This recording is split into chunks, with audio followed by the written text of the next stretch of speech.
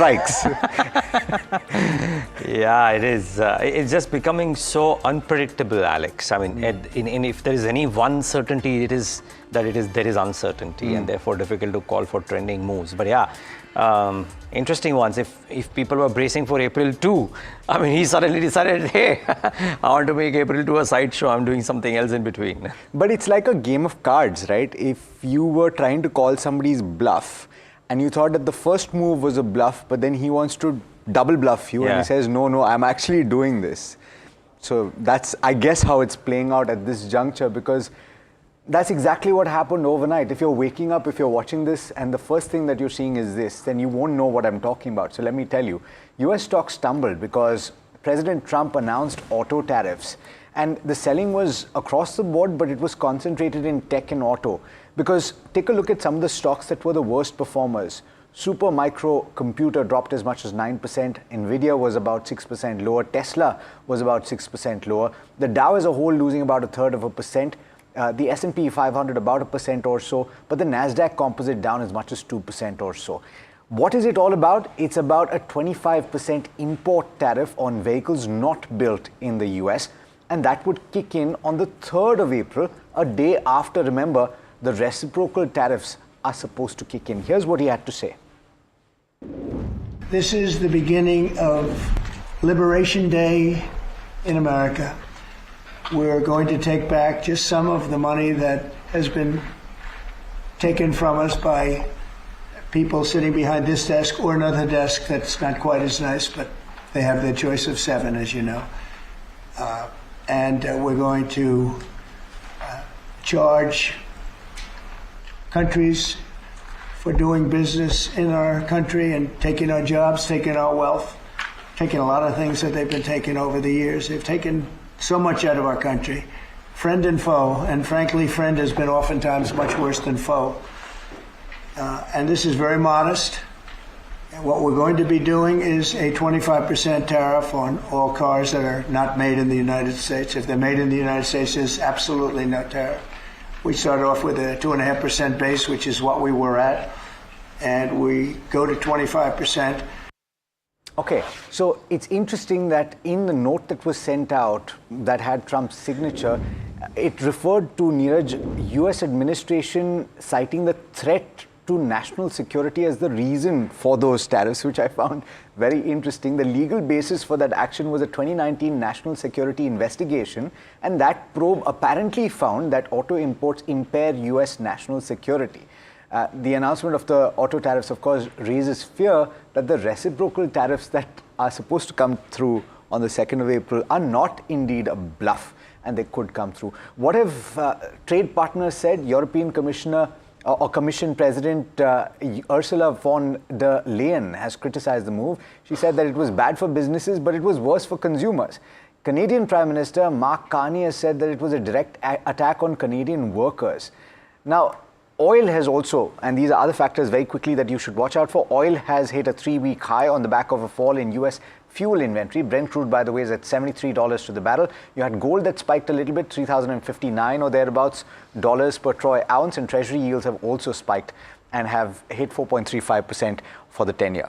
Yeah, Alex, so just, I mean, on crude, yeah, the 5th rise in 6 days, so certainly up there, but difficult to figure out that in a case of slower growth, crude can continue its uptick, part one. But just very quickly before we get to our guests and you do that, what's happening in the US is interesting as well, because foreign investors have withdrawn $6 billion from equity funds last week, and tech stocks are down over $400 billion this week itself. So it is hurting the US real bad too. So I read an interesting piece. 1 month does not a trend make, but after 3 years of frenetic buying of US equity, the last month was tremendous in terms of outflows, and there's no sign that that's going to abate anytime soon, Neeraj. Not at all, not at all. And that bodes well, I guess, for the emerging markets and for India. Fingers crossed. Let's find out what Anurag Singh, Managing Partner at Ansett Capital, has to say about that. Anurag, hi, good morning, and thanks so much for joining us on NDTV Profit. Pleasure having you. The big question, of course, is Donald Trump has actually preceded his own deadline and announced auto tariffs, kind of like, the prequel to the main event, I would think. But what does that mean for US equities? And flows currently, as Neeraj was just pointing out, flows seem to be going out. So, good morning, by the way, to Alex, to you and Neeraj. So, Alex, let me address this in two parts. One, I think let me address the flow part first. That's the easier one, right? Look, 6 billion is hardly an amount. US gets about 100 billion every month only in ETFs. So about 70% of that is in equities, right?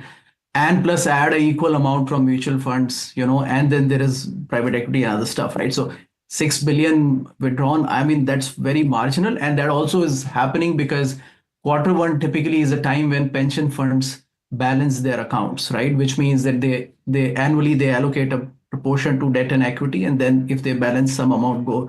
I'm surprised it's a little lower. I was expecting a higher number usually, but so it's not a big surprise. That's a easy number. So generally after 20% two back-to-back years, expectation still is that economy will continue to be strong.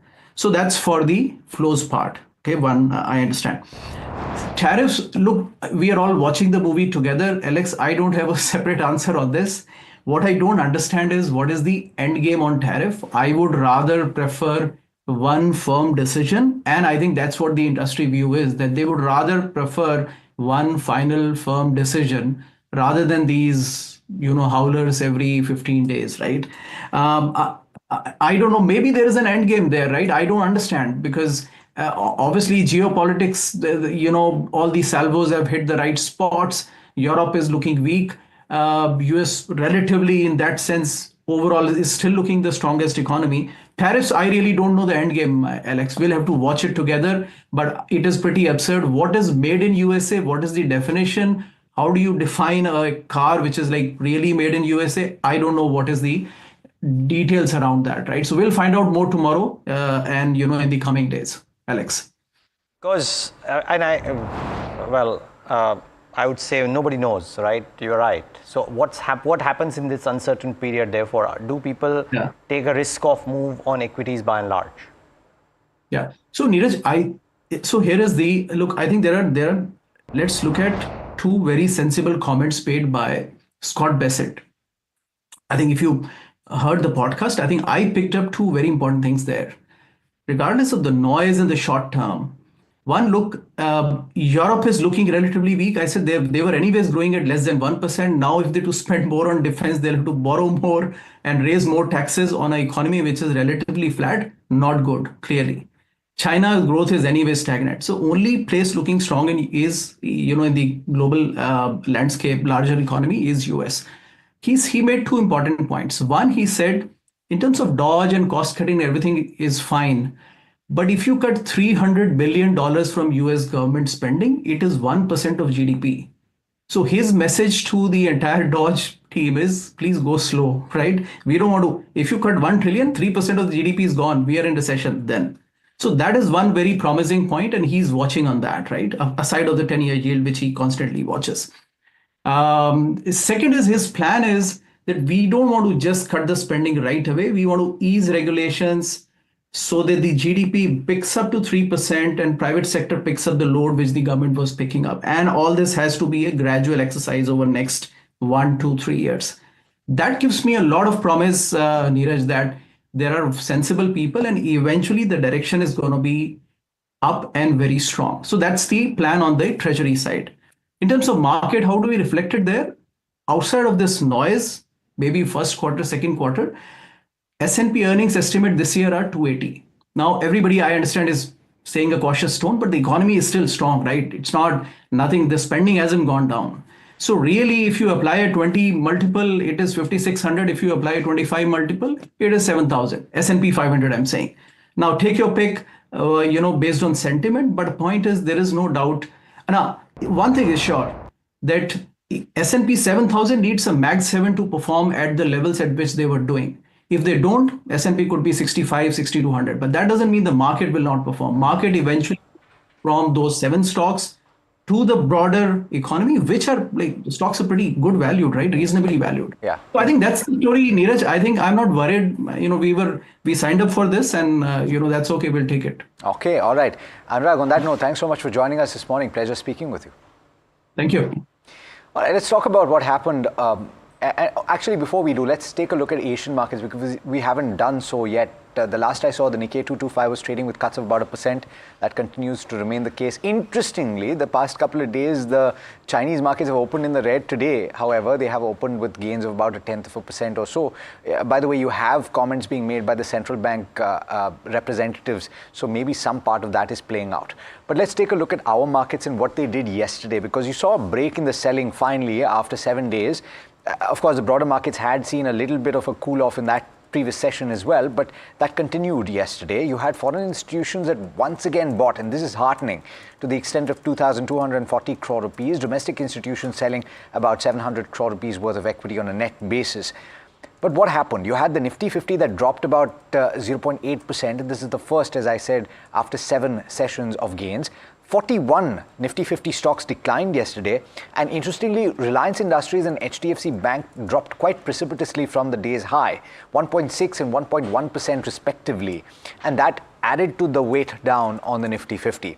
Small caps actually faced the brunt of the selling, the mid cap index losing about 0.6%, and you had the small cap index that dropped about 1.4% or thereabouts. Most sectors ended with declines, but defense remained a pocket of strength.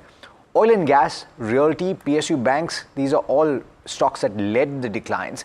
Interestingly, realty and media indices dropped over 3% from the intraday high. So there was quite a bit of a swing in trade, Neeraj, yesterday. Yeah, there was. And one would, like I said, I think one would suspect that this might well continue. Now, there are a few things. So one, there's the trade setup. I also want to make the point about how everybody who is bullish as well is striking a tone of balance. So the trade setup is this, that I think it's difficult to be bullish on a trending basis in these uncertain times, and therefore we had a bump up after being oversold, if you will, in certain parlance, and therefore that is done. Now, is it possible to be very, very bullish? No. In fact, we made this point, I think, on Friday or Monday, that or Thursday, Monday, that be careful that we are looking like peaking out, if you will, on the short-term bounce. Not saying that I'm pointing towards a trading strategy, just that be cautious with leverage is the limited point I'm making. Now, I would suspect that while autos, and Alex will dwell on Tata Motors, but I would suspect auto components, in addition to auto companies, could be seeing some selling on the latest US tariffs, because a lot of Indian auto component companies have plants in various other parts of the world. More importantly, because they supply to some of these global car companies, and if the mother market, sales of global auto majors slows down a little bit because of tariffs, perception-wise, right now, that could bring about an impact. So keep an eye out for Bosch, Samil, Bharat Forge, maybe, but essentially passenger vehicle suppliers. So be mindful. Sona Koyo, keep an eye out for all of those.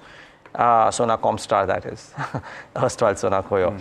And oil upstream might have tactical gains, Alex, 5 days out of 6 on an upside, but very unlikely to see a major uplift if indeed the larger call is that the world is looking at a slowdown in 2025. Difficult to make a case for oil really having a big bang move. Even height of political uncertainty in geopolitics, oil has failed to cross 85. So because the demand texture is just horrible. Demand texture is just horrible. Lastly, Alex, I found the texture of the Morgan Stanley note interesting. So they are balancing it out. So Rhythm Desai and team say that they expect growth data to improve, RBI to get more dovish, and an earnings beat in the upcoming earnings season. A global recession or near recession, however, would challenge our bullish call and keep equities off highs in 2025. The last point is interesting. I'd love to see what happens. He's saying that they think that the sell side is set to be surprised to the upside in the coming earnings season starting April.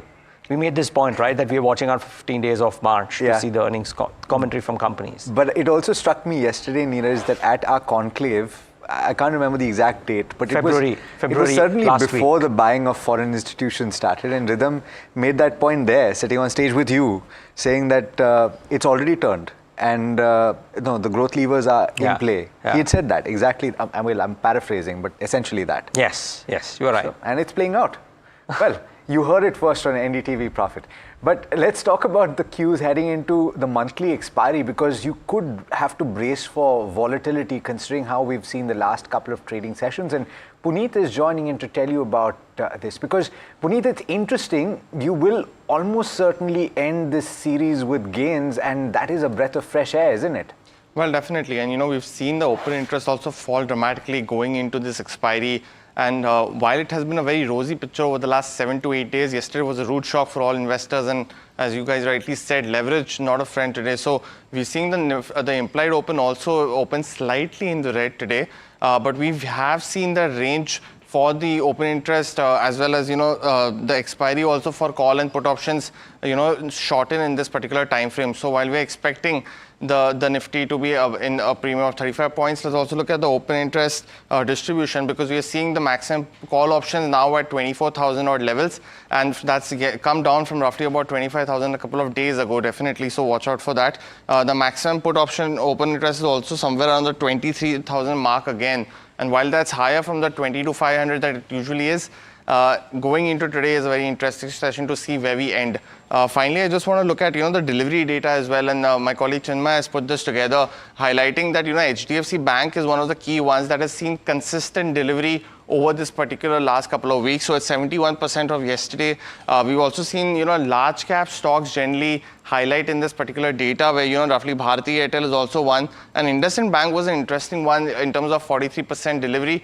But overall, we've seen the bias towards large cap and delivery taking there as well. So it'll be important to see where we end this session. We're at 2400. The resistance is at 23,800. While the Nifty Bank as well will be one more interesting to watch out for, apart from the other stocks in the delivery, that is banks as well. So we're at 51,200. The resistance a couple of weeks ago was 50,600, which has now moved to 52,300. So watch out for these levels. But overall, we're going into uncertainty with the Trump's new auto tariff, as well as the multitude of auto component stocks that will be in focus today. Yeah, certainly. And we're going to talk about that in more detail. Thanks so much for getting us those aspects to focus on. But let's talk about stocks, Neeraj. And on my list, I have a BSE because of the possibility of a bonus share issue. The board is going to meet on the 30th of March, and this would be BSE's second bonus issue in 3 years. The last one that they had undertaken was the Feb of 2022, when there was a 2:1 bonus issue, and there have been multiple dividend issues as well over the course of the last 3 years in that interim. But remember that usually when there is an announcement of a bonus, the stock reacts positively simply because there's an expectation from retail investors. If indeed there's once again a 2:1, they will get one more share in their kitty. It's a thumbs up. Tata Motors is a thumbs down. We spoke about this briefly, but those 25% tariffs on auto imports into the US would be negative, certainly for Jaguar Land Rover, which I'm sure a lot of you already know accounts for a large part of the consolidated top line and bottom line of Tata Motors. North America is a very important geography for JLR in the third quarter. Based on the wholesale data that I saw in the investor presentation, it accounted for 36% of the wholesale volume for Jaguar Land Rover. And so tariffs coming through are definitely not good for Tata Motors. Wipro has won a 10-year deal worth 500 million pounds sterling, or about 5,500 crore rupees. The deal is with Phoenix Group of the UK. This could be seen as a sentimental positive in light of the recent selling that you saw on Wipro. Could say that perhaps the deal wins are not completely drying up, and there is at least some good news there. Yeah, I mean, good to see sporadically we keeping on bagging one or two deals here and there, and a lot of firms have done that. Coforge did that, now Wipro is doing that, so that is really good to know. Three stocks, the key stocks from my end. Can I actually, okay, let's start with Polyplex, because I think it's interesting. I mean, I don't know if the Polyplex products, even if manufactured elsewhere, will have a big impact or no, but hey, the US subsidiary has begun commercial production after successful trial runs of two production lines. So one is the BOPET thin film line. So new 50,000 million tons per annum line, which takes their total US capacity to 81,000 MTPA. That's an interesting expansion, much larger than the existing capacity before. And the existing PET resin plant has been expanded from 58,000 to 86,000 MTPA. I would suspect that this would mean that FY26, from a full year of operations, the numbers could be higher for Polyplex. So keep an eye out for Polyplex in the session today. Even on a iffy day, maybe sees a thumbs up. The Nifty semi-annual rejig is today. As per the Nuama note, the top inflows might come into stocks like Zomato, Geofin, Indian Hotels, Power Grid and CG Power with the respective numbers thereof. And the top outflows could be from Britannia, BPCL, Bajaj Finance, Kotak and NTPC. I must say for three of the names, which is Bajaj Finance, Kotak and NTPC, the numbers are not very large relative to their average trading volumes per se. Watch out for Zomato, could be interesting today. And the next one is Max Financial Services. Apparently 1.59% of the equity is to be sold by Max Ventures. The expected price is at a 0.5 to 0% discount. Hardly any discount there. I would suspect that Max bankers or executors would have done the due diligence of the kind of demand, and therefore this will not bring about any negative impact as a result of the deal. If anything, if this gets consumed well, the stock might see an upside if the markets behave themselves, of course, so keep that in mind. So those are the top three on my radar, and then there are of course a clutch of brokerage names which we'll talk about during the course of the day today. Yeah, certainly. Let's also take a look at the watch list because there are more stocks to talk about, Neeraj, and let's run through the list very quickly. You have Restaurants Brand Asia, where the QIP has closed at at actually 60 rupees per share, and this is certainly something to watch out for in trade today. Polyplex, Neeraj pointed this out, so I'm not going to go into the details again. NCC, it's been in focus because of order wins this week, and it's moved very substantially. It has infra projects of 25,000 crore rupees, so expect this to see attention again. Quadrant Future Tech, it has won an order of 156 crore rupees, and Zomato as well. I think you just spoke about Zomato, so again, I'm not going to go through it. Yeah, what I didn't speak about was Adani Ports and Trent, so I'm going to bring both those up. The Adani Ports, HSBC sees about a 35% upside as per the brokerage note, so keep an eye out for that. Trent, Macquarie's initiated an outperform rating and a target, initiated coverage with an outperform rating, a target price which is seeing a 31% upside. And then there is Ashok Leyland. Yes, increased promoter pledge, but there is a bigger news point out there as well, which we will talk about with Puneet in just a moment. So, Alex, 8 or 9 stocks. The interesting one was also, two interesting ones. One is Ashok Leyland, which we'll just go to, but just before Ashok Leyland, Trent is interesting because their store count addition seems to be on a roll. And I think we might be in for a positive surprise if channel checks of brokerages are to be believed.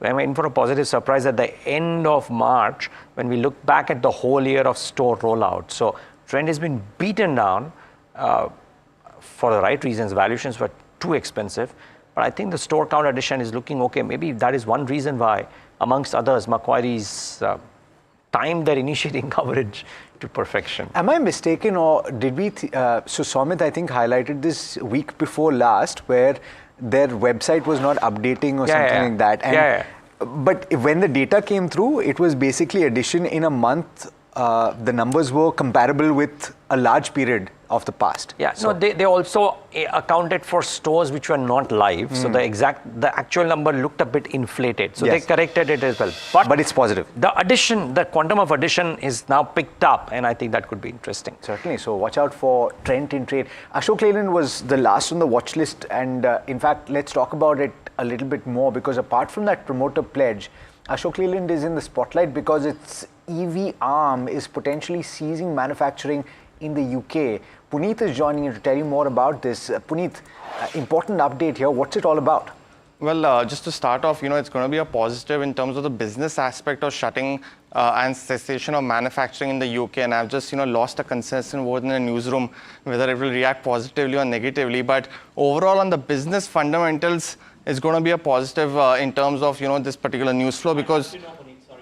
Get into the details of this. So what was the consensus bet and where were you on it? So I feel the stock might react positively on this business update because it should, right? It should, yes. Say for the market mood, it should react positively. It should react positively. I'm on your side. But the consensus and our dear friend Mr. Sajit Mangat was against this particular Sajit news is flow. usually contrary, I must say. Yeah. So I've lost the vote on how the stock might react today at least, but in the long term it's a positive. And especially because they mentioned that they have cited economic uncertainty as a key reason for the cessation of the manufacturing facility in the UK. They've also said that they have no plans to exit the UK market, but the aftermarket service will continue going forward as well. And they are now entering a consultative process with the current employees. There are roughly 240 employees there, which will last for the next 45 to 90 days. So while we might not see an immediate impact in Q4, certainly some key comments will be needed going forward in this aspect. Now, I just want to highlight, they mentioned that, of course, economic uncertainty is there, but the inability to scale this particular business in the UK versus compared to what's happened in India is one of the key reasons that they've cited. They've also mentioned that Switch UK roughly had about losses of about 21 million pounds in this particular year. That's roughly 230 crores. Last year, they had about 456 crores. So it's a business that's been loss-making over the last 3 to 4 years. And now they've pulled the plug on the manufacturing aspect. I also want to impact the financial impact of Optare PLC, which was basically the holding company for both Switch India as well as Switch UK. Currently, Ashok Leyland has invested roughly about 2,600 crores of investments in Optare PLC, but they've not quantified what is the India and the UK impact, but they've said that the India business has higher value compared to the UK. So if there will be any write-offs of the UK business in the next couple of quarters will be something to watch out for. They mentioned that closure cost will be about 5 to 10 million pounds going forward. And they've said that Switch India business is EBITDA break-even already. PAT break-even is expected in the next 4 to 6 quarters. So that's a positive. And they're expecting the revenue to double in FY25. I also just want to highlight one small thing, which is not for the UK business, but highlighted in the call very well, that for the India business specifically, they won't be entering any GCC contracts going forward. Basically, they will be looking to supply the Switch India buses on an outright sale and would not want to operate these buses, which is currently the norm for the EV bus industries for the next 10 to 12 years, because they don't want to get into the operation side of business, which is a very capital intensive aspect. So that is again a positive for the Switch India business. And I think that will also drive the stock maybe positively today. Okay, interesting. Let's listen into what Mr. Shino Agarwal, who is Managing Director and Chief Executive Officer of Ashok Leyland, had to say on a concall. We have made it amply clear in the recent past, that we are not averse to raising equity. However, there are two considerations we should keep in mind. Number one, there is no urgency, right? Especially with this current decision on Switch UK. And the situation where Switch India is right now in terms of profitability and cash, there is no urgency, and this is what we had been kind of conveying to all of you in the recent past. Now, the timing of the raise of equity, external funds, is extremely important for us, right, since there is no urgency. So that worldwide the valuations of the EV businesses is not very good in the recent past, and therefore we should wait for the right time. And we have two different paths also available. One is to raise external funds through private placement or public placement, or otherwise to go for a listing.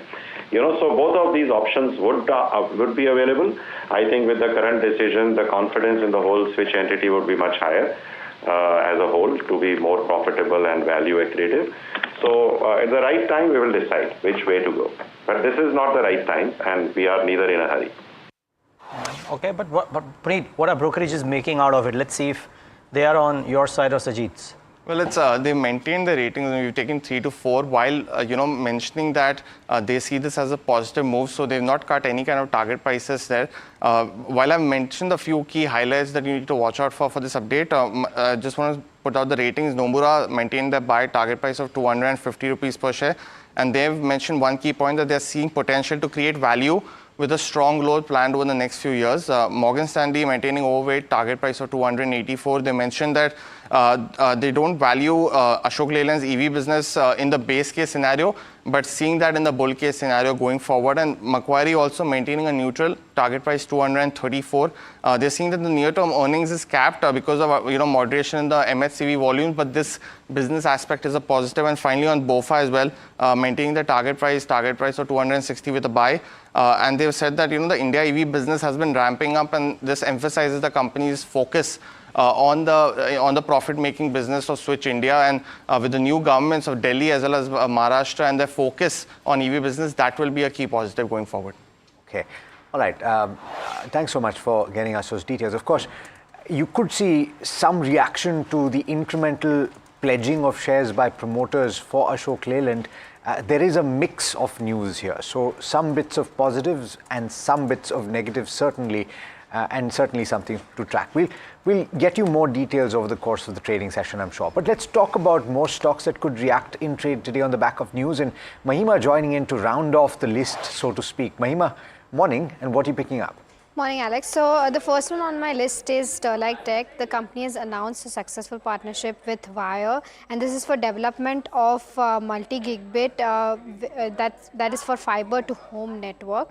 Now this will deploy fiber across Flanders as well as Brussels, and this will co-develop a bespoke solution for the company. Now in terms of the next stock, IRM Energy is the next stock. It gets a 5-year regasified liquefied natural gas purchase pact with Shell India.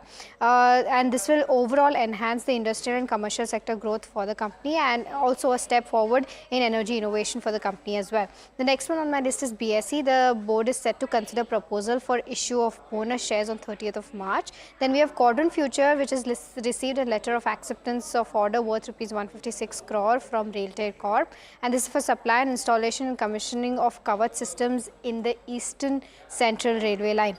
Now in terms of time period of execution, that is 21 months from now. Last one on my list is HUL, where Ranjit Kohli joins as Executive Director of HUL's food business effective from 7th of April. Ranjit Kohli is the former CEO of Britannia who stepped down from his role earlier this month, and he will succeed Shiva Krishnamurthy from 7th April onwards. So these are the 5 stocks on my list that could potentially be the contenders to watch out for in trade today. Didn't know Virat Kohli is coming into HUL. What? I'm just kidding. It said Kohli to succeed. I thought I missed something, Neeraj. No, you didn't. But Mahima, thank you so much for putting that out. So keep an eye out for those names as well. Let's talk about some other names too. So HDFC Bank is an interesting one because Citi has maintained a buy with a target price of 2,200 rupees on this one. Remember, banking has come back into the flavor. Harsh Johnson to give us the rationale that Citi is used. Now, Harsh, is Citi amongst the most bullish on the street when it comes to HDFC Bank? One of the most, Neeraj. And you know what's interesting is that they've initiated a 90-day positive catalyst watch. What they're expecting is very, very strong numbers. Now, let me probably break this down. First, Q4. They're expecting a 7% QOQ growth in Q4. Now, on HDFC's base of around 25 lakh crore in terms of deposits, that 7% number will really stand out if it were to come through. So they're expecting 7% plus QOQ on deposits. So that's one. They're starting to see margin headwinds recede. And that will happen both Q4 as well as FY26 full year. They're expecting that this cycle HDFC will perform better in terms of margins. And lastly, with regard to growth, they're expecting that lever also to kick through. Maybe not immediately in Q4, but by end of year FY26, exit quarter, they're expecting HDFC Bank to grow at least at industry level, which is very, very healthy, likely double digit at that point. So you're expecting to see processes as well as distribution start to push growth higher, margins to trend better, and deposit growth to come back. Now, this comes at an interesting time because Macquarie too yesterday had put out a note saying that HDFC is at an inflection point, is what they say. Visibility on loan growth is going to be the key, and they're expecting that to improve. So, couple of big brokerages calling this one out, which is why it's standing out. Harsh, just to play devil's advocate here, one of the central points of that thesis is the deposit growth, right? And we're talking at a time when you've already seen one rate cut. You're likely to see another rate cut come through. And so traditionally, one would assume that it's going to be a difficult environment, even more difficult environment to garner deposits. So is there a real and present threat to that 7% growth? Alex, I think the 7% growth is more to do with two factors. One, HDFC puts out the maximum number of branches in Q4. And therefore, the branches is what drives the deposit growth strategy as well as deposit growth altogether in terms of the number. My sense is that's what Citi is pushing for. Second is they've done this last year as well.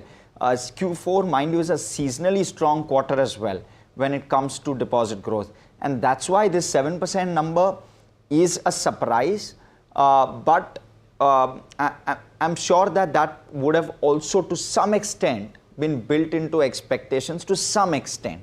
But if it were to come through, my guess is it will be a positive because it will be a bit of a relief with regard to deposits. Once deposits start growing, the margins will get better. That's essentially the thesis. Okay. So fair point. All right. So watch out for HDFC Bank. By the way, we marked this for you. It is seeing considerable delivery volume as well, and it has moved and gyrated quite a bit intraday as well. So watch out for HDFC Bank in trade today. There are a couple of updates in the consumption space, and Neeraj did point out the update on Trent and store additions, but there is also an update in terms of a brokerage note on Avenue Supermarts. We've got one from Macquarie on Trent. It's initiated an outperform, and Bernstein has maintained a buy on Avenue Supermarts. Mahima joining in to tell you about the cliff notes from those two brokerage notes. Mahima, what stands out here?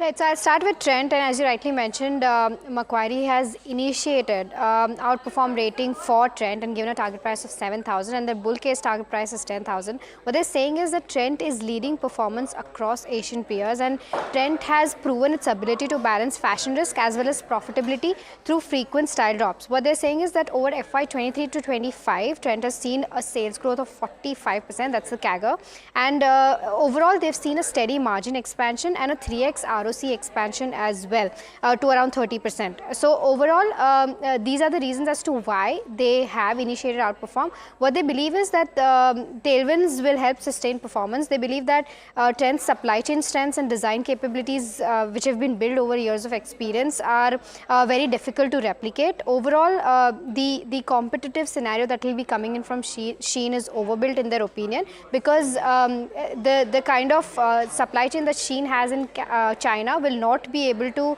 have the same advantage in India as well. And then in terms of what Bernstein is saying about Avenue Supermarts, they've maintained outperform with a target price of 5,800.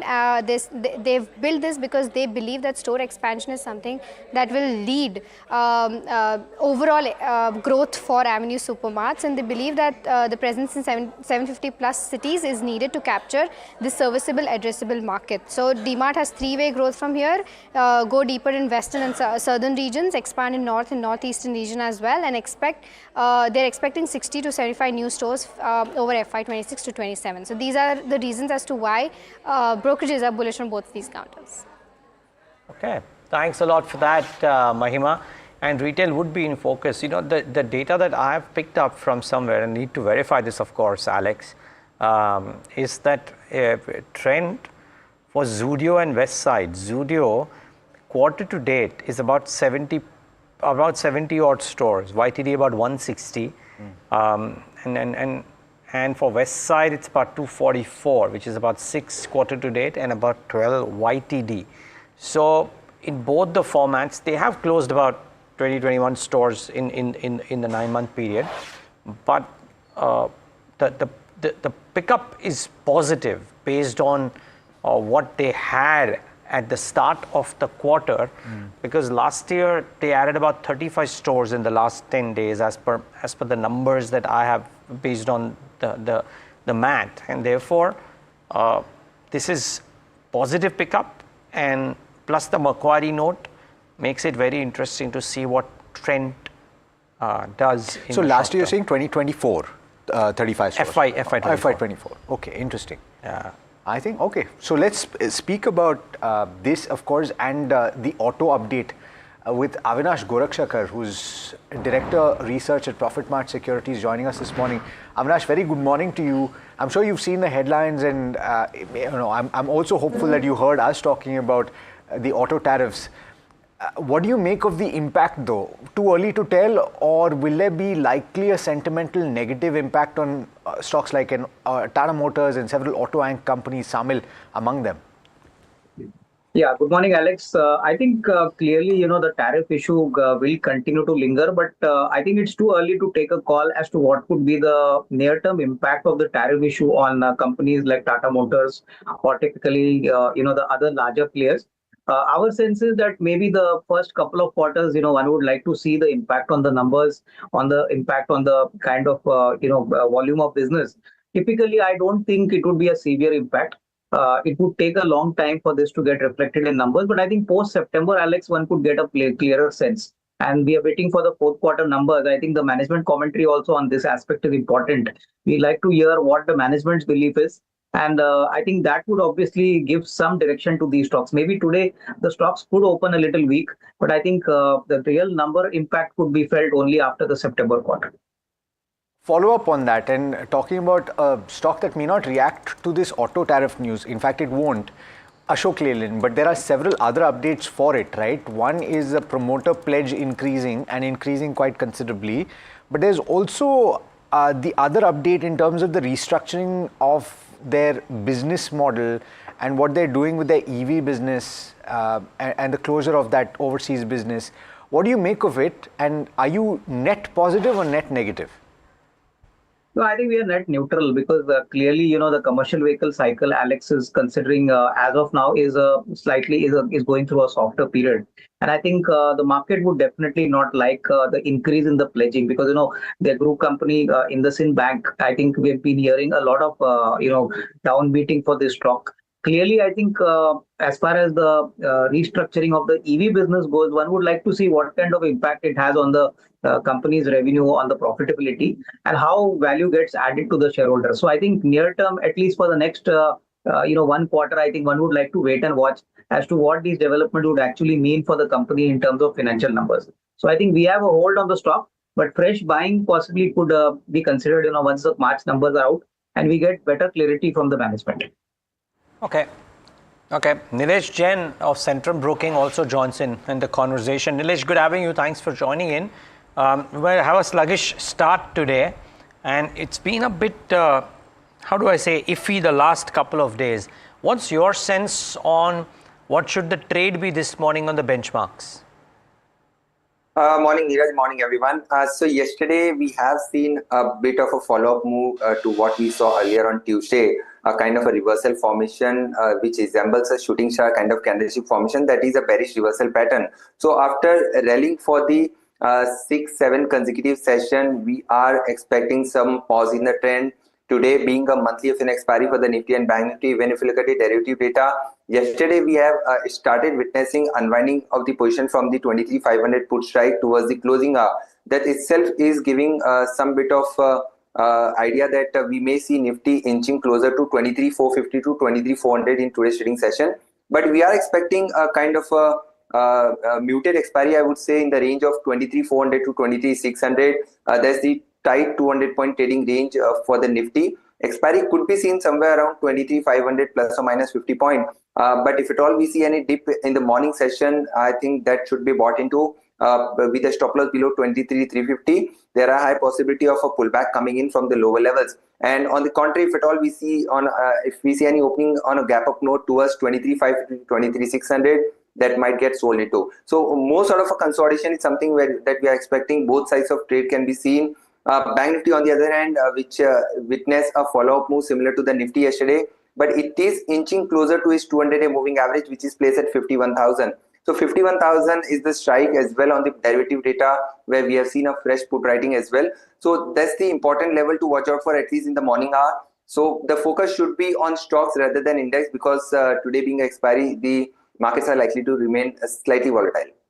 You said it. And on the topic of the Bank Nifty, the bank that moved very sharply yesterday on the large cap side was HDFC Bank. It turned quite dramatically, right? I'm just wondering what you make of that move, and what is a near-term trigger for you for HDFC Bank and maybe some of the other large private sector banks as well first, and then could you also tell us what your picks are? Sure, Alex. So first of all, HDFC Bank, it's a buy on dip. So yesterday we saw some bit of profit taking. It has witnessed a sharp up move in last 7 straight sessions from the levels of 1700 all the way to 1830, 1840. So this is a kind of a retracement that we are witnessing as of now. It's a buying opportunity. If at all you see any dip towards 1790, 1785, these are the good levels to make a fresh entry. Keep a stop loss below 1745. This is the bank, HDFC Bank, one of the heavyweight, which is trading well above all long-term and short-term moving averages. So our short-term target is intact at 1850, positional target at 1900 plus. So it's a buy and dip. That should be the strategy. Apart from that, other banking names like Axis Bank, a similar kind of profit taking was seen yesterday. Again, it's a buy on decline.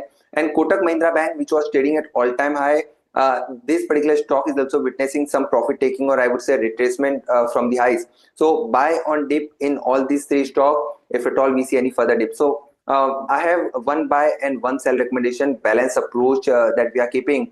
So VBL, first of all, this particular stock is a buy. Yesterday we have seen a good build up on the long side, and good rollover data can also be seen as far as April series is concerned. So it looks good for a follow-up move to continue on the upside towards 545. Stop loss should be placed at 516. Apart from that, one sell recommendation, coincidentally, it's Tata Motors that you were just mentioning. So we have seen this particular stock has been one of the underperformer within the auto space. We have seen a good, decent pullback recovery from the lower levels, but now there are possibility of some bit of profit taking to continue all the way to 690 or 680 on the lower side. So till the time it doesn't crosses above its recent high that we saw on Tuesday of 721, so that should be the stop loss, and one can play Tata Motors on the short side. All right, we're joined by Shrikant Chauhan of Kotak Securities this morning as well. Shrikant, good morning to you, and as I understand it, you're also relatively cautious in the near term based on the kind of moves you've seen over the past couple of sessions, and you're expecting there to be a little bit of muted trade in the near term, right? Yeah, good morning, Alex. Yeah, absolutely. I think this market is going to take some pause ahead of the major announcement, which is on 2nd of April. Also, if we consider the technical structure of the market, then we saw spectacular recovery from the lows. It was around 21,900 levels. From there, all the way we saw the levels of 23,900 in just 13-14 days. Which is remarkable, and which is something going to help the market in the medium term. But in the short term, because of this extended rally, we are expecting some correction in the market. And yes, we may even see the levels of 23,300 or 350 in the near term. I'm going to say either today or tomorrow. But broadly, I'm of the view that instead of creating any short positions at these levels, it is better if we look for taking some contra bets close to 23,300, 350 levels. And on the higher side, again, we could see the levels of 23,750 or 800 levels. Got it. Okay. Shrikant, so in light of that view, what are the ideas for this morning from your end? Let's get that out of the way first. Yeah, see, like in this rally, we saw specific buying interest in BFSI sector. And also because of consistent fall in the 10-year bond yield of India's, we saw a specific buying interest in public sector enterprises as well as PSU banks. So I'm of the view that again we should look for keeping more our specific buying interest on these particular stocks, as well as we should look for taking out trading ideas out of these particular sectors. So in that specifically, we like Power Finance Corporations, which is around 410 levels. It was around 430-35. From there all the way it is at 410. And now it is very close to its support area between 410 and 400. So between these levels, look for taking some contra bets of creating long positions with a stop loss at 395. And again, I'm expecting stock to move towards the levels of 440, 445. So PFC looks good. Also from the defense basket, we like Mazgaon Dock. which is around 2640, 45 levels. There I'm seeing some consolidation sort of activity, but at the same time, it's a continuation to the previous up move that we saw. So again, we could see the levels of 2750 or 2850 sort of levels in the near term. So it's a buy at current levels around 2640 with a stop loss at 2590 on the downside. Okay. All right. So Masgon Dock and PFC, we'll keep those on your radar as well. Shrikant, thanks for that. Let's go to an interesting story in the context of everything that's happening on tariffs and trade tensions, so to speak, emanating from the US. India's ongoing trade talks with the United States seem to be progressing well, with both the sides working towards a resolution that could significantly impact bilateral relations, according to an official source. That official source spoke to NDTV Profit, and according to that source, India Inc. is seeking government intervention on potential consequences of reciprocal tariffs that may arise if the negotiations are not concluded swiftly. My colleague Rishabh has more details. Right. What we're hearing from official sources is that the ongoing trade talks between the India and the US are progressing well, but there is paranoia among the members of the Indian industry on how the potential impact of reciprocal tariffs, which could be coming in force within about 5 days from now, from April 2nd. There is paranoia on how it could negatively impact the industries. The Indian industry is also very paranoid about the impact of job losses that could be happening. And thus, they are writing to the government with the request that the government either protects them from the impact of the reciprocal tariffs or seeks an exemption from the US with regards to how such a tariff is imposed. What we're also hearing is that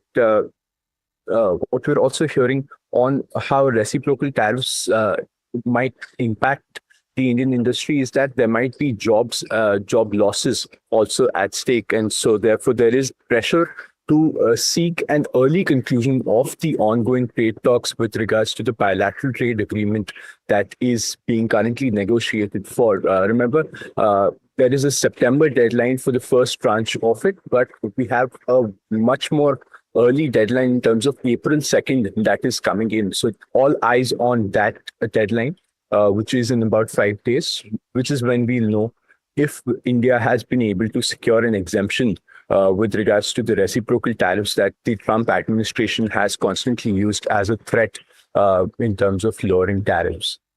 Got it. All right. So that's the update. And let's see how that pans out. I'm sure that a lot of governments are talking to the US right now and trying to hash out deals before that April 2nd deadline. But Avinash, I want to come back to you on a couple of stocks that we spoke about earlier today. One of them, of course, Trent, and we were speaking about the implications of the aggressive store openings that they seem to be doing, and the other is Avenue Supermarts. What do you make of these two? And there's also an expectation in certain quarters that a pickup in economic growth in consumption is already underway. What do you think about that? Yeah, I think, Alex, as far as both Trent and Avenue Supermart are concerned, I think, Trent appears to be quite promising. Our ground level research has indicated that, Shein is not going to be a very big threat for Trent, which was earlier perceived to be. And I think the kind of store opening which Trent has done is very aggressive. The kind of price points, Zudio is offering products, specifically in Tier 1, Tier 2 kind of markets, is definitely going to help them increase their volume share. Most importantly, I think, the market is also quite large to accommodate all the players. But I think people are more comfortable with the brand, with the pricing. So typically, maybe for the next couple of quarters, there could be a little bit of pressure on the margins. But I think in terms of the volume growth, Trent appears to be quite promising. So I think, even at the current odd level, somebody wants to take a longer term call and wants to add Trent in the portfolio. We are quite positive and constructive on the stock. As far as Avenue Supermarkets is concerned, I would say it's better to hold for maybe a couple of quarters. Definitely, there has been some slowdown in the business. Clearly, valuations are also not cheap. I think trading at around 65 to 70 times 1 year forward numbers. So I think here the risk reward could not be significantly high. So I think probably, on a slightly more market decline, it could be added on dips. But at the current level, Avenue Supermart is a hold from our side. Okay. The other one is Reliance. Because oil upstream or oil prices have done so well, can oil upstream recover? And the kind of selling that we've seen in Reliance from FPIs and MFs and the underweight position currently is interesting. Shrikant Chauhan, any thoughts on Reliance? Is there any kind of a bounce possibility? We saw a very strong rebound from the lower levels. But at the same time, at higher levels, I'm not expecting stock to continue the current up move so easily. So broadly, we are of the view that the stock is going to remain within the range of 1350 and maybe 1200 on the downside. That's the view. And because the rally in the market, we are seeing supportive sort of buying in the Reliance. But to sustain above the levels of 1350, we need some solid results. So in case if there is any correction close to 1200 levels, then only we should look for taking some bets. Otherwise, it is better to focus on some other stocks. Okay, and some other stocks, Nilesh, is the focus, rightly so. I just wonder if OMCs, which were touted to be big beneficiaries, is there a technical short-term downside there? Yes, absolutely. In fact, HP, BP, IOC, all these three stocks for the third stage session are witnessing some bit of profit taking, specifically BPCL, where we can see a double top kind of formation. So all these three stocks are looking slightly on a weaker side from a short-term point of view. Better avoid taking any contra bet, and a follow-up move of another 1 to 2% can be seen. Okay, Nilesh, on that note, thanks so much for joining us this morning. Pleasure speaking with you as always. And gentlemen, do stay with us. We have to take a very quick break. Viewers, we'll be back on the other side to talk about market open. Of course, we're just a few minutes away. And there are more stocks, of course, that we have to tell you about. So do stay tuned.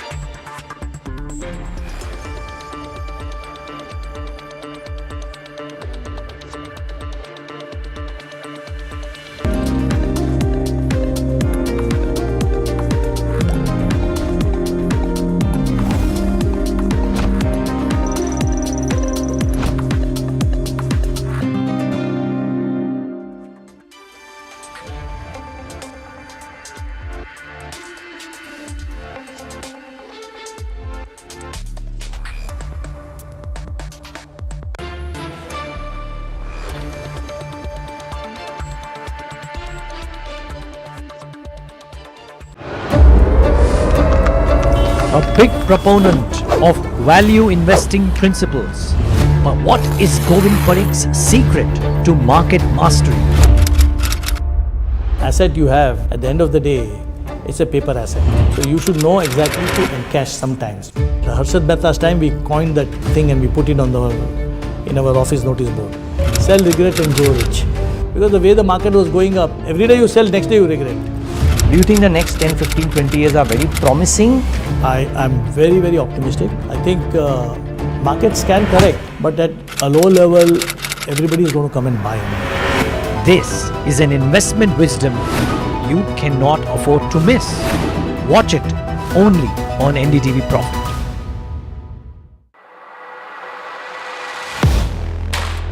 Do you really know the company you invest in?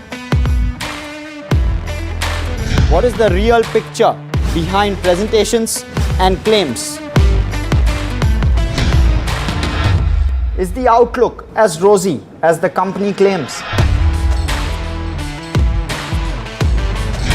Know Your Company, powered by NDTV Profit Research, shines a light on the biggest stock market movers.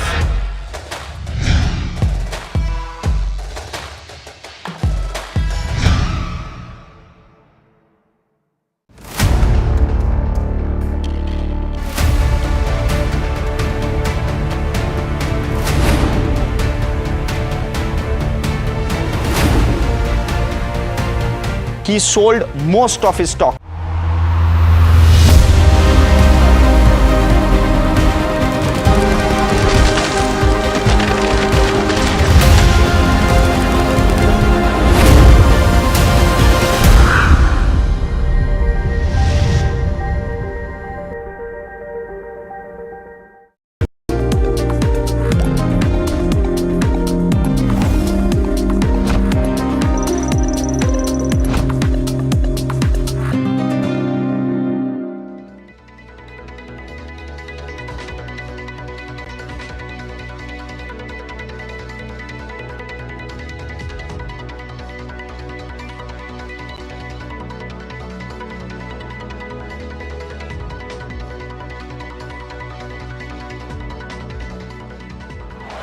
All right, back with India market open, and we'll get the markets going. I mean, remember, 14 odd points of flattish start anticipated, maybe a bit of a downside as well. But let's wait and watch. We'll get to know it in about 7-8 minutes. But among stocks which are in focus, I think watch out for the Nifty rejig impact as well. So I mean, maybe we don't see an impact, maybe we do. But these are the stocks in focus. This is as per a Nuvama note, by the way. I just want to make that disclaimer. I haven't mentioned it. But the top inflows as per Nuvama will likely come in Zomato, Jio Financial, Indian Hotels, Power Grid and CG Power. And the outflows will likely be in Britannia, BPCL, Bajaj Finance, Kotak, NTPC. At $79 million of outflows, it won't move the needle at all on Bajaj Finance, for example. But for an Indian Hotels, 85 million, or for a Zomato, maybe 400 million, is that large enough, meaty enough? Maybe it is. Let's wait and watch. I get from the first trades, and these will change, of course, but just marking it for whatever it's worth. Okay, it won't be down 3%, so let's ignore this. Avinash, the competitive intensity in the food delivery business will be large, yes. But these guys are there. The Zomatos and the Swiggies are there. They have an inherent advantage of being the first movers, etc. And multiple businesses now that the pipe is built. Are you constructive at these valuations and these levels for a Zomato or a Swiggy or any other? No, I think, Neeraj, if you take a time span of 12 to 18 months, I think Zomato appears to be quite attractive at 200 odd rupees.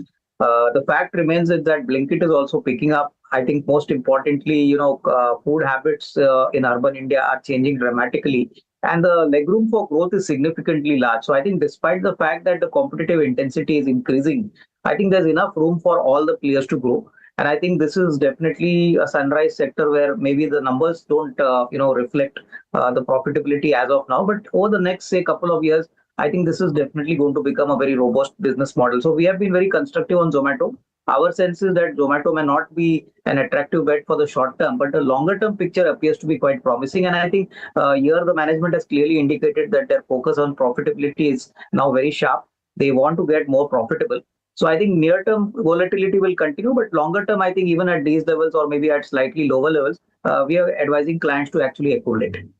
Okay, advising clients to accumulate on Zomato. I'm just wondering, Shrikant, if you have a call on the technicals as well. Of course, expecting some impact on account of inflows, but what's the call here? Yeah, Alex. I think, this stock is under severe selling pressure. Whenever we are seeing any rebound in the stock, it quickly comes down to the immediate lower levels. This time also, after hitting the levels of 220-25, we saw the stock quickly came back to the levels of 200, which is technically, I can say, negative. And based on its technical formation, I am of the view that the stock is heading for at least 190 or 185 sort of levels in the near term. But the overall structure, if we consider the long-term pattern on monthly basis or on weekly basis, then it is still like showing a lot of constructive sort of activity that we can see in the long run. But in the near term, it is correcting from the highs or it is correcting to the previous rally that we saw. So close to this 185, 190 levels, we should look for taking some contra bets of going long. But at these levels, it is better if we reduce if there is any rebound in the market. So till the announcement of this quarterly numbers, I'm not expecting this stock to surpass the level of 225 so easily. Shrikant, coming back to you, specific question on Tata Motors.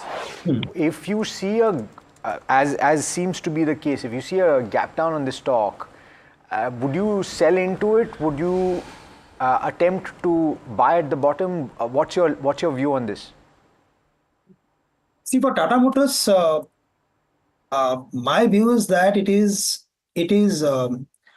has seen its worst when the stock was around 620-25 levels, and now it is rebounding, or we can say it is retracing to the deep sell-off that we saw from the highs of 1200 to almost 600.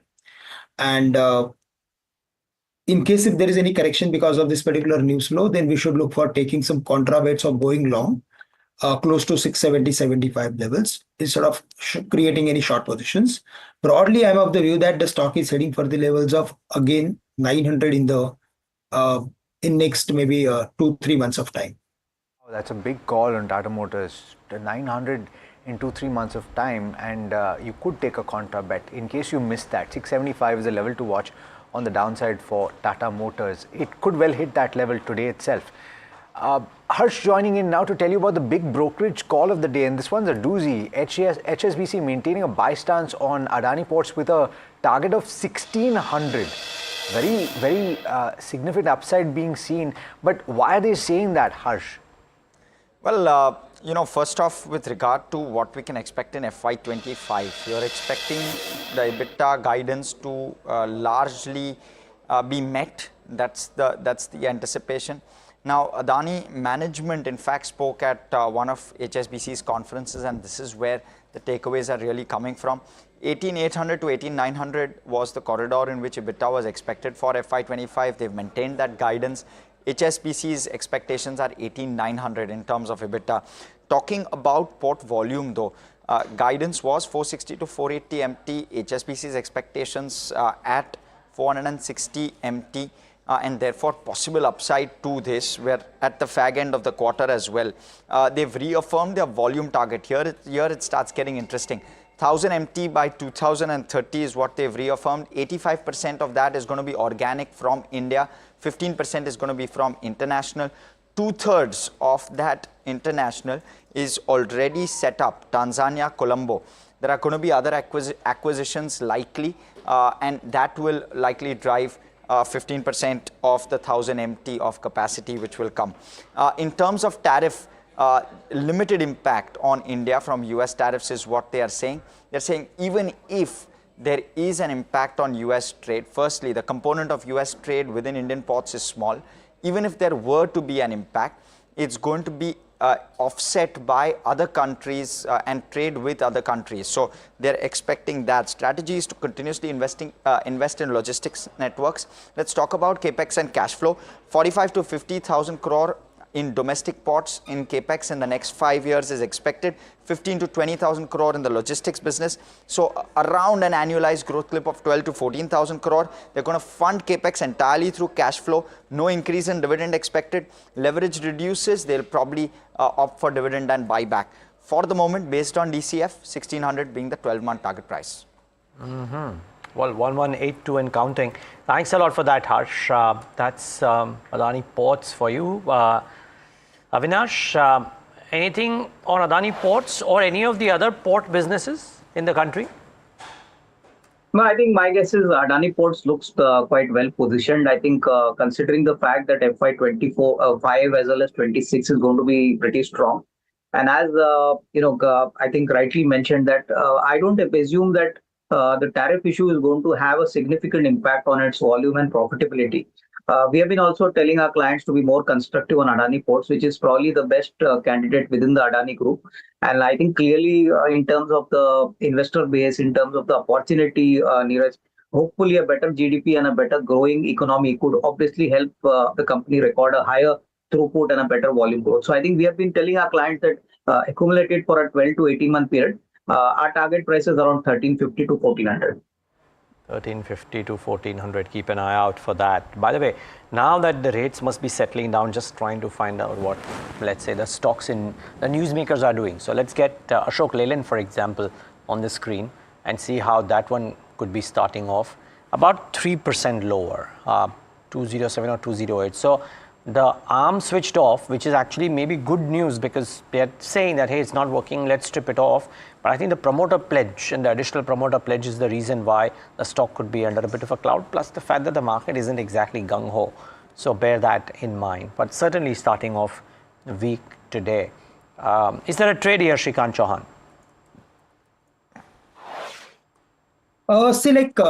At these levels, if we see the opening of the market, then it is down a little bit, 40-50 points.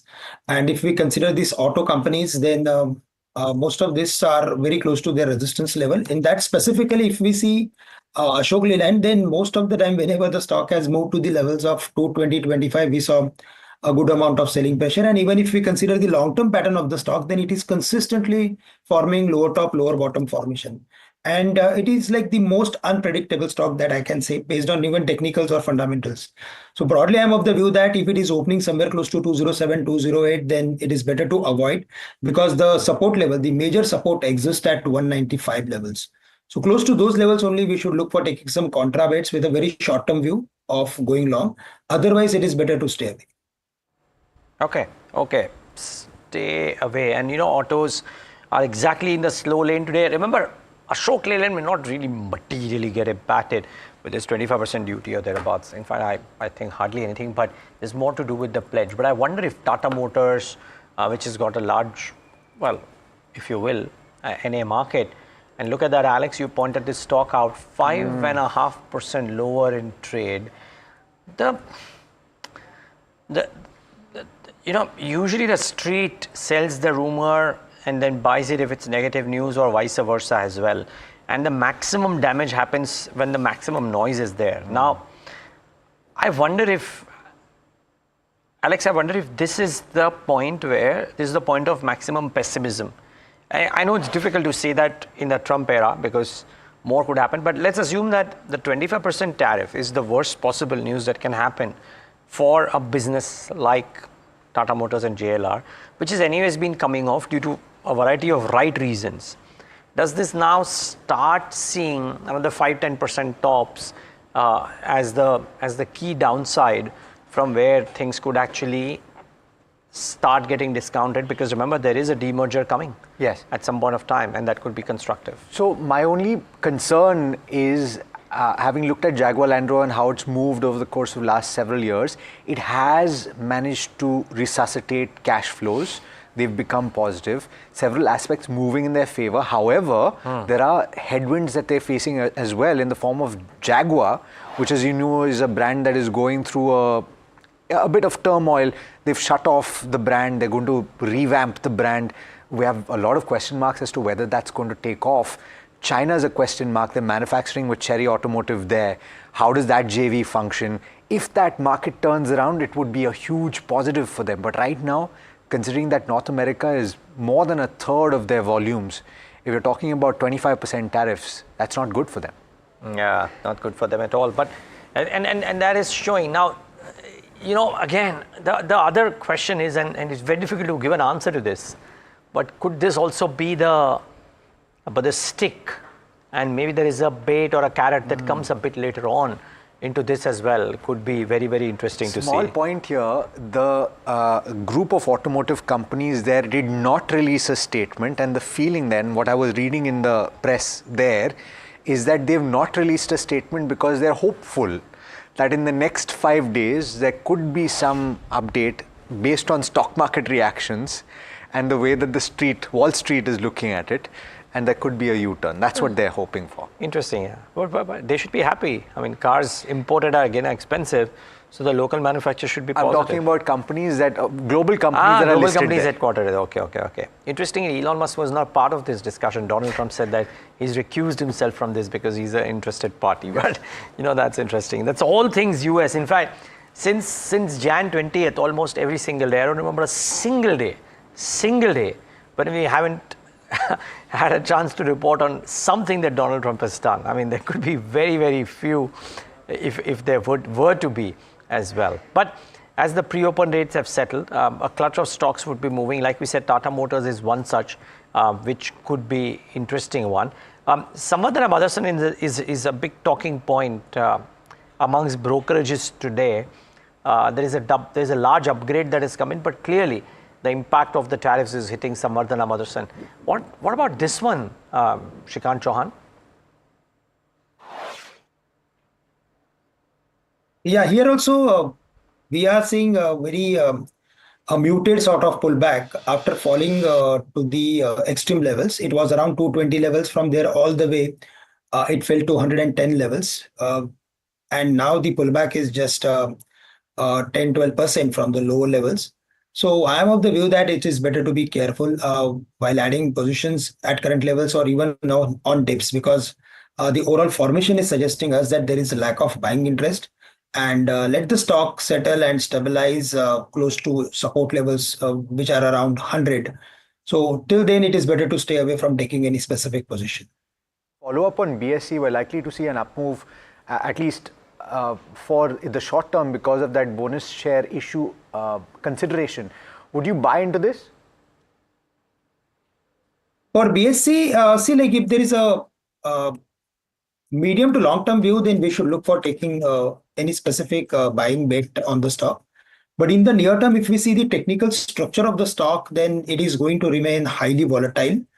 It's an expensive stock, so whenever there is uncertainty in the market, we see good amount of long short positions on such type of stocks. And this one is now correcting after hitting the levels of 48, 4900 in few days back. So I am expecting the stock to consolidate within the range of 5,000 and maybe 4,000 on the downside. So in case if there is any again up move because of this particular news, then higher levels, it is better to take some profit. Okay. Well, just 6 seconds left. So we'll try and, of course, come back for a top idea. Maybe post-market open. Have to take one from Avinash as well. What is it that he's looking to invest and where? But here's how the markets are starting off this Thursday morning. 0.25% lower, so slightly more than what the implied open was suggesting, but that's par for the course. Banks are flat. I wonder if IT is correcting about 4%. Nifty auto should come up on your screen and just see if that one has a large downtick or no, because both auto and auto components should be taking a hit. Mid caps and small caps are the other ones. So auto index is down about 2%, mid cap 0.5%, small caps. I was hoping small cap is not down 2%, 0.28%. Let's get the heat map up on the screen on a flat day for the markets and see what's happening. Well, Tata Motors, iShares, IndusInd continues to languish. Bajaj Auto, a clutch of these things, everything related to auto per se. M&M not so much, but the others certainly. And the reason might be because M&M has a large domestic growth story, and I don't think tractors get impacted because of the tariffs per se. But a lot of red on a flat day for the market, because there is very little green. Wipro on their order win is 1.7% higher. Larsen & Toubro on a brokerage note from BNP Paribas is up. And Trent on account of a brokerage note likely and some store additions is up. Interestingly, I spoke about Reliance in the morning, up about 0.5%. Oil prices have rallied 5 out of the last 6 days. And that should bring about some uptick in Reliance and ONGC, which is also in the green, by the way. But the newsmakers are the losers today, Alex. And autos stand right up there. Tata Motors taking it seriously on the chin. And the other one that I'm really, Alex, if you will, thinking through is that any kind of scared cat bounce or dead cat bounce that was anticipated in IndusInd, every such bounce is getting sold into. 100%. Yeah, then that's what you're seeing. Even on days when all of the components of the Nifty Bank and the Nifty Bank itself is doing well, you'll see that one red tick, and that is IndusInd Bank. But let's talk about, first of all, the sectoral picture. Of course, Neeraj gave you an overarching view on a few of them, but wow, okay, so it's mostly red, and oil and gas, I would think is just about green right now. And Neeraj told you why that is, because you have oil prices that have risen. But by and large, you're seeing a negative day of trade at the start, and auto losing about 2%. In fact, let's focus in on some of those stocks, individual stocks that could be reacting negatively. Let's pull up SAMIL, or let's pull up Bharat Forge, let's pull up Sona BLW, CIE Automotive. These are companies that do have presence there. So Samvardhana, Motherson, losing about 6%, and this was kind of expected. Bharat Forge also down about 3% or thereabouts. Let's pull up a Sona BLW and see where it's currently trading. CIE Automotive also from the automotive pack. Both of these also losing ground right now. Ashok Leyland, we spoke about this, and there was more negative than positive news, and that is exactly what the street is also taking into account, losing about 3.5% in trade as things stand right now. That promoter pledge is being probably seen as a negative here. Let's look at a few stocks that should be reacting positively. Let's see about Restaurants Brands Asia. It's closed at QIP at a price of 60. Okay, so it's losing about 0.8%, but the fundraise is something that you should see positively. Polyplex, Neeraj spoke about this today. It's opened a new plant in the US and certainly it's seeing a positive uptick on account of that. NCC, it's been winning quite considerable orders. NCC is gaining about 0.75% and building on gains that it has seen and quite considerable gains in the recent past. So watch out for this one as well. It's building even as we speak, 1% right now. Quadrant Future Tech has won an order of about 160 crore rupees, but it's not doing too much. Remember, the texture of the market not very favorable towards the advances, perhaps to a certain extent. That is why you're seeing that. And Zomato, on the back of expected inflows on account of the Nifty rejig, is seeing uptick of about 1% or so. But by and large, apart from these newsmakers, Neeraj, there's not too much in the way of positive uptick that you're seeing. Yeah, you could argue, but for the fact that IT is actually kind of stable. But Samvardhana 7% down, Sona, BLW, Bharat Forge, all that Alex marked are all correcting in trade. KPIT Tech also taking an impact because it's a large auto catering company, if you will. On the gaining side, yeah, you're right. I mean, there is hardly anything that is moving. Dixon maybe 1.5%. PB Fintech about 1.5%. Newgen, which has got a small LOA, about 2%. Yeah, but it's BSC, Trent, etc. Those are the names that are kind of standing out in trade. Okay, now before we ask Avinash Gorakhshekar about where is it that is looking to invest fresh money into an idea and explain that idea in detail, let me ask Shrikant Chauhan for his opening thoughts on Open. Not that there is too much difference between what happened yesterday night on closing and currently right now it's very, very flat, Shrikant. How do you view this Open and anything that stands out in the first 5 minutes of trade? Yeah, absolutely. See, like if we consider the opening of the market, and after opening, we saw the levels of 23,410.12 on the downside. But the best part, what I can see is that the market has managed to survive above the gap up opening of this particular week. So when the market this time opened, it was like around this 420, 430 sort of levels, 23,420, 430. And today also we saw these similar sort of levels. So one thing that is certainly going to support the market. The other thing that we are seeing is that because of the fall in the 10-year bond yield of India's, we are seeing good amount of buying interest in all the PSUs. So NBCC, Hoodco, and GAIL, all these stocks are rebounding after hitting their immediate lower levels. So broadly, I am of the view that we need to focus again on these PSUs or public sector enterprises in today's date. I think there we can get some good trades. Okay. Avinash, very quickly, we've got Vari renewables waiting by, but just very quickly, Avinash, and what would your thoughts be here? I mean, I don't know if we talk Tata Motors or Samvardhana or any of those. If we haven't, quick thoughts here, Avinash.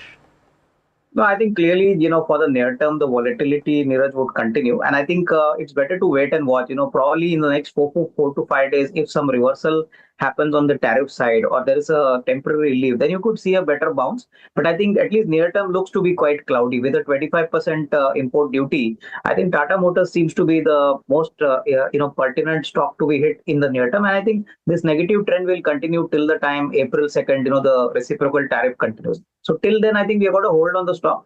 Fresh buying only after some clarity comes. And which is sane advice, viewers, really. I mean, you don't have to buy into uncertainty at a point of time when the sector itself has heightened uncertainty too. There are various other sectors that are available which are down because of the uncertainty around tariffs by and large.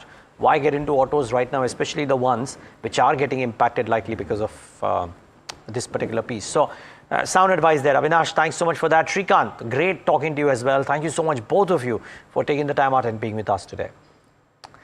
All right, let's go across to a management. Vari Renewable Technologies, amongst news, they have gotten order inflows and we thought it's best to take some sense of the new order wins, the order book status update and expectations, if at all, for Q4. Mr. Sunil Rathi is the director at Vari Renewable Technologies, joins us right now on the show. Mr. Rathi, good having you. Thanks so much for taking the time out.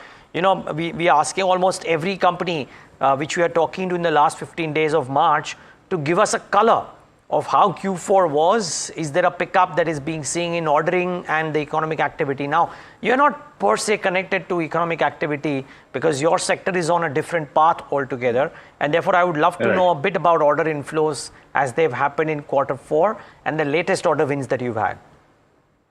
So Q4 is very interesting for Waaree Energies. Okay, overall this year has been very good for Waaree Renewable Technologies, WRTL. Market is very promising. Okay, and what market is very promising. We have seen the growth. If you look at ticket size of 2 megawatt when we started this company back in 2010, and now we are talking of a single project, single site, single PPA of 2 gigawatts. So that's a journey we have. And this year been very, very supportive in terms of order book. We have been able to close over 3 gigawatts of new order in this year. And Q4, been lucky. We back to back we closed 2 orders. One from APDCL, and the second one is the last one, which is 170 megawatt AC, 225 megawatt DC. Revenue of 232 crores. Sunil, yeah, and Mr. Rathi, this is exactly what we spoke about here as well. We were focusing in on that 170 megawatt update. Just want to understand in value terms where the order book currently stands, and in terms of execution as well. How do things look in the relatively nearer term? So, as you can probably see in the public domain, that our order book is very strong this year, and we have as we speak, we have over 3 gigawatts of order book for next year execution.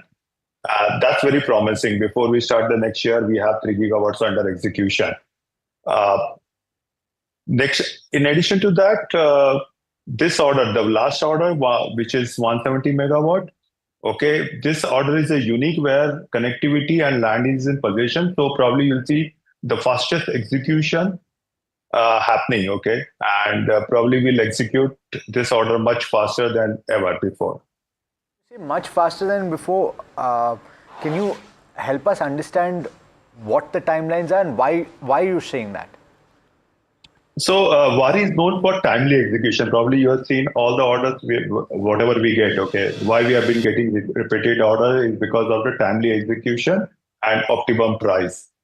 Okay, this order we can execute because this is in the park, solar park, where connectivity and land is in possession. So execution on field is much faster. We have good time, like even though we have a large time, we should be able to complete much smaller time. This order we can execute. We have a very strong execution team.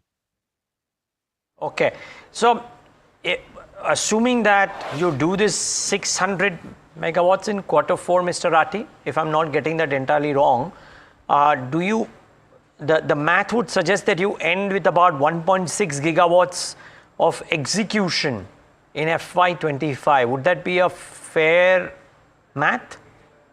So we still have some days to go before year end, and a lot of things happening parallelly. So I would give this number probably on 31st. You will see the announcement. Okay, fair. So many projects are on the COD level. Okay, and probably things never go as per plan, but we have a large plan. Okay, I'm sure you do. So, hence my question. Let's assume the actual number comes in on 31st March or 1st April, and whatever number it is between 1.5 to 2 gigawatts. I think on a con call or maybe in a presentation, you mentioned that you are aiming for an annual execution capacity of 3 to 3.5 gigawatts. Is that correct? And if so, yes. By when do you nudge these numbers, Mr. Rathi? I think next year, because you can see the pipeline is over 3 gigawatt already, which orders needs to be executed next year. So I'm sure we should be able to cross that next year. So you could actually nudge 3.5 gigawatts of executed capacities in FY26 itself. Exactly, 25-26. Very nice. And just one more thing. Typically with higher execution, there could be two things that could happen, that because you have to do it in a time-bound fashion, you deploy larger resources, it takes an impact on the margins. In some cases, more means better operational leverage and therefore better metrics on the operations side as well. Which side would you veer on as you nearly double, if not double, nearly go up 70-75% on execution in YOY in FY26? So scaling always give benefit to the customer, to the company. Okay. It also leverage us to get a better price from vendors. Timely execution also help us in our own EBITDA level, as well as customer IDC also reduces because of timely execution, and they are able to get more revenue in short time. So scaling is very important, and I'll go with the scaling. That's on the larger order execution. So 15% for FY25 and over 15% for FY26, right? On what? On margins, yeah, margin guidance. I would say let time go, because EPC is all the uncertainty business, right? So you will hear us from quarter to quarter on EBITDA. Yeah. Okay. Fair point. And that's going to be sooner rather than later, Mr. Rathi, I'm sure, because we will soon talk about Q4. But you spoke about orders that are already under your kitty, right? But what about new orders? You spoke about the 170 megawatt order, but what's around the corner? How could the new order win picture develop in the near to medium term, in the near term in particular? So I can give you overall pipeline. India itself, we are looking at 30-40 gigawatts of addition next year, and we have at least 20 gigawatt of opportunity in India. We are also focusing in Middle East and Europe, and that we are trying our luck there also. We already executed 150 megawatt in Vietnam back in 18-19, and we want to expand our EPC arm in different areas, not just limited to India. Now we are entering into Middle East, Europe, and other African market also. So yeah, this is very positive for us. Got it. Mr. Rathi, I'm sure yeah. No, I'm saying, Mr. Rathi, you've been very patient with us, because I know that you must be in a silent period. You can't give half the numbers. Yes, yet you've tried and given us the answers with quite clarity. So appreciate that. Sorry for putting you in a dock, but really appreciate the way in which you've responded to the questions. And we look forward to some of the declarations or announcements at the end of the quarter, and look forward to talking to you yet again when the quarterly numbers do come out. But thank you so much for this. And once again, thank you. We asked you a few questions to which you wouldn't be able to give answers. So sorry for that. Sorry, because it's a year marching, and you probably understand my position. Completely so. So thank you for being patient with us. Thank you. All right. That's Waaree Renewable Technologies, and we try to get as many answers as we usually do. I think that's a tendency when you're asking questions. I mean, you have the management sitting in front of you. It doesn't happen every day, right? So therefore you do ask. Yeah. But anyways, yes, that's Waaree Renewables. Fairly confident about increased performances in the times to come. Okay, the other one in focus, by the way, the stock is reacting duly as the management was talking to us. The other one in focus is EIL. It bagged a 253 crore order. I must say, order inflows are happening across the board in the last few days. But before we get the management, let's go to Anushi to know more about the company and the order book position and do the setup for us. Anushi, good morning. Hey, morning, Neeraj. So first of all, about the company. Now, the company is providing consultancy and engineering services along with undertaking turnkey projects. Now, they operate in the petrochemicals, pipelines, oil and gas, such industries. They cater to such industries. Majority ownership of the company is with the government of India itself, and in global presence, if we see Middle East, Africa, South Africa, they have orders coming from there as well. Now, in the recent order win, as you've mentioned, they've received a 253 crore of an order, and this is for the 360 KTPA polypropylene unit project that we are looking at. If you look at the overall order book position as of 9-month FY25 picture, that stands at about 11,352 crore, and the order inflows have seen a significant pickup from last year. 7,015 is crore is the figure that we are looking at as compared to 3,047 crore last year. Hydrocarbons is one of the biggest contributors in terms of the order segment is concerned, making up about 46% of the mix, while in the consultancy business breakup, if we see domestic contributes to 77% of mix and 23% from overseas. In 9-month picture, if we see, we saw a revenue downtick of about 16%, while the margins saw a pickup of 130 basis points to 10.2% as compared to 8.9%. However, the net profit was down about 9%. In the outlook forward and the guidance, what we can see is the consultancy segment margins that the management expects to remain in the 20% range. Shift towards turnkey projects is something that we are seeing in orders, which have impacted the blended margins also, if we are seeing, but the company is very confident of sustaining the 4,000 to 5,000 crore of run rate in terms of orders for its consultancy business, which is there. So this is the overall setup that is there for Engineers India, in focus on the back of order wins and also overall business outlook. Thanks, Anushi, for that. Let's get in the management of EIL on the show. Vartika Shukla, she's the Chairman and Managing Director of EIL Johnson right now on the show. Ms. Shukla, good having you. Thank you so much for taking the time out. And at the outset, I'm wishing you a very strong Q4. I wonder if the recent order wins would vindicate the street's belief on it being a quarter wherein order flows have picked up for a bunch of companies by and large in India and for your business as well. Thank you, and it's a pleasure for us to be here on your show. Thank you. The Q4 is more on conversion of the existing projects into completion, and the efficiencies brought into the organization for converting these inflows which happened a few years back into turnover is going to happen in Q4. And we hope that the Q3 results that we had with good margins are going to see, continue in the Q4 of this financial year as well. With regard the order inflow, as you mentioned, which has happened over the last, January onwards at a faster scale, is going to be realized in the next financial year and the years after that, with a blend of projects which are going to see completion at a shorter time cycle of 12 to 24 months, and some with a longer time cycle of about 3 to 4 years. Okay. So, Ms. Shukla, and of course, I know you can't talk too much about Q4, so we'll leave that out because you might be in a silent period. We'll, of course, talk to you post your numbers are out.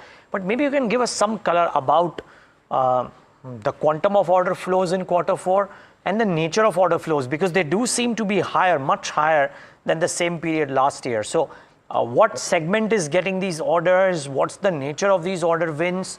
And is this a year-end phenomenon because the government upheld the capex targets in the budget, and therefore it was expected that Feb and March would have strong orders? One would love to know if, in your belief, the pace of ordering might continue well into the April, May, June quarter as well, or no? So actually order inflows in our business, the line of business that we are in, both domestic and international, are not exactly timed, one would say, in the last quarter of the year or something. It is an outcome of the concerted efforts of all our teams at all levels who are reaching out, bidding well, bidding competitively and winning them.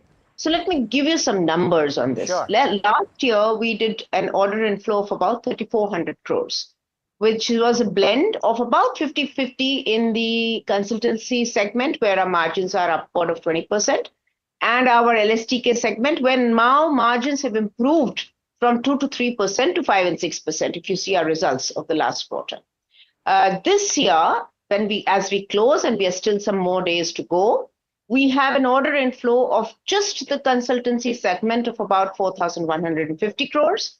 And in the that is in the hydrocarbon sector, and a total inflow of orders in the consultancy segment of about 4,600 crores.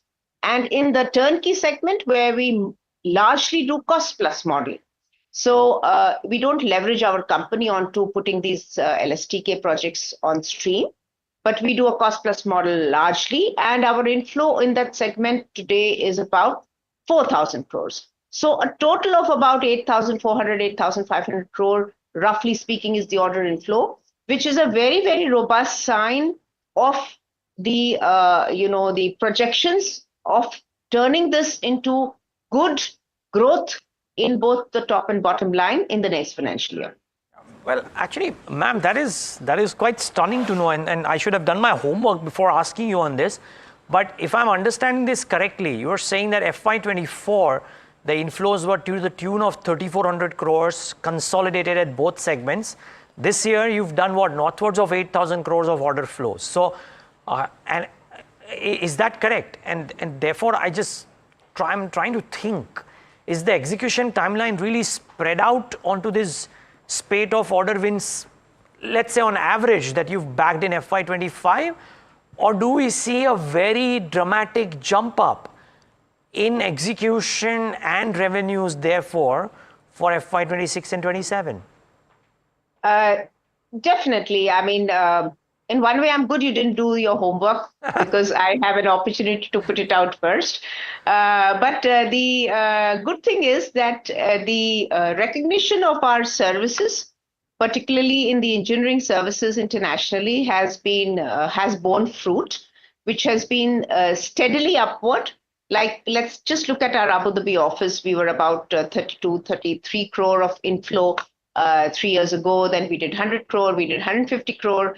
And today we are upward of 950 crore as we close this year. So this is the recognition of our delivery, which has happened because of our processes, our excellence, our 60-year decade of contributing into the oil and gas sector, and largely overseas business. The inflow of the consultancy is from overseas business and mainly into hydrocarbon sector.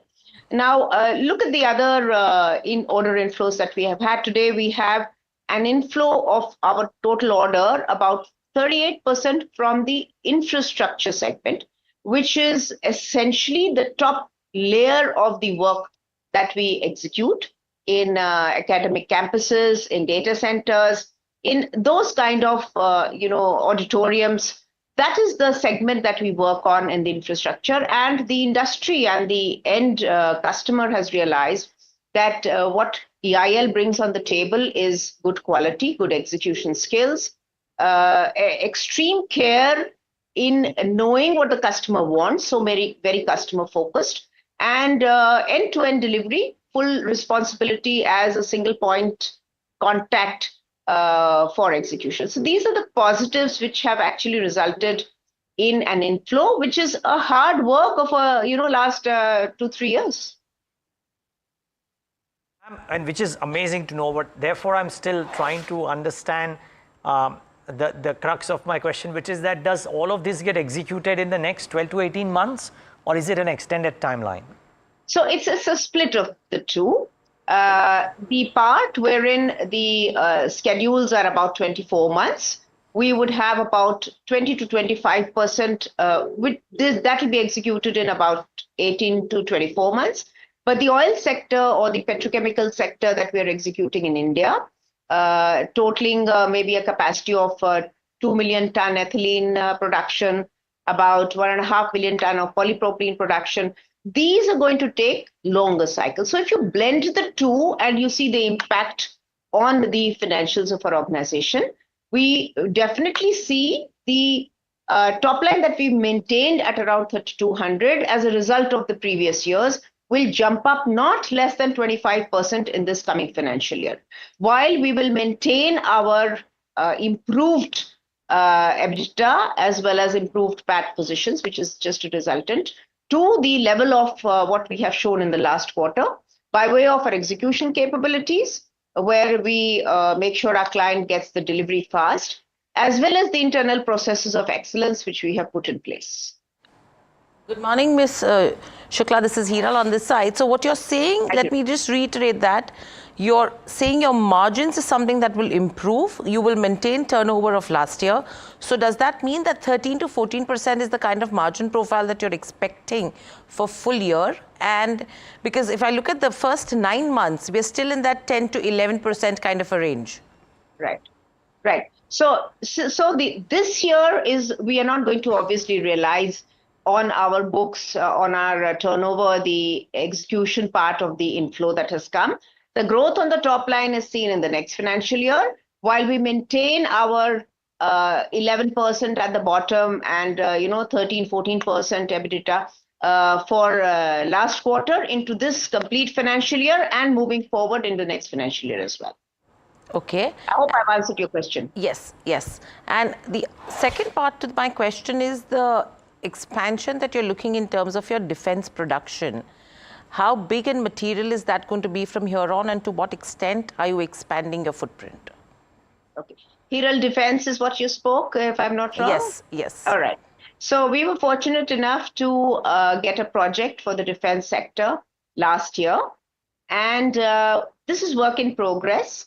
We realized that as a country, to make sure that our position is strengthened, aligned with the Government of India vision of our Honorable Prime Minister, we need to strengthen self-reliance and indigenous production. So what we are doing is we are working in the sector we are best at, which is the chemical and, the basically chemical-oriented process unit sector. And therein we are in dialogue with the stakeholders for expanding our base in the defense sector as well. We made a very good breakthrough last year because of the skill set that we carry. And we are hopeful. I will not be able to divulge exactly where the dialogues are, but there are ongoing dialogues in many of these new age sectors, many of the sectors where we see traction today. We see nuclear, we see the bill coming up. There is opportunity there as well for us to be present. So this is all work in progress, and we really hope that next financial year, and I'm very confident that we'll have some one or two very marquee, very niche areas which will enter additional to what we are doing in this coming financial year. Okay. My last question to you from my side is in terms of your consultancy segment. Now, the profit is approximately around 20%. However, the shift that you're making towards turnkey projects, that is what is actually impacting your blended margins, right? So taking that churn into consideration, how confident are you of that 13 to 14% kind of a margin scale? That's number one. And two, if you're looking at a 4,000 to 5,000 crore run rate in your consultancy order intake, how does the breakup come in terms of your revenue contribution? So one should look at it this way, and this is how we have strategized, that if an organization like ours, who has a value to put on the table and value to create for our end customer, restricts themselves to a particular sector, there are always cyclical impacts in its financial, both the order inflow as well as a result, its financial position. Now, for a company like ours, it's important that we keep our manpower engaged. And we also pick areas and pick segments where our margins are good and the value is realized. So this is how we have created our strategy, which is the order book itself is reflective of that strategy, and it will, play very well as we go along, because all these jobs are, even if they are won competitively, even if they are international, they are at a very good margin. And if you see the competitive environment that we have today in India, in domestic sector as well as international sector, overall, consultancy segment margins are at a position where you need to compete and you need to kind of squeeze them in. So there is overall, if you see our results and if you compare them with other competitors, I think we've done very, very well in terms of maintaining our consultancy margin upward of 20%. Yeah, Ms. Shukla, I have one final question. You must be setting out a vision for how you want, where you want EIL in the next 2, 3, 5 years. The issue has been in the past that it's been, I wouldn't say chalky, but kind of stagnant, right? For the last 4, 5 years, the numbers have been pretty stable on the margin, not on the margin front, but on the top line front. Do you reckon that with the increased order inflow, with the focus that you're talking about all through this conversation, that from where you are or where you were, let's say in March 2024, you could be a predictable trend, linear trend higher over the next 5 years? Oh, yes, most certainly. So you do 25% in FY20, yeah. Sorry to cut you, but just saying, you do 25% growth in FY26, whether it's 25 or 20, the number is debatable, but for the next years, but you show a linear trend for the next 3 to 5 years. Yes, and it also depends on, as we go along, how we enter into even newer sectors. So how we grow both horizontally and vertically. So to say that we will just be linear may not be true. We may even have upward of a linear trend as we go along in the next few years, because we've strengthened our position in terms of delivery, in terms of the expertise, far more than we have done. We've repositioned ourselves, and we need to. As a corporate of a consultancy segment, today's energy transition, what's happening in the world, we need to actually be a very major stakeholder in all these investments which are going around. So this is a very solid ground that we built in. And as we project as part of our corporate planning, the next 5 years, they are going to be very good in terms of inflow as well as execution. Ms. Shukla, I don't usually share this, but it is a pleasure, absolute delight to be talking to you. More power to you, and may you take EIL to greater heights. Thank you so much for speaking to us today. Thank you so much. Thank you very much. Really appreciate it. Thank you. That's Ms. Vartika Shukla, Chairman and Managing Director of EIL, and pretty confident on a number of things. I was really impressed with the clarity of thought around what she wants to do at EIL and the growth. And she was fairly confident. It's not often that you hear a company in this business talk about non-linear growth. So that was very interesting. And an interesting conversation on that front. And the other one, which we're going to see in terms of an interesting conversation, is Ashok Leyland, because a lot of dilemma whether a positive reaction or a negative one on the two aspects. But let's put the company in the spotlight, as its EV arm is potentially ceasing manufacturing in the UK, along with a whole host of new developments, because the question was whether the additional pledge will be a negative or not. In fact, I did get a chance to speak to Shenu Agarwal, MD and CEO at the company. Let's quickly listen to that conversation. I think there are two aspects to our switch business. One is the UK and one is India. In UK, we had been committed to that market for over 15 years now, but somehow we were not able to make the business viable. We were making pretty significant losses in the last few years, and we have tried various options available to us to see if we can really make that whole operations look good.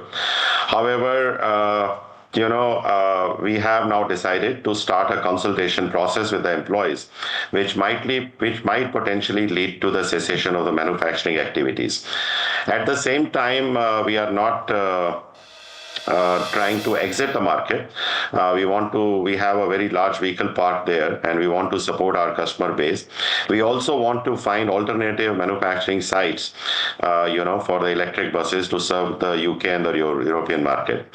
So yes, but whatever losses we were making, which were ranging between 2 to 3 million British pounds every month, that should come down drastically.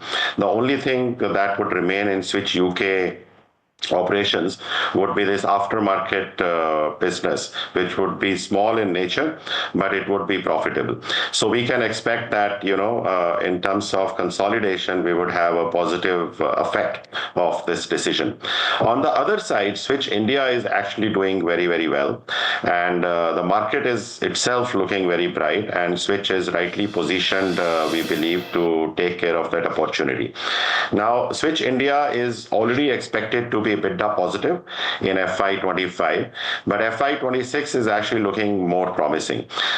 We are hoping that we will be able to treble our bus volumes in FY26. We would be able to more than double our LCV volumes in FY26.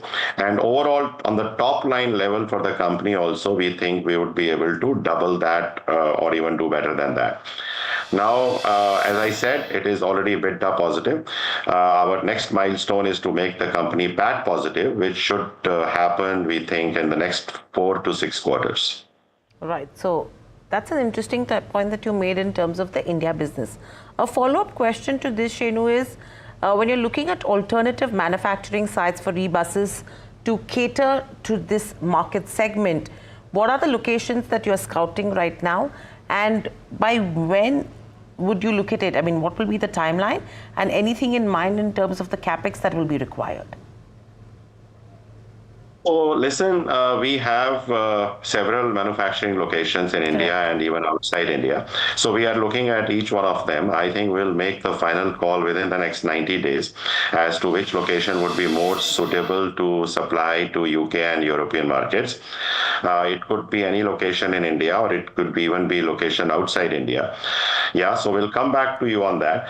And all these locations, or I would say most of these, are already capable of producing the products that we want to send to UK and Europe, and therefore the capex requirement would not be significant at all. So basically what you're saying is you will just look at expanding capacity at an existing unit versus scouting for a new unit, right? That is right. We are not looking at a new unit at all. We would use the available capacity in the current units to supply to UK and Europe. Okay, and any indication that you could give us in terms of which are the viable units where your utilization levels are still low and have the capability to look at e-buses? So as you would know, we have been expanding our bus capacity in India very strongly. We have just inaugurated a plant in Andhra Pradesh, and we are going to inaugurate one more plant in Lucknow very soon. So there is available capacity in India, and we have available capacity even in UAE right now, where we are making lots of buses for the GCC markets. So there are several options available. As I said, within the next 90 days or so, we'll make that call. Okay. Moving from there on, when you spoke about Switch India as well, in fact, in the conference call, you did mention that the focus on contracts with outright sale is what you're looking at, and you will not enter into the GCC contracts.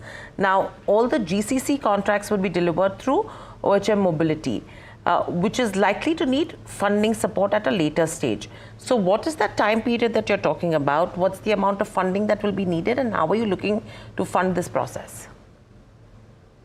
That is right. That Switch India, as far as Switch India is concerned, it will be totally focused on outright sales, whether it is buses or LCVs.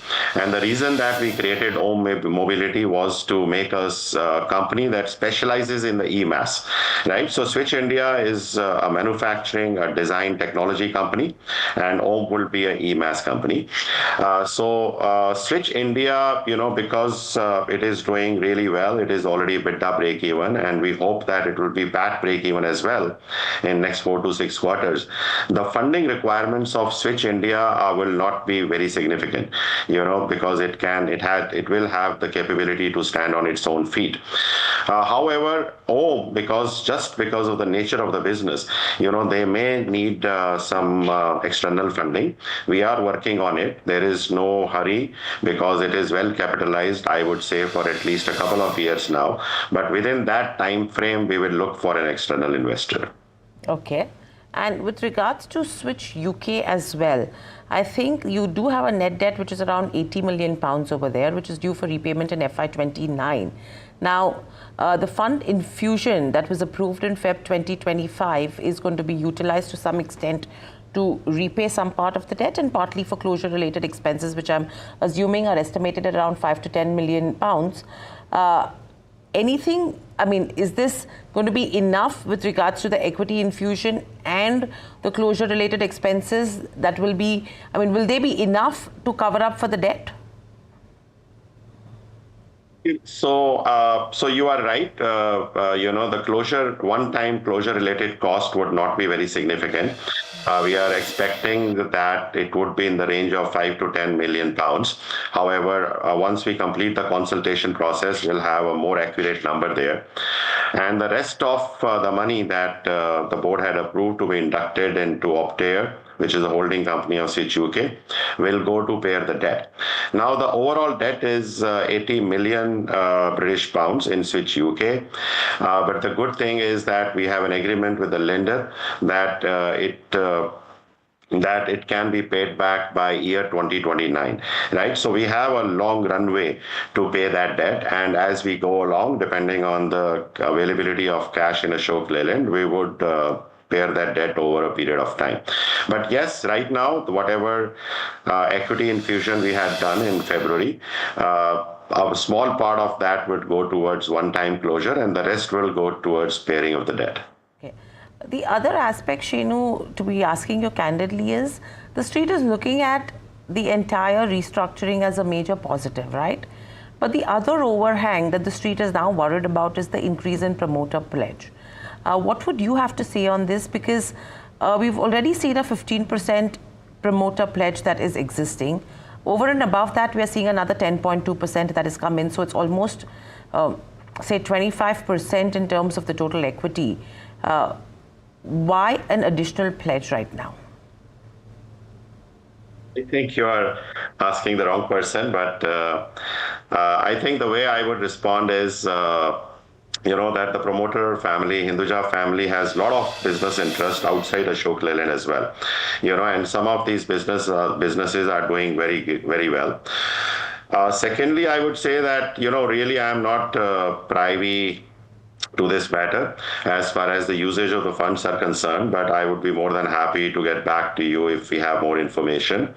Okay. But the one thing that I want to reassure everyone based on our discussions with promoters on the strategy of the company going forward is that they are fully committed to Ashok Leyland. They really want to grow this company. They really want to realize the vision of the company to take it to the top 10 global CV players. And they are actively involved in all the strategic discussions along with the board of directors to move the company in future even more strongly. So I think from that point of view, I would say that we should have no concerns at all. I appreciate, you being candid on that, and, that you're not privy to that kind of information, but anything that you could tell us in terms of the average price at what the shares are pledged? Oh, I wouldn't have that information. Okay. Yeah. Apart from that, there was also an indication that further equity fundraising option would be pursued only when valuations are favorable. What is your view on that in terms of the current valuation versus what's that expected bump up that the company or the management is looking at in case you will look at a further fundraising option?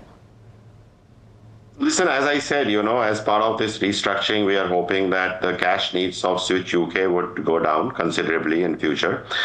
Switch India, like I said, is really doing well, and we are hoping that it will achieve PAT break-even and in the next 4 to 6 quarters. And therefore, I would say that the cash requirements of Switch UK also would not be very significant in future. So the point I am making here is that, there is no hurry for us to raise funds for Switch businesses. That is number one. Number two, like I had previously said, the valuations of the EV businesses in India and around the world are not at the previous levels, right? So I think this whole issue is more about timing now, not about the need.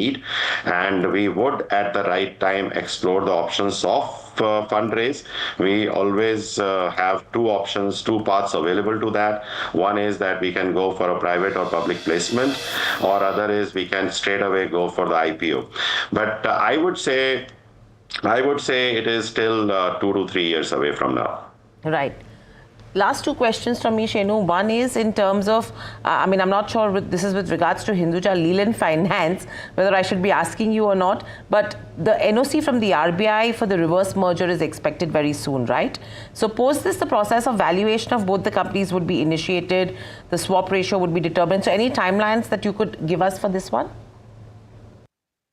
Yeah, as you know, the listing process is a little bit cumbersome, especially for NBFCs. But yes, that is right. We are hoping to receive the NOC from RBI very soon. We are in constant touch with them. And once that is received, the rest of the process would follow. I wouldn't guess a particular timeline given all the processes that needs to be fulfilled. But still, I would say that, it should happen in the next 2 to 3 quarters.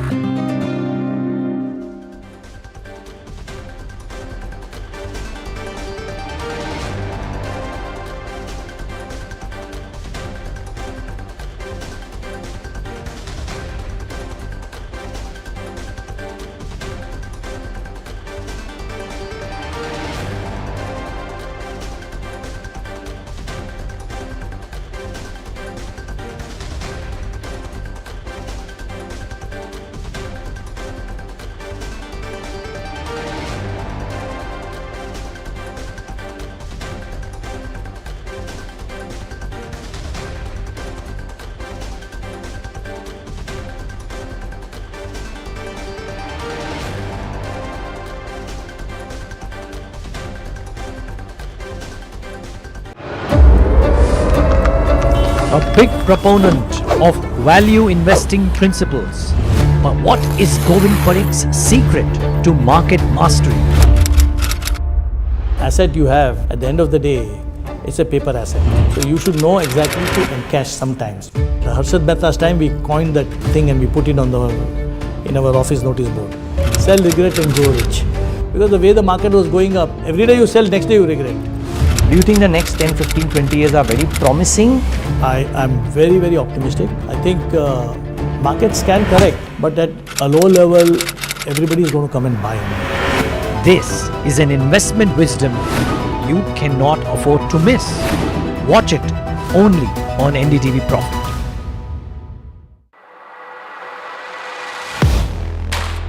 Do you really know the company you invest in? What is the real picture behind presentations and claims? Is the outlook as rosy as the company claims? Know Your Company, powered by NDTV Profit Research, shines a light on the biggest stock market movers.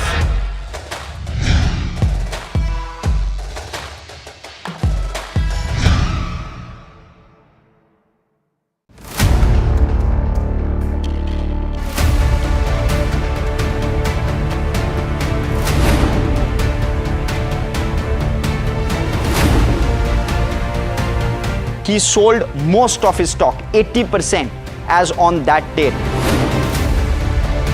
We have requested the management to come and speak to us. They asked us, what questions will you ask? We've sent it to them. They don't want to answer it, so then let's put it to our viewers as well.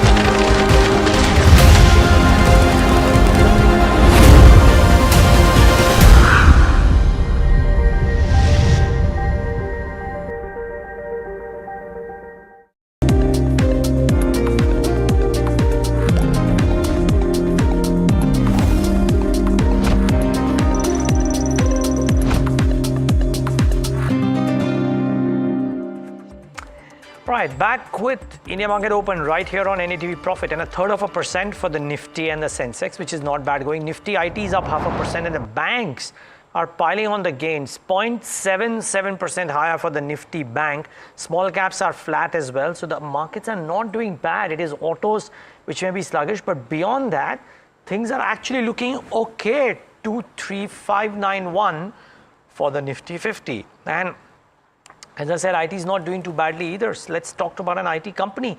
Happiest Minds, for example, is all set to double down on its focus on private equity-backed firms as it sees them as steady revenue generators in 6 months. My colleague Haripriya caught up with the company's CEO and CFO on the need of the recent restructure and how it paves the way for the company in the years to come. If you look at this change, it's part of the larger transformational initiatives that we've launched. We launched 4 of them last year: GenAI business unit creation, verticalization, the acquisition of Pure Software and Aureus, and the NN sales team being put in place. We looked at where we needed to be in 2031, where we were, and what additional, and given the market conditions, whether it's the economy or impact of GenAI, and the opportunities that it gave, what else do we need to do? And we came up with several more initiatives that we've just launched and we've announced.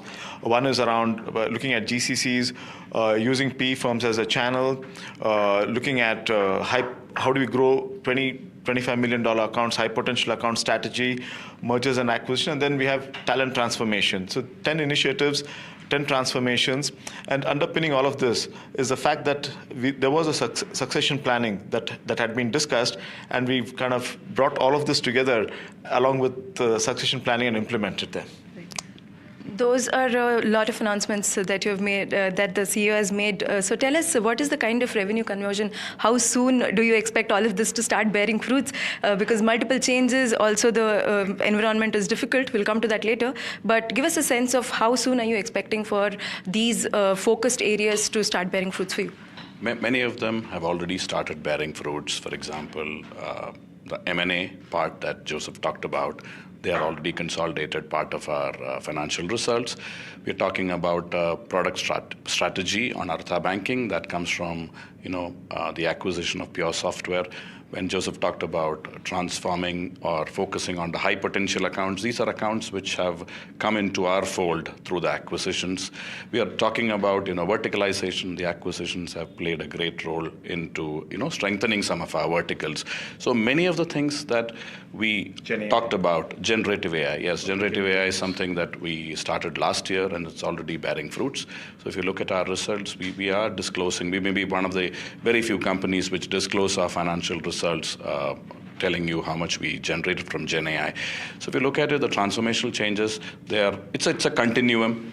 And we're trying to, address some of the challenges that people see in the market or the IT industry sees in the market, which is whether it's growth or whether it is automation, AI, and its impact on future growth. We're trying to take it headlong and, prepare for the future.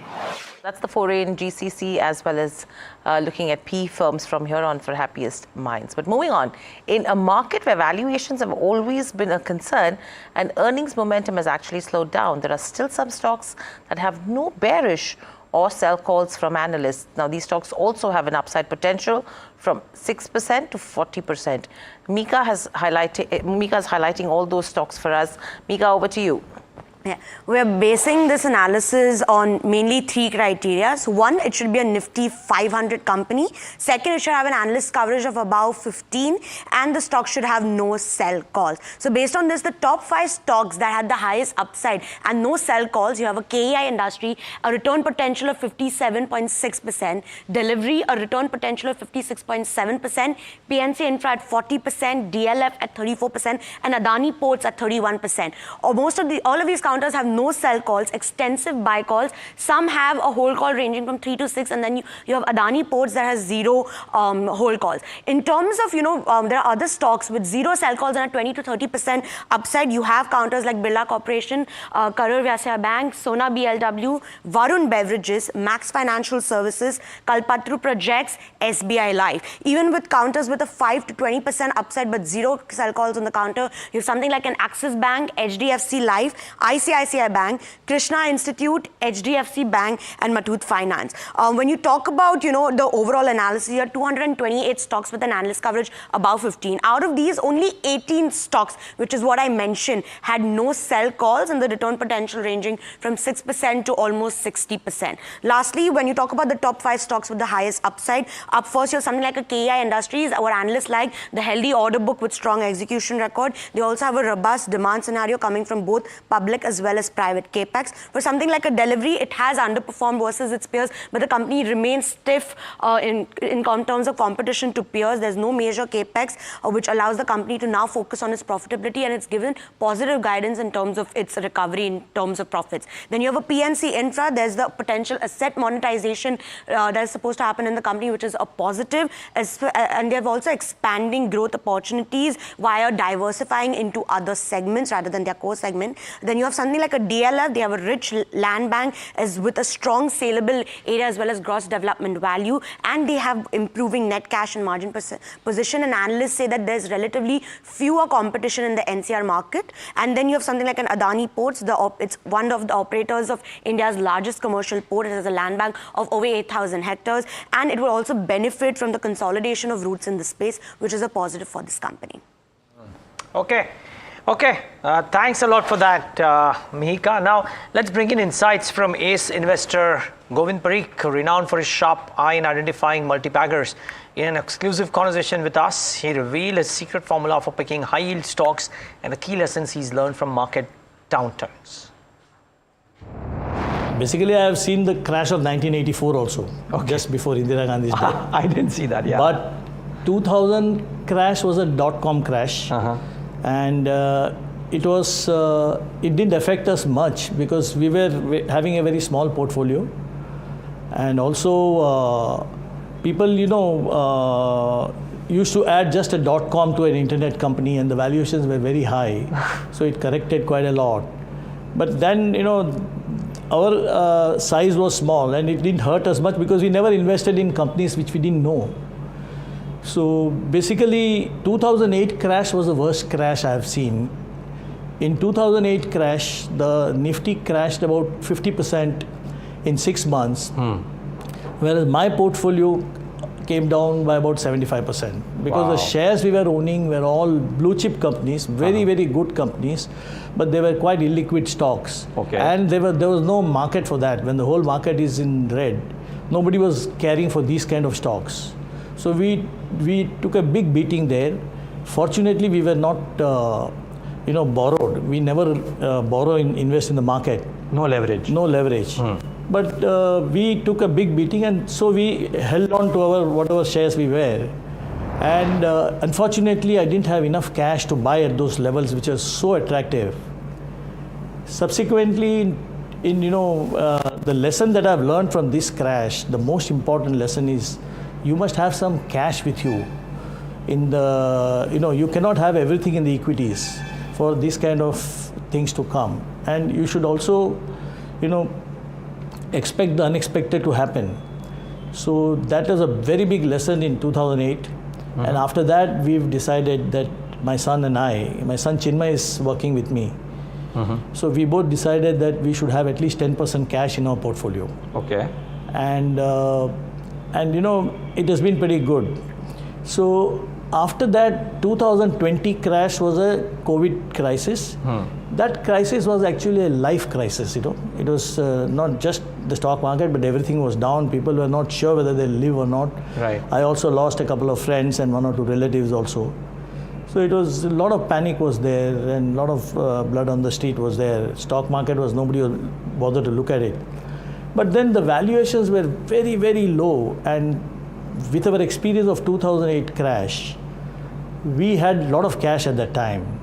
So that money we invested, and it has really helped, because after 2020, if you see, only the last one or 2 months the market has come down, but otherwise the market was only going up and up and up. Got it. So the lesson that I've learned is that you should always expect the unexpected to happen, and you should always have some cash with you in the worst times like this. Well, maybe that cash helps. Okay, let's talk about the times like these, wherein there is uncertainty seems to be the only certainty. And how does Nitin Bhasin, Head of Institutional Equities at Ambit, think about the picture? Nitin, so good talking to you. It's been a really long time, and I understand you've been traveling quite a bit, so would love to know, how are you thinking about this situation? More importantly, how are your institutional clients globally talking about the current context and their interest in India? Thanks for having me here. Good morning, everybody. Clearly, when I was traveling for the last 2 weeks, 3 weeks across the world, especially the Americas, you could see that investors were definitely talking about the markets had become heated up towards the September, October last year. So where the correction gives them a hope of perhaps deploying more money in India during the course of the year. But I think still there were a lot of questions around valuations, which pockets to go to, which sectors to look for, or for that matter, what's happening on the consumption, what's happening of infrastructure, capex growth.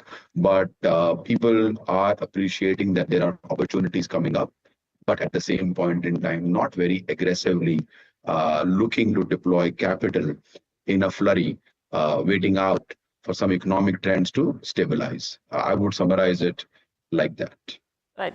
Nitin, good morning. This is Hiral on this side. An interesting time for you to get to the US as well, when Trump is talking about all the possible tariffs on this earth. We've already heard of a 25% in terms of auto that could be coming in.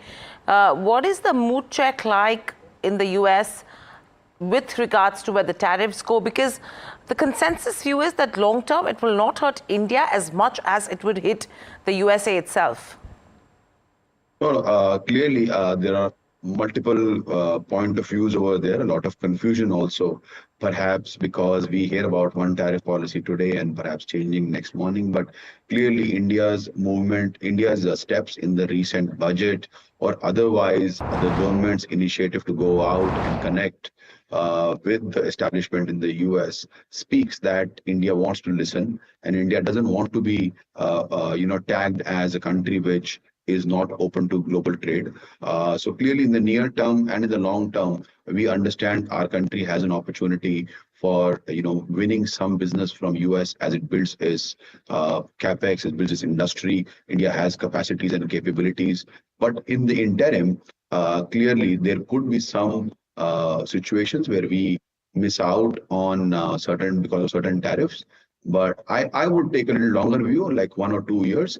But the mood is hence stay away from India for a while, because you don't know how the news flow from the US could impact certain sectors, whether it is chemicals, whether it is textiles, or whether it is auto exports, or whether even it is renewable exports from India to that market. So the noise is taking over the next 2 or 3 or 5 year possibilities that Indian companies may have. So hence, a little cautious mood, I would say. Cautious mood when you come and talk about India. Nitin, with all the FI inflow that started to happen since last week, yes, it's always been a trend. The money comes in the BFSI space and the IT space. Right now, there is cautiousness with regards to IT. So BFSI is what the street is looking at. And I think that has been a sector where people have been watching out for in terms of 2025 as well. Do you think the valuations are right and this is the best time to then look at BFSI?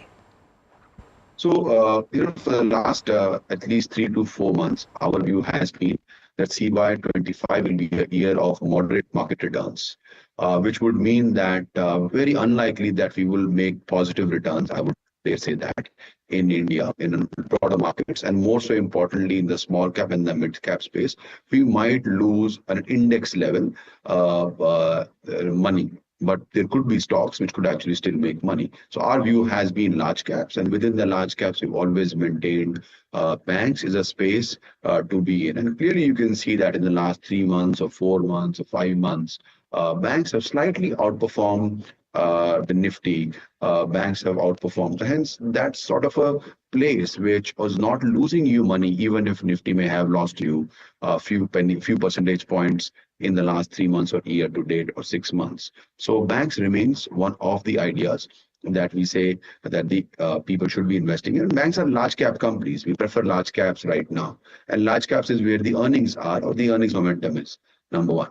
Number 2 point is IT, as you mentioned. 2 months back when we had written our strategy note, we had mentioned that IT is not a place to be in, and the same thing we repeated about roughly 3 months back. Today, after having gone through a significant correction, I would want to say that we would likely to be equal weight on IT right now, given the sharp correction. Again, so we are still worried about growth estimates. We're still worried about the margin estimates. They could see some moderation. But at the index level, we've seen correction closer to low double digits or so in the index. So hence, IT appears to be not more underweight, but more closer to an equal weight. So that's how I would say about the banks as well as IT right now. Nitin, just the way the cycle is right now, would it be would the market follow a W-like pattern? I mean, typically we've seen V-shaped bounce backs, right, for the last 3-4 years. Could this more be a W, wherein there will be some uncertainty, some unpredictability, and brace for sharp moves on both sides as opposed to a trending market? Is that a distinct possibility for calendar year 25? So, before guessing market moves, I would actually want to go back to the earnings. And if I look at long-term cycles of India in terms of earnings, pre-COVID India displayed a very interesting pattern of earnings moderation or cuts of about 7 to 8% median every financial year from the beginning to the end of the year. But post-COVID, last 3-4 years from 20 to 24 was a very different period. Either the earnings went up or the earnings estimates were maintained. To FY25 is one of the years in which we've seen closer to 4.5 to 5% earnings cut at the Nifty level in the first 3 quarters. And perhaps for that reason, could FY25, the kind of signs that we are seeing, very limited pockets of growth and a lot more pockets of concerns or cautiousness, are we heading into a 25 more closer to 7-8% earnings cuts? We are expecting FY26 to be an earnings growth of 14%, but cyclicals and banks are going to be responsible for most of the growth of those earnings. So if global cyclicals come under pressure, who knows? So I would say we are in the era of where earnings trajectory is changing. Earnings are moving away from a wider market to a narrow bunch of stocks. And that will have gradually, and perhaps that is already shift underway in the markets. So I would say look at that as a point. Number two, Neeraj, is if you look at this quarter, which is about to end today or tomorrow, a very interesting statistic is the index could be down closer to about, at a broader market, NSE 500 could be down about 5%, but a median stock is down anything between 11.5% to 12%. It's pretty much a mirror opposite of what was happening in the first quarter of the financial year. The markets become very, very narrow. And when markets have become such narrow, a concern rises that in the next 3 months or 4 months or 5 months, the domestic market flows, how do they behave as the returns don't look that great for many of the individual retail investors. So I do not know how the seesaw, the W or the V, but clearly we've seen first bounce after a moderation or correction. It could be that you may see more of W than a V, but who knows, the right side of the W, is it going to come back to the top points of earlier, or perhaps it looks a little lower? So I would follow earnings, and I would follow performance, and I would follow the entire narrowness of the market. Wouldn't we not be able to give a direction or a shape of the market? Fair point. And I mean, fairly spoken as well. You know, unfortunately out of time completely, but I've, you know, another conversation, would love to know what is the earnings outlook looking like for FY26 as well. But Nitin, afraid we have to wrap up here today. Thank you so much for being with us and giving us your thoughts. Thanks for having me. Follow the earnings, viewers. That's the key message coming in from Nitin Bhasin. And with that, it's a wrap on this leg of India Markets Open from Hiral and me and the team that put this show together. Thanks so much for tuning in.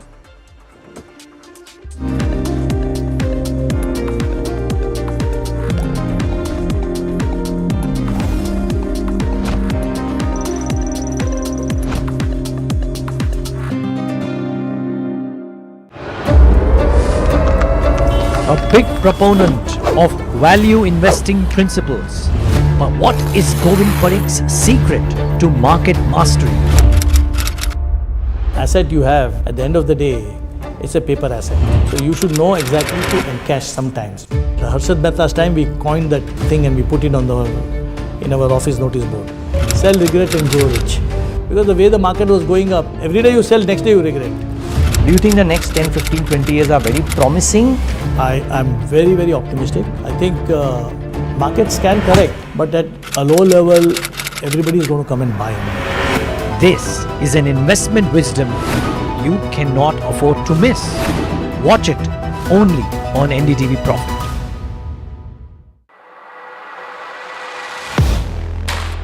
Do you really know the company you invest in?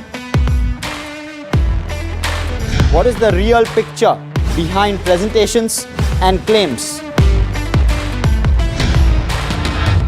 Is the outlook as rosy as the company claims? Know Your Company, powered by NDTV Profit Research, shines a light on the biggest stock market movers.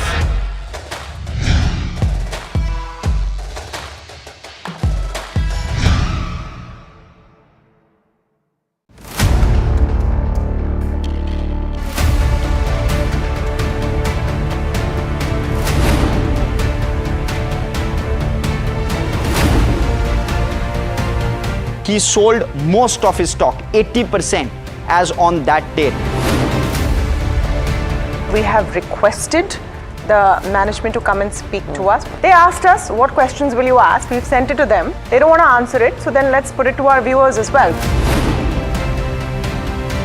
7 key questions, right? How is it that 2,000 crore goes unnoticed by all of these auditors?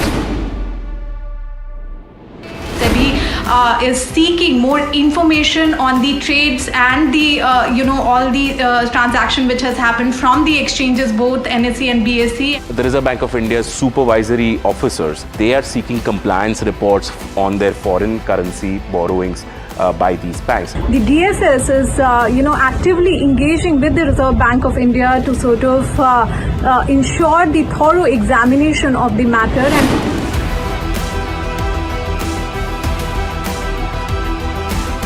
And IndusInd Bank, as part of its internal review, had found that certain aspects of its derivatives portfolio was not meeting the standard that was set by the Reserve Bank of India.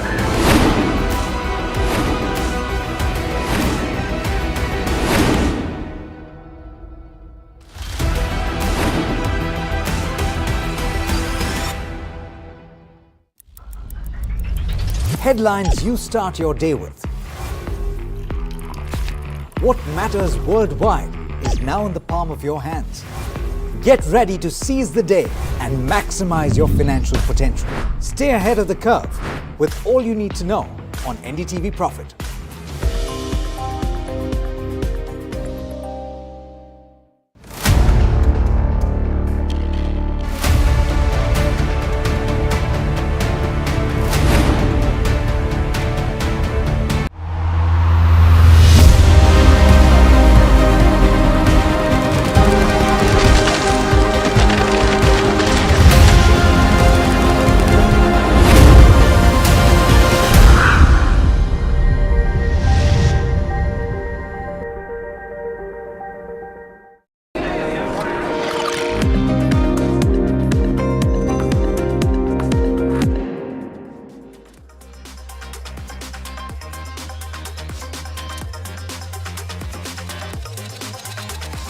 Hi, thanks so much for joining in. You're watching Ask Profit on NDTV Profit. My name is Alex Matthew and with me is Mahima Vachrajani. We will take you through the next 1 hour of trade.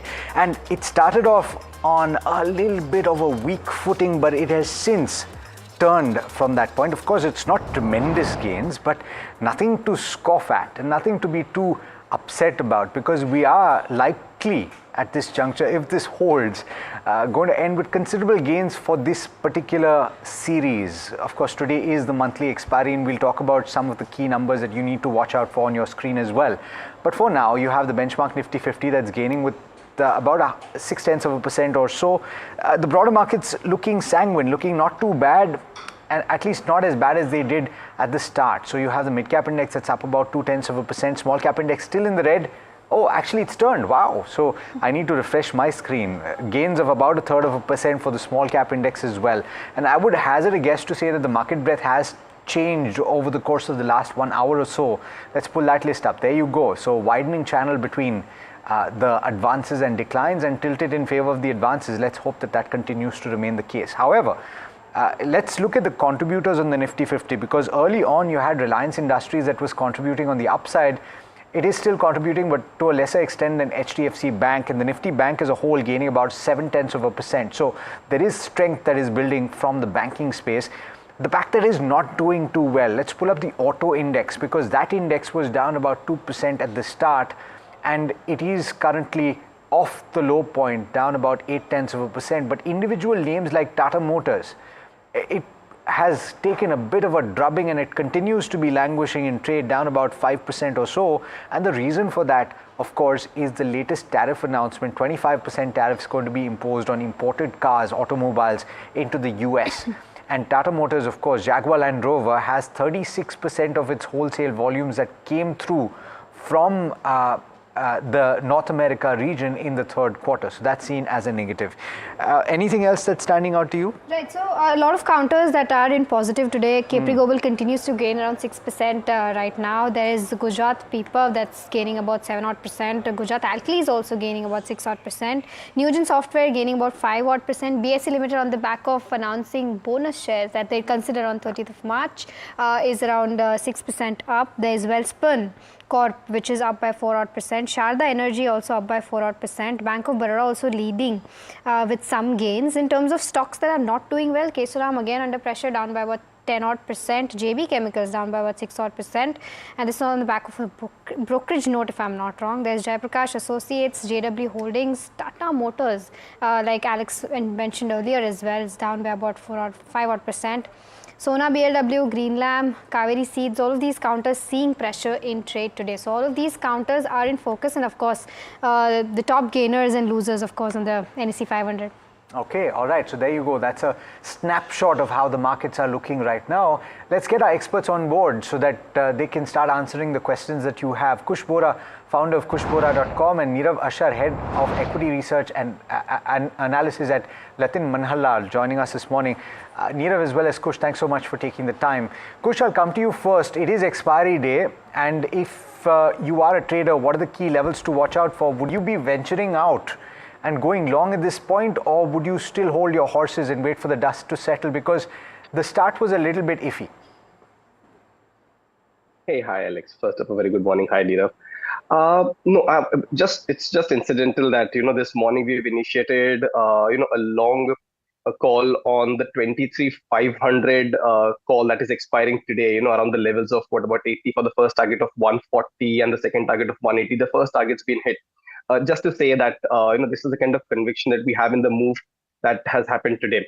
Now, what's happening is that the 23,600 mark is gaining a lot of traction in terms of the call writing. So that is something that to watch for. But what's also interesting is that the 23,500 put is also gaining traction. So that could very well be the range for the day. I think 23,500 is the pivotal point, give or take 50 points. I wouldn't initiate a long trade now. Because I think the bulk of the move is perhaps done, and as we are seeing the call congestion around the 23,600 mark, the risk reward ratio is no longer favorable. So hold your horses. Perhaps a trade missed early this morning, but that's all right. The markets are in a bit of a consolidative phase for the last 2-3 sessions. I think more upsides are in the offing in the next couple of days. All right, so that's the view with respect to the levels to watch out for the Nifty as well as the Bank Nifty. Moving on to our first query for the day, Sunil from Mumbai is holding both Zomato and Swiggy. He's bought 900 shares of Swiggy at 450 a piece and Zomato at 262 a piece, and he's holding around 1,700 odd shares. And right now, his Swiggy loss stands at around 1 lakh odd rupees.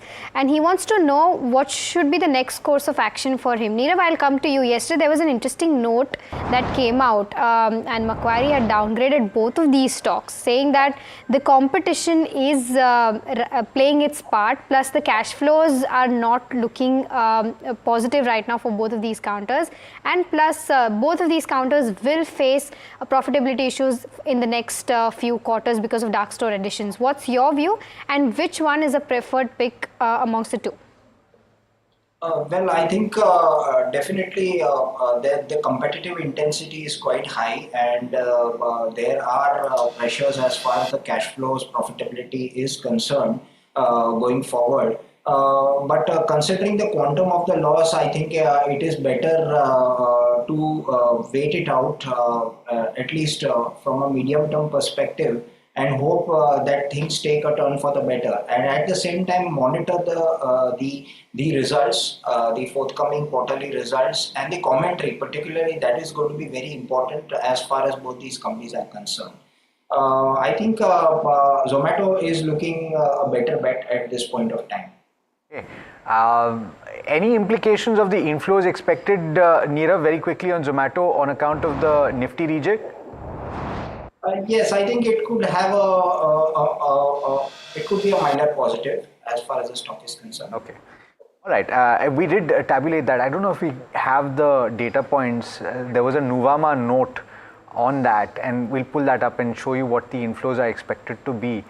But in the meanwhile, let's take the next question. We've got Zen Technology that is in focus, and we've got Narendran, who's holding 1,000 shares at levels of 1,517, and he's asking what the forecast is on the stock. Should he hold or sell? He's not stipulated what his holding period is or his expected time frame. So, Kush, let me go to you on the charts. What is the view here? So the stock shaping up rather nicely. I mean, you had a very good recovery from those 1,000 odd levels. The last 3 sessions that we are seeing is more of a profit booking after what a near 50% gain in just over a month's time. I wouldn't read too much into the profit booking session that's taken place or sessions that have taken place over the last 2-3 days. On the whole, the stock looks well poised. his buying price might be slightly higher, but that's all right. As I said, it's a bit of a momentum play. Now, the stop loss for this one comes in at 1360. That's a good, level to place your stop loss at. On the upside, irrespective of the price that, he's spotted at, 1580 is the first target. And once that is taken out, you're looking at a 1690 also where the 200-day moving average resides. So for me, this is a very clear hold at the moment. All right, so that's the view with respect to Zentek. The data that Alex was talking about with respect to the inflows for the counters that will be included in Nifty, and this will be Nifty rejig flows overall. Zomato is expected to have around $391 million of inflows. Geo Financials will have approximately $200 million. Indian Hotels will have approximately $800 million of inflows, and Power Grid and CG Power will have $49 and $47 million respectively. In terms of outflows, there will be Britannia with the highest outflow of around $153 million, followed by BPCL, which will be around $145 million, Bajaj Finance around $79 million, and Kotak Mahindra Bank with $78 million, and lastly NTPC with $72 million of outflow. So that's the data that Alex was referring to. Moving on to our next caller, Shailaja from Hyderabad is calling in. Shailaja, a very good morning to you. How can we help you? Morning, Mahima. Good morning, Alex. Good morning. Thanks for taking the call.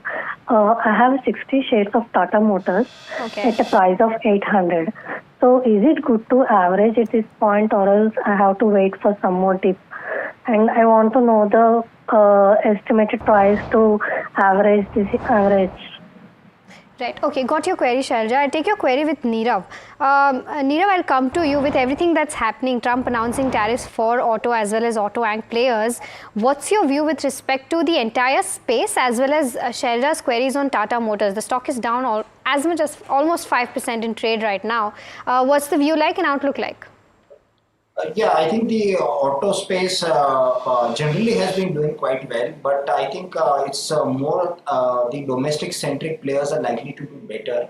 And of course, players like Tata Motors, where there are a lot of moving parts, they are likely to come under pressure. Overall, I think we've seen today, because of the tariff related announcements, stocks like Tata Motors have come under pressure, and auto ancillaries like Bharat Forge, Sona BLW, Motherson Sumi, they have been under pressure. Plus, the tire makers like Balakrishna Industries, which have a high exposure to the overseas market, have also seen some pressure in the market.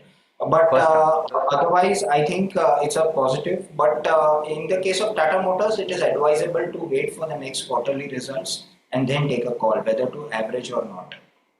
Right.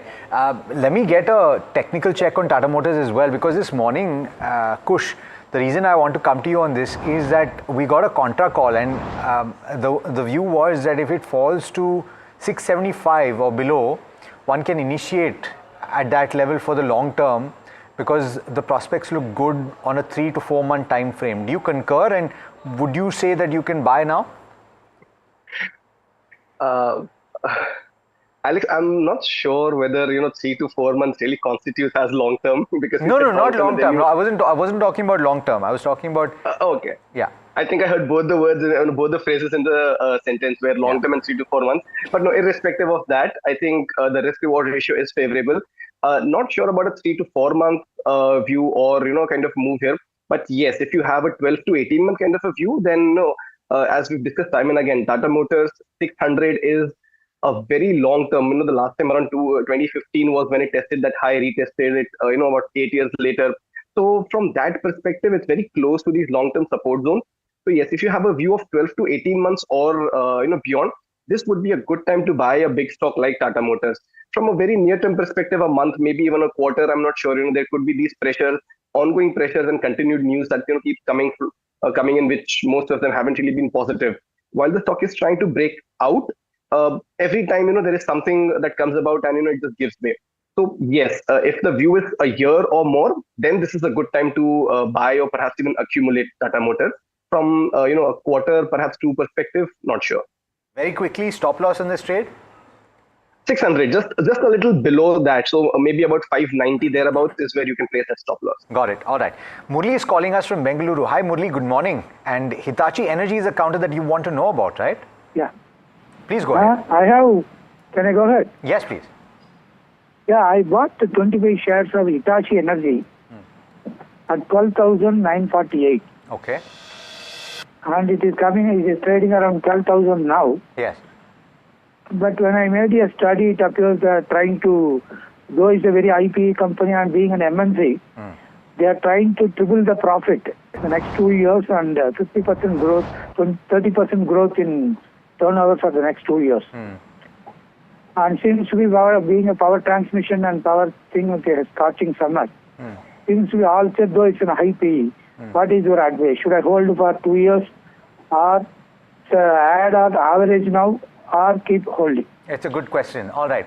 Let me go across to Nirav on this one. Nirav, on the fundamentals, it goes without saying, right? This is a company with a very large order book. So there's no question about that. It's about execution. It's about profitability going forward. So what would you track in?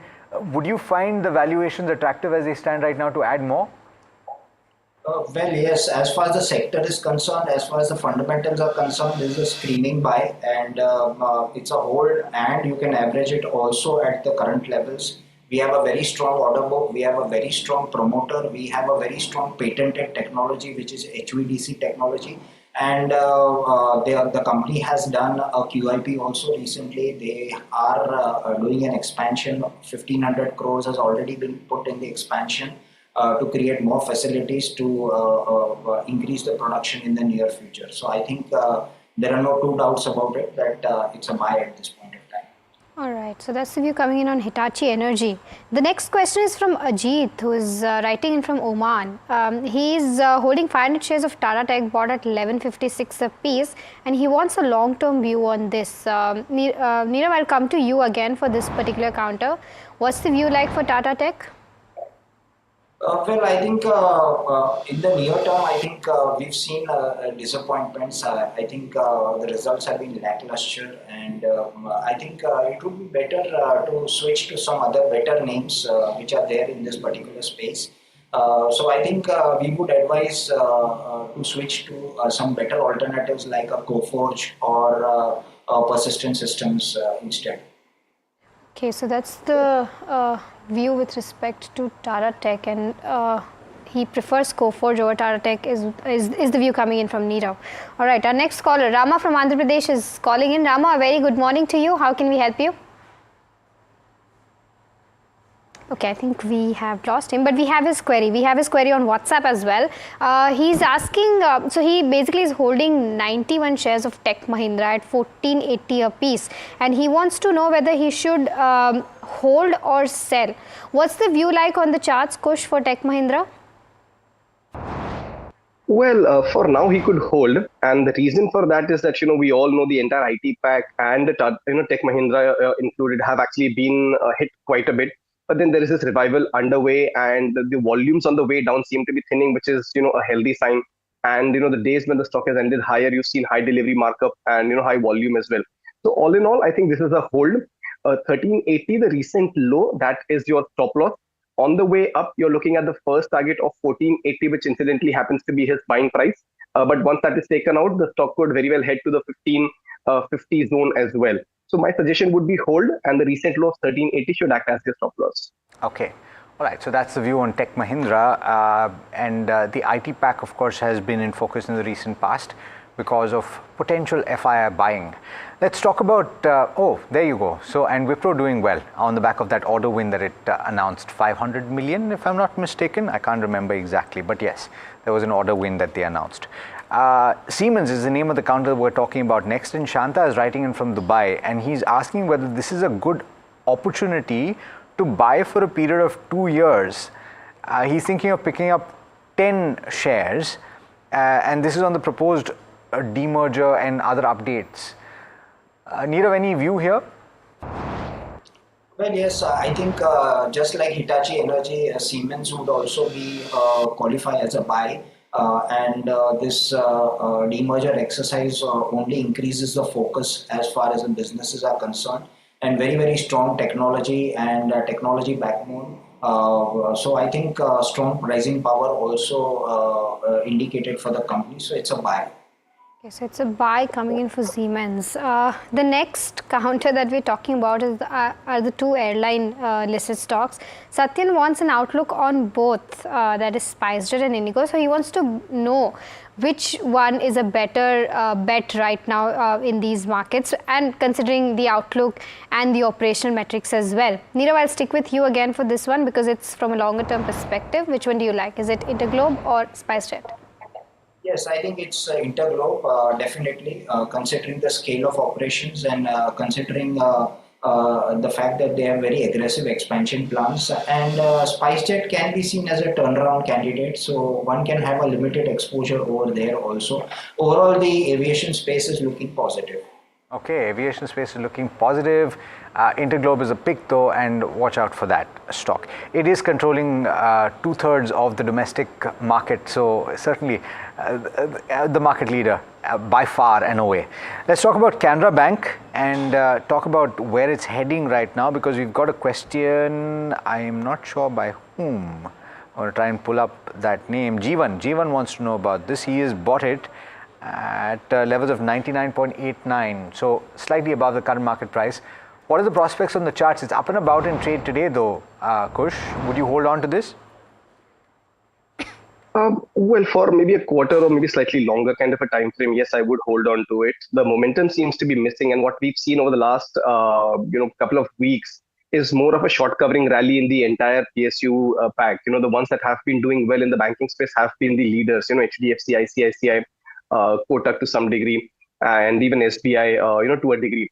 But below that, most of these stocks haven't really participated in the rally. It's more of a short covering bounce. However, that could still continue. And if the FII's buying trend, is here to stay, then yes, the rest of the pack could also see some sort of an up move. For Canara Bank specifically, the 20-day moving average comes in at 84. I would place my stop loss just under that, perhaps at the 83 mark. On the way up, the stock could see levels of 94 as the first target. And once that is taken out, you're looking at 103 kind of an up move. So yes, it's a hold for now. Momentum seems to be missing. So have your stop loss in place at the 83 mark very firmly. Okay, so hold is the view coming in on Canara Bank from Kush. We have our next caller. Indrapal Singh is calling in from Visakhapatnam. A very good morning to you, Indrapal. How can we help you? Hi, can you hear me? Okay, I think we've lost the caller, but his question is on National Fertilizer. He's holding 870 shares bought at 131 a piece. Nirav, I'll come to you on this one. What's the view like for National Fertilizer, if you have the view? Yes, actually, I think this is likely to be a slow mover, so I think it's better to shift to some other better alternatives like a Paradeep Phosphate. Like a? Paradeep Phosphate. Paradeep Phosphates. Okay, all right. So that's a view on the fertilizer space. Paradeep Phosphates is Nirav's pick. Indrapal, hopefully you heard that. Unfortunately, we couldn't speak to you. I wish that we could. We've got a question on PC Jewelers, and this is a question from Vinay, and he's bought at levels of 17 rupees. The stock is currently trading at 12.8. He's looking for a long-term view. Kush, on the charts, what's the prospects? Not very encouraging. Again, here too, you've seen a congestion of the 20 and the 200-day moving average around the 13 mark, playing up. And, after a brief bit of, recovery attempt, the stock's actually given way. Also, if you see the volumes on the last, 3 to 4 sessions when the stock's been down, actually the volumes have picked up. So I wouldn't really hold on to this one especially from a long-term, perspective. The stock might just go into a time consolidation. So for me, PC Jewelry is an exit at current levels. All right, so that's the view with regards to PC Jewelers. The next counter that we're talking about is Tina Rubber. Rudra from Vadodara wants to know if it's a good time to enter, and I don't know whether it's he or a she, but they've done their overall study perfectly, because they're saying that they're expanding internationally, and should I wait for more correction or enter right now is the question. Kush, I'll stick with you. Do you think the charts are attractive enough to enter Tina Rubber right now? Yes, they are. In fact, we've seen positive divergences across time frames, especially the weekly ones, and also the fact that the 900 level has acted as a good support zone on a weekly closing basis for this stock. As I said, the positive divergences are also there. So yes, it's got some of these technical factors going for it. Since the view is long term, I would suggest a stop loss around the 900 mark. And on the way up, you could well look at targets of 1200, and once that is taken out, the 1375 as well. So after the kind of fall that it's seen over the last year or so, this looks like a good positional bet to enter into. Just one caveat is that I think this stock usually has a low volume, but if that's really not a concern, then yes, you could go ahead and buy. If the quantity is going to be huge, then yeah, I mean you might want to stagger your buying before you make a big position. So that's the only caveat. I did not know that Rudra could be both male and female. I always thought that Rudra was a male name. I know a person who maybe is Rudra female. maybe Rudra can clarify that for Call us us on and chat. clarify, Or yeah. call us, yeah. We have to slip into a very quick break. We've got more on the other side, so do stay tuned.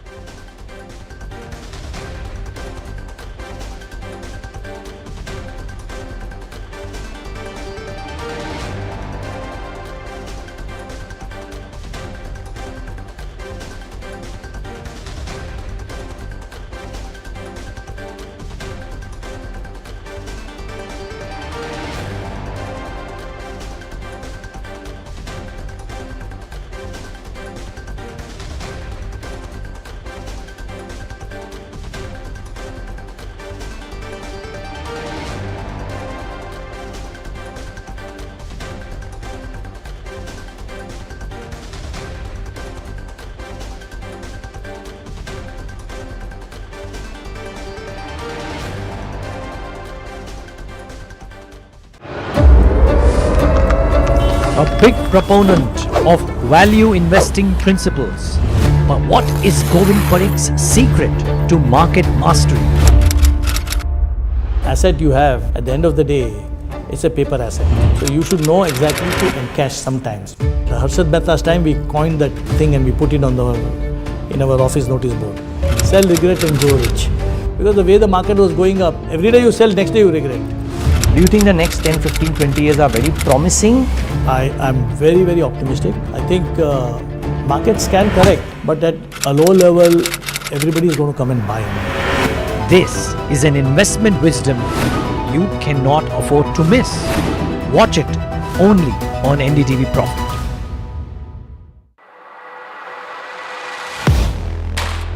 Do you really know the company you invest in? What is the real picture behind presentations and claims? Is the outlook as rosy as the company claims? Know Your Company, powered by NDTV Profit Research, shines a light on the biggest stock market movers.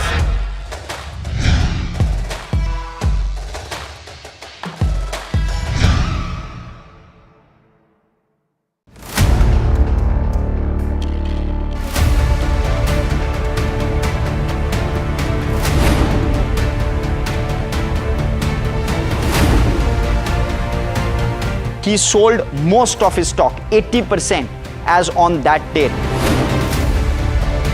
We have requested the management to come and speak to us. They asked us, what questions will you ask? We've sent it to them. They don't want to answer it, so then let's put it to our viewers as well. 7 key questions, right? How is it that 2,000 crore goes unnoticed by all of these auditors? Is seeking more information on the trades and the all the transaction which has happened from the exchanges, both NSE and BSE. The Reserve Bank of India's supervisory officers, they are seeking compliance reports on their foreign currency borrowings by these banks. The DSS is, actively engaging with the Reserve Bank of India to sort of ensure the thorough examination of the matter.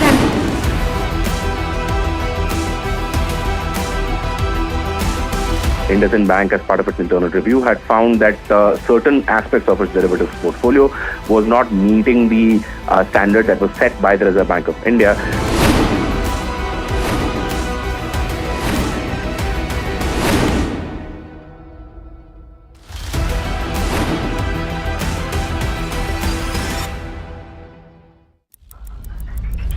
Headlines you start your day with.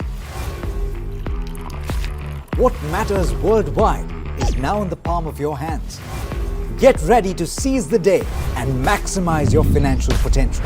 Stay ahead of the curve with all you need to know on NDTV Profit.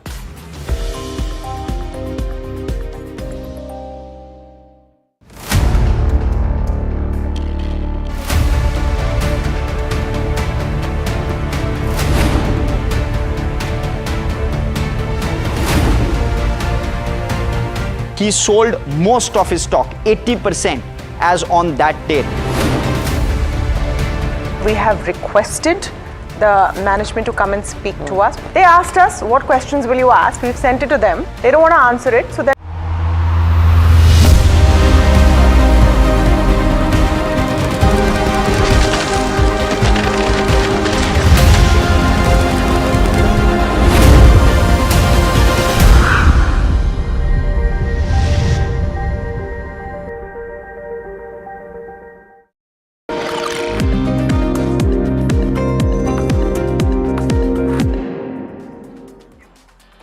Welcome back. You're watching Ask Profit on NDTV Profit, and I'm sure that a lot of you have already watched Know Your Company. It's a show that comes up just next at 11:30, and I'm sure that a lot of you have benefited from the companies that have been discussed there as well, because as investors, long-term investors, it's always beneficial to understand what your company does and what it's about, what the prospects are. On that note, I'd like to get Harshin, who's the anchor of that show, to tell you about what is on the cards today, because it's a special episode that you've lined up. You've already recorded it for once. It's not live, but it is something that you have gone out to do. Which is the company and what is this about? Well, Alex, the thought was that the Nifty Realty Index is one of the biggest losers, over the last 4 months or so. What's happening in realty was essentially the thought that we had. And Mumbai-based realtor Arcade Developers recently listed, and therefore an interesting chat with them to try and understand how the market is doing and how the company in particular in terms of prospects is looking. And therefore, this is what we've done. And you went to Bhandup, right? Yes, to their site Arcade Rare. They launched this 3 months or so back. So it's not too long back that they've launched it. I must say I was quite impressed with the way in which development was happening there in terms of progress. They are looking to deliver by Q3 FY27.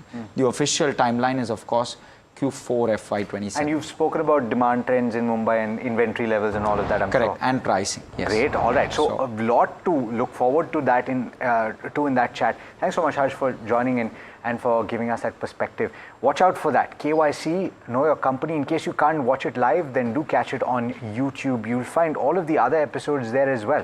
I'd invite you to check it out. We've got our next caller from Tamil Nadu. George is calling us and he wants to know about Ircon. Hi George, good morning. How can we help you today? Yeah, good morning Alex. How are you? Very well. Please go ahead. Yeah, I have 200 shares of Ircon. Okay. I bought at the rate of 278. Okay. Shall I accumulate now? Because now it has gone to 160 level.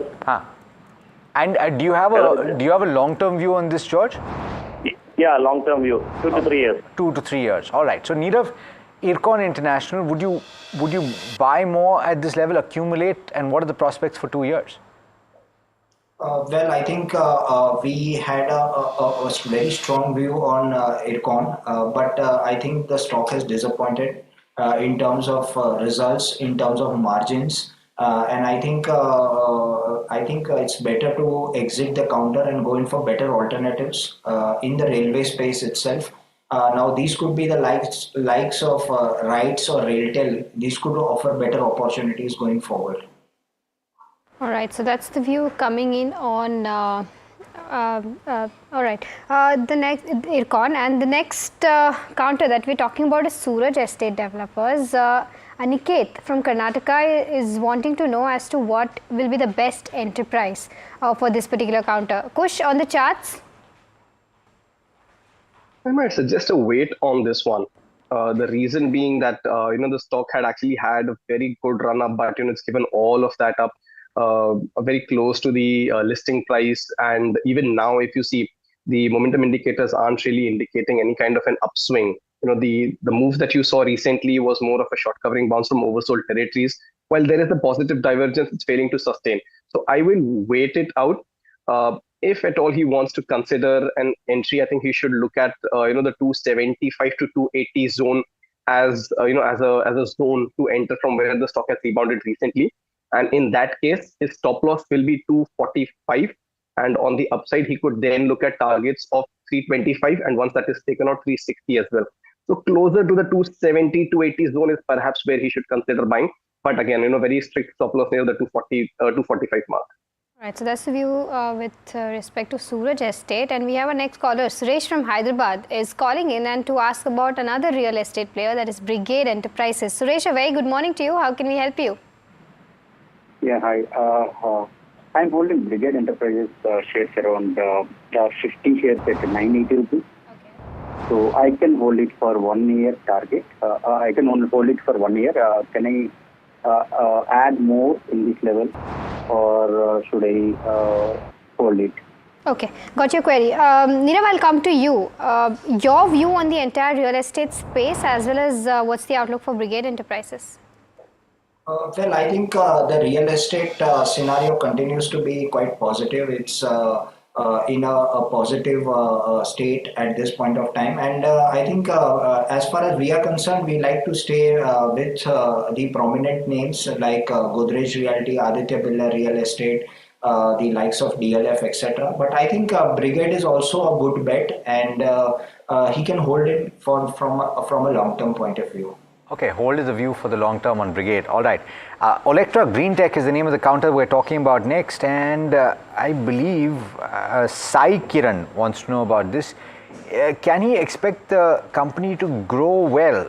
Because he has doubts about the order book targets, etc. Can he add more for a period of 3 to 4 years? He's in the green right now, but he's wondering whether to hold on. Nirav, on the fundamentals?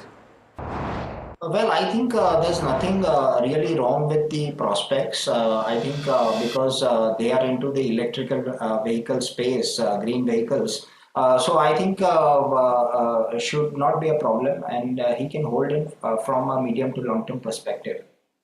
Okay, all right. Hold from a medium-term perspective is a view on Olectra Green Tech. Let's get our next caller in. We've got Anvesh calling us from Andhra Pradesh. Anvesh, hi, good morning. Hope you're well. What do you want to know about? Hello. Hi, good morning. Yeah. Hi, good morning. Yeah, my name is Anvesh. I'm from Andhra Pradesh. Yes. So I had investment shares, brought it at 1150. Okay. At 85.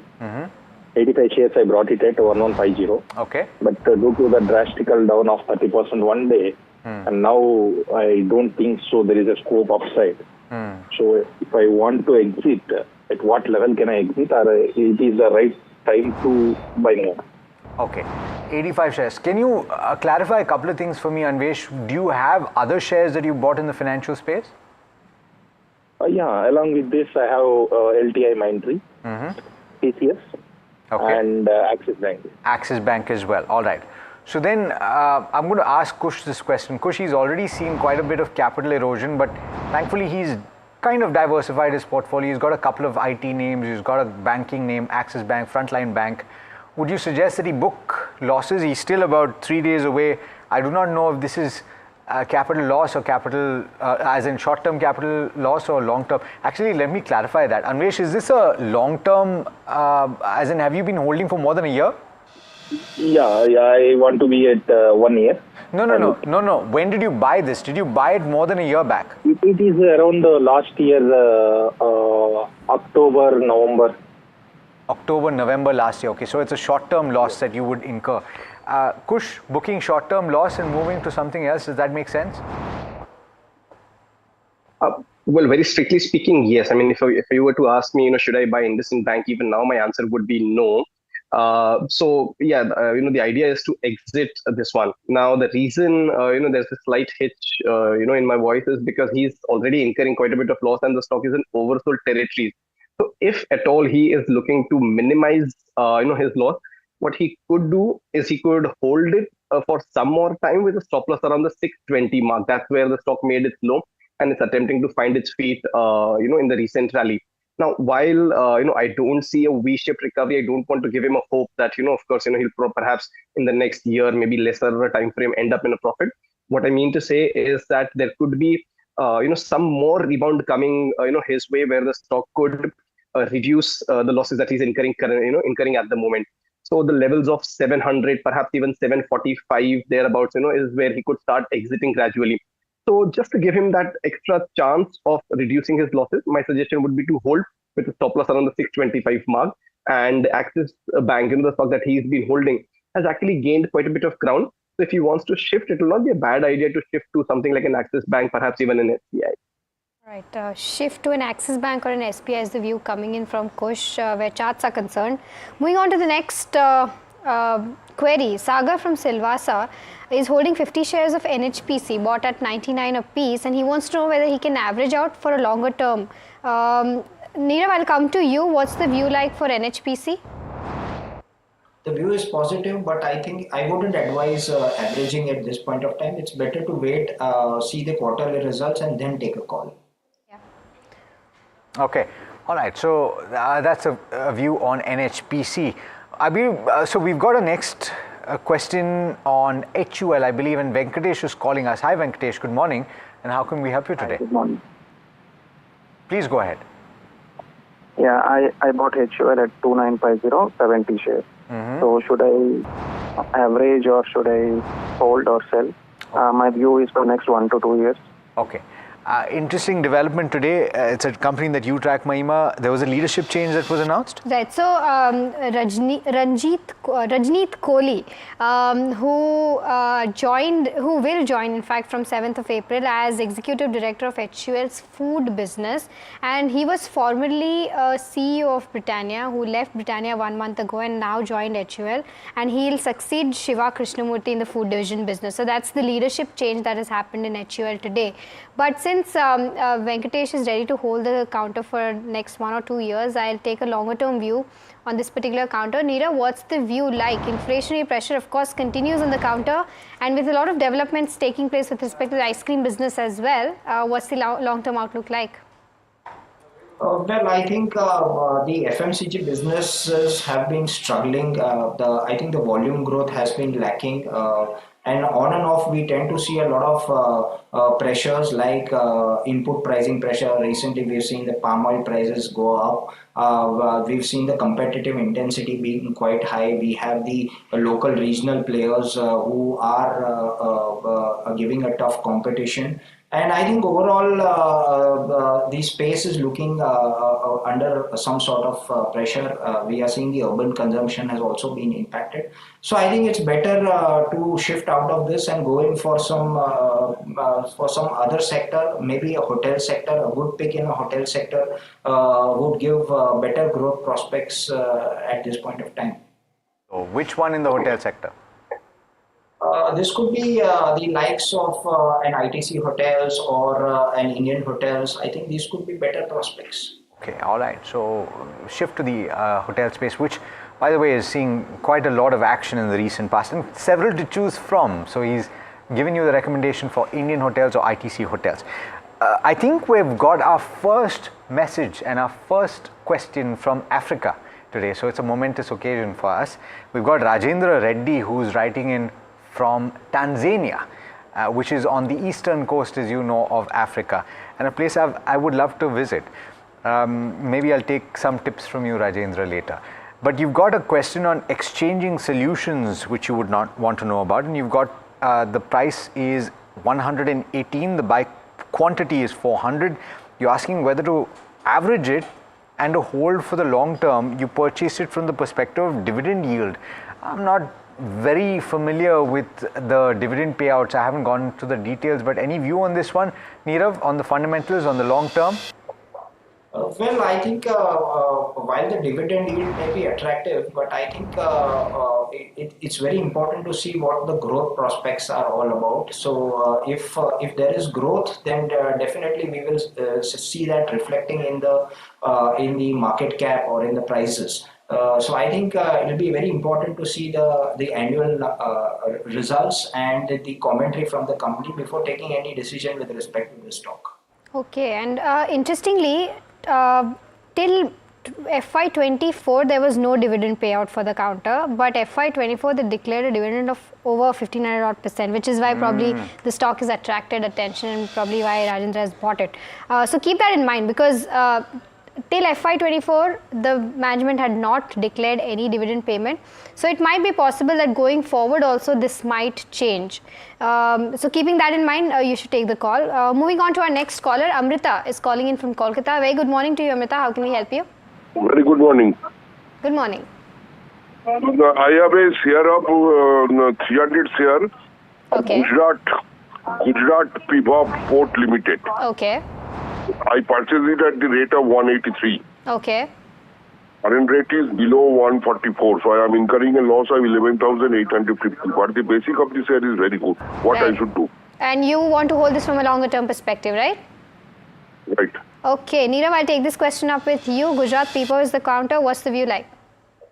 I think all the port-related stocks are buys because there are huge entry barriers in this business, and of course, a very strong cash flows once the execution is there in place. So I think he can average Gujarat Pipavav Port at this point of time, and also consider maybe other stocks like JSW Infra and Adani Ports. Did you say Adani Ports as well? Yes, okay. I did mention all the three names. That is Gujarat Pipavav Port Limited, JSW Infra, and Adani Ports and Real Estate. Okay, all right. So all the ports, and ports looking attractive is the view from Nirav on the fundamentals. We didn't mention Adani Ports right now, so therefore the standard disclaimer, NDTV Profit is part of the NDTV Group, which is owned by the Adani Group. All right, Nidhi is writing in right now, and she's got a question on IRB Infra, which she's bought at levels of 67 rupees per share. She's got 700 shares, and she's looking for the prospects for the next 3 months. So not a very long-term outlook is being sought. Kush, on the charts, what are the levels that you would watch for on the upside, and what stop loss would you give? So firstly, it's a hold.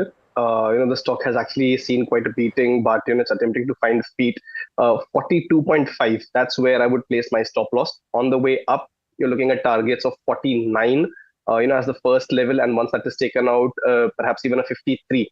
So those are the levels that you should look at on the upside. Around those levels, the stock could see some resistance. So I would prefer to exit somewhere around those levels. All right. So we've got the next caller from Visakhapatnam. Ashok is calling us.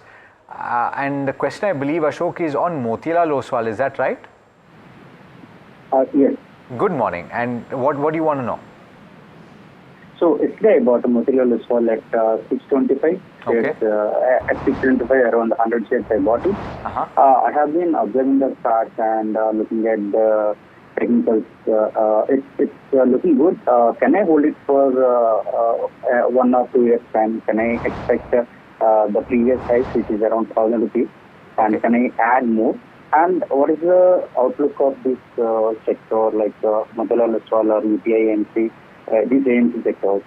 It's a good question. All right. So, Nirav, on the fundamentals, I think a lot of these wealth management or rather mutual fund asset management companies did take a little bit of a hit as the markets wobbled, right? And I'm calling it a wobble, but it was maybe more than just a wobble. Would you buy in right now? What's the prospect? Well, it's been a roller coaster ride in the recent past, but I think the prospects look good, and very strong management, very strong execution, and very good prospects. So I think can hold as well as average at the current levels. Okay, average at the current levels is the view coming in on Motilal Oswal. The next query is from Srinivas, who's from Hyderabad. He's holding Piramal Pharma 400 shares at 224 apiece, and he wants to know as to what the charts are looking like for the counter. Kush, Piramal Pharma, what are the charts saying? Not bad at all. It's had a good run on the back of good volumes. It's finding support near the convergence of the 50 and the 200-day moving average. So for me, this is a very clear hold. If you want a positional stop loss, then 200, 205, that's a good zone. So perhaps you could take the lower end of the band, which is 200 as your stop loss. Continue to hold this one. Some consolidation in the last 2-3 sessions, but that's still a healthy sign. On the way up, I'm looking at targets of 240. And once that is taken out, you're looking at a level of 255 as well on the upside. So all in all, the stock looks to be on a good footing. A stop loss near the 200 mark and continue to hold. Okay, our next caller, Jagdish from Bengaluru, is calling in. Jagdish, a very good morning to you. How can we help you? Good morning. Actually, I have NMDC shares. Okay. I purchased it at around 71 rupees. Okay. I have around 55,000 shares. Okay. What do I do next? Okay, 55,000 is a huge quantity, Jagdish, and you bought this from a longer term perspective? Yes, I purchased it in a longer term perspective. Okay, and what was the idea behind buying NMDC specifically? Yeah, I purchased it before the stock got split. Okay. And obviously, they are the largest iron ore manufacturers in India. Okay. And I wanted to invest in one of the Navratna companies, so that was the reason I purchased NMDC. Okay, got your point. So you've done your research very well. Nirav, I'll come to you. NMDC, what's the view like? Well, I think definitely from a long-term view, it is quite positive because it's a most critical ingredient for making steel. And we know that the demand for steel is quite robust in the country. So going forward, I think definitely we have strong prospects. So it's a hold. It's a hold, all right. Jagdish, I hope that answers your question. If you're still on, I'm just curious, yes. Have you taken a very aggressive stance on NMDC? Is this a very substantial portion of your portfolio? No, yes, it's been a substantial portion of my portfolio, but I've been accumulating these shares from past, few months now. But yes, it's been a substantial, investment in my portfolio. Is it more than half, less than half? It's more than half. Okay, so be cautious because just a 3 rupee drop in the share price has obviously led to quite a bit of a dent.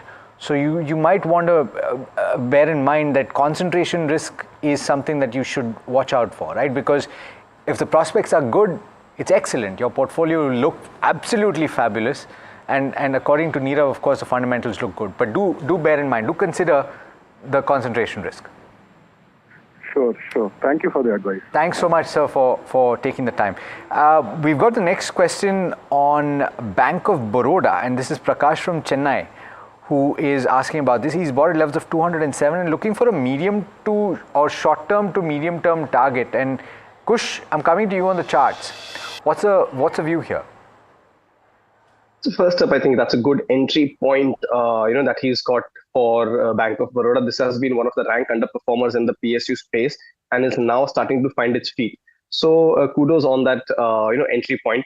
First up, let's start with the stop loss. So stock has support around the 215 mark where the 50-day moving average also sits. On the way up, you're looking at a first target of 235. Once that is taken out, you're looking at 245, 250 zone as well. So I would continue to hold on to this one. What I would also suggest is that, once the stock hits 235, rather than maybe booking a profit, you might want to trail your stop loss to your buying price and then continue to hold on. As I said, on the way up, keep your target, second target as 250 and start exiting, closer to that level. Okay, guys, don't send us voice notes. We can't possibly listen to them right now. Okay, the point is that we have hit the portion of the show where we go into rapid fire.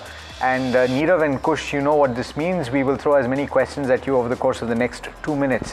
The first one is on ZF Commercial. It was in the news because there's an update on certain technology that will be introduced to vehicles, and the stock was up and about. Santosh wants to know whether to buy for a period of 2 years. What's the view, Nirav? Buy. All right, GMR Airports is the next counter. Suresh from Hyderabad has 250 shares bought at 79 apiece. What's the view like from a longer term perspective, Nirav? Hold. Okay, Voltas bought at levels of 1,712. Should you hold or average at this point? Kush? Don't average. Continue to hold with a stop loss around the 1375 mark. All right, Titagarh, gold purchased at the price of 965 a piece. He wants a technical view. What are the supports and resistance like, Kush? So the support for this one comes in at 760, and on the way up, you could be looking at targets of 850 and around 915 levels. Okay, coming back to you on IRCTC, Raghavendra is asking about this. He's bought, or rather Raghu, has bought at levels of 550. Can he hold or exit? You should continue to hold, but keep your stop losses or trailing stop losses in this case in place. 680 is the level that I would look at as a stop loss. Okay, HL is the next counter. Venkat is holding 8,000 border levels from 3608. What's the view like from a longer term perspective, Neerav? Hold. Okay, clarification. Satyan wants to know, he's already holding Indigo, but he wants to know whether to buy SpiceJet. From that perspective, you want to amend your view, Neerav? Buy. Okay. Okay, SBI Cards is the next counter. Arnab is holding 100 shares at 716 a piece. What's the long-term outlook like, Neerav? Buy. Okay, Adani Green bought at levels of 1,052. Should you continue to hold or sell, Neerav? Hold. Hold. All right. Well, okay, we have time for one more, actually. Not really. All right. My director has told me not really. All right, gentlemen, thank you so much for joining in, for answering all the questions that you did. It's been an absolute pleasure. All right. Obviously, you hear us speaking, but you don't hear what's happening behind the scenes. And my director is saying, wrap the show. And that means I have to say goodbye. So does Mahima. Thanks so much for tuning in. Do stay tuned. This is NDTV Profit.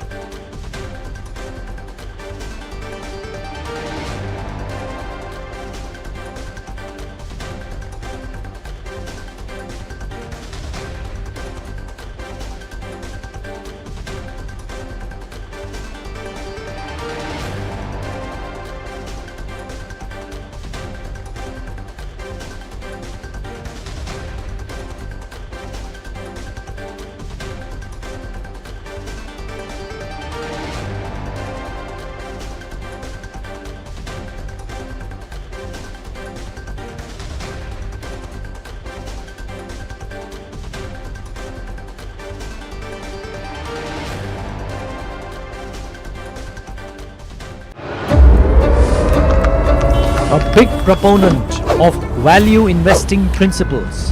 But what is Govind Parikh's secret to market mastery? Asset you have, at the end of the day, it's a paper asset. So you should know exactly to encash sometimes. Harshad Mehta's time, we coined that thing and we put it on in our office notice board. Sell, regret and grow rich. Because the way the market was going up, every day you sell, next day you regret. Do you think the next 10, 15, 20 years are very promising? I'm very, very optimistic. I think markets can correct, but at a low level, everybody is going to come and buy. This is an investment wisdom you cannot afford to miss. Watch it only on NDTV Profit.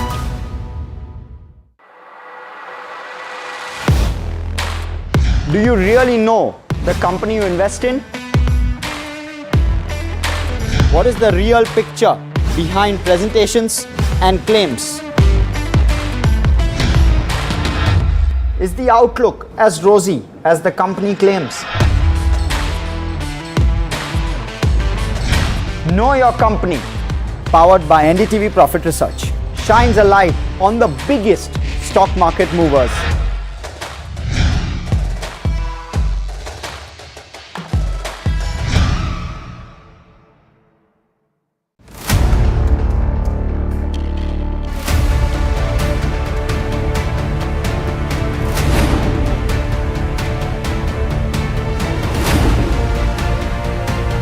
He sold most of his stock, 80%, as on that date. We have requested the management to come and speak to us. They asked us, what questions will you ask? We've sent it to them. They don't want to answer it, so then let's put it to our viewers as well. 7 key questions, right? How is it that 2,000 crore goes unnoticed by all of these auditors?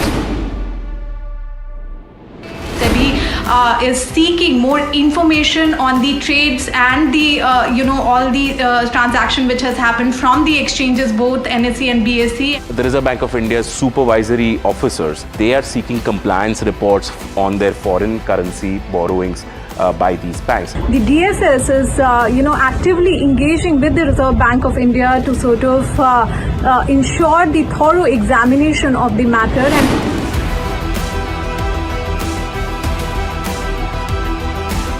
And IndusInd Bank, as part of its internal review, had found that certain aspects of its derivatives portfolio was not meeting the standard that was set by the Reserve Bank of India.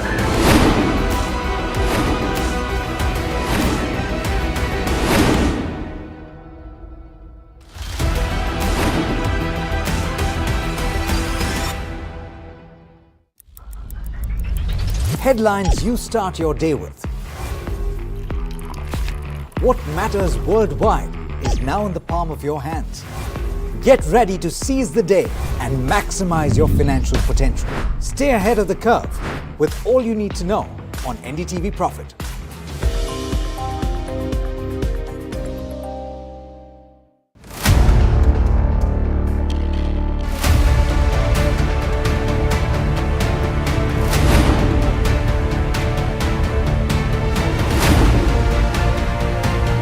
He sold most of his stock, 80%, as on that date.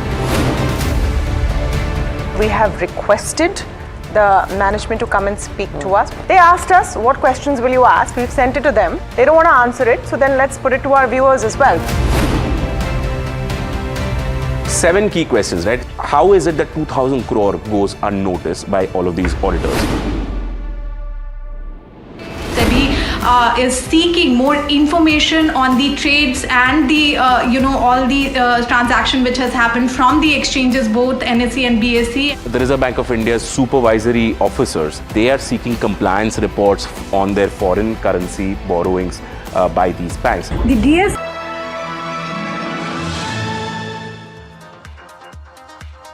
Hello and welcome to this very special edition of KYC, Know Your Company. In terms of why it's special, we're going to track and talk about arcade developers today.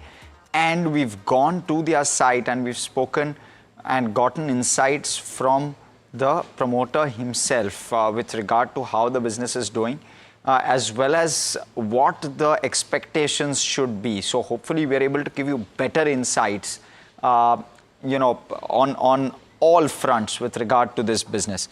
Let's first start off with what Arcade does. It was established in 1986, established as a real estate developer and has slowly gone upscale. More premium housing is what they are at this point proud about.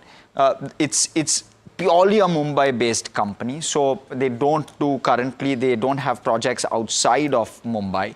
Also, in terms of it's focused on developing high-end, sophisticated lifestyle residential developments in Mumbai is what they are calling themselves. They have a strong track record for execution, and we've spoken with Amit Jain, who's a second generation in the business. So in that sense, he's a second generation developer, and we've spoken with him as well. Now, in terms of types of projects, there's one which is new projects where land is acquired and then developed. And we went to Arcade Rare as well. where they followed this kind of a model. And then you have the redevelopment model, where they go into redevelopment projects, they modernize older buildings, and thereafter allocate certain flats to certain tenants, existing tenants, and thereafter sell the rest of the inventory. What we were told is the IRRs on both of those are largely the same. Let's talk about how many projects. So firstly, they utilize in-house resources to manage all their projects at this point. So they don't lean on outside resources, or they don't subcontract any of their projects. They've completed over 30 projects totaling 5.5 million square feet at this point.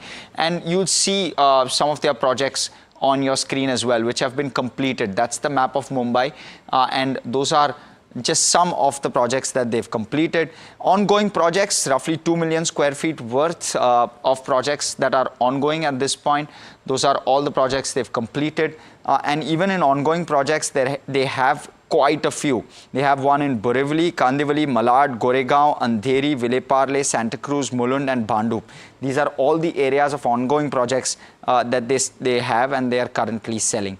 Now, in terms of the IPO, they've done their IPO in September of 2024, raised 410 crores, and development and redevelopment projects, funding of these is what they said the purpose for the fundraise was. But also, to some extent, it's about avoiding taking debt. That's the other thing with regard to growth. So they want to grow, but they don't want to take on more debt. That's one of the keys. But let's talk about the factors and the parameters. Let's discuss those as we do every day. And we'll start off first with key operational highlights. Where we are at this point with regard to numbers in terms of development versus where we could be. It'll give a good lens into that. Income statement, balance sheet, cash flow, the key metrics with regard to financials. We'll also thereafter talk about the shareholding pattern, the valuation picture, the street cred, and the guidance and outlook that we can expect from this company and what they're guiding for as well. Thereafter, we'll speak with management. Joining me today, Anushi Vakaria, who tracks real estate closely, and hopefully we're able to break this down better. Anushi. Right. Let's start off with operational metrics. Yeah, so as of every real estate conversation that we have, we do not focus on the income statement first, but we check on the other parameters which are there, which includes the likes of your pre-sales. That's the booking values that the company has able to garner over the couple of periods, that's fiscal years, along with how the collections have been. So if you are talking about the FY22 to FY24 period, in pre-sales we are seeing from FY23 to FY22 a significant jump. 547 crore is the value that we are looking at as compared to 142 crore. In fact, in FY24 we are looking at more than a 10% of a growth here at 617 crore. In collections we have seen a significant jump in between FY23 to 24. 258 crore was the value that we are looking at, which went on to increase to about 570 crore is what we are seeing. Number of units sold in FY23 to 24 remain mainly unchanged. That's the that's the number of units sold that we are looking at. But let's also talk about what has happened in the current year. If you look at 9-month FY25 picture, we are looking at a 24% of a growth in terms of where the pre-sales number is concerned. So 449 crore, 556 crore is what we are looking at. Collections have seen about a 16% growth, and areas sold, which is in terms of the square feet which is given, is seeing about 29% growth. So we are looking at a strong growth trajectory in terms of where the key operational numbers are concerned, right, Harsh? Yes, absolutely. Let's look at, therefore, the income statement that translates from these operational numbers. In that sense, the income statement looks largely healthy. You're comparing FY25 to 9-month FY25, and FY24 to 9-month FY25 doesn't look too bad per se, but you look at the last 4 to 5 year trajectory, and over the last at least 3 years, the numbers have clearly doubled. So a healthy growth clip on that count. But what really stands out for me is, let's look at the EBITDA margins and let's look at the profit as a result of that. You are able to maintain that margin number anything between 26 to 31%. That's the range which they've had, and their profit number translates to roughly a 20% PAT margin on the top line, which is decent in that sense. But balance sheet, Anushi, how's it looking? So if you look at balance sheet, of course, we will see a significant change because of the IPO issue which had taken place in September onwards. So equity capital in H1 FY25, we are looking at 827 crore. This is including the reserves number that we are looking at. So thereon about the equity share capital increase in what we are seeing from the FY24 number which is there.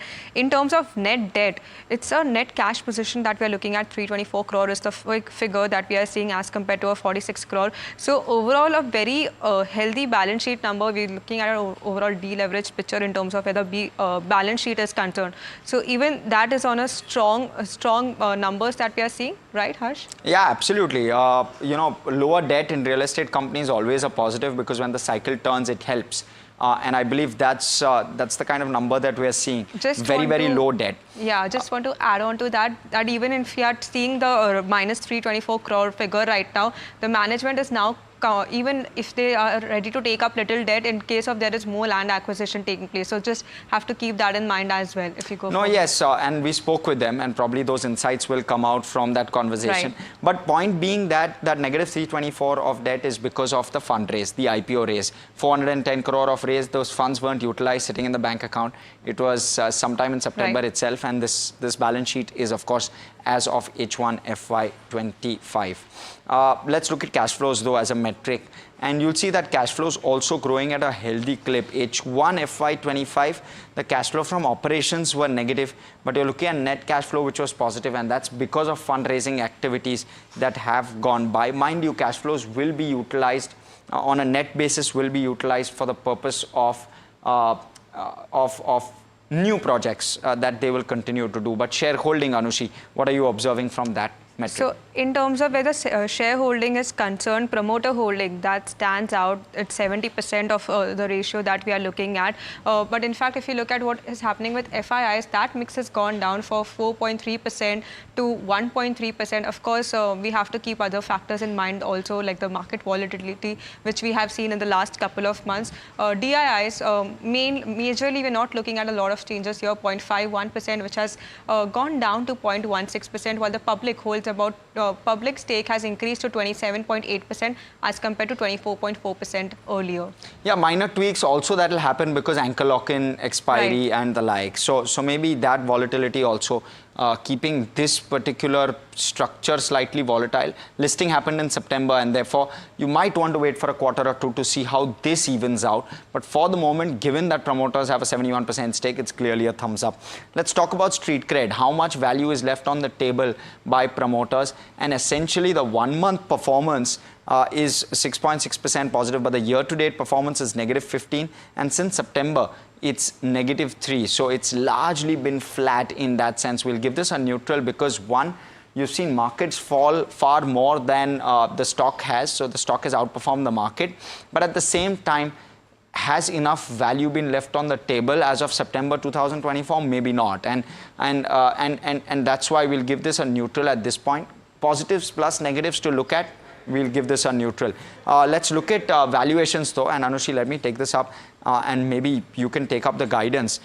In terms of valuations, let's talk about the GDV picture first. The gross development value roughly at 10,000 crore at this point. Timeline for execution is 4 years, and the PAT guidance is 20% at this point. So you're seeing largely a 2,000 crore PAT over the next 4 years based on current development. Market cap is at 2,847 crore. Not looking egregiously expensive in that sense. Let's also compare it to other peers. That's how the PE for the average 5-year average PE for all real estate developers stacks up. Now, in terms of why other developers may not be the best benchmark, because a lot of other developers will have land banks. And therefore, large land banks, something like a DLF will have that, and therefore they might command a premium in that sense. Difficult to kind of segregate because it's a small developer, but nonetheless we'll give this a neutral because largely there are positives again and certain negatives to keep in mind. So in that mix, but what's the guidance like, Anushi? Well, if you look in terms of the guidance, now you did speak about the 10,000 crore of a GDV factor which is there. So considering that, let's just break that down. So there are 9 redevelopment projects which are at the size of around 7,000 crore. This also includes ongoing projects which have an unsold revenue potential for around 2,500 crores. So overall, it's the 10,000 crore of a potential that we are looking forward for Arcade developers. The company did mention that they are expecting to launch about 3 to 4 projects every year. Even if you look at the current pipeline of existing projects, you already spoke about how 4 years is the kind of execution period that we are looking at.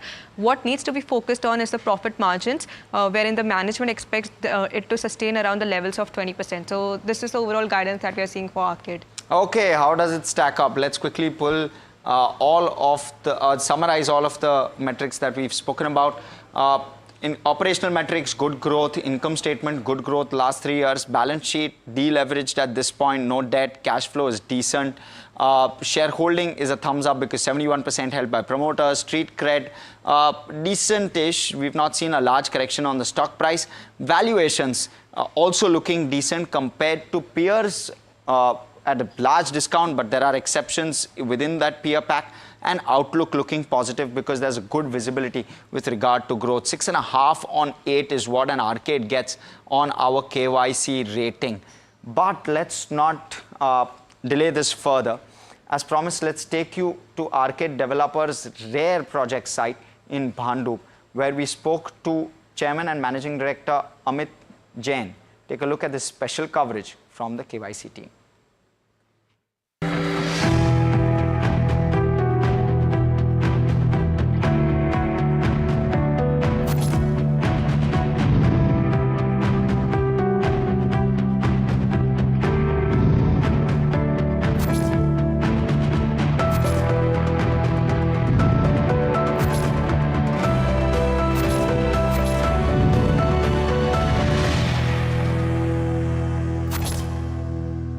Hello and welcome. Interesting conversation. I am in conversation with the management of Arcade developers. I have with me Mr. Amit Jain, who is of course part of the founding family of Arcade developers.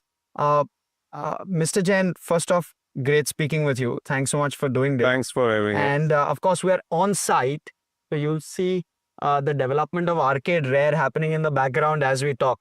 But sir, so a little bit about this project first off.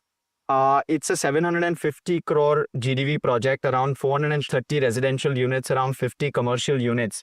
How quickly do you anticipate completion? Our internal target for possession is financial year 26, wherein we should be done with the completion of the project. And how many units already booked or already sold? 85 residential units are already booked. So around 20%. Around 20%. And commercial, you all aren't yet? Commercial, we propose to launch very soon. Okay. We haven't yet started the bookings. Understood. Yeah. Understood. Correct. Yeah. And so how should we look at new launches as well as how should we look at gross development value for Arcade? So currently you're at around 7,000 crore GDV. You closed that at Q3.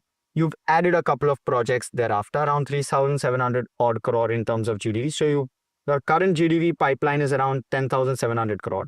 What's the new acquisitions you're looking at, both greenfield and brownfield, and how are you looking to balance those? Acquisition is an ongoing process, both on the land side as well redevelopment side.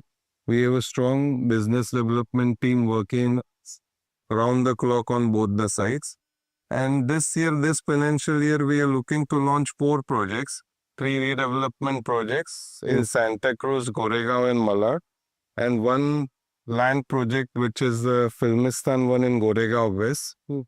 And this pipeline of 10,700 to 11,000 crore, our internal target is to complete it in next 4 to 5 years. Understood. Yeah. So FY26, you launch the 2 projects which you've gone ahead and announced? No, so 3 of the redevelopment projects are the ones which are acquired earlier. Okay. And the land project is the one which is acquired in the last quarter of this financial year. Understood. January this year. So FY26, you will have 4 launches in all. Yeah. And and cash flow will start to accrue from FY26 only. Yeah, So what's your pre-sales target for FY26, if at all there is one? So 20% is what we target our pre-sales to be of the total potential.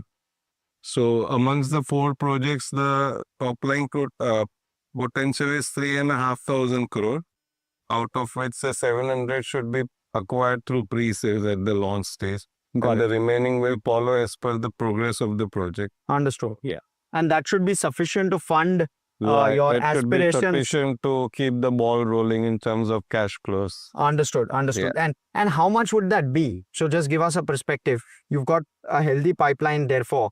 FY26, how much of this 700 crore will you utilize? You currently sit on around 100 crore of cash. So how much do you utilize, and therefore how much are you left with? No, we pump in the total proceeds towards the approvals of the project and the construction of the same project. We do not take it outside the projects. Understood. Yeah, and if required, we pump in from our own funds.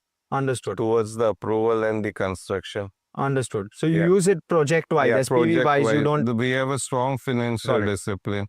The take-home is only towards the end when the projects are sustainable, self-sustainable. Got it. And, while I was going through and reading up, I got to know that your average completion in terms of project time is 23 to 24 months, which is fairly healthy. Very healthy. What makes you stand out in terms of completion time? What gets you that kind of completion? 2 things, like we start the projects only after having all the approvals are in place. So none of our project is stuck because of the approvals. That is one thing. And our sales velocity are very strong, and the cash flows subsequently because of the sales velocity are very strong. We have a very, very dynamic and young execution team which takes care of timely completion and achieving the targets. And we work day and night towards achieving our targets. Understood. So, and therefore you're confident that that will be maintained even going forward? Yeah. We are getting stronger and stronger. The team is getting bigger and better only. Understood. And how are your margins like? Margins, we have a healthy PAT of around 20%.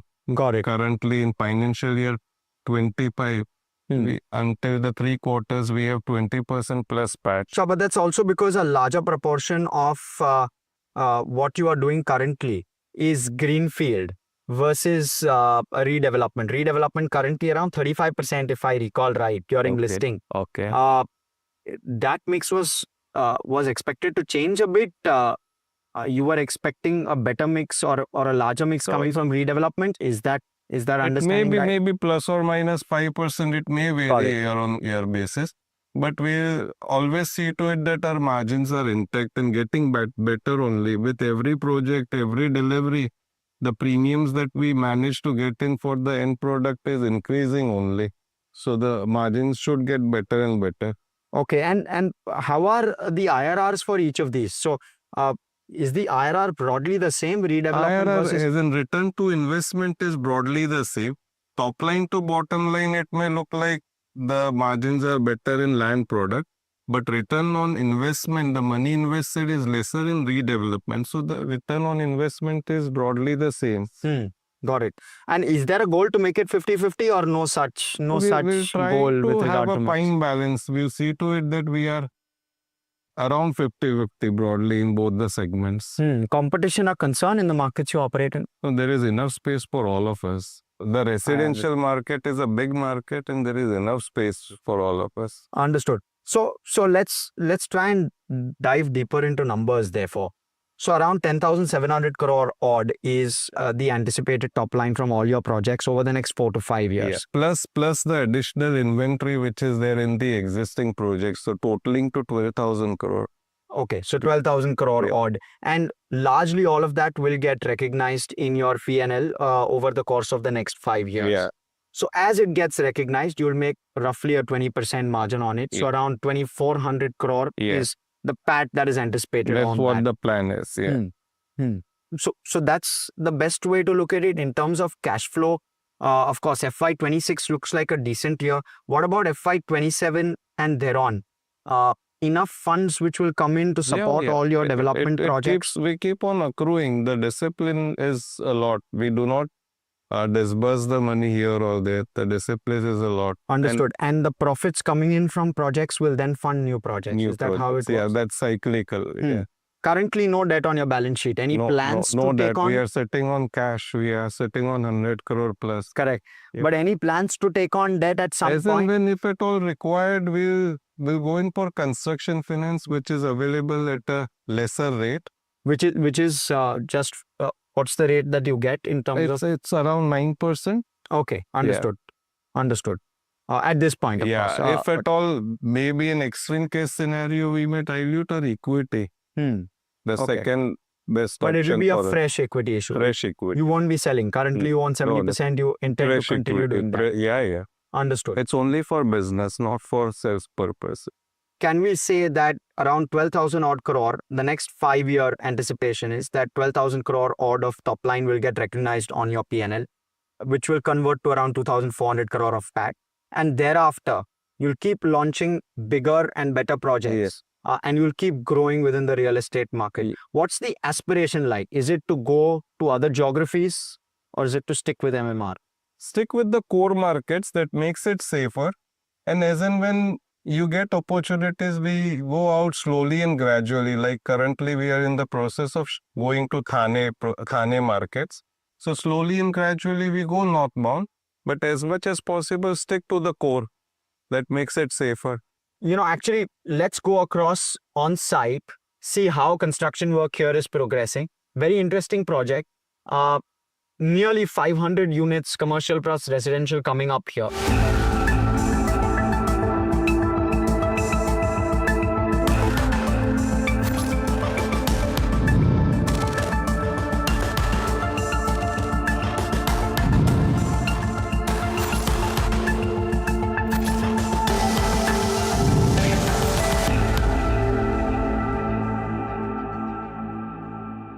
Mr. Jain, I want to try and understand as to how this is playing out. So when did this start? When did this construction start and how quickly has this happened? So the construction started in September 24. Right. And we are here in March and we are done with the foundation for all the 7 wings. Okay. A to G, we have 7 wings in the project, 430 units. And we are at, this is the phase 1 of 4 wings, where you see the work for 3rd and 4th slab ongoing. And the work for other 3 wings is going on at the 1st floor slabs. Got it. And we intend to complete the project by next year. Got it. December 26. And hand over the possession by March 27. And what's the risk of approvals not coming through? At what stages do approvals come through and is there a risk? So the beauty of Arcade is that we started the project only after having all the approvals in place. Understood. We have 100% approvals in place for the project. Yeah. Understood. So these are currently the parking lot. Yeah, we have parking lot of ground and 4 podiums. Got it. Yeah. And thereafter, one floor is dedicated for the amenities. We call it as Eco Deck. Right. And thereafter starts our habitable floors. Understood. From the 6th to 21st floor. Understood. Yeah. Understood. Got it. And what's the current going rate at this point? So ongoing rate is around 24,000 per square feet of RERA carpet. Okay. Yeah. And does that change as the completion or as the project nears completion? It increases. Generally speaking, it increases as per the progress of the project. Understood. And do you expect a sustainable square foot, the price at which you've quoted 24,000? Yeah. You expect that to sustain over a medium to long term? Yeah. There is not much available at these rates. These are kind of the least rates that you can find in Bombay. Understood. Yeah. Understood. Okay. And so this completes by end of 2026, you said? Yeah. Next year. Okay. And then you hand over to... The possession, 3 months for all the handing over arrangements and then we hand it over in March 27. Great. Very, very interesting. So we've tried to break down how the project also goes about in terms of timelines. But thank you so much, sir. Thank you for having us. Yeah. And breaking this down for us and our viewers. Thank you for tuning in. All right. So that was, of course, the the management of arcade developers, and we've tried to break it down on this edition of Know Your Company. Hope that was helpful, but completely out of time on this edition of the show. From myself, everyone who puts the show together, thanks so much for watching. Stay tuned to NDTV Profit. More action on the other side.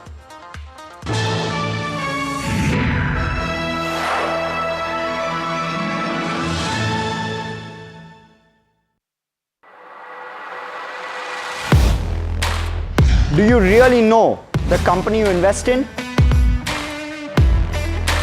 What is the real picture behind presentations and claims?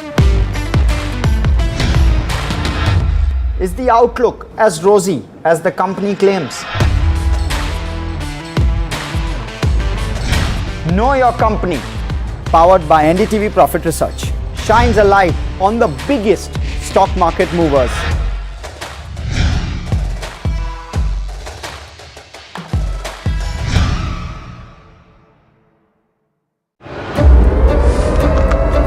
A big proponent of value investing principles. But what is Govind Parikh's secret to market mastery? Asset you have, at the end of the day, it's a paper asset. So you should know exactly to encash sometimes. Harshad Mehta's time, we coined that thing and we put it on in our office notice board. Sell, regret and grow rich. Because the way the market was going up, every day you sell, next day you regret. Do you think the next 10, 15, 20 years are very promising? I'm very, very optimistic. I think markets can correct, but at a low level, everybody is going to come and buy. This is an investment wisdom you cannot afford to miss.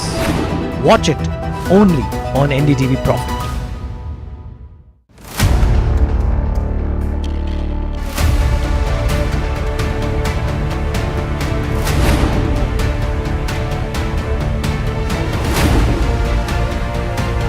He sold most of his stock, 80%, as on that date. We have requested the management to come and speak to us. They asked us, what questions will you ask? We've sent it to them. They don't want to answer it, so then let's put it to our viewers as well. 7 key questions, right? How is it that 2,000 crore goes unnoticed by all of these auditors? Is seeking more information on the trades and the all the transaction which has happened from the exchanges, both NSE and BSE. The Reserve Bank of India's supervisory officers, they are seeking compliance reports on their foreign currency borrowings by these banks. The DSS is, actively engaging with the Reserve Bank of India to sort of ensure the thorough examination of the matter.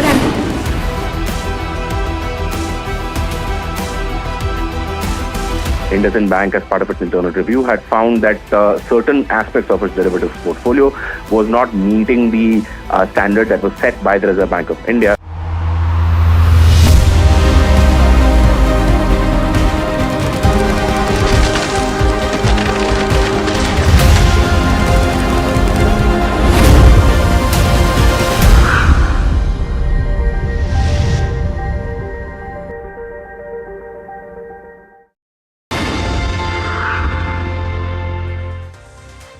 Hello and welcome. Good afternoon. This is Markets at 12 and I am Malika Mishra. An important story that we're tracking today is the fact that US President Donald Trump has announced 25% tariffs on cars not made in the US. Those were his words, and this becomes an extremely important announcement for the auto industry, not just in India but across the world.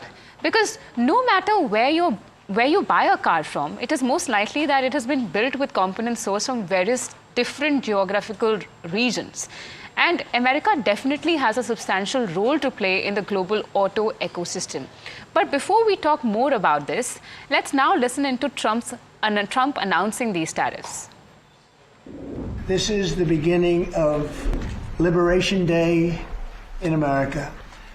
We're going to take back just some of the money that has been taken from us by people sitting behind this desk or another desk that's not quite as nice, but they have their choice of 7, as you know.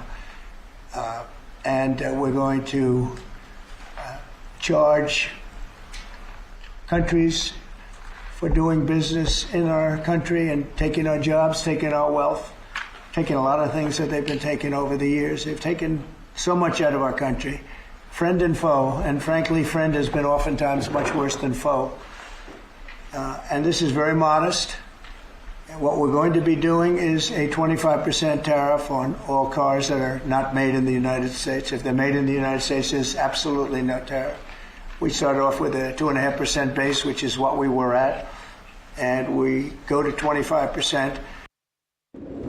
And viewers, now that you've heard the president announcing this, the consequence of America's imposition of tariffs could disturb supply chains, increase prices for consumers, impact profits, and maybe could also lead to job losses as a worst case scenario. But the flop side of the argument is also the fact that Trump's tariffs action could also push companies to build manufacturing units over there in America and as a result open more opportunities for companies. But which companies will suffer and who will take the most beating? My colleague Puneet is joining me here to give us a sense of exactly that. Puneet, where exactly are we seeing the pain point? Well, definitely. We are seeing some companies that already cater to the US market through exports are getting the most impacted. So we are seeing one of the biggest impacts on Tata Motors because that operates the Jaguar and Land Rover franchise. And most of the manufacturing happens in the UK. So they are exporting from the UK to the US. And we are seeing that kind of impact today on Tata Motors because more than 1.1 lakhs units is what Jaguar and Land Rover had sold in the US specifically in the last year. So we are seeing that kind of tariff impact yesterday, and currently no manufacturing is what JLR has currently in the US. They have about 12 plants globally. 5 of them are in the UK, but currently they're not having any plants locally. And that's why on the OEM side specifically, essentially the car maker side, we are seeing this impact on Jaguar Land Rover as being the biggest one. We are also seeing, while some recovery has happened from the day's lows, across stocks such as Bharat Forge, Sona BLW, as well as Samvardhana Motherson. And if we can pull those up on screen together, because most of these automakers cater to the export market as well as export countries, specifically like the US, the Mexicos, and the Canadas of the world. And these are expected to have some more impact on all these automakers and auto component makers specifically, while Trump has mentioned that there is some impact specifically on engines, transmission, powertrain parts, and that's come in the clarification in the new tweet as well. But overall, there's a definitive impact on the car makers, and now we are seeing also the impact on the auto component makers as well. Okay, understood. So, would it be right to say that as compared to full-fledged car makers and automobile component makers, we could see more impact on that side? Well, definitely. We're going to see a lot more impact on the auto component side as well. And US imports roughly about $200 billion of auto components every year. And while there are players and countries such as Mexico, Canada who have a higher exposure compared to India. So India currently just $2 to $3 billion in terms of exports for auto components. The biggest ones, Mexico at roughly about 35 billion. We have seen impacts such as on Canada as well at roughly about $12 billion. So definitely these players are impacted majorly, and we are seeing also the impact on US automakers as well, because they have a lot of their plants in Mexico as well, the likes of Ford, the likes of General Motors. So it's definitely going to have a lot of impact across these players, and it's come 6 days before. So it was expected to come in on April 2nd. The announcement has just come out now, taking everyone by surprise. But that definitely is an impact going forward across auto component makers as well. Right. So, an interesting part of this entire tariff announcement is the fact that Trump has called these announcements lenient. Yep. He's called them modest. And he has made these announcements with the intention to boost domestic manufacturing. But as you rightly mentioned, that there are global implications of this as well, and mostly on the negative side. Yeah. Right now, we have G. Chokalingam, founder and MD of Economics Research, to have a conversation about the impact largely about this announcement on the auto space. Welcome to the show, and thank you so much for joining us, sir, on this conversation. My first question to you would be, how will this 25% tariff impact, affect the pricing strategy of Indian automakers in the US market? Will they absorb the tariff, pass it on to the consumers, or explore other pricing strategies? Because pricing becomes a very important factor to watch on because of these tariffs. How will the end consumer get impacted, and what's your sense over there? Yeah. Interestingly, before answering your specific question, India is not a major exporter of auto component or automobiles in the world. It's not a top player. So its impact on the economy or entire automobile sector is going to be limited. The second point, yes, individually there are few companies which have got a significant exposure to American market, North American market. They are going to be affected. There is no doubt about it. Third point, the investors need not panic and overreact to this development, because the companies which have some exposure to US, the market has already punished them enormously. For example, if you take Bharat Ports or Suprajit Engineering, which are supposed to have a significant exposure to US market, the stocks are already down 35 to 40%. So I just want to alert the investor that no need to panic and react. Yes, definitely the end users will pay higher price, and it is likely to impact the demand, as already a lot of discussion has happened on the media.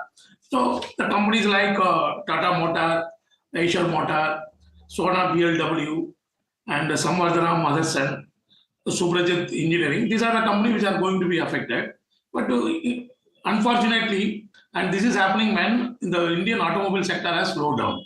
The passenger vehicle growth is now in single digit. SUV used to grow in 40-50%. Now it has come down a lot, and commercial vehicle sales are almost flat. Two-wheeler sales are also degrowing. So this is a very unfortunate development. But however, as I said, investors should not worry too much, because even those companies which have exposure to US market, they have an assembly plant and in US itself. So overall, I think the market has already discounted enormously by punishing the stocks. And secondly, it is manageable because exposure is not predominantly very high for any company individually due to the assembly plant, manufacturing plant within the US. So that is my inference about this development. Okay, very well said, sir. And there's another angle that I would want to explore and get an answer from you on that front. When I was reading about it, I heard experts say that, setting up a plant, even if companies had to go to the US and set up their manufacturing plants over there, it's going to take time. And if Trump, say, is going to be here as a president of America for the next 4 years, companies might take longer time to set up their manufacturing plants. And therefore, if Trump had to continue being the president of America, then perhaps auto giants could think about, setting up their manufacturing plants in America or even starting the process. Now, what do you think are the benefits or the drawbacks of Indian automakers setting up their plants in America? How does that affect pricing? Does it increase or does it benefit them? What are the pros and the cons? Certainly, very interesting question. Yes, it would take time to set up the plant there, but I think it's not going to be a whole industry problem. It's going to be a problem for select few. As I mentioned, Tata Motors having a JLR unit in Europe and exporting to America, or somewhere then Sona, BLW, Suprajit. Some 4 or 5 names have a very substantial exposure, and Bharat Ports. The North American market accounts for 36% of the consolidated sales. So 4 or 5 companies will have a problem. It's going to take time, but let us not forget the fact that it is not going to be very economical to set up a full-fledged, fully integrated plant in America and serve the local customers. So ultimately, the US consumers are also going to pay a price, because all of us know you can't get all the raw materials within US. China is the ultimate supplier of a lot of key raw materials to entire world, and labor cost is not cheap in America as compared to countries like India or China. So I believe that beyond 1 or 2 quarters, the American economy itself will start paying the price. Already signs are there. The market has given up all the gains after Trump has come, and the dollar also started showing some weakness. There are signs of deflationary conditions or even slowdown in economic growth. So yes, it has come at a wrong time. It's going to be a pain for 2-3 quarters, but I am 100% confident this is not going to be a very big long-term problem, because the country which is causing this problem is going to pay a big price also. You can't produce within America and cater to American consumers effectively like the players who are exporting to US. So therefore, some compromise will be found out beyond 1 or 2 quarters. Yes, net gainer will be there. US will be a net gainer, but not to the extent of the way they are making the initiatives. Ultimately, some compromise will be found out. That's my strong faith. Mr. Chokalingam, good afternoon and thanks so much for joining us today. It's Puneet this side. I just had a follow-up question just on a few players that you also mentioned. Tata Motors specifically, they sold roughly about 1 lakh vehicles of Jaguar and Land Rover brand last year in FY24, and that was largely exported from countries such as Europe as well as the other plants in UK as well. What could be the potential impact specifically in the short term if we see in Q1 of FY26, because it's coming from April 2nd? Any kind of potential impact that you see in terms of numbers of volumes, and if anything you have on Mahindra as well, because they also export the Oja tractor there with a different brand name. So just wanted your outlook on these two things. Yeah, very interesting question. And in fact, I worked out, but I have not got into the micro data points, actual impact on EPS. But definitely, the Tata, in relative terms, Tata Motors is going to be a big loser overall. As you rightly put out, 22% of JLR sales are to the American market. So it's going to be impacted. It's not easy to, manage this pain. But as I mentioned already, on domestic front also, Tata Motors is not doing very well compared to player like M&M. So in the last 2 months, if you see the year-on-year growth in the domestic market, Tata Motors is substantially underperforming players like M&M. So I believe that what we see is may not be the bottom for Tata Motors stock price, unfortunately. But M&M has some exposure to tractor, but then M&M also reportedly has 2 assembly plants for tractors in the US. So they can use those assembly plants to increase the domestic output and reduce the import dependence. On the domestic front, M&M is doing extraordinarily well in comparison to other domestic players. So therefore, I believe in the next 1 year, the financial performance as well as stock market performance for M&M could be far better than Tata Motors.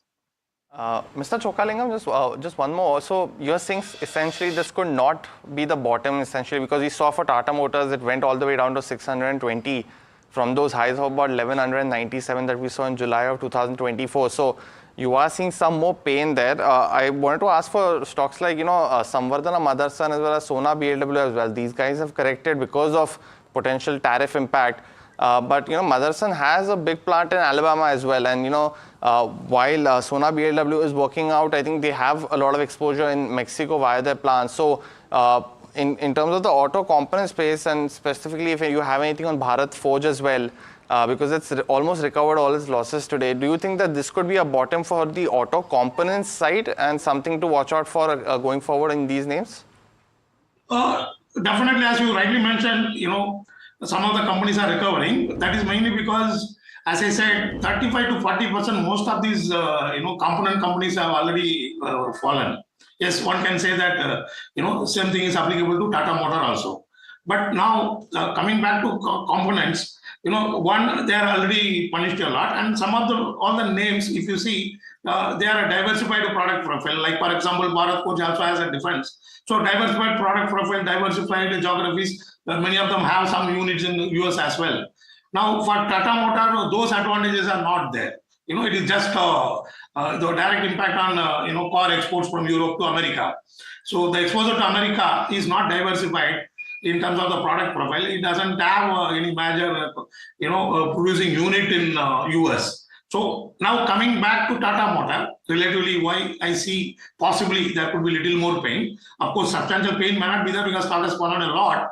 Little more pain because if you look at the commercial vehicle business in India, which is into really very difficult conditions. And in SUV sales growth also, Tata Motors was doing very well, but it is not able to beat M&M. So therefore, my only concern is that it is come at a wrong time to Tata Motor when on the domestic front it's already having a lot of pain. So because of these two set of reasons, I believe little more pain is there. But component players, as I said, already they have fallen 35 to 40%. And because of the diversification, geographies and product profile, they may be able to, see the bottom and or even possible to see some recovery. Okay, understood. And Mr. Chokalingam, since we're running out of time, I would like to ask just one last question and get your sense on this one. You did say that although, Indian automakers and Indian auto components might not be that relatively impacted by Trump's action, especially with regards to tariffs, I would like to understand, do you see any kind of implications or changes coming in with global partnerships and collaborations that happen in the auto space? Because when a country is becoming expensive, right, when it comes to manufacturing or importing goods, especially auto components and cars and automobiles, you name it. When it becomes expensive, why would an Indian auto company or any Asian auto company try and maintain that collaboration or try and maintain that partnership? So do you see the possibility of any change happening in global partnerships across auto players? Definitely, very interesting question. I can answer this question as a student of economics. As I already mentioned that there will be some compromise will be found from US leadership, but US leadership will not give up totally their initiatives on trade war, because calendar year 24, the total trade deficit was more than $900 billion. It is closing to $1 trillion. Such a great economy incurring $1 trillion of trade deficit every year in 5 to 8 years or in 10 years, the pain is going to be enormous.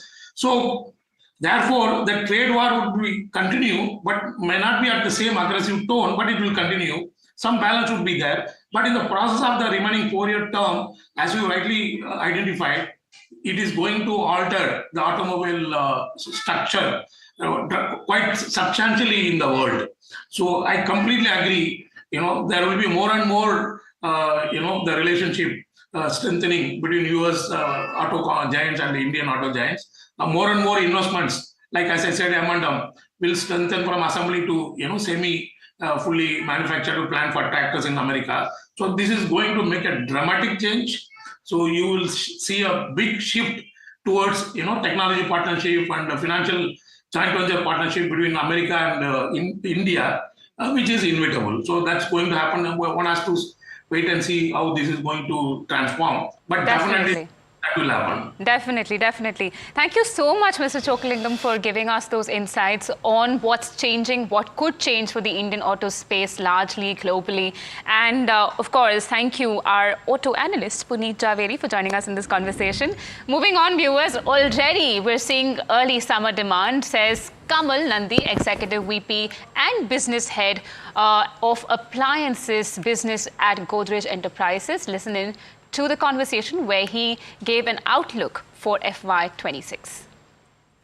Rural growth is catching up. I would say it is growing faster. Last year also we witnessed that Tier 3, Tier 4 doing better than Tier 1, Tier 2. And I think that will continue given that the base is small, okay? And with affordability and, easy finance and finance penetrating into Tier 3, Tier 4 very well today. So it has made people easy to consume an air conditioner, to buy an air conditioner. And that's why we will see that higher growth even this year also coming from Tier 3 and Tier 4. I don't see why it should not do. And penetrations are very low. We are only at 10%, and Tier 3, Tier 4 penetration is further lower. Okay, it is more urban centric than here. So therefore the growth will happen like that. For urban also, given the type of finance schemes that are available today, I think we will see higher consumption even from urban coming in. Got it. And lastly, sir, a few numbers, specific questions. One is on the market share. What is the kind of market share you're looking at for FY26? And also in terms of your sales, your annual sales, what is the target? So we'll be closing this year with about 8,500 odd crores, which is what we were targeting. Our growth is about 40% overall. In air conditioners, our growth is about 100%. which is 3 times the industry. Next year, again, we are targeting a 30-35% growth overall. And in AC, as I've shared, it is 50 to 60% growth. Our share in air conditioner this year, we will close somewhere around 9.5 to 10%. And next year, we are targeting another 3 percentage points increase, 2 to 3 percentage point increase. Okay, and now let's shift our focus to some stock-specific news. NBCC, Welspun Enterprises, and Quadrant Future are in focus after these companies have won a string of orders. And my colleague Varsha is joining us with more details on these particular orders that the companies have bagged. Thank you for that. So let me start with Welspun Enterprises, wherein they've received a subsidiary company has received a work order from Vadodara Municipal Corporation, which the order involves rehabilitation of drainage line in Vadodara, and the contract value stands at around 79 crore. The project duration is of 12 months, and the new project will actually add. So with this new project, the subsidiary's total order book stands at around 2,994 crore rupees. Then on my list is NBCC, wherein they've signed an MOU with Mahatma Phule Renewable Energy and Infra Technology. MOU covers consultancy, EPC and redevelopment projects, and the collaboration spans from a concept to commissioning, and the partnership will develop, the collaboration will actually develop 25,000 rupees crore worth of infrastructure projects in Maharashtra for next 2 to 3 years, and the collaboration will focus on cluster development in Thane, data centers, and of course renewable energy projects. Last on my list is Quadrant Future, wherein they've received letter of acceptance of order worth rupees 156 crore from Railtel. Now this order is for installation of covered system at East Central Railway, and the time period for the execution of order stands at around 21 months. Okay, thank you so much for giving us those details, Varsha. And these 3 stocks might be useful to keep on your radar, viewers. But that's all the time we have on this show. Do stay tuned to NDTV Profit for more news and updates.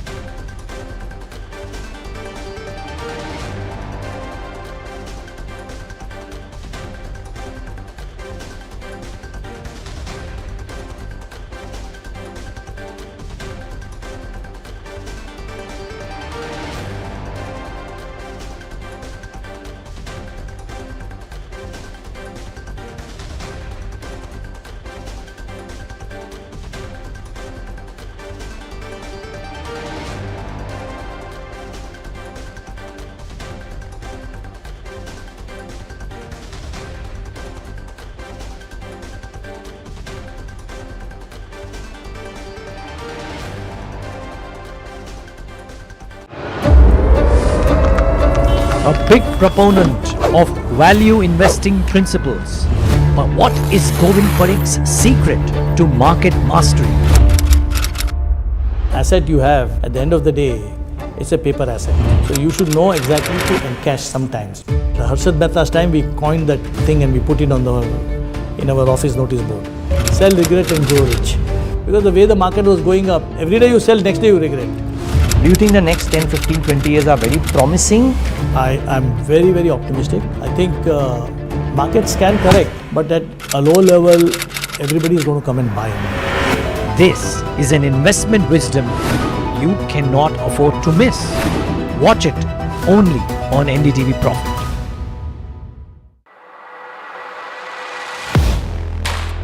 Do you really know the company you invest in?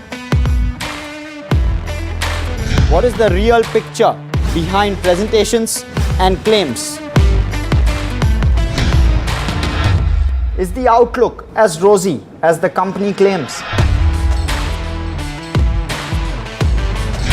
Know Your Company, powered by NDTV Profit Research, shines a light on the biggest stock market movers.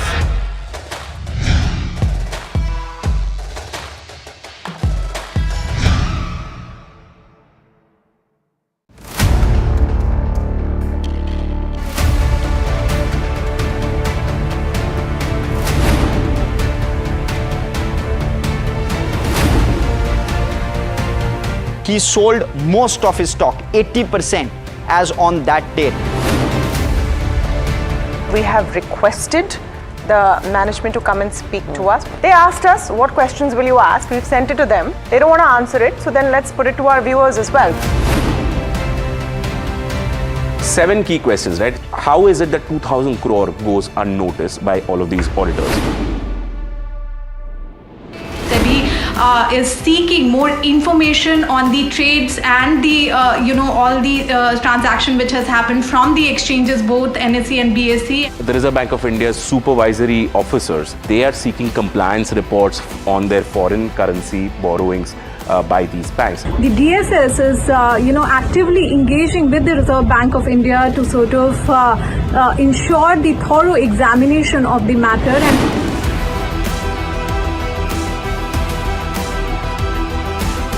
And IndusInd Bank, as part of its internal review, had found that certain aspects of its derivatives portfolio was not meeting the standard that was set by the Reserve Bank of India.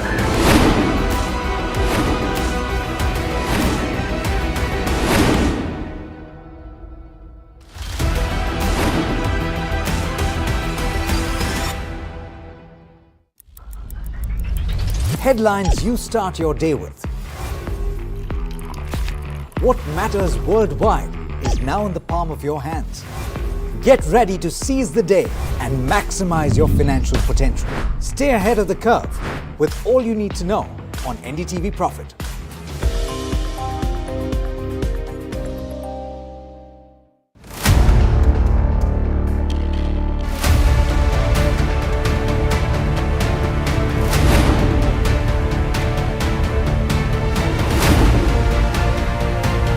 He sold most of his stock, 80%, as on that date. We have requested the management to come and speak to us. They asked us, what questions will you ask? We've sent it to them. They don't want to answer it, so then let's put it to our viewers as well. 7 key questions, right? How is it that 2,000 crore goes unnoticed by all of these auditors? Is seeking more information on the trades and the all the transaction which has happened from the exchanges, both NSE and BSE. The Reserve Bank of India's supervisory officers, they are seeking compliance reports on their foreign currency borrowings by these banks. the DSS is, actively engaging with the Reserve Bank of India to sort of ensure the thorough examination of the matter.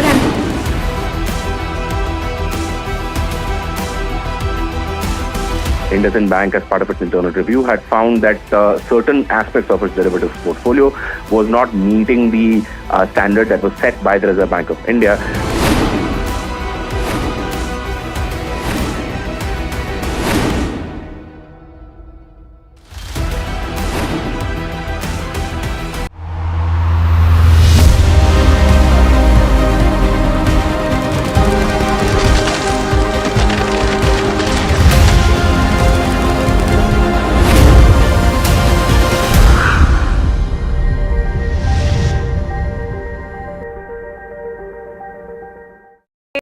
But still in the green. Nifty trades near 23,600. Financials lead the pack while pharma and auto drag the most. Auto stocks tumble after Trump announces 25% tariffs on all non-US made cars. Tata Motors down almost 6%, somewhere than around 3%. And Ashok Leyland in focus. Switch Mobility plans to halt manufacturing business in the UK. MD and CEO Shenu Agarwal tells NDTV Profit that they are not fully exiting the UK market and that they expect a positive impact of this decision. However, pledged shares is a major overhang. L&T shares buzz with gains. The company may meet its FY25 order inflow guidance. Order book as of 9-month FY25 stands at roughly 5.64 lakh crore. And on the show today, in a market where valuations have always been a concern, NDTV Profit Research team gets you a list of stocks with no bearish or sell calls. Please stay tuned.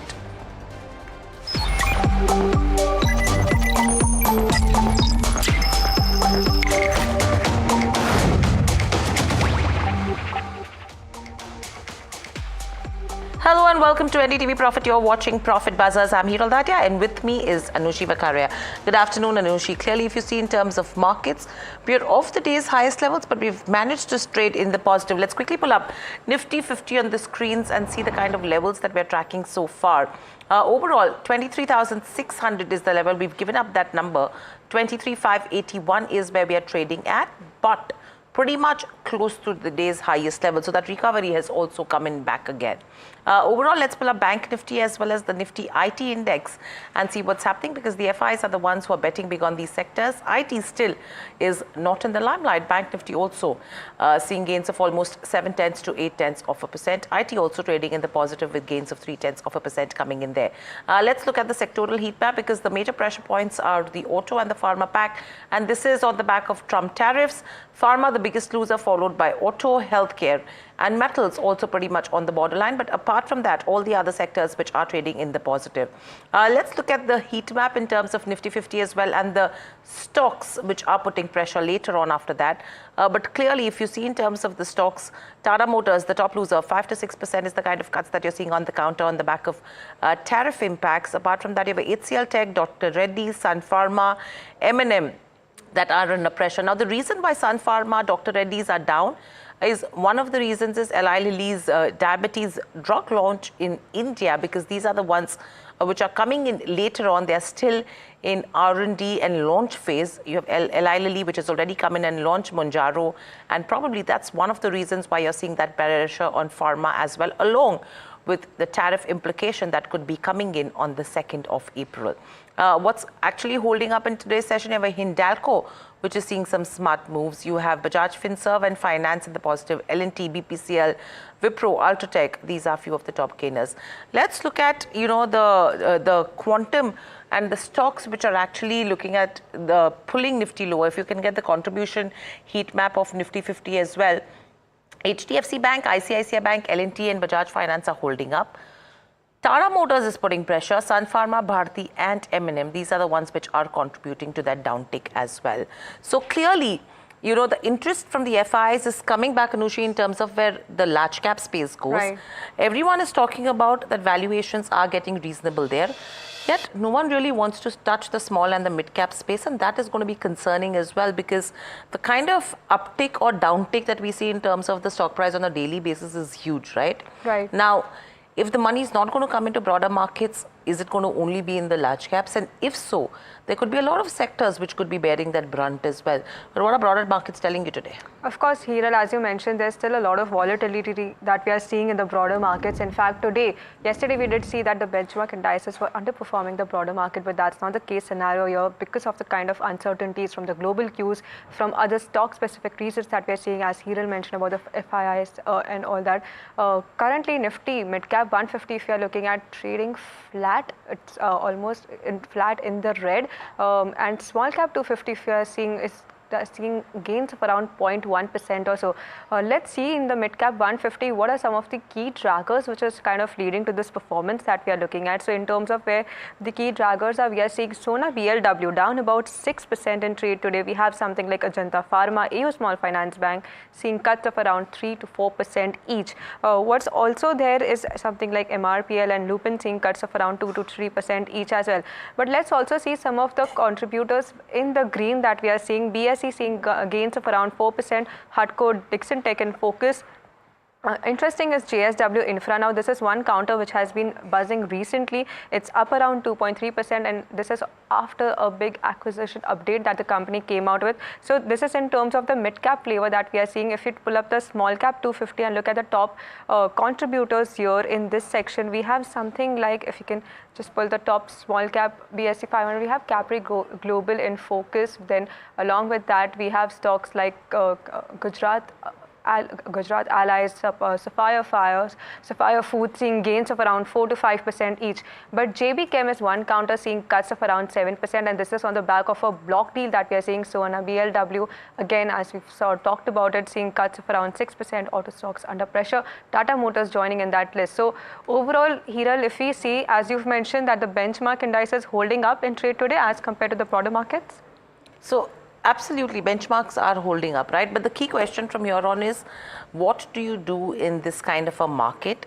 if you see in terms of the valuations somewhere to the average since April 2021 have normalized for Nifty and the large caps, but you have the broader markets which are still expensive.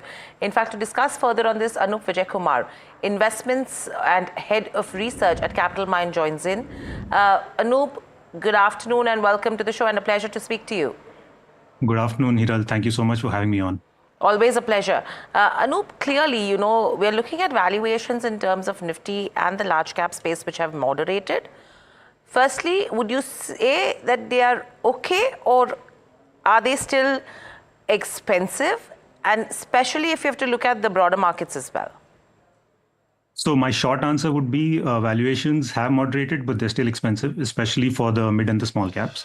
The simple reason I say this is in September 2024, when this correction started, the Nifty was at about 24 times earnings, large caps in general were about 25 times, mid caps were at 46 times earnings, and small caps at 33 times. Now that's obviously come down since then. The Nifty and large caps are, roughly around the 21 times earnings marks, which is in line with its long-term ranges.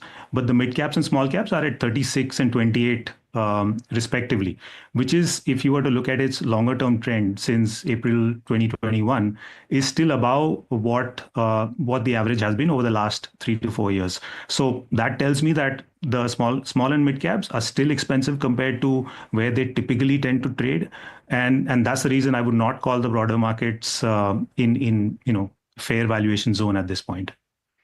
Hi Anup, this is Anushi joining in. So you spoke about small and mid caps being still expensive at this level of point. So for an investor marking a fresh entry into this markets, considering the correction that has taken place, what should be the general approach that we see for some of these small cap and mid cap names that are popping out? We have seen a significant correction of around 30% for some of these counters. So considering all of those factors, for some it might be an attractive point of valuation going forward to these names. So just want to understand your viewpoint on how an investor should approach this space currently. Sure. So at an overall level, yes, mid and small caps are more expensive than they typically are.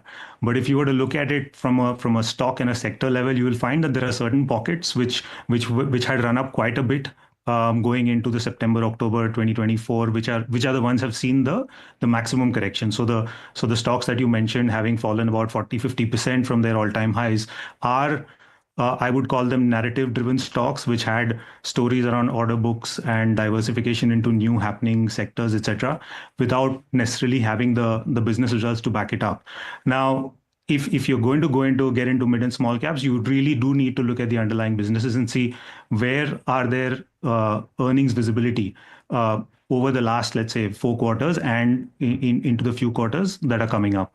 And businesses that deliver on those are the ones that one would need to focus on. So probably there's a shift from buying everything that was part of a certain narrative, be it defense, be it manufacturing, to specific, I would say, picking of stocks based on their business model. So I wouldn't really rush into the market at this point, simply because of all the uncertainty that lies. I mean, we've seen Trump tweeted about auto and tariffs on auto imports into the US, and immediately we see a significant downtrend in auto stocks here, even though a lot of those companies don't necessarily export a lot to the US. So we are in that environment where any kind of news seems to be looked at as bad news, which is the reason I would not really rush in. But yes, you should do your analysis to find your good businesses and then probably accumulate them over the next 6 to 12 months. Right. So that's with regards to where the broader markets go. Now, let's look at individual sectors, Anup. You know, the trend right now is you have the FIs which have started to come in. It's been like 5 to 7 trading sessions. Now, with all of that said and done, the usual trend is that they come into the BFSI space, they come into the IT space. IT currently is still a space which no one wants to look at, taking into consideration the global headwinds and the spends which are on a downtick. You're seeing job cuts as well. How are you looking at the banking space? Are you finding it reasonable enough to enter at current levels if you have to look at historical averages? So banking is one sector which seems to be reasonably valued at this point in time compared to everything else. And the reason is, if you look at banks, we're looking at the price to book ratio typically to value them. And if you look at the Nifty Banks index, going all the way back to 2003, the average it has about traded at is about 2.5 times of book value. The current price to book of the bank index is a little bit lower than that. It's about 2.23. Which kind of is surprising if you were to look at some of the other sectors which are far overvalued over their long-term averages. So banking is where there is probably some space to try and find stocks that you could enter now and probably have limited downside in the near term at least, and maybe look to make decent forward returns. So we'd even done this analysis where we'd broken down the price to book of the banking index into quintiles, one being the cheapest and 5 being the most expensive, and seen what typically the forward 1-year return tends to be from that point in time. We are currently in the second quintile, which makes it not the cheapest, but the second from cheapest range in terms of price to book, and the forward return range tends to be largely positive. Obviously, there's a significant variation in what the markets can do, but I would, if I had to pick any one sector where there is reasonable comfort in terms of valuations, banking would be that sector.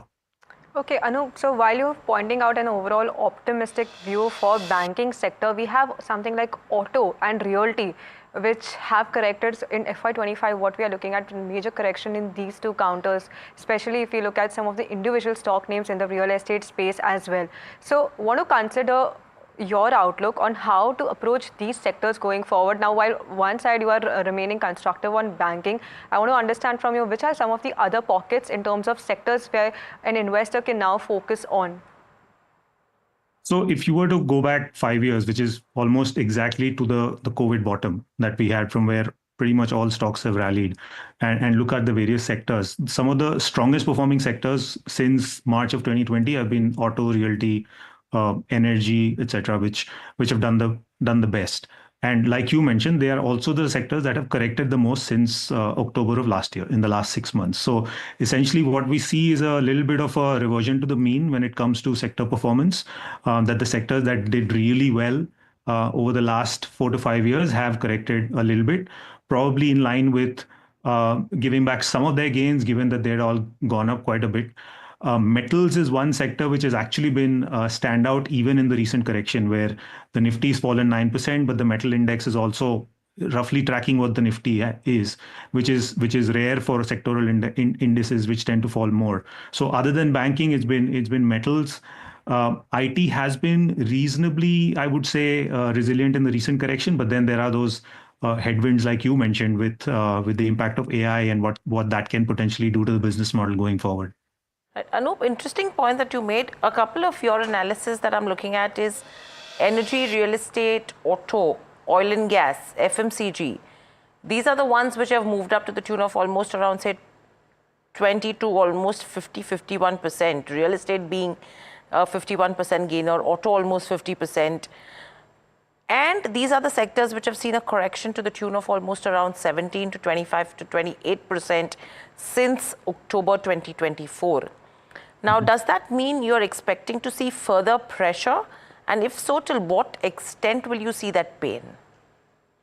So that would involve trying to call a bottom, which I don't think a lot of people have been successful at doing, right? So what we can look at is these individual sectors. If you look at the stocks within those sectors, are they reasonably valued? And if you look at some of them, they are still trading at significant multiples of their earnings, which is where I'd be a little bit skeptical about trying to predict that they've reached a bottom and that they're likely to give decent returns going forward. I would rather look at the sectors which have been more resilient in the recent correction, simply because that means that there is some valuation comfort in those sectors, which is where, to me, healthcare, pharma, banks are where I would look at in terms of where the near future might be leading to. Okay, well, that's the overall sectoral view that you're seeing. But, one important point that we have kept on emphasizing in the last few months is the FII selling. And as per your data also in historical context, current selling second highest in absolute terms. Now, what we have seen in the last few sessions, FII buying is back again, while DIIs, there is some pressure that we are seeing. Just want to understand your overall perspective in terms of the FII selling picture. How do you see that as going forward? What's your outlook on these overall trends that we are looking at? So FIIs in 2025 so far have sold roughly about 15 billion worth of stocks, which is, like you mentioned, second highest in any given calendar year. So which means in 3 months, FIIs have sold the second highest in terms of value in Indian stocks. The previous were in 2022 and of course the great financial crisis in 2008. But the thing I guess to note is in back in 2008 when they sold about 13 billion worth of stocks. That was about 5% of overall FII holding at that time. And the markets corrected almost over 50%, 50 to 60%. In comparison to that, this time around, what FIIs have sold accounts for about 3% of their holdings. And markets have corrected between 10 and 20%, which is not that much. So what essentially it has shown is that DIIs have been very eager to buy whatever the FIIs have been selling. And that's kind of supported the market and not let it go down too much more. Can we say that FII selling is done based on the last few days? Again, I'm not entirely sure, simply because all of the uncertainty that still is over the entire investment landscape, right? I mean, we have tariffs coming into effect on April 2nd. We had surprise news about the auto sector yesterday. That could change to pharma, to IT in the next few weeks. So we don't really know. So basis that, when there is heightened uncertainty, at least what we've seen is FIIs tend to be more conservative. So they might come back to an extent, but even with the recent buying, they're still massively negative for the year. So I wouldn't really call it a turnaround in FII behavior at this point. I'd probably wait for at least a month or two for that to play out. Right. Anup, my last question coming to you is equity versus gold. I mean, just at the time when gold probably came to that $3,000 per ounce, that's when I think people realized, yes, I think the journey is going to continue, and whoop, you had the markets which started bumping up, which actually capped your gold to some extent after hitting the 3,000 mark. How would you advise investors to play between gold and equity?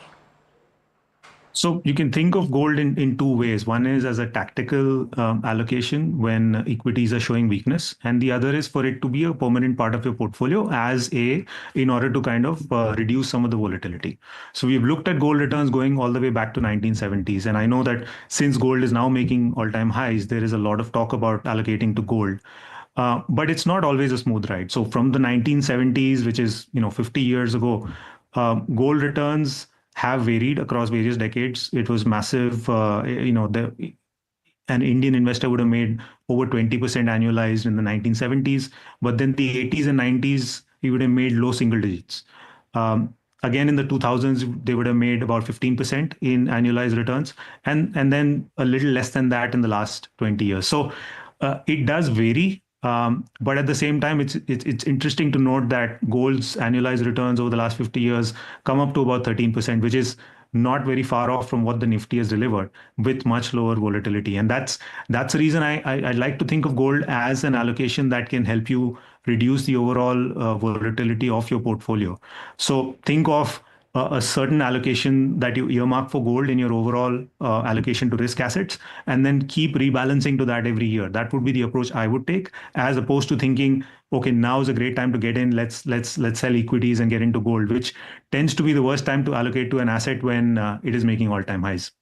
Right. So that's with regards to what you should be doing with equity versus gold as well. Thank you, Anup, so much for joining us on the show and sharing the views. So this is an interesting conversation that we've had with what's happened across sectors. And what's interesting over here, Anushi, is the sectors which actually have moved up the most, as Capital Mind was pointing out too, from COVID lows to now, are the sectors which have seen the highest correction. Right. Now, whether the bottom has come or not is, as Anup said, is difficult to call out for. But from here on, gold again, two strategies that he shared, which are very interesting. Very interesting indeed. But let's take the conversation forward and let's shift focus to one sector that Anup was talking about, which is auto, which has corrected recently. But today it is in news, and this is after, if you're looking at what is happening in the auto sector, it's down over 1%, and this is after Trump announced that 25% tariffs on cars that are made outside America would be implemented. Puneet joins us to tell how it's impacting the Indian auto companies. Well, President Donald Trump has, announced 25% tariffs on auto as well as auto component parts from April 2nd. They will be starting to be built from April 3rd as well. And this has had a major impact on all Indian component as well as makers such as Tata Motors. We've seen some recovery in Bharat Forge, but Sona BLW is down about 4 to 5%. We've also seen some effect having on companies such as Varroc Engineering as well, which have minimal exposure, and of course Samvardhana Motherson as well. Now these tariffs have been applied to, of course, passenger vehicles as well as some parts such as powertrain, transmission, engines going forward as well.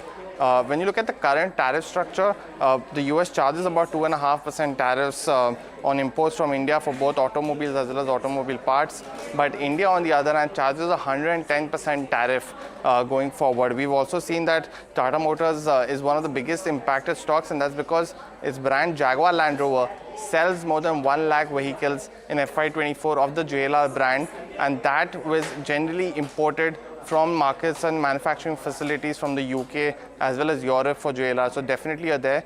Could see some impact on stocks like M&M as well, because they have the Oja tractor brand, which is exported from India specifically to the US, but it's very minimal currently.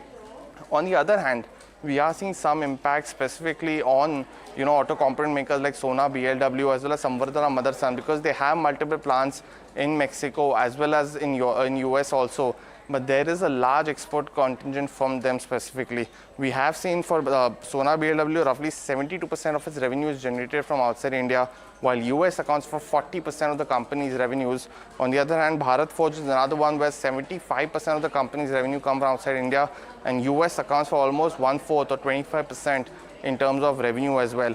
What's interesting is that CLS also had a note on this today morning. They mentioned that all these stocks have export links to the US, but Samvardhana Motherson has a huge plant in Alabama, and that could be an opportunity going forward as well. They maintain the outperform rating on the stock as well, and they mentioned that it could double over the next 3 years. But overall today, we are seeing an impact across these stocks of auto component makers as well as Tata Motors, and it'll be key to see once the deadline comes in, as well as some more updates going forward from brands like Tata Motors on what's the future strategy. Right, thanks for all those details, Puneet. In fact, we are seeing a hit on a couple of these counters that Puneet was talking about. But before we take view on this, let's welcome in our guest, Shahina Mukaddam, independent market expert. Hi, Shahina. Thank you so much for joining NDTV Profit. The nifty auto pack, one sector which is in focus, and this is after the Trump tariff implementation on this. Some of the names that Puneet was talking about included the likes of Samvardhana Motherson, along with Sona BLW and Bharat Forge. Want to get your perspective on what this tariffs could mean for the Indian companies out there? Yeah, it is going to, we'll have to see exactly what the net impact and final impact will be. But there definitely is going to be a negative impact. Also, but we are hearing certain positive talks that are coming out, that it is possible that they would only be looking at the tariffs. They will not be looking at the local taxes, like, for example, VAT, etc. So that is not going to be that will not actually be part of this tariffs. So to that extent, some of the duties that Indian government will have to give up, like for example, on auto, I think 2-wheelers, 4-wheelers. So to that extent, I think the Indian companies, including like some of the local 4-wheelers, 2-wheelers, are likely to be able to compete effectively, even at very low import duties. So to that extent, it's a positive. Another thing is, if you're discussing for auto components, I think they will be hit in a bigger way because they may have to pass on certain of the duties that are imposed. They may have to absorb some, pass on some. So they will have to take a hit on their balance sheet and profitability. Having said that, if you talk of auto components, like the correction has been so substantial, like you see Motherson has corrected quite a bit in the last 3 odd months. So from current levels, I think the downside could be limited.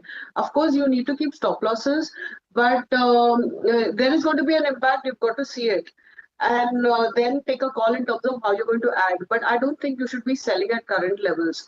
In terms of 4-wheelers, there again, yes, Tata Motors, yeah, they will be impacted because a large part of their sales does go to US and also China. So how China responds to these tariffs we'll have to watch because they may reduce the price of their local cars, and that may affect the demand for Tata Motors cars in China also. Having said that, I think the correction in Tata Motors also has been quite a lot. So I would, maybe buy that slight dips, but you're going to see Tata Motors is talking of, CV and PV, they're going to be demerged. That is a positive. You have the loans that they have brought down the debt considerably. That is a positive. So I would say that yes, I think these next 2-3 months are going to give you opportunities to add these stocks to your portfolio, because I think the full impact will be now felt in the next month and two. So these are buying opportunities in my view if you're a long-term investor. Right. Well, that's the overall view that we are looking for the auto sector, but currently seeing cuts of around 1% in trade today. But with that, it's time to that we slip into a short break. Lots more updates coming on the other side, so do stay tuned in.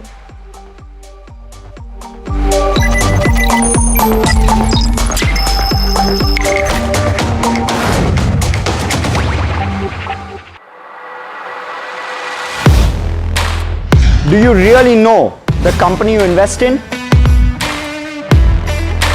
What is the real picture behind presentations and claims?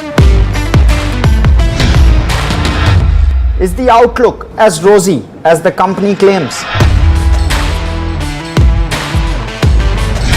Know Your Company, powered by NDTV Profit Research, shines a light on the biggest stock market movers.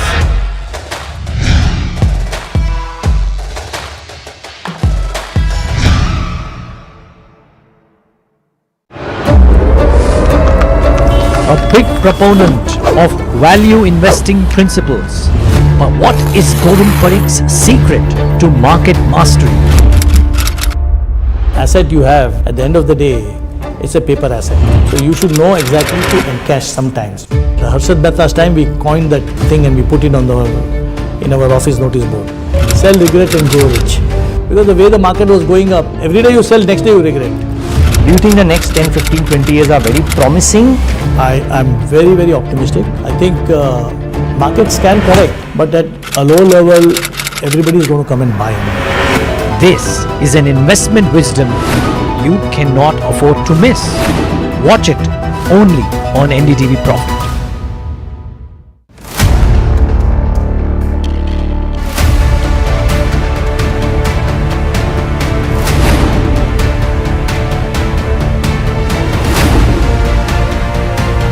He sold most of his stock, 80%, as on that date. We have requested the management to come and speak to us. They asked us, what questions will you ask? We've sent it to them. They don't want to answer it, so then let's put it to our viewers as well. 7 key questions, right? How is it that 2,000 crore goes unnoticed by all of these auditors? Is seeking more information on the trades and the all the transaction which has happened from the exchanges, both NSE and BSE. The Reserve Bank of India's supervisory officers, they are seeking compliance reports on their foreign currency borrowings by these banks. The DSS is actively engaging with the Reserve Bank of India to sort of ensure the thorough examination of the matter. And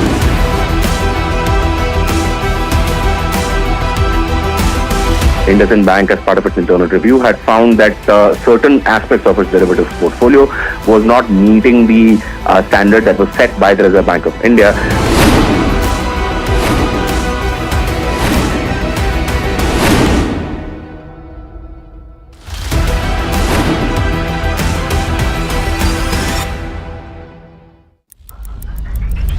Headlines you start your day with.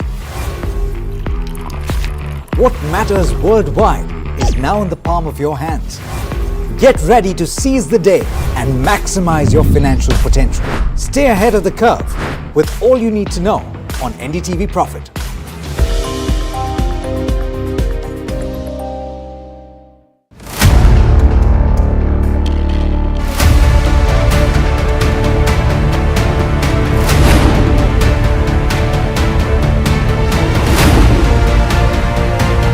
He sold most of his stock, 80%, as on that date. We have requested the management to come and speak to us. They asked us, what questions will you ask? We've sent it to them. They don't want to answer it, so then let's put it to our viewers as well. 7 key questions, right? How is it that 2,000 crore goes unnoticed by all of these auditors? Is seeking more information on the trades and the all the transaction which has happened from the exchanges, both NSE and BSE. The Reserve Bank of India's supervisory officers, they are seeking compliance reports on their foreign currency borrowings by these banks. The DSS is actively engaging with the Reserve Bank of India to sort of ensure the thorough examination of the matter.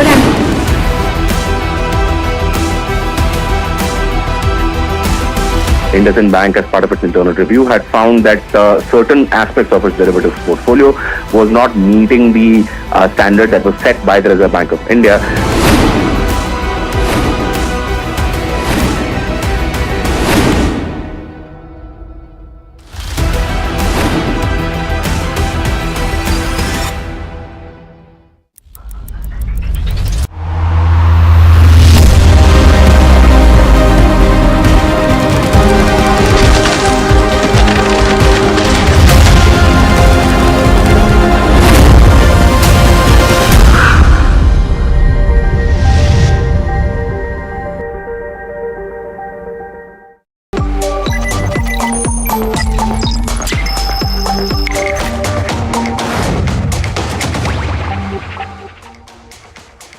Welcome back. You're watching Profit Buzzers. Apart from promoter pledge, Ashok Leyland is also in the spotlight because its EV arm is potentially ceasing manufacturing in the UK. In fact, the management is indicating that they're looking at alternative manufacturing sites which are into existence currently, and they will just look at increasing capacity. And the word is, it could be India as the hub. Let's also get in Puneet back to tell us more about the same. Puneet, the stock, though opened with cuts of 2.5% to 3%. Some bit of a recovery has also come in right now, but take us through the entire news spec. Well, Ashok Leyland is in focus today after the company announced in an exchange filing yesterday that it will be, shutting its manufacturing plant of Switch UK, which is the electric vehicle arm of buses as well as, commercial vehicles.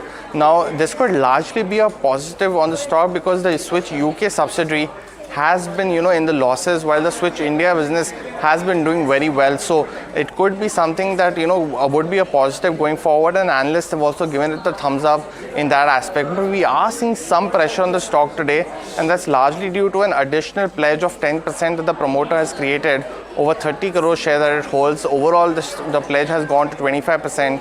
But just some key highlights of Switch UK first, because they mentioned that Switch UK has commenced a consultation process basis of the manufacturing plant and shutting it down going forward. They've said that also this is largely due to the economic uncertainty that has impacted both these the demand environment in the UK, and they say that they are re-evaluating the business model for Switch UK going forward. While they have said they will not be exiting this particular market, they will be only serving it with the aftermarket services going forward as well.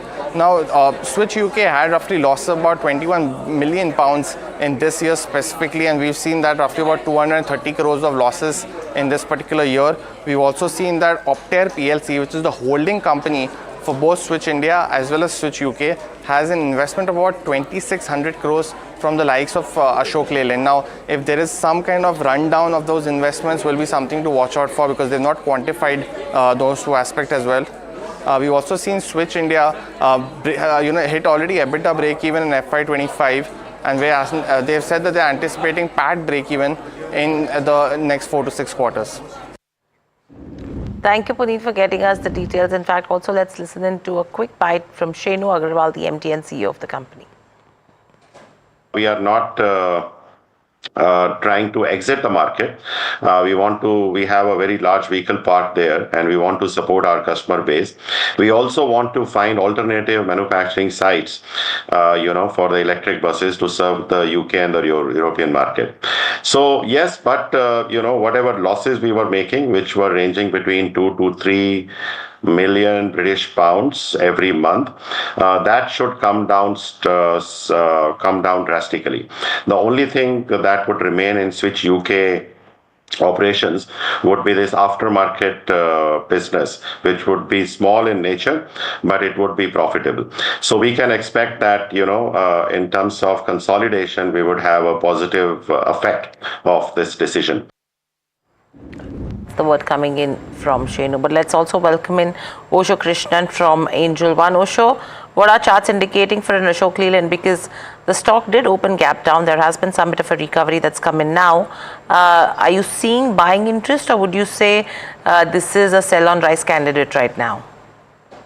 Very good afternoon, Hiral. Firstly, thank you for having me at the show.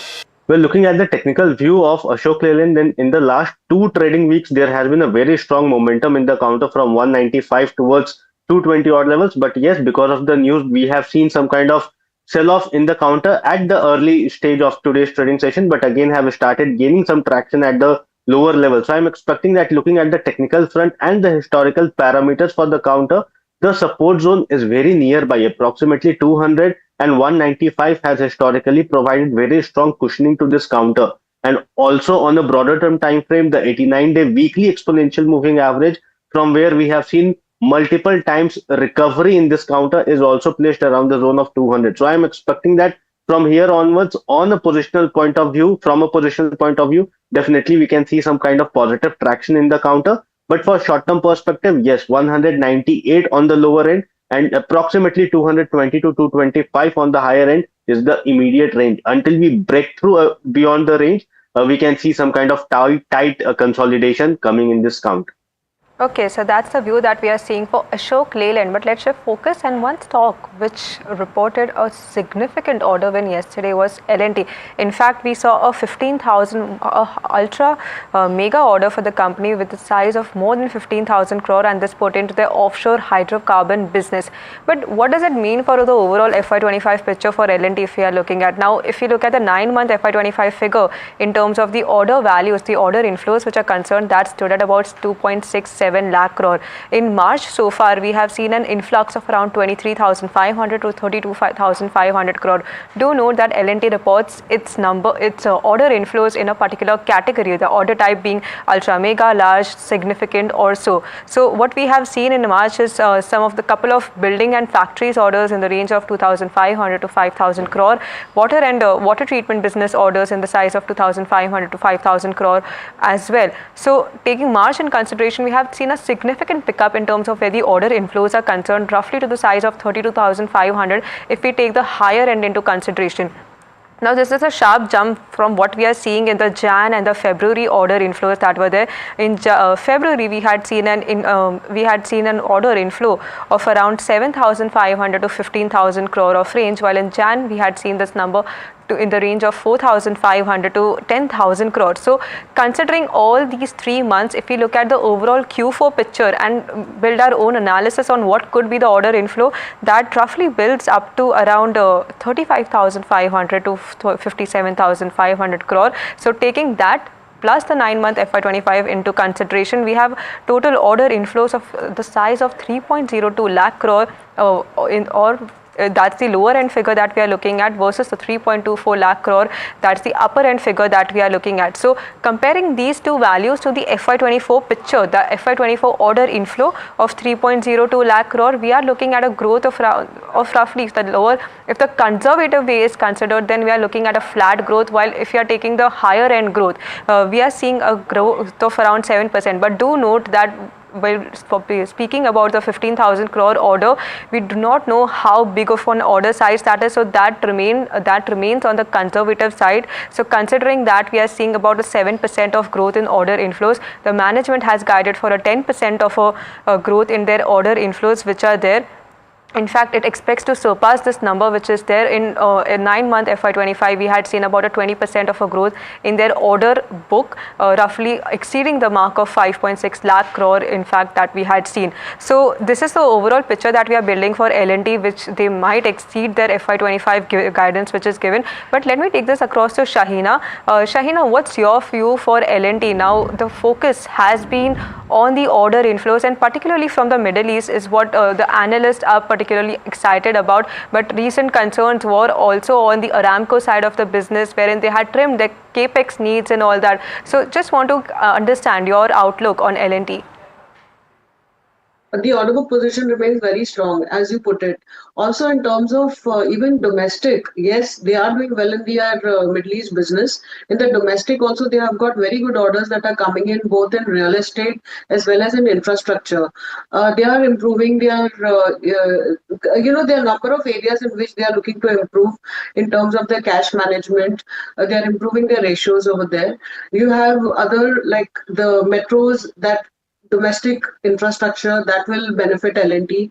So I think to an extent valuation also at current levels is not too rich. Growth is there. You're expecting a growth of a higher double-digit growth in terms of 15-16% growth consolidated over the next 3 years. So all these things put together, I think in your portfolio a steady stock to hold would be a Larsen.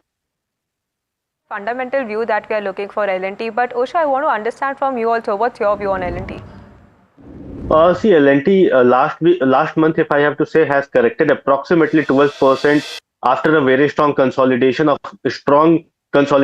the zone of 3,800 odd levels. So that has triggered a kind of a sell-off in the counter. But again, in this month, there has been a decent recovery of approximately 10 or 11% from in this month till now, that we have seen the counter to recover, but at present it is at a very crucial breakdown or neckline zone of the breakdown, which is approximately around the zone of 35-20 odd levels. So I'm expecting that until it breaches the zone of 35-20, one should stay cautious or should trail their profits in this counter, because it is at a very strong resistance zone. And if we see a further movement beyond the zone of 35-20, then only we can see some kind of positive traction coming back in the counter. Although on the higher end, 3,800 is the immediate target that one can expect after the breakout in the counter. So overall, the counter is into a strong consolidation zone. I'm expecting 33 and 3,500 to be the immediate range. Any breakthrough above 35.20 can give again a 300 points of boost in the counter. So for short term, this is the target. But on a positional or medium term point of view, one can definitely look to or stay invested in this counter for a decent returns. Right, so that's with regards to where L&T goes. But moving on, two companies that are looking at acquisitions, JSW Infra and Sandhar Technologies. Varsha joins us with more information on both these stocks. Varsha, over to you. Thank you for that. So starting with JSW Infra, wherein their subsidiary has they've entered a business pact to acquire slurry pipeline from subsidiary. The acquisition cost stands at around 1,600 crore, and the pipeline transports iron ore from Nuagaon mines to Odisha. If I were to talk about the outlook for the company, so they are expecting continued volume growth until their Dolvi plant expansion finishes, which is expected to finish by around FY26 to 27. And till then, for FY25 they are expecting volume growth of around 10%, and post FY25 they are expecting double-digit volume growth. Next on my list is Sandhar Technologies, wherein subsidiary is going to acquire Sundaram Clayton's die casting business. Now acquisition is for high pressure and low pressure aluminium die casting business. The cost of acquisition is 163 crore, and the business is located at Sundaram Clayton's Hauser plant. If I were to talk about the turnover details of the target company for FY 25-23, the revenue standard around 368 crore, while for FY 24-25, that is up to Feb 2025, the revenue for the target company stands at around 371 crore. If I were to talk about the outlook of Sandhar Technologies, company is expected to achieve revenue target of rupees 4,500 crore for FY 25-26, and they are expecting a EBITDA margin between 10.5 to 10.9% respectively. Thank you for getting us the details, Varsha. Saina, coming to you with regards to both these stocks. JSW Infra, a slurry pipeline from a subsidiary is what they are acquiring. And if you talk about Sandhar, what was your view? I think both look good. Both acquisitions can be funded very comfortably from the balance sheets.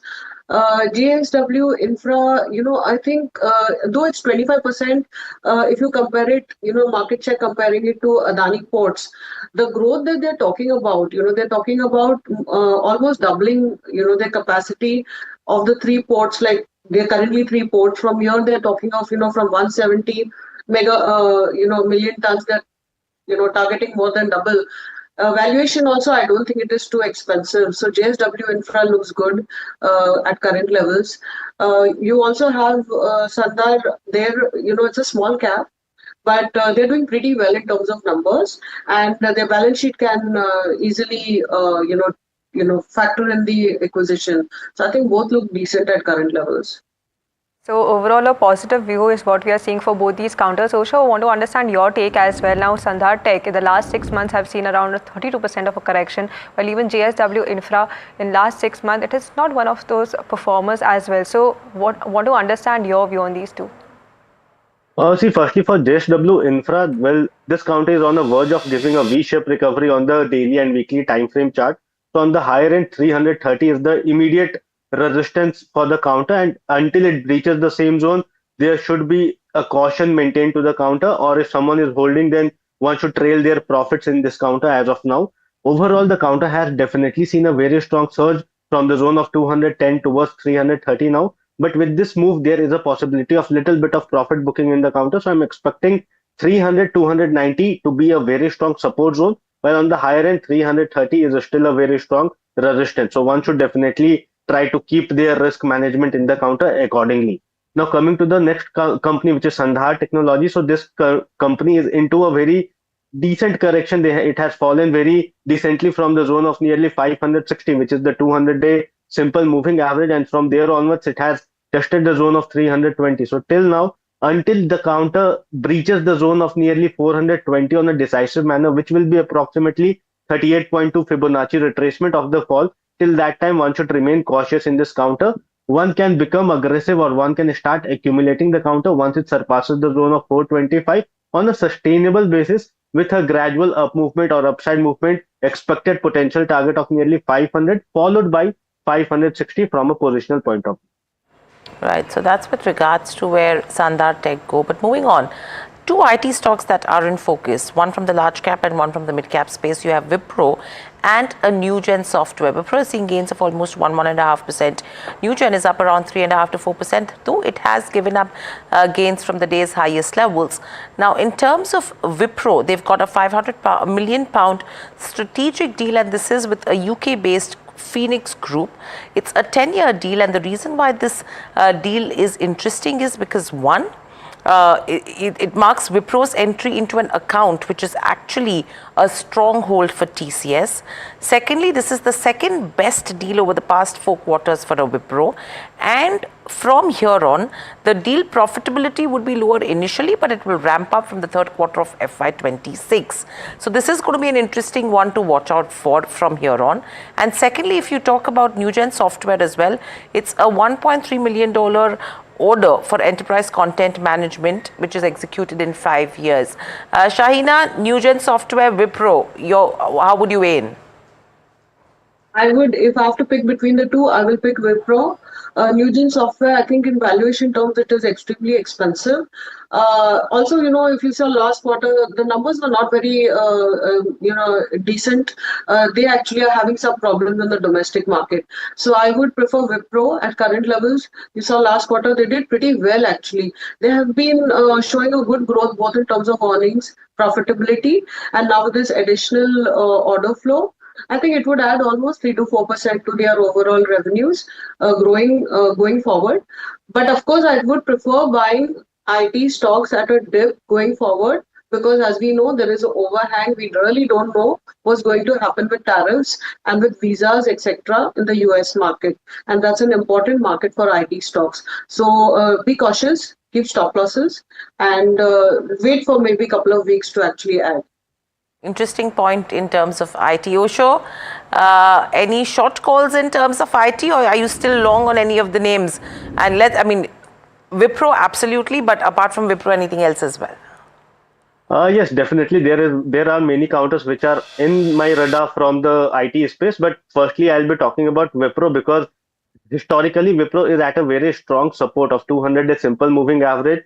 From approximately from the same zone in the month of November 23, the counter has seen a kind of a resurgence. Then in month of June 24, the counter have tested 200-day simple moving average, and again have started facing some kind of rebound. And this is the same time that the counter is facing or has retested the 200-day simple moving average. So I'm expecting that in the coming period, there is a possibility of having a strong rebounds in the counter. So one can definitely try to look for the opportunity in Wipro. Now coming for a different perspective of different company from the IT space, then I expect KPIT Tech to have a kind of a positive movement in the coming period, because as of now the counter has seen a very strong consolidation in the last few couple of trading months, and now it's on the verge of giving a fresh momentum. So I'm expecting that KPIT Tech is at a very decent levels and having a very strong risk reward scenario at current level. So one can look for opportunity in this counter also.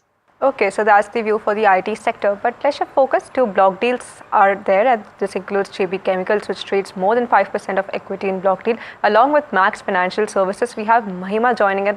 More details on the same. Right, so I'll start with JB Chemicals, where around 9 million shares changed hands in a block trade today, and around 5.78% of total equity was traded in the block. Now, as per sources, yesterday also NDTV Profit did report that promoter is set to sell around 15.9 million shares. The offer price was set at around 16.25, which was at a 5% discount from its yesterday's closing.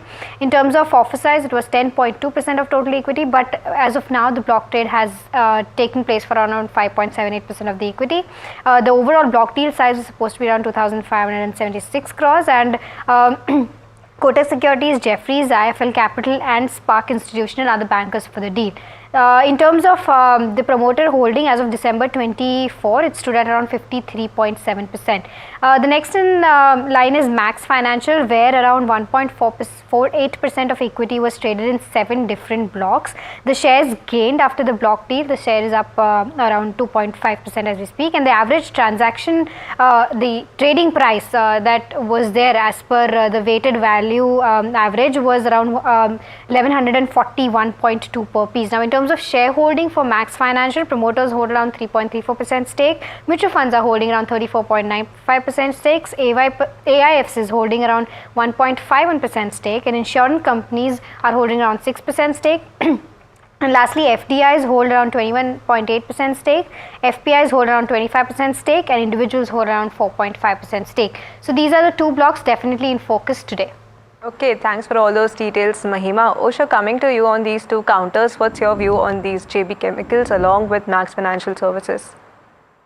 See, firstly for JB Chemicals, this counter has seen a decent movement, but in the recent period, it is into a very strong consolidation zone. So I'm expecting that until it breaches the zone of 1800, which is the 200-day simple moving average, one should remain cautious in this counter, because as per the news flow also, there can be some kind of volatility that can be seen in this counter. But overall, one should become aggressive once only it breaches the zone of 1800. Till that time, we can see some kind of volatility in the counter, but the broader range is from 1500 to 1800. So one should try to look opportunity of buying on the dips and try to sell on the highs of 1800. Now coming to Max Financial, then this counter has seen a decent movement in the recent period. It has seen approximately last 2 or 3 weeks has been very positive from the zone of 980. The counter have retested the zone of 1150 odd levels. So I'm expecting that with the kind of a momentum that this counter is into, there can be some kind of breather in the short-term time frame because of profit booking. But overall, as it has emerged above all the exponential moving average and even the long-term moving average, so I'm expecting that the momentum has turned positive in this counter, and one can definitely look for buying opportunity. On the technical front, 1080, 1070 is a very strong support zone, while on the higher end, the immediate target or immediate resistance can be seen around the zone of 1200 to 1220.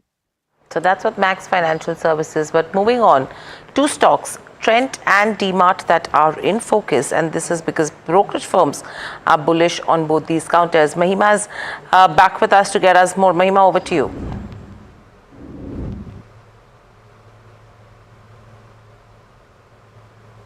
Mahima,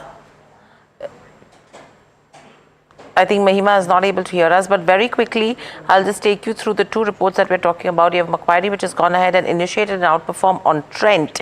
They have a target price of 7,000, and they're expecting the outperformance to sustain from here on. This is a play on India's rising discretionary spend in terms of fashion, and the return profile and inventory is going to be a turnaround from here on. You have Bernstein also, which has maintained a buy on Avenue Supermarts. They have a target price of 5,800, and overall what they are saying is that they are marching towards that 1,000 store mark. 750 plus city presence is vital to actually capture this market. And you have a Bernstein on Avasu on the growth aspects. What they've said is they're expecting 60 to 75 new stores in terms of FY26 and 27, and they are convinced about getting to 1,000 stores by FY35. Shaina, your view on both these counters? These both are run by very strong management groups. So if one is having it in the portfolio, one can continue holding, but at the same time, both of them are extremely rich in terms of valuations. So I would say that, one can continue to hold because like take Trend, for example, they have got, expansion. They're talking of expansion both in Zudio as well as in Star Bazaar. So they have got good expansion plans, but valuations are so expensive that I would hold, not add, and keep a stop loss of say close to say 5,300 and odds. Similar story with, DMart. There also, I think valuations are pretty expensive. The stock is actually consolidating. I would continue to hold because the expansion will now come from store expansion rather than expansion in EBITDA margins. So both are holds with stop losses. Okay, well, that was the view for Avenue Supermarts and Trend that we are looking at. But thank you so much, Shahina and Osha, for joining and sharing perspective on various of these counters. But with that, it's a wrap on this edition of Profit Buzzers. But do stay tuned in for more such updates coming on the other side.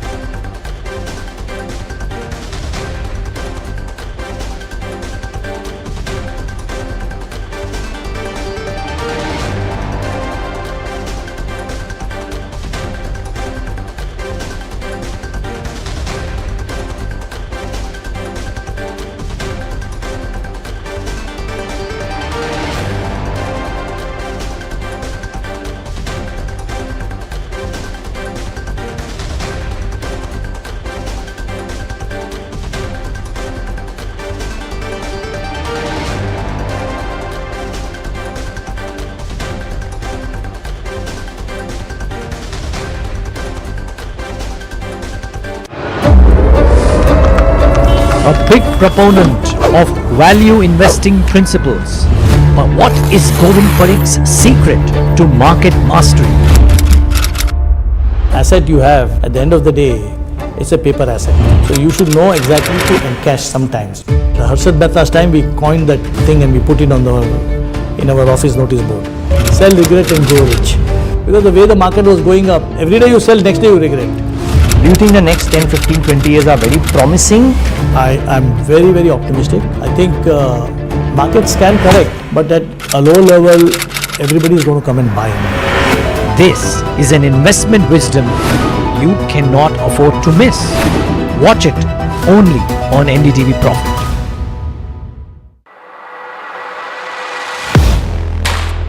Do you really know the company you invest in? What is the real picture behind presentations and claims? Is the outlook as rosy as the company claims?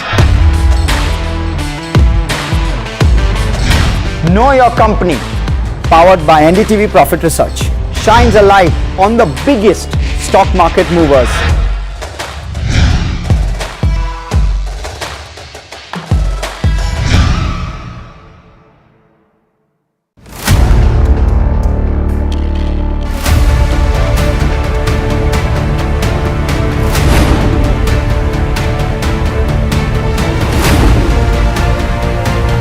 He sold most of his stock, 80%, as on that date.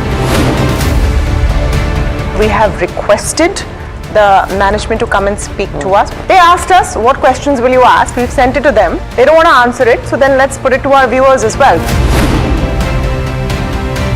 7 key questions, right? How is it that 2,000 crore goes unnoticed by all of these auditors? Is seeking more information on the trades and the all the transaction which has happened from the exchanges, both NSE and BSE. The Reserve Bank of India's supervisory officers, they are seeking compliance reports on their foreign currency borrowings by these banks. The DSS is, actively engaging with the Reserve Bank of India to sort of ensure the thorough examination of the matter.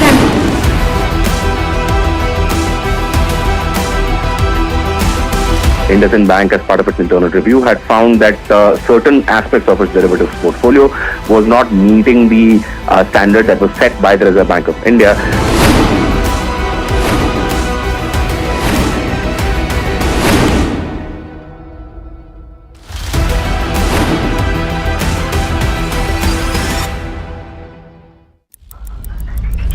Headlines you start your day with. What matters worldwide is now in the palm of your hands. Get ready to seize the day and maximize your financial potential. Stay ahead of the curve with all you need to know on NDTV Profit.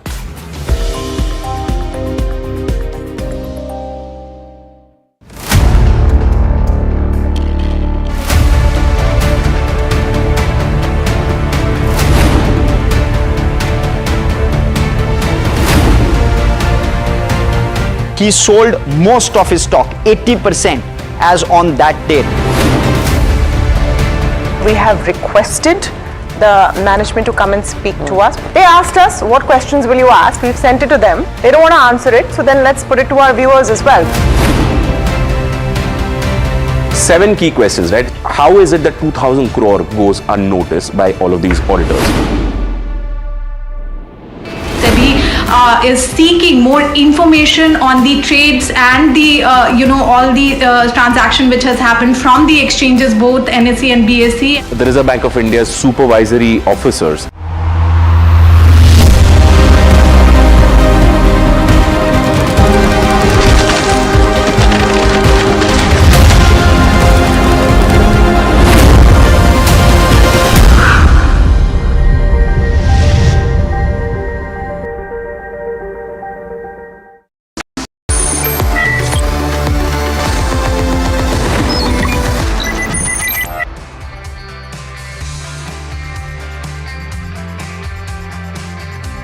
Hello and welcome. You're watching Top Trades on NDTV Profit with me, Somit Sarkar, and my co-anchor Puneet. Well, Puneet, on the expiry day, the Nifty continues to hover around the 23,600 mark.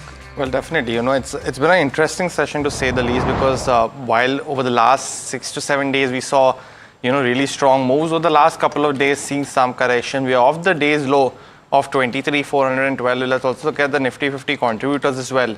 And we will see that while some major contributors continue to be banks, L&T is also contributing to the positives. On the negative side, we are seeing Tata Motors, and we'll discuss about that in just a bit. Sun Pharma also seeing, Pharma as a pack is seeing some pressure. Let's also look at the sectoral indices as well, because we have seen pressure in the Nifty Auto for sure. The Nifty Pharma index also maybe potentially, Nifty Auto is down because of course, the Trump tariffs announcements. And Tata Motors is, of course, the biggest loser in that aspect. And Pharma may be seeing some, some aspect that, there's going to be no deferral of those tariffs. On the other side, PSU Bank financials, the PSU Bank index again continuing to do very well as well. Let's also look at the mid cap and the small cap indices as well, because we have seen, some mild recovery from the lows again, almost 200 points for the mid cap 150, the small cap 250 as well. In the green, 0.63%. So definitely a big move there. And let's also look at the Nifty 500 as well. Let's just pull up some of the big gainers as well as losers there. MMTC being at almost at 12%. RHI Magnesita also continuing its positive momentum that we saw at the start of the week. Some others like Gujarat Pipavav as well as Aarti Drugs doing very well. On negatives, Sona BLW is definitely one of the biggest losers in the Nifty 500, impacted due to the Trump tariffs. Tata Motors as well. Capri Global also down by about 4.8%, and just some other chemical names like Anupam Rasayan as well as Galaxy.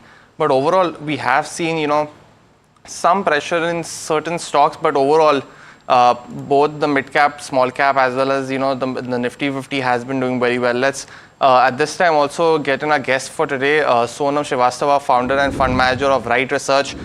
Sonam, before I go forward, any kind of view that you have on the market currently? How are you seeing, with the mid caps and the small caps going forward? We are seeing, newsworthy players doing very well and stocks reacting strongly on news flows. Any kind of outlook that you have on the Nifty and the markets? But definitely, I sort of have a positive bias right now. Obviously, it's a time to be cautious, but we do have an optimistic bias right now. Continuously for the last 7-8 sessions, we are seeing FIIs flow come into India. I think also many of the small and mid caps on a technical level showed very strong strength. See, the stocks are many stocks are fairly valued right now. If you look at their PG ratios and stuff like that, I think valuations might not be that much of a concern, but the strength definitely has come in many stocks. So we do have a positive bias. Obviously, things can change rapidly in this market. Donald Trump is going to come on second and announce a few things. So we're prepared for the shock, but I think the panic that people had in Jan and Feb is gone, and I think we're confident about quite a few stocks right now. So the panic is gone. That's what Sonam's view is. But one stock and sector that's definitely seeing some panic today is the Nifty Auto. Is down almost 1% after Trump announced 25% tariffs on cars that are made outside America. And there are certain things that you need to watch out for, because this is, of course, some clarification has come post that as well, that some key automobile parts like engine, transmission, powertrain parts, as well as electronic components will also see some effect because of this as well. Now, currently, of course, the duty structure is very inward. The US charges us 2.5% on imports versus 110% that India charges. So definitely a big gap there. But the reason that we are seeing this kind of pressure on stocks like Tata Motors is because of the Jaguar and Land Rover division that they operate in the country. Now, JLR sells roughly 1 lakh units in FY24 in the US market, and that is largely almost all is imported now from UK, as well as their manufacturing facilities in Europe. So they don't have any kind of manufacturing facility in the US. And the other player is, of course, Mahindra and Mahindra, but not seeing too much impact because it exports the Oja tractor there under a new brand name in the US. But largely on the OEM side, we are seeing pressure on Tata Motors, and that could continue going forward because it's a sizable 25 to 26% market. Apart from that, we also seeing some pressure on stocks like Bharat Forge, on Sona BLW, Samvardhana Motherson, as well as Sansera Engineering. All of them have export revenue of almost 30 to 70%, and a lot of it is from US. So Sona BLW has 40% share of revenue coming from the US, and we are seeing the stock down almost 4%. Bharat Forge also 25% share, but Bharat Forge has made a smart recovery today, and that could be largely because it's actually sold off also from that aspect. So 1199 was the high. It sold off from those days high levels, and the company informed exchanges of the new order, of course, of ATAGs of 6,900 crores. But we're seeing that kind of share of US companies, and Uno Minda also, but they don't. US is a very small share, but overall seeing some pressure in these particular stocks. Let me go across to Sonam now, because we've seen pressure, of course, the Nifty Auto today. How are you seeing specifically, in terms of auto, something on Tata Motors and something on the auto component side as well?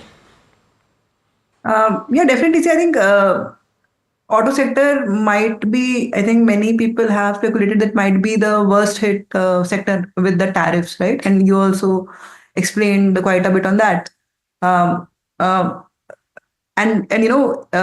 along with that, companies like Tata Motors, while they are hit by the imports, that would be sort of impacted. Plus, foreign EVs are also now coming into India as per the latest announcements. That might also impact this segment. See, looking at a company like, let's say, Tata Motors, it's a very, very strong, high quality company. But obviously, it's going through a major correction in terms of prices for the moment.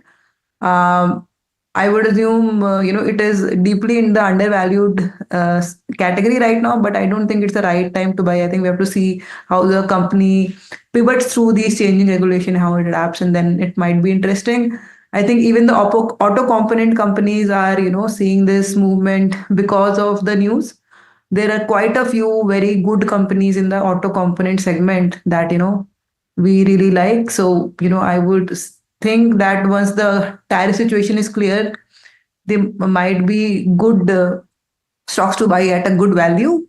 And I also, I was reading around that maybe what people are speculating about the tariffs might not be that adverse. It might be, slightly more lenient compared to what people are expecting.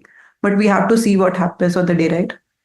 Right. Well, a host of other stocks that we need to keep an eye out for on the back of the Nifty Reject, which and this Nifty Reject was actually announced a month back, but the flows regarding the same, which means the passive flows regarding the same, are expected to happen today in the last half an hour of trade. So what are the key stocks that we need to keep an eye out for based on the net flows that we could see across all the indices, that is Nifty, mid cap, Nifty small cap, CPAC and the Nifty Next 50. Firstly, Zomato, which could see an inflow of close to $391 million, which is nearly 2.6 times its 20-day daily average. Apart from that is Jio Finance, which could see an inflow of close to $200 million. Then there is Indian Hotel, Power Grid, CG Power, which could see inflows of anywhere between $47 to $85 million. On the flip side, stocks that could see highest amount of outflow, firstly is Britannia, which could see an outflow of close to $153 million, which is nearly 8 times its 20-day moving average. Apart from that is BPCL, which could see an outflow of $145 million. Then there is Bajaj Finance, Kotak Mahindra Bank and NTPC that could see an outflow of anywhere between $72 to $79 million. So keep an eye out for these stocks. Some price action we could see in the last half an hour of trade based on the passive inflows that are expected to happen based on the back of the Nifty or the NSE Reject that was announced earlier. Sonam, coming to you, Zomato is particularly one stock that is expected to see the highest amount of inflows, but then there are competition concerns also creeping in. So how are you looking at Zomato as a stock, and between Zomato and Swiggy, what would be your top pick? So I think Zomato and Swiggy, fundamentally, I think both of them are no longer, high cash burn growth companies. They're both sort of shifting towards that path towards profitability, shifting towards the scenario becoming more mature. I think Zomato is doing better fundamentally there, but I think in terms of price, volume action, if you actually look at the volatility in terms of volumes and prices, both of them are quite volatile, right? But I think Zomato definitely is an interesting pick. It is the highest momentum stock. It's also fundamentally stronger. So that would be the pick that I would have. Got the view, Sonam. The other stock that's in focus is L&T. Now, it's buzzing on the back of its FY25 order guidance, and my colleague Anushi joins in with some more details on the same. Anushi. Okay, thanks for that, Puneet. So if you are looking at what's happening with L&T, yesterday they came out with a significant order. It's in their ultra mega order that we are looking at, roughly at the size of more than 15,000 crores. So after that, we have calculated what could be the Q4 order inflow be. So if you are taking March into consideration, we are seeing roughly a size of 23,500 to 32,500 crore of an order size. Considering the brackets that the company gives, it divides its order inflows in terms of significant, large or so. So that's a significant pickup that we are seeing from the March numbers from compared to Jan or February, wherein Feb we are looking at a 7,500 to 15,000 crore of an order inflow compared to Jan of 4,500 to 10,000 crore. So adding these 3 months, cumulative figure that we are looking for fourth quarter is roughly at the size of 35,500 to 57,500 crore in picture. So if you look at what had happened in FY24 order inflows, that stood at 3.02 lakh. Now, considering the 9-month figure which was already there and taking the the 3 months Q4 calculated range, we are getting a net order inflow in the range of 3.02 lakh crore to 3.25 lakh crore, which represents a growth of around flat if we are taking it on an absolute conservative basis to a 7.2% growth. But do note that the 15,000 crore of an order size that we are looking is the conservative basis that we are seeing. So this 7.2% is also on a conservative basis growth that that we are looking at, the management had guided for a 10% of a order inflow growth for this financial year. So considering that in picture, the company is very much on track to meet its FY25 guidance which is given. Other than that, if you look at the order book, that stood at 5.64 lakh crore, representing a 20% of a growth in the 9-month FY25 picture. So the key takeaway here being is that L&T is on track to meet its FY25 guidance for the year, considering these order sizes that we have seen in various of its segments. Well, thanks for that, Anushi. So now coming to you on L&T, any kind of view that you have on the stock or anything in the infra as well as the EP space says that's something on your radar? Definitely, I think right now infra as a sector has definitely become interesting. We recently haven't picked quite many stocks in this segment. We have been more defensive in our allocation, but yeah, I think capital goods right now looks pretty interesting. Have invested in linked sectors, for example, Ultra Cement, right? And other stocks in the broader electronic manufacturing or electrical goods space, right? This is interesting. But yeah, I think there's a lot of movement in terms of price that we see in capital goods space, and depending on how the global growth scenario sort of changes, I think how fast the rate cuts come for India, space could definitely be quite interesting to look out for in the near term, right? Well, that's Sonam's view on L&T. Another couple of stocks that are in focus is from the IT pack. Now, the first one's Wipro. Now, the company has announced a $500 million deal win yesterday. They have mentioned that, this is a 10-year strategic deal with UK-based Phoenix Group, and that is the largest long-term savings as well as retirement business deal that for an IT company. So definitely a stock that's buzzing on that aspect. They're also expecting to provide a full range of life as well as pension administration services, and hence that view. So we also had a Kotak report on this in the morning.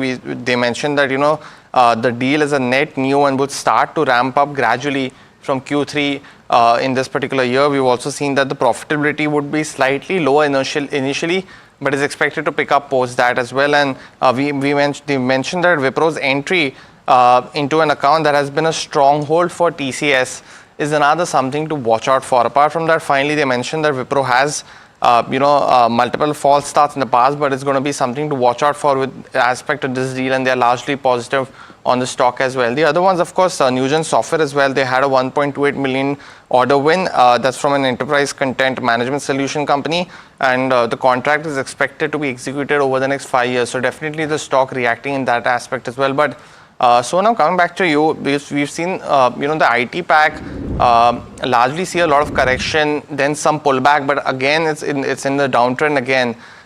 Any kind of view that you have on these two specific stocks and your view on the IT sector?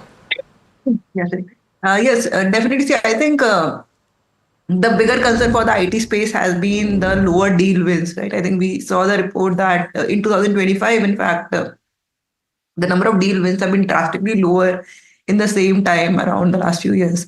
And that is one big concern. And with the advent of AI, especially in the new stuff coming out of China and the higher reliance on AI by let's say for software needs in the bigger companies, I think these companies are being impacted. So a deal win by Wipro definitely is a very good news. I think Wipro as a stock has been under our radar. It's a good stock in the particular segment. Newgen Software also has come up with a very good sort of announcement. We've also seen a few announcements where now these companies, Indian IT companies, are now partnering with NVIDIA for AI. I think that is a good step to take, becoming more AI first in this environment where everybody is sort of pivoting towards that space. Right. Well, thank you, Sonam, for joining us and giving us all those details. Well, in a market where valuations have always been a concern and earnings momentum have slowed down, there are still some stocks that have no sell calls from analysts. Which are these stocks and what is the upside potential on these stocks? Let's get in Mihika to give us all those details. We're basing this analysis on mainly three criteria. So one, it should be a Nifty 500 company. Second, it should have an analyst coverage of above 15, and the stock should have no sell calls. So based on this, the top 5 stocks that had the highest upside and no sell calls, you have a KEI Industry, a return potential of 57.6%, Delivery, a return potential of 56.7%, PNC Infra at 40%, DLF at 34%, and Adani Ports at 31%. All of these counters have no sell calls, extensive buy calls. Some have a hold call ranging from 3 to 6, and then you have Adani Ports that has 0 hold calls. In terms of, there are other stocks with 0 sell calls and a 20 to 30% upside. You have counters like Birla Corporation, Karur Vyasya Bank, Sona BLW, Varun Beverages, Max Financial Services, Kalpatru Projects, SBI Life. Even with counters with a 5 to 20% upside but 0 sell calls on the counter, you have something like an Axis Bank, HDFC Life, ICICI Bank, Krishna Institute, HDFC Bank, and Muthoot Finance. When you talk about, the overall analysis, you have 228 stocks with an analyst coverage above 15. Out of these, only 18 stocks, which is what I mentioned, had no sell calls and the return potential ranging from 6% to almost 60%. Lastly, when you talk about the top 5 stocks with the highest upside, up first, you have something like a KEI Industries. Our analysts like the healthy order book with strong execution record. They also have a robust demand scenario coming from both public as well as private capex. For something like a Delivery, it has underperformed versus its peers, but the company remains stiff in terms of competition to peers. There's no major capex, which allows the company to now focus on its profitability, and it's given positive guidance in terms of its recovery in terms of profits. Then you have a PNC Infra. There's the potential asset monetization that is supposed to happen in the company, which is a positive, and they have also expanding growth opportunities via diversifying into other segments rather than their core segment. Then you have something like a DLF. They have a rich land bank as with a strong saleable area as well as gross development value,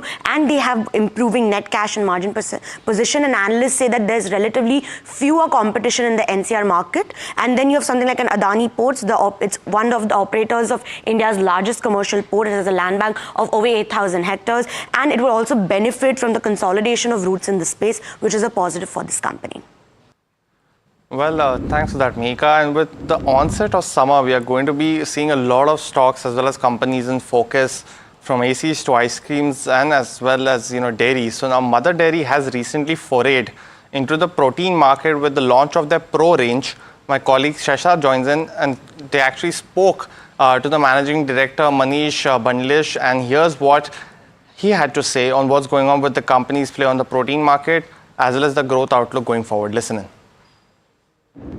See, India is the largest producer of milk across the world. More than 25% of the world's milk comes from India, and is growing every year by 5 to 6% as per the data which is published by the government of India. So I don't see any major challenges in terms of milk availability.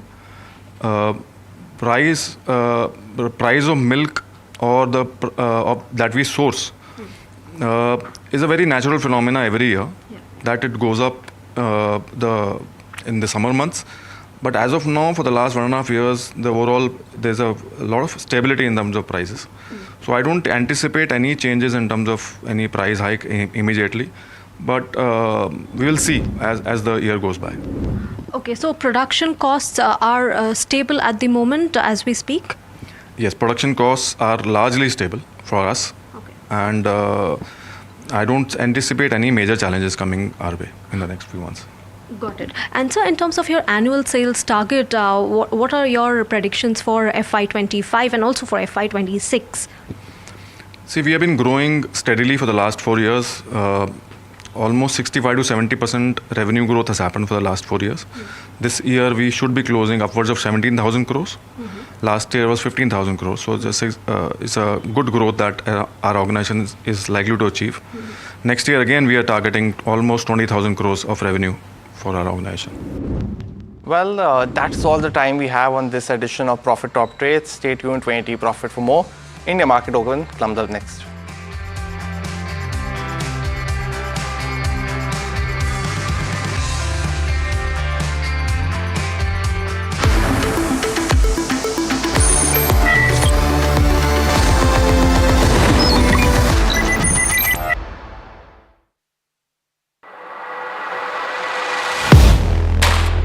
Do you really know the company you invest in? What is the real picture behind presentations and claims? Is the outlook as rosy as the company claims? Know Your Company, powered by NDTV Profit Research, shines a light on the biggest stock market movers.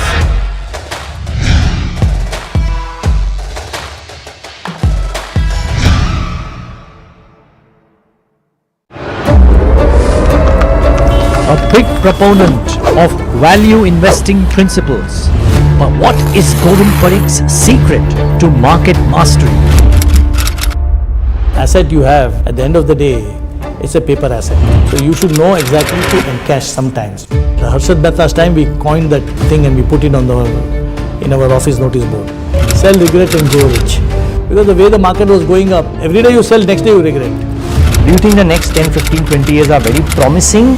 I'm very, very optimistic. I think markets can correct, but at a low level, everybody is going to come and buy. This is an investment wisdom you cannot afford to miss. Watch it only on NDTV Profit.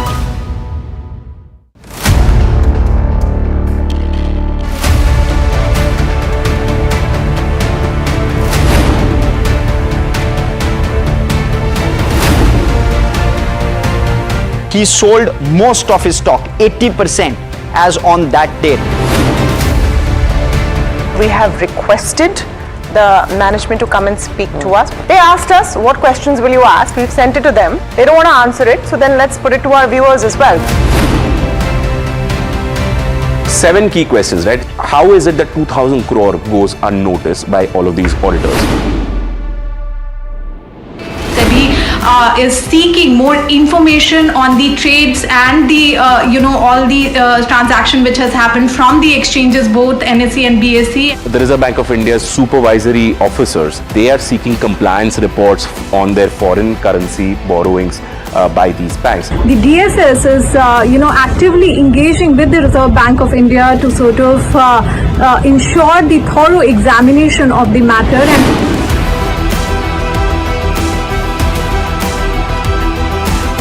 And IndusInd Bank, as part of its internal review, had found that certain aspects of its derivatives portfolio was not meeting the standard that was set by the Reserve Bank of India.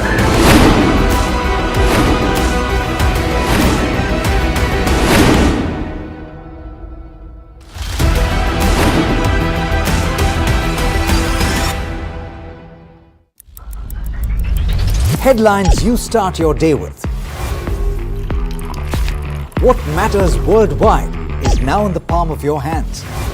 Get ready to seize the day and maximize your financial potential. Stay ahead of the curve with all you need to know on NDTV Profit.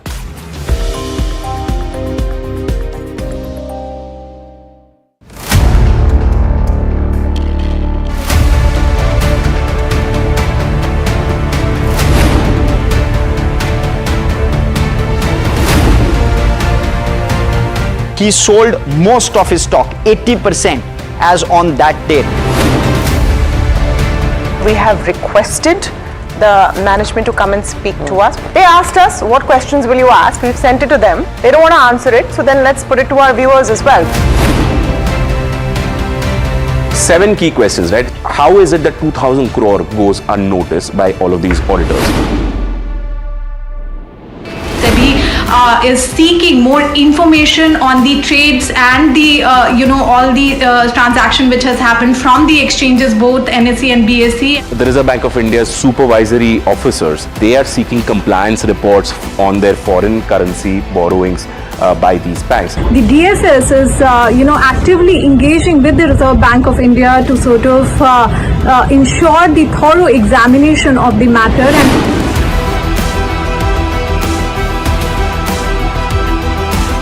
And IndusInd Bank, as part of its internal review, had found that certain aspects of its derivatives portfolio was not meeting the standard that was set by the Reserve Bank of India.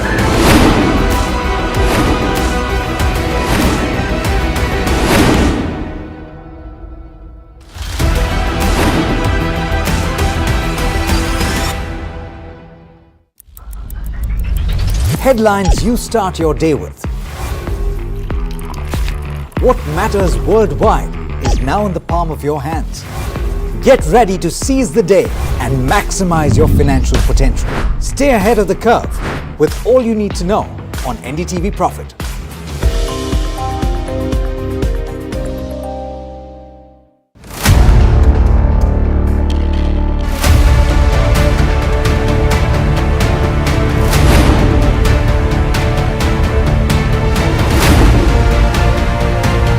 He sold most of his stock, 80%, as on that date. We have requested the management to come and speak to us. They asked us, what questions will you ask? We've sent it to them. They don't want to answer it, so then let's put it to our viewers as well.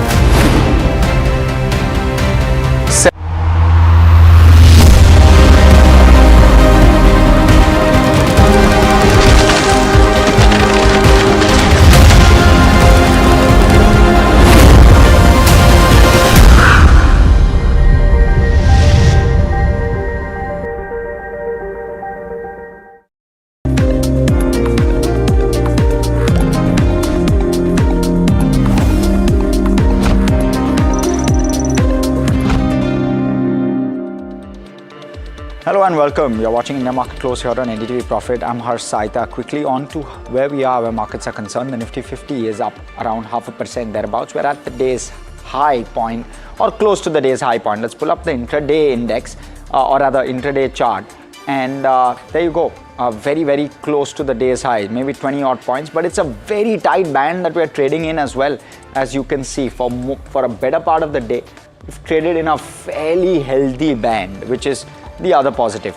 Let's look at how the heat map is shaping up on the Nifty 50. What counters are doing well? Financials seem to be taking, some positive cues from markets, from global, or rather, of course, the global markets were tepid, but the financials are doing fairly decently in trade today. Bajaj Finserv, HDFC Life doing well.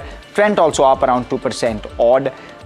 There was a favorable brokerage note as well on Trent. Hero Moto is standing out on a day when the auto pack not doing as well. So those are some stocks which are doing decently well. Wipro on the back of an order win, and you're seeing a decentish move on an SBI as well. And the PSU banks are also leading the charge where the sectoral indices are concerned. What's languishing? One is a Tata Motors, not surprisingly, given everything around tariffs that's playing out on the auto side of things. Sun Pharma also a slightly tepid, and along with it, you'll have a clutch of pharma stocks. Cipla, you'll also have a Dr. Reddy's, which are all trading anything between 0.5% to 2% in terms of cuts that we're seeing today on some of those counters. So the pharma index will also be slightly tepid. Let's pull up the sectoral heat map, zoom in on that, and that's exactly what we're seeing. Auto pharma down, but PSU banks are doing very, very well in trade. Nifty Bank is up 0.9%, so banks leading the charge today for sure. Financial services also doing well. The Nifty Finance or the Fin Nifty is up 1% as well. So broadly, that's how it's shaping up. In terms of sectors, IT just a mild green, metals also a mild green, and let's look at the breadth as well, and thereafter zoom into broader markets. Well, the breadth has been wobbly to a certain extent. 1:1 though is how the breadth is shaping up. Let's lastly look at the small and mid cap indices, the broader markets, how they're doing. Slightly underperforming the Nifty on that count. 0.1% higher on the Nifty mid cap, but you look at the range bound manner in which it's moved, definitely a positive. Nifty small cap up around 0.5% thereabouts, so largely in line with where the Nifty 50 is at. But let's go across. We have Rajesh Palvia who's joining us. Of course, he tracks technicals. And Rajesh, give us a lens into how you're viewing the Nifty at this point and what are the levels that you're looking out for, because we're seeing a bit of a bounce back from the lows.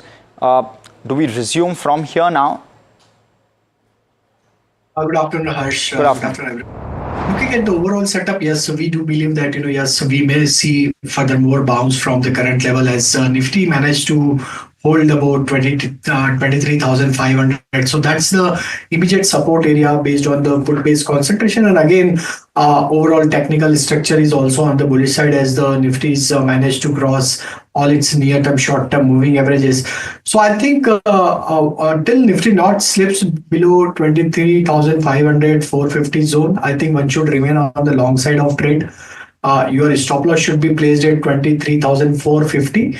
Until we are holding, we are projecting target towards 23,800, 850 for a near-term perspective for the Nifty. And looking at the rollover action till now, that's looking again, quite comfortable. And we believe that, most of the positions are getting rolled over on the long side. So I think we may see furthermore continuation of up move in the coming series also. Yes, there is uncertainty on the second for the outcome of 2nd of April from the US president. So I think that would be one trigger for the market. But I think technical structures are bullish, and we believe that a market may continue further higher momentum. Bank Nifty is also looking promising, as we are holding above 51,000 level. So I think till these levels are intact, there is a possibility once we crosses above 51,850, there may be some short covering action could trigger here also, and 52,500 would be the next target for Bank Nifty. Okay. Some of the broader market stocks like Capri Global, etc., are really correcting, and that's something to watch out for. And of course, Harsh highlighted Tata Motors amongst the auto names, but the mid-size names, Sona, BLW and the likes, Uno Minda is down about 4.3%. So that clutch of, or that cohort of stocks hasn't had a really, how do I say, a good move in the session today. If anything, actually, it's been a bit of a negative move for those stocks in trade. On the flip side, Adani Energy is now up 5.5% in trade, so really strong show. There's strength in BSE on the bonus announcement, so that's doing okay. Adani Green itself is about 4% higher too, so bear that in mind. And then individual names in the likes of VIP and Industries or a Welspun Corp and Eris Life seem to be doing okay. Rajesh, in light of all of this and the opinion that you've just given, what are the stocks that stand out for you this afternoon? I think the stocks which you have mentioned, I think we are also focusing on this Adani Green. The way stock managed to give breakout of on the weekly chart, I think if it's sustained above 930 level, there is a possibility of furthermore upside on the stock, as the stock is now crossing 50-day moving average in today's session. So I think there would be another round of buying action could emerge in this counter, and then target we may see around 990 to 1000 also in the near term to short term perspective. From my side, I think there are two stocks where we are focusing on the buy side. First one is Avenue Supermart, DMart. Is looking promising. The way stock has formed a base at lower level, and this is the fourth consecutive week where stock is forming higher high-low formation. So it's clearly suggesting that there is a sustained buying action is taking place. Stock is now negotiating with its previous multiple supply zone. So I think this stock is ready to move further higher. 4130, the target where we are projecting for it. And your stop loss should be placed at around 3970. The second stock is from NBFC space, that is Bajaj Finserv. That stock is looking very promising. The way stock has shown outperformance in volatile market. Now stock is approaching towards the September 2024 swing high. So the way stock has shown long built up in the derivative data also throughout the series, we believe that there would be continuation of up move. Possible target towards 2050 we may see in the near term perspective. So keep your stop loss around 1965 to buy Bajaj Finserv also. Okay, Rajesh, what's the take on Capri Global? Yesterday the stock was up 17%. Today we're seeing a steep correction in the stock price. What's your sense there? What's happening? Give me a moment. No worries.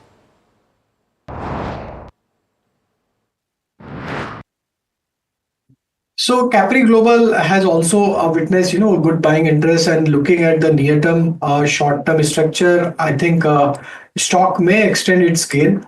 But looking at the today's move, I think stock is approaching towards its immediate support area of 165. If it breaks below 165, then there could be further more selling. But today's volume, this week volume action is quite encouraging. From higher side, there was supply pressure, but again, the stock is now near to 165. That's the immediate and important support area because it's coincide with its 20-day moving average.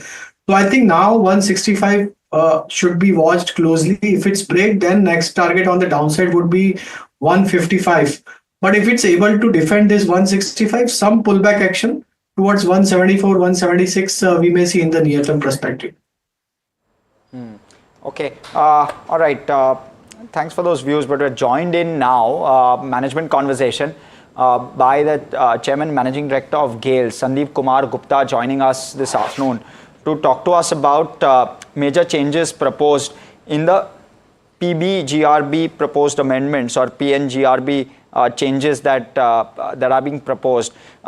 Sir, just first off, talk to us about the major changes with regard to pricing and what this means in terms of, give us a perspective for the industry as a whole. What does this mean? And are you okay with these proposals because they're still under consideration?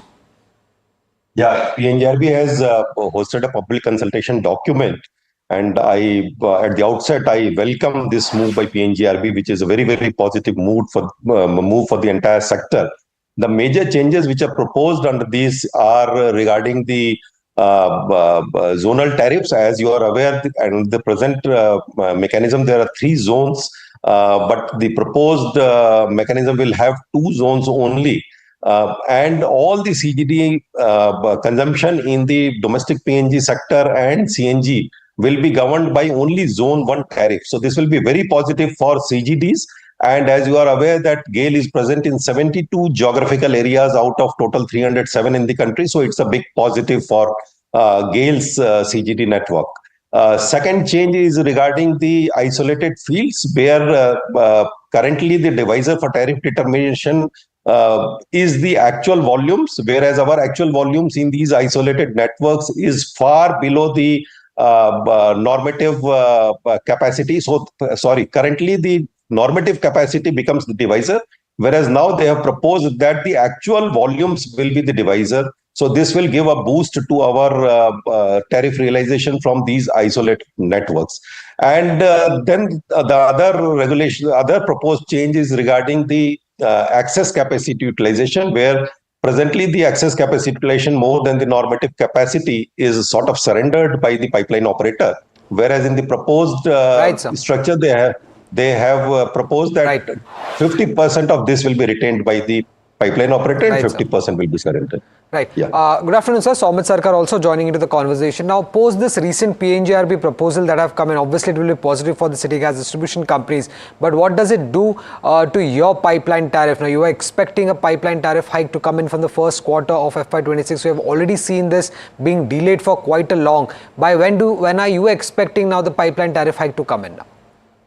Now, there are 2 aspects. One is the integrated pipeline tariff, for which we had revised, we had filed the revised numbers in August 24, and which is awaiting approval. So here the current tariff is 58 rupees 61 paisa per MMBTU, and we have filed the revised tariff for 78 rupees. That is a 20 rupees increase in the tariff, which itself amounts to about 3,400 crores. But even if we do not consider the future capex or future costs which are filed as a mechanism, even if that is not filed, we are expecting that out of 20, at least about 12 rupees per MMBTU is a definite increase which we see. And this will give a big boost.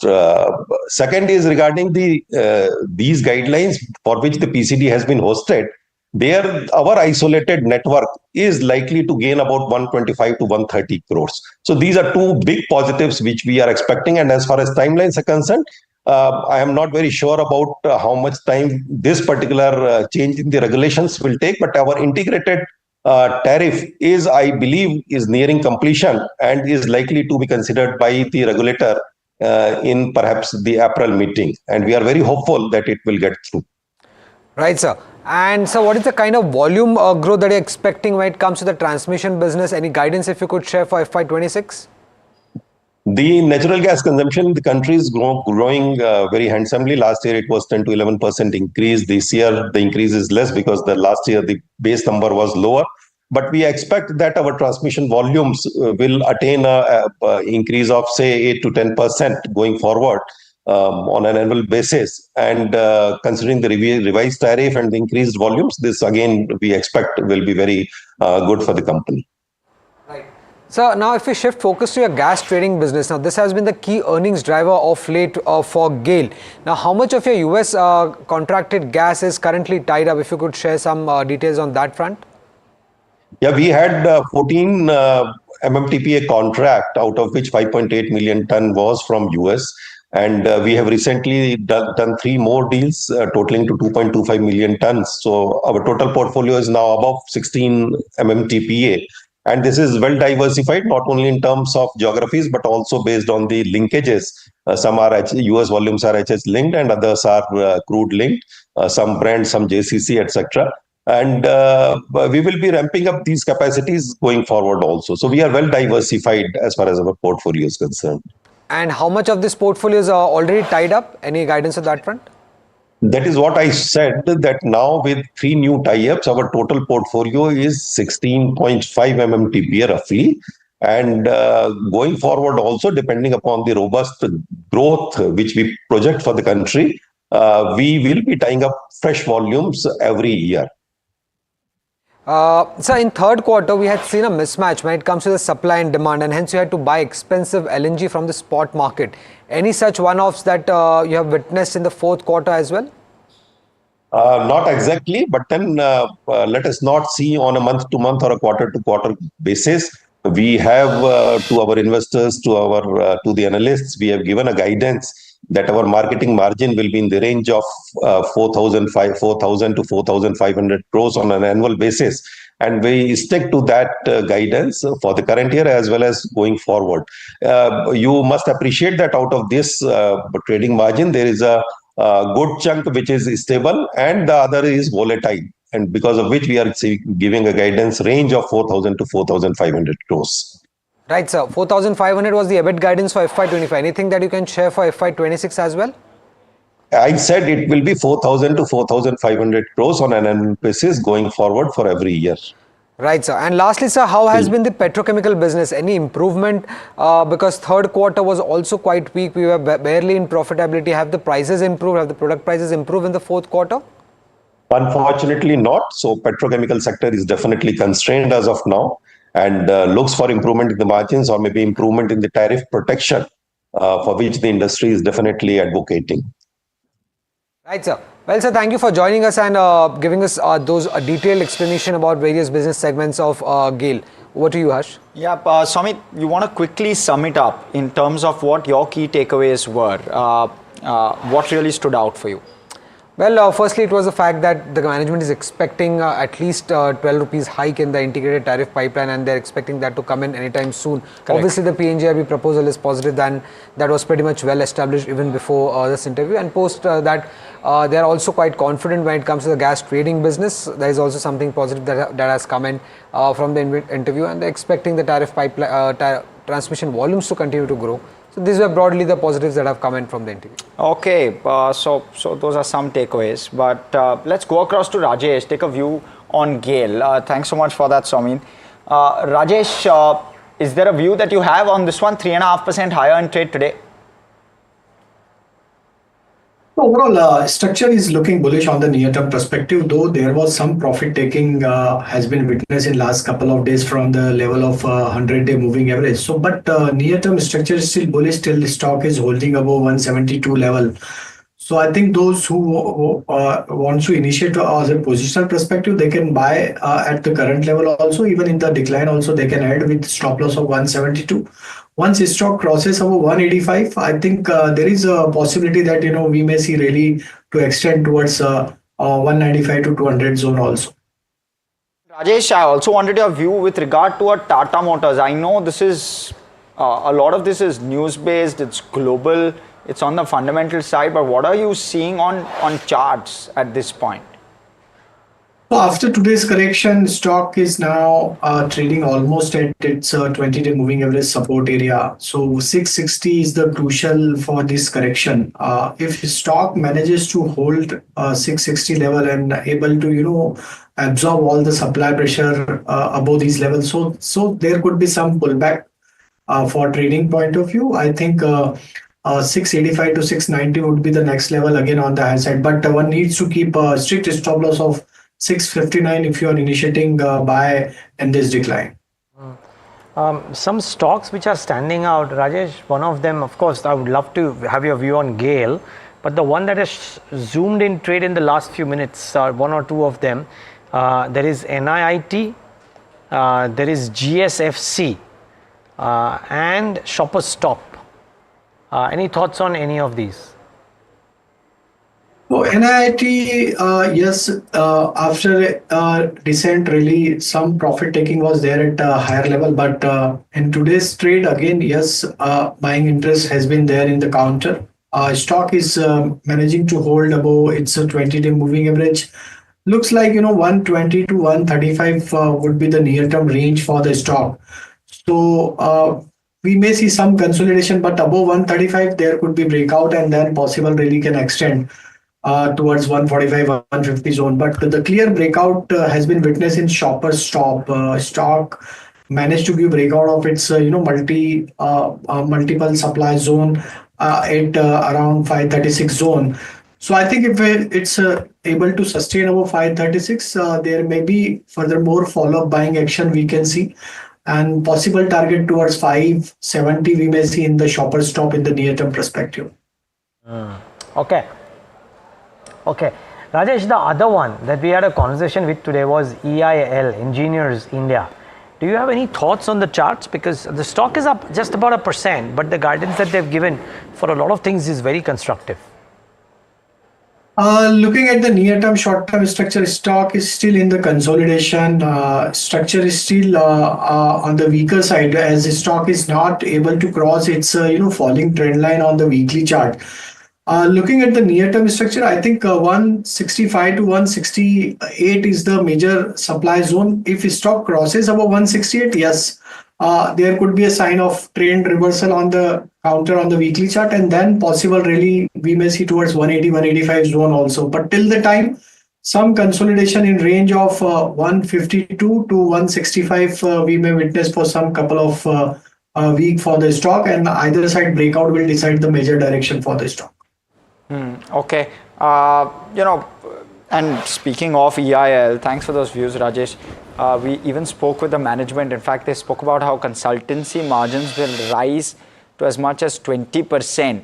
And talking about the order book growth as well, the chairman and managing director says the order inflows will remain intact. Let's hear out that conversation. Order inflows in our business, the line of business that we are in, both domestic and international, are not exactly timed, one would say, in the last quarter of the year or something. It is an outcome of the concerted efforts of all our teams at all levels who are reaching out, bidding well, bidding competitively, and winning them. So let me give you some numbers on this. Last year, we did an order inflow of about 3,400 crores. Which was a blend of about 50-50 in the consultancy segment, where our margins are upward of 20%, and our LSTK segment, when now margins have improved from 2 to 3% to 5 and 6%, if you see our results of the last quarter. This year, as we close, and we are still some more days to go, we have an order inflow of just the consultancy segment of about 4,150 crores. And in the that is in the hydrocarbon sector, and a total inflow of orders in the consultancy segment of about 4,600 crores.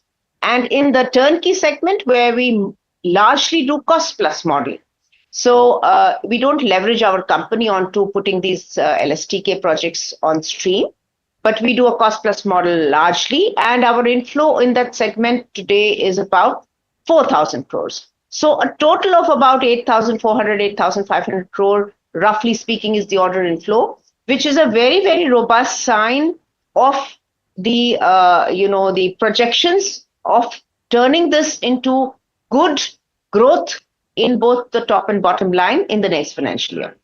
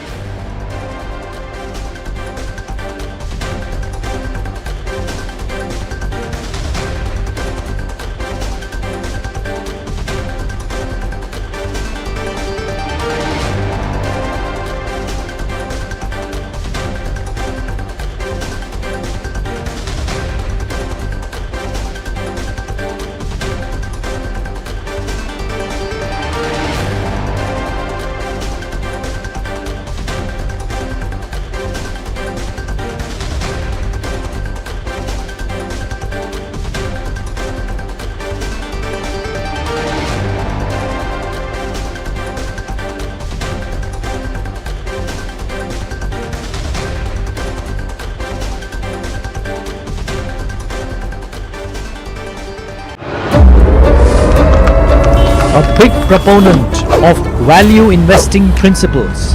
But what is Govind Parikh's secret to market mastery?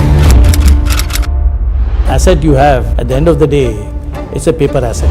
So you should know exactly to encash sometimes. Harshad Metta's time, we coined that thing and we put it on in our office notice board. Sell, regret and grow rich. Because the way the market was going up, every day you sell, next day you regret. Do you think the next 10, 15, 20 years are very promising? I'm very, very optimistic. I think markets can correct, but at a low level, everybody is going to come and buy. This is an investment wisdom you cannot afford to miss. Watch it only on NDTV Profit.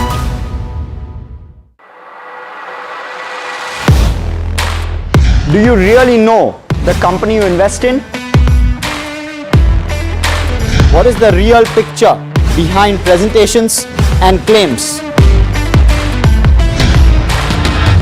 Is the outlook as rosy as the company claims? Know Your Company, powered by NDTV Profit Research, shines a light on the biggest stock market movers.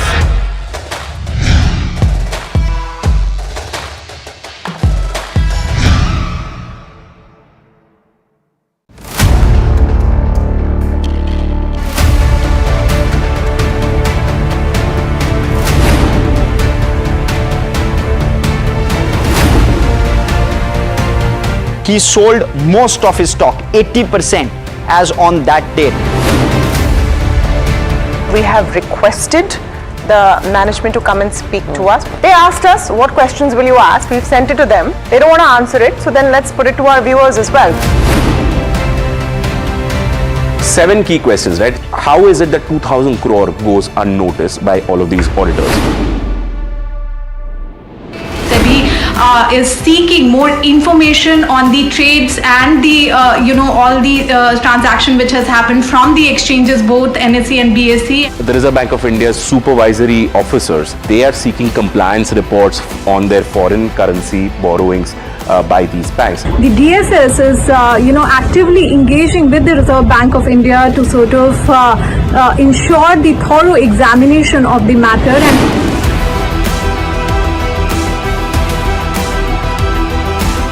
And IndusInd Bank, as part of its internal review, had found that certain aspects of its derivatives portfolio was not meeting the standard that was set by the Reserve Bank of India.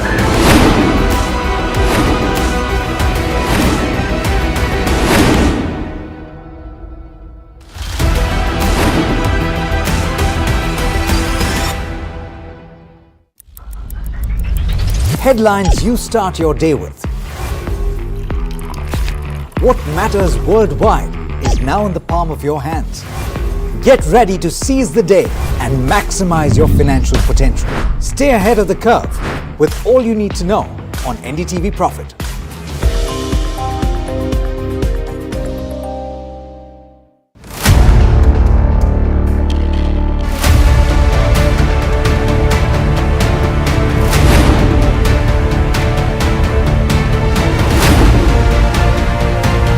He sold most of his stock, 80%, as on that date. we have requested the management to come and speak to us. They asked us, what questions will you ask? We've sent it to them. They don't want to answer it, so then let's put it to our viewers as well. 7 key questions, right? How is it that 2,000 crore goes unnoticed by all of these auditors? Is seeking more information on the trades and the all the transaction which has happened from the exchanges, both NSE and BSE. The Reserve Bank of India's supervisory officers, they are seeking compliance reports on their foreign currency borrowings by these banks. The DSS is, actively engaging with the Reserve Bank of India to sort of ensure the thorough examination of the matter.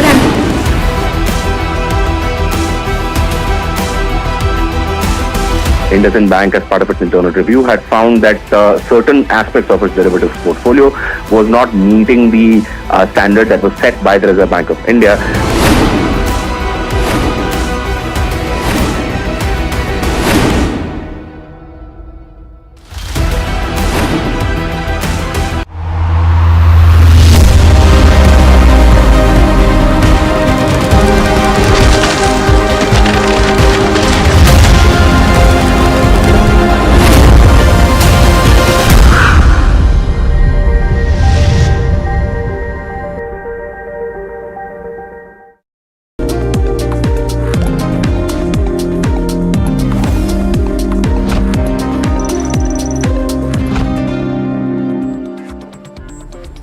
Lots of stocks flying around. I must say, Sharda Cropchem has had a buzzing afternoon.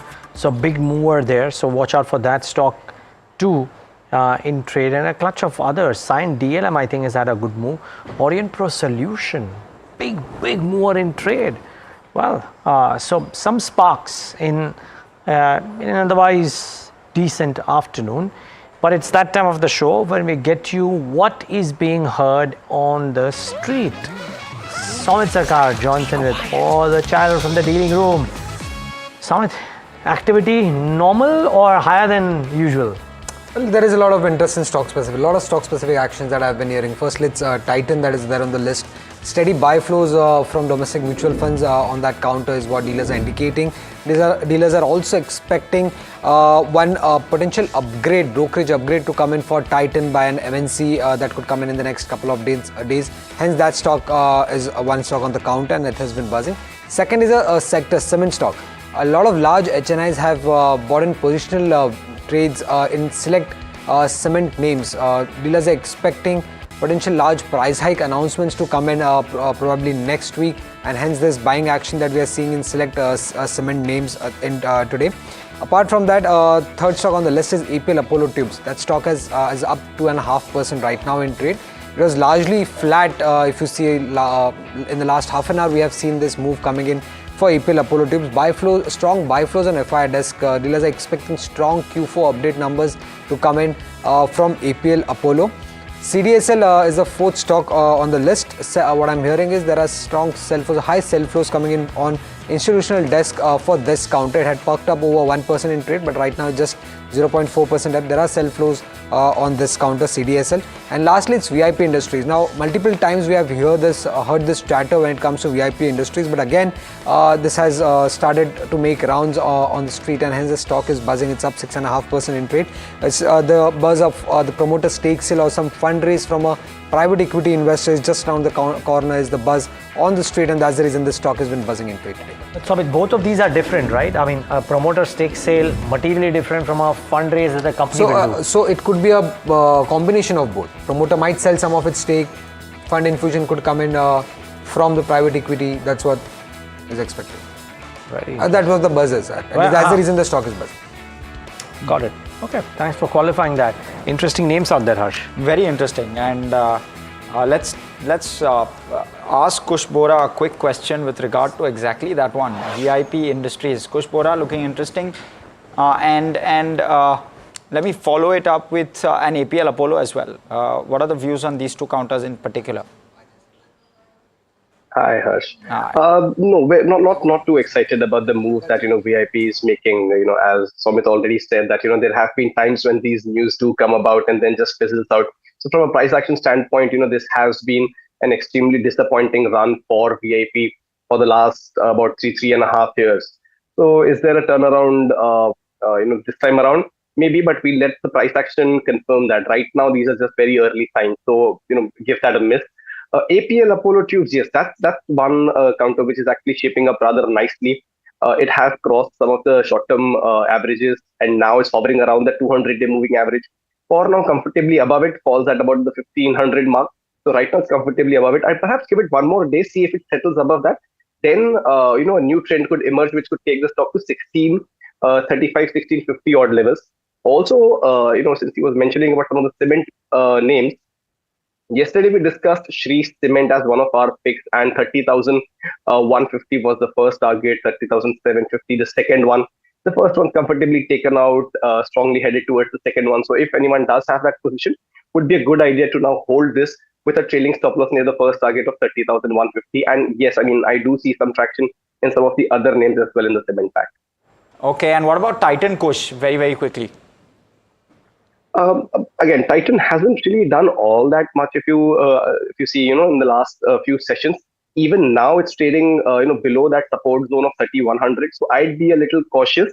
Perhaps a short trade to be made, but that is if it slips below the 3,000 mark. Okay, and Kush, while we're at it, your call on the index, the Nifty, what are the levels you're looking out for, and the Bank Nifty? So I think the index is shaping up rather beautifully, and there's a good chance that we might see one more up move. Of course, the contingent event being the April 2nd tariff announcement, whenever and whatever that comes out through that. But the 2 days of consolidation that we saw today, also the index rebounding from the Nifty rebounding from lower levels, that's a healthy sign. Also, if I just take a view of the expiry week following today, then the 23,500 has gathered quite a bit of foot base. That's the 3rd April weekly expiry that I'm talking about. That's gathered quite a bit of foot base. So from the near-term perspective, I don't think participants are too worried about what might happen, in the April 2nd outcome. So if any dip does come about closer to those levels, perhaps slightly below as well, between the 23,400, 23,500 range, that should be taken as a buying opportunity. Similar views on Bank Nifty as well, where the 51,000 mark, the 200-day moving average, that is acting as a good support zone. So dip should be taken as a buying opportunity. It's just that because of that event, you might just want to be a little light, but all in all, looks positive. All right, and Kush, your picks for this afternoon. Sure, both of them on the long side, still continuing that call on SBI cards that we discussed yesterday, rather flat today, bit of consolidation, but overall, if you see the trajectory is north. So 880, 890 are your targets. 860 still remains as a stop loss. The other one is Sanghi Industries. It popped up on my radar after a while now, but just very difficult to ignore. If you've seen the last 8-10 sessions, there's been very strong accumulation on this one, and of course there's been fairly decent price action where the stock gained nearly 20%. From about 50 to 60 odd levels now. Good momentum, good accumulation. Looks like set up for the next leg of up move as well from the current levels to targets of 65 and 69. 55 is where you place that stop loss. Okay. Let's try and talk about the key sector of the day, and that is autos. And on a good day, Nifty Auto is down 1% after the tariff trend. Puneet joins in to talk about what gets impacted and how. Puneet. Well, not just in India, we've seen the impact of the Trump tariffs across the globe. We've seen Mercedes as well as the BMW share price down almost 3 to 5% in the European markets. Volvo also seeing some kind of impact of about 2%, but it's definitely leading to the bumpy ride for the auto sector as a whole. We've seen, of course, the 25% tariff that's been imposed on automobiles as well as cars specifically, and the auto components such as engines, powertrain, all of this has been included. We've also seen, the key aspect of the current tariff structure, which is very skewed towards favoring the European and the US market, and we've seen roughly about 110% import duty that is charged by India on the US vehicles. But I just want to talk about Tata Motors and Mahindra because we've seen that impact specifically on these two sectors. They both cater to the US market. We've seen across these particular tariffs across these vehicles as well as auto components as well. But on Tata Motors, we've seen they sell roughly about 1 lakh vehicles in the US market, and that is the Jaguar and the Land Rover banned in FY24. That's actually subsequently grown by 5 to 6% in this FY25 level as well. So it's definitely one of the key negatives in seeing that kind of stock price impact. JLR also has no manufacturing in the US, and hence it's all imported from the UK as well as from the European manufacturing facility that it has. On the other hand, M&M, while very smaller players, just to mention, they have the Oja tractor that's exported there. They have an assembling factory in the US, but currently not seeing too much happening on M&M. And I just wanted to finally put out what CLSA had said this morning. Specifically, they mentioned that while Tata Motors, Bharat Force, Sona, BMW, and Motherson will be the most companies that are impacted, they have roughly 30 to 70% of their revenue coming from the export market, and US forms a sizable part definitely for Bharat Forge and Sona BMW. Sona BMW highest at 40%, and hence the stock price impact. But they had a contrary view actually on Samvardhana Motherson, saying that they actually have manufacturing facilities in Alabama, and that could create an opportunity going forward. They're seeing it as a double in 3 years. But overall, we're seeing auto components as well as likes of Tata Motors impacted in trade today. And that seems to be one of the key aspects. I just want to pull up the table as well, if we have that, for all the auto component players as well, to end this particular segment. And there you go. These are the companies that are expected to have the maximum impact. The US share is available for the 5 players, with the top 4 seeing stock price impact today as well. And going forward, some key commentary in Q4 on this will be something to watch out for. Okay, Puneet, thanks for that. Now, let's try and get Siddharth Khemka in this conversation and try and figure out what to do in a scenario like this. Now, Siddharth, welcome to the show, of course. What's your thought on autos? Yeah, Neeraj, good afternoon. So it's a you can say a mixed view, or you can say a uncertain environment. So while the street was bracing in for some tariffs, it has come earlier than the April 2nd date, and specifically for companies which have exposure to the US, the likes of Tata Motors, and a much harder, or you can say much bigger impact for auto ancillary, because for them exports has been a key growth driver in the last few years, and they have exposure to some of the large OEMs, not only in US but also in Europe. And if these European OEMs, they get impacted because of this tariff, I think there is a second level of impact to Indian auto ancillaries as well. So while we would have a data of companies which with the percentage of contribution directly coming in from US, as I said, there is a second level of impact, because a lot of these OEMs are exporting to countries in Europe, which are then sending their cars exporting to US. So overall, I think it's best to focus on the domestic names and domestic focused players. So within India, among the auto segment, tractors is something that is consistently doing well. M&M is our preferred pick there, and followed by Maruti, which is again a largely domestic passenger vehicle player. Two-wheelers are witnessing some slowdown and impact. Within that, I think you have the iShares and TVS, which are doing better compared to Hero Moto and Bajaj. So again, looking at Hero and Bajaj, they are also to a large extent, the growth is dependent on exports, where the economic growth and the challenges, that looks a little bit unnerving right now to give a view. And Siddharth, just Harsh joining in, purely from an opportunity perspective, what's the best way to play this?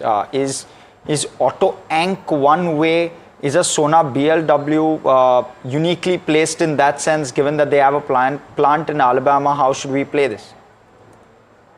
So yeah, if you look at players who are present in US, yes, some of the auto companies are present, auto ancillary companies, so Sona BLW to some extent, yes, but I think a large portion is still being exported from India to US and Europe, so that sentiment will remain impacted in the near term.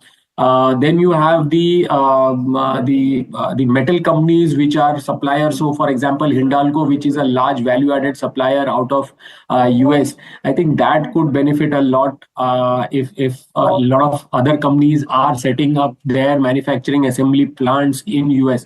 So it's a long-term call that one needs to take. I would say until there is some settlement or deal that Trump is able to negotiate with some of the other countries, this overhang will remain in the near term. Okay, and Siddharth, in terms of opportunities outside of auto, if I were to venture, what are you looking at this point? What are those pockets which you're focusing in on, and where are you seeing value? Yeah, so I think there are definitely certain pockets where we are seeing value within the domestic space. Definitely in this environment, and especially when we are just at the knocking away from the 2nd of April, where the reciprocal tariffs will emerge. So exports segment, be it pharma, be it IT, auto ancillary, I think those sectors are a little bit uncertain. While there are talks about how and to what extent would the US government be willing to put tax on pharma, given that healthcare is a large cost there, and would they really want to look at increasing the cost there? But nonetheless, I think if clarity emerges that they are putting a smaller tariff on pharma, that could do well. But largely by far this year, I think the discretionary is something that we are liking within the India in the consumption space. So, for example, beverages is one area where we are a little bit positive going forward. So the likes of Varun Beverages. Then you have the summer discretionary in terms of Voltas, Blue Star. That's another space. Going deeper into the discretionary, we also like some of the hotels, Indian hotels, Lemon Tree are within our top picks, preferred ideas. And finally, also to travel is something that we believe it falls under the larger discretionary spend. So Indigo is another name where Q4 numbers will be strong. Even Q1, where you have a lot of holidays and traveling, and with the increased connectivity in the tier 2, tier 3 towns, a lot of airports are being developed. The focus of Indigo has been now to add to the global routes. So they have recently launched 2 long-haul international routes. In the shorter haul also, they have been consistently trying to connect some of the tier 2 cities to international destinations, which is only helping them gain market share in the international routes from India. Very, very interesting. Thanks so much, Siddharth, for all of that perspective. We'll in fact let you go on that note. So thank you for coming in, speaking with us, giving us all of those views. But bull versus bear segment, one stock in focus today, JB Chemicals. It's in the spotlight.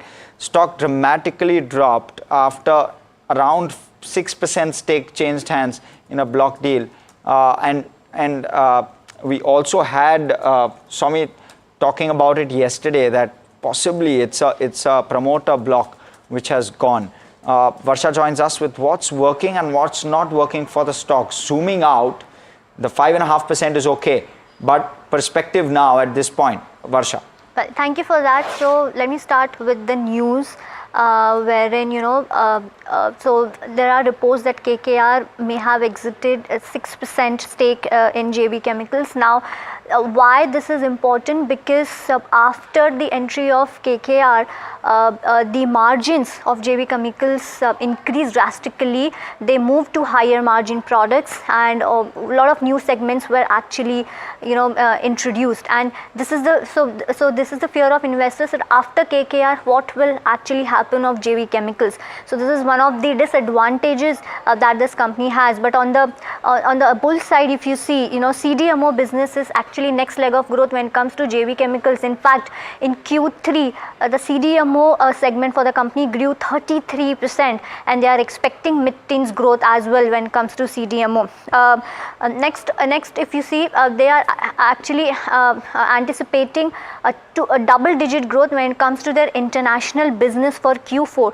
But on the disadvantage side, if you see, the international business in Q3 actually grew only 4%. So there's uncertainty lying when it comes to international business. So one, we have to check whether Q4 will be good for JB Chemicals when it comes to international business. Well, next, if you see on the brighter side, they have a strong operating margin, and they are expecting almost 26 to 28% of EBITDA margin or operating margin when it comes to FY 26 and 27.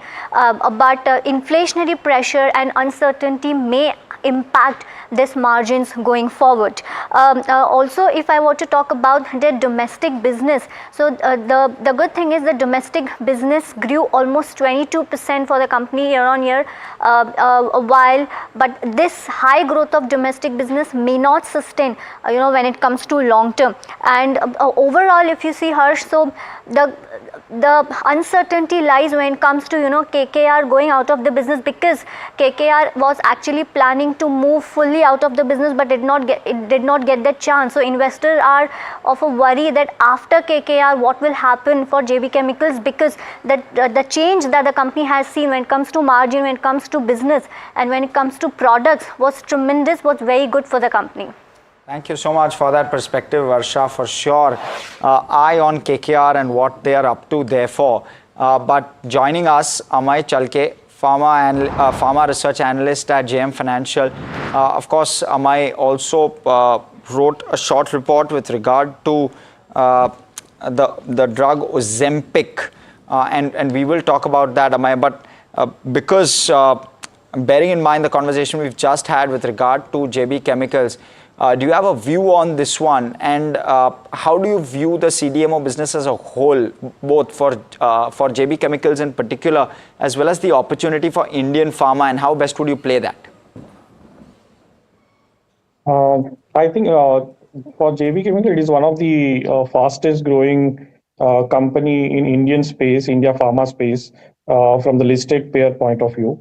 And it is growing at around 14-15%. Specifically, the brands like Cilacar are growing at like 18-20%. So if one has to play the India pharma market story, it is one of the best bet, I would say. And it remains a top pick for us on the domestic pharma market. Okay. Amay, good afternoon, Neeraj here. How do you view this development of the popularity of the obesity drugs, the launches that are now happening with Eli Lilly doing what it is doing, and what does that do to the market at large? Because I mean, I was told by Varsha that some of the Indian generic makers will have an opportunity when when they will be able to come out with the generic versions in about a few months' time as well. So how does this market look to you over the course of the next 12 to 18 months? And specifically, what is the Indian maker's role in this market over the next 24 to 36 months? So the way this market will play out, so far there has been one entrant, the novel company which has launched the product, the injectable version of the GLP-1. For next 1 year till the patent expiry, I believe the market would be limited to more of a HNI kind of category, because the price point of this product is significantly higher than the existing therapies. However, once the product will become generic somewhere in the middle of next year, calendar 26, then you will see the price point coming down by 50-60%, and then the wider population will have accessibility to this product. The market is expected to grow sizably higher over the next 4 to 5 years. There are a lot of Indian players like Lupin, Eris. There are many other Indian players also who are stronger in diabetes market. They will benefit from this product over a period. So you believe that the players who will participate here will benefit disproportionately? Is it a structural opportunity that you are seeing here? And if so, what would the names be? Or which names would you keep in mind? See, if you look at the obesity population in India, it is around 8 crore. At present, the product is being sold at 14,000 monthly rate. Even if it comes down to 1,000 rupees, the annual cost of this therapy would be around 12,000 rupees. So in terms of market size, it's huge. And I believe many of these leading diabetes players who are already selling a lot of other oral solid products in diabetes market, they will definitely benefit. Okay. I'm just shifting tracks here a bit, but when I look at the releases that have come in, now moving gears and let's say moving to CDMO, I presume you track that pocket as well. And when I look at the releases that have come in from select players, contract wins that have happened in Q4, and then I look at the price behavior, both the screen as well as the recent announcements kind of point towards a fairly strong Q4. And a lot of people who track this space or invest in this space say that usually the cycles are not for a quarter or two, but for multiple years. How do you look at this bucket? So CDMO is again for next 10-year story from the Indian perspective. There is a China plus one theme which is playing out. If you see a lot of these listed players in the CDMO market over the last 1 to 2 years have won a lot of contracts from the novel companies, and it has already reflected in the share price of these companies as well. Going ahead, so this fourth quarter is going to be strong, that I agree. But even for next 2 to 3 years, most of these companies would deliver 20% plus kind of a EBITDA CAGR. And that would be highest from the pharma pack. Oh, okay. So because while it's not a winner takes all market, but there are a few which are doing better than others, right? So I'm just wondering, is there a pecking order, and would that pecking order materially change post the Q4 numbers, or do you in your assessment have made out the estimates for the next 2-3 years, and therefore very likely that it might remain the same? We have limited coverage at present on the CDMO space. Okay. The company which we cover is a Piramal Pharma, where we are bullish on. However, some of the other names, which I can't name, but investors should be cautious of the valuations as well, and the events which are going to take place post fourth quarter. There could be some patent expiries as well. So one should consider all those events and then play out the story.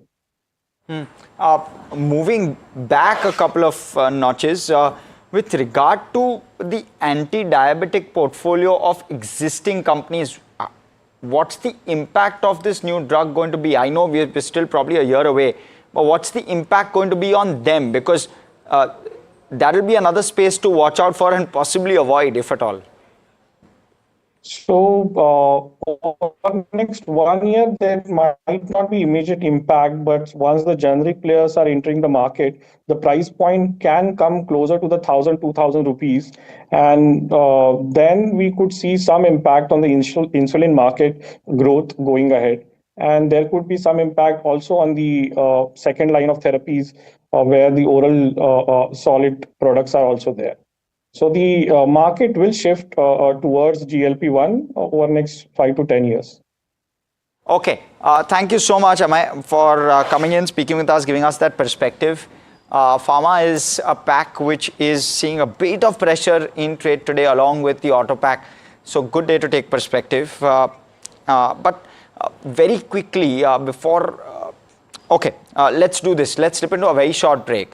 On the other side, we'll have top BTST ideas, and we'll also have we'll have experts and guests, and we'll take a couple of views on some stocks. So stay tuned.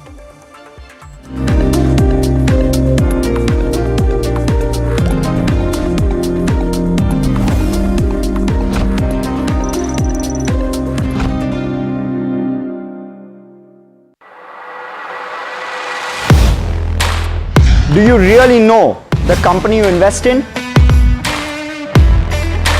What is the real picture behind presentations and claims? Is the outlook as rosy as the company claims? Know Your Company, powered by NDTV Profit Research, shines a light on the biggest stock market movers.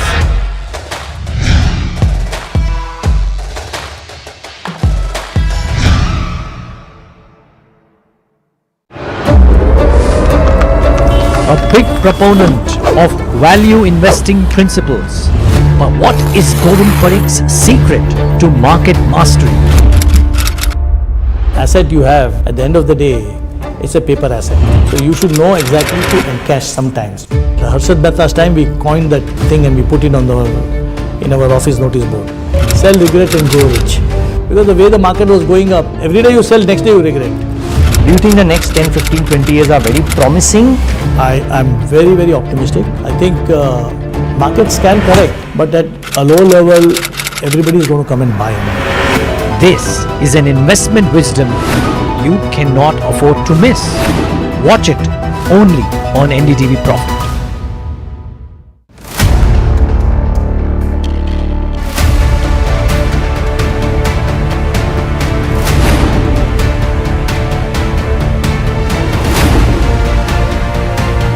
He sold most of his stock, 80%, as on that date. We have requested the management to come and speak to us. They asked us, what questions will you ask? We've sent it to them. They don't want to answer it, so then let's put it to our viewers as well. 7 key questions, right? How is it that 2,000 crore goes unnoticed by all of these auditors?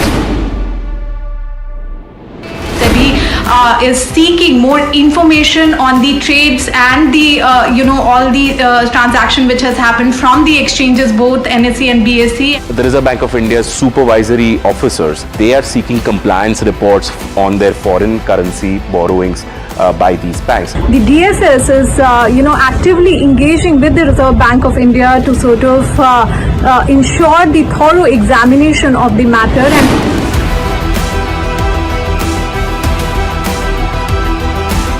And IndusInd Bank, as part of its internal review, had found that certain aspects of its derivatives portfolio was not meeting the standard that was set by the Reserve Bank of India.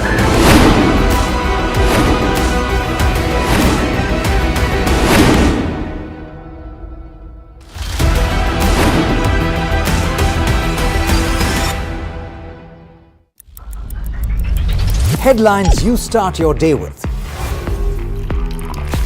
What matters worldwide is now in the palm of your hands. Get ready to seize the day and maximize your financial potential. Stay ahead of the curve with all you need to know on NDTV Profit.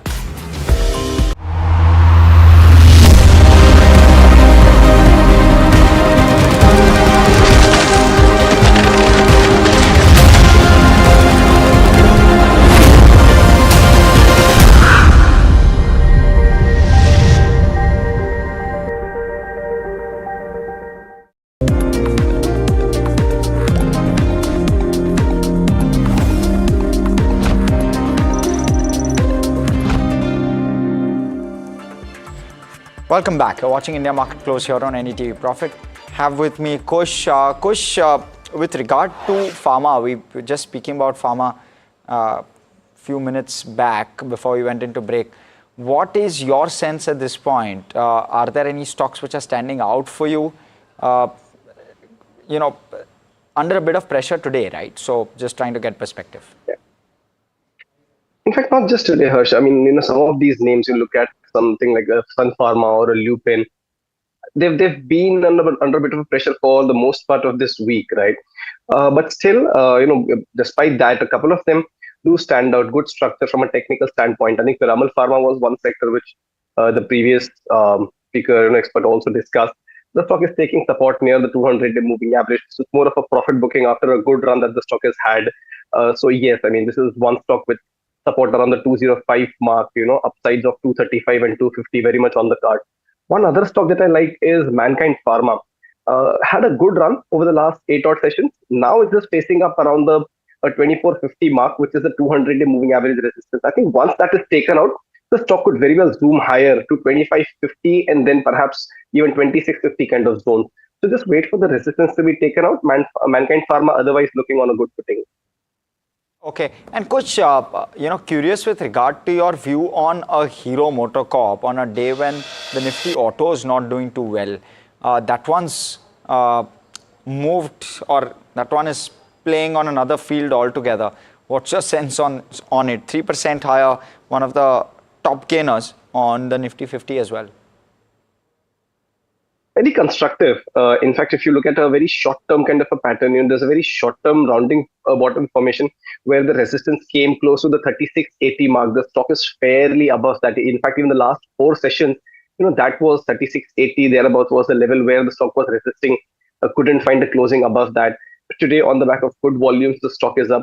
And as you said, in the sector, when the rest of the sector is not doing well, the stock is standing out. Then obviously, it does get those brownie points.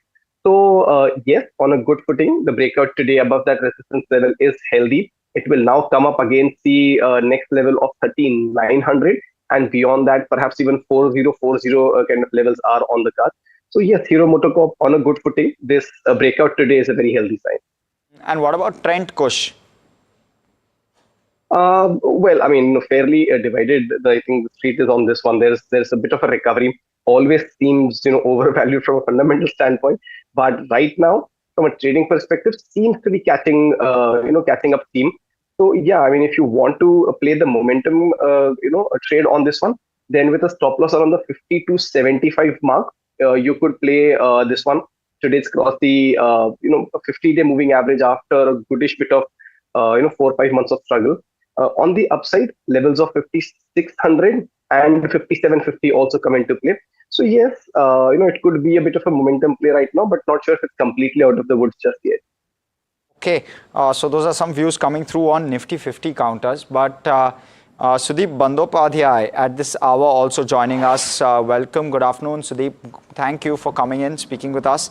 Sudeep, curious to know your views with regard to a trend, because we're seeing increasingly seeing good interest from at least sell side, saying that this is one of the fastest growing companies.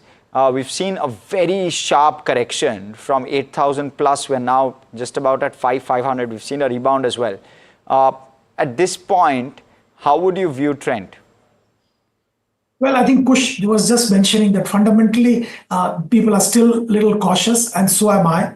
I think the valuations are still rich. Yes, of course, it has come down from the level it was, and now it's about 5,400 plus levels. But fundamentally, it's still expensive, and I would keep waiting and watching. Look, I think Zodiac gave them a big leg up. Now that Zodiac business itself is under some kind of competitive pressure, we'll have to wait and watch. The other, like a Star Bazaar or the other newer modules haven't yet stabilized and started giving them that incremental alpha. So I would keep watching the space. Yes, it has recovered quite a bit. And for a short-term trader or a short-term point of view, it may be a good bet. But from a long-term perspective, I would rather wait and watch than get into trend at this stage. Okay. And Sudeep, just zooming out a little bit, what's your view on the market at this point? How do you view it? Do you see that value has emerged, and now that we've seen maybe a 7% rally from the bottom, are you positive with regard to the way things are moving? Also, is there a pickup where the economy is concerned? We started to see even Q4, some cues coming from analysts speaking with specific companies where we are starting to see good data starting to flow through. Do you believe, are you upbeat about some of those aspects? Well, definitely. As far as domestic economy and domestic fundamentals are concerned, there are significant improvement. I think the basic improvement has been on the inflation front and the food grain production, including vegetables. I think with that, the inflation has come down and expected to come down even further from here on. Now, that gives a big leg up to RBI to go ahead and cut further interest rates. And we are very confident that April RBI policy will see further rate cuts. This is good news for the economy and good news for the growth expectation in the economy. So I think we will see the market kind of also reflecting that sentiment going forward. Now, there are a couple of things which we'll have to wait out for. One is, of course, the predictions on monsoon. They will start coming probably from next week onwards. Of course, corporate results are also are going to come from mid-April onwards, and one has to keep watching that space. Expectations are not too high, but they are a bit realistic, I would say. So I don't think there'll be too much of a disappointment on Q4 numbers. Monsoon, of course, will need to be watched. Now, this is domestic, but beyond domestic, I think what is most important is what's going to happen on 2nd April, what's going to happen as far as this entire tariff war, which is breaking out all over the world now. And what it does to the global growth, economic growth, that of course will have an indirect impact on Indian markets and Indian economy. So we'll have to wait for these signals from the global markets, but domestic signals are positive, and I think we are heading in the right direction as far as domestic economy is concerned. Sudeep, interesting you bring up tariffs, because you've got a Nifty 50 counter which is down 6% as a result of that. And I'm talking about Tata Motors, of course. Now, I was just doing some back of the envelope maths on Tata Motors. You've got top line of around 4.5 lakh crore trailing 12 months. 2/3 of that comes from JLR. So roughly 3 lakh crore odd in terms of top line. And 25% of JLR comes from the US. Now, in the recent quarter, it was 38. But largely, maybe a 25 to 30% kind of number. So you're looking at a dent on a base of around 75,000 to maybe 90,000 crore in terms of top line. And that dent won't just dent the top line, it'll likely dent EBITDA as well. Want your perspective on this 6% kind of move. Is this an opportunity to buy? Is it unrealistic in terms of imposing tariffs on Indian auto OEMs? What's the view, and how should you play this? Well, I'll be extremely careful. We had a lot of views, and everybody in the world had a lot of views that, these things are just posturing and nothing will actually happen. These are negotiation tricks. But I think things are moving in a different direction, and at some point of time, they're looking real. And of course, this will damage Tata Motors' bottom line and top line. So we have to be careful. There is no point trying to rush into Tata Motors or some of the other auto ancillary stocks, which will get significantly disrupted with these kind of tariffs coming in. So I will wait and watch. See, there's a fundamental difference between pharma and auto. Now, auto is an extremely competitive space. If Tata Motors tries to pass on the tariffs to the customers in US, I think they will not be selling the numbers they want to sell. So they have to absorb a part of the tariff, and that is where the problem comes. Whereas in case of pharma, even if some tariffs come, I think a lot of it will be passed back to the consumers in US itself, because these are not replaceable things. These are not something which you can do away with. So there is a fundamental difference, and we have to be careful in the automobile space. Okay, interesting. Sudeep, today a clutch of companies, good afternoon Neeraj here, today a clutch of companies which may have borrowings in global capital are seeming moving higher. Adani Group is a case in point as well. I don't know if there is something about RBI looking to free up foreign capital inflows by changing the foreign exchange management rules. It's a Reuters story wherein they are saying that RBI will double investment cap to 10% for all individual foreign investors in a single entity, etc. You reckon something's got to do with that? And is there an impact as a result of some changes like this to your mind? Well, of course, there will be an impact, Neeraj. And yes, it is something to do with that. I think this will be good. India needs to attract a lot more, foreign investment and foreign dollar to kind of ensure that the rupee remains stable, and vis-a-vis other currencies, rupee doesn't depreciate unduly. So I think this is a very welcome step.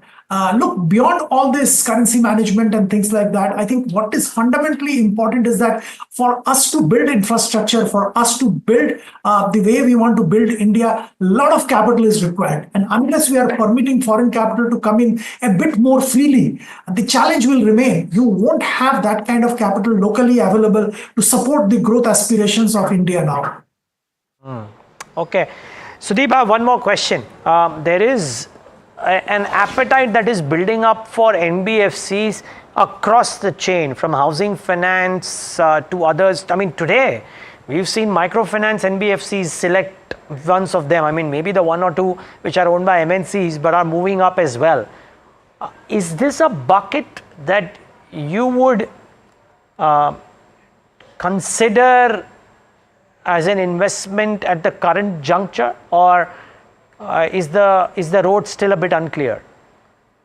Well, microfinance, definitely not. I think there are still a lot of uncertainty and a lot of pain probably left. Now the views are different. Some views are that even first half of this next fiscal, the pain in the microfinance system will continue. There are views that it will end with fourth quarter of this fiscal. We'll have to wait and watch, but I think there are some challenges in the microfinance space, so I won't venture there. Housing finance is not a bad space to get into, considering that the interest rates in the economy are going to come down. It's a matter of time whether a significant reduction happens in April or it happens in June. It will come down, and housing finance is a good place to be in. But most interestingly, I do like the gold loan companies. I think both the gold loan companies which are listed and worth considering, whether it's Muthoot or Manappuram, both have a long way to go. I think that's one business which is showing a lot of resilience. The regulatory framework has more or less stabilized.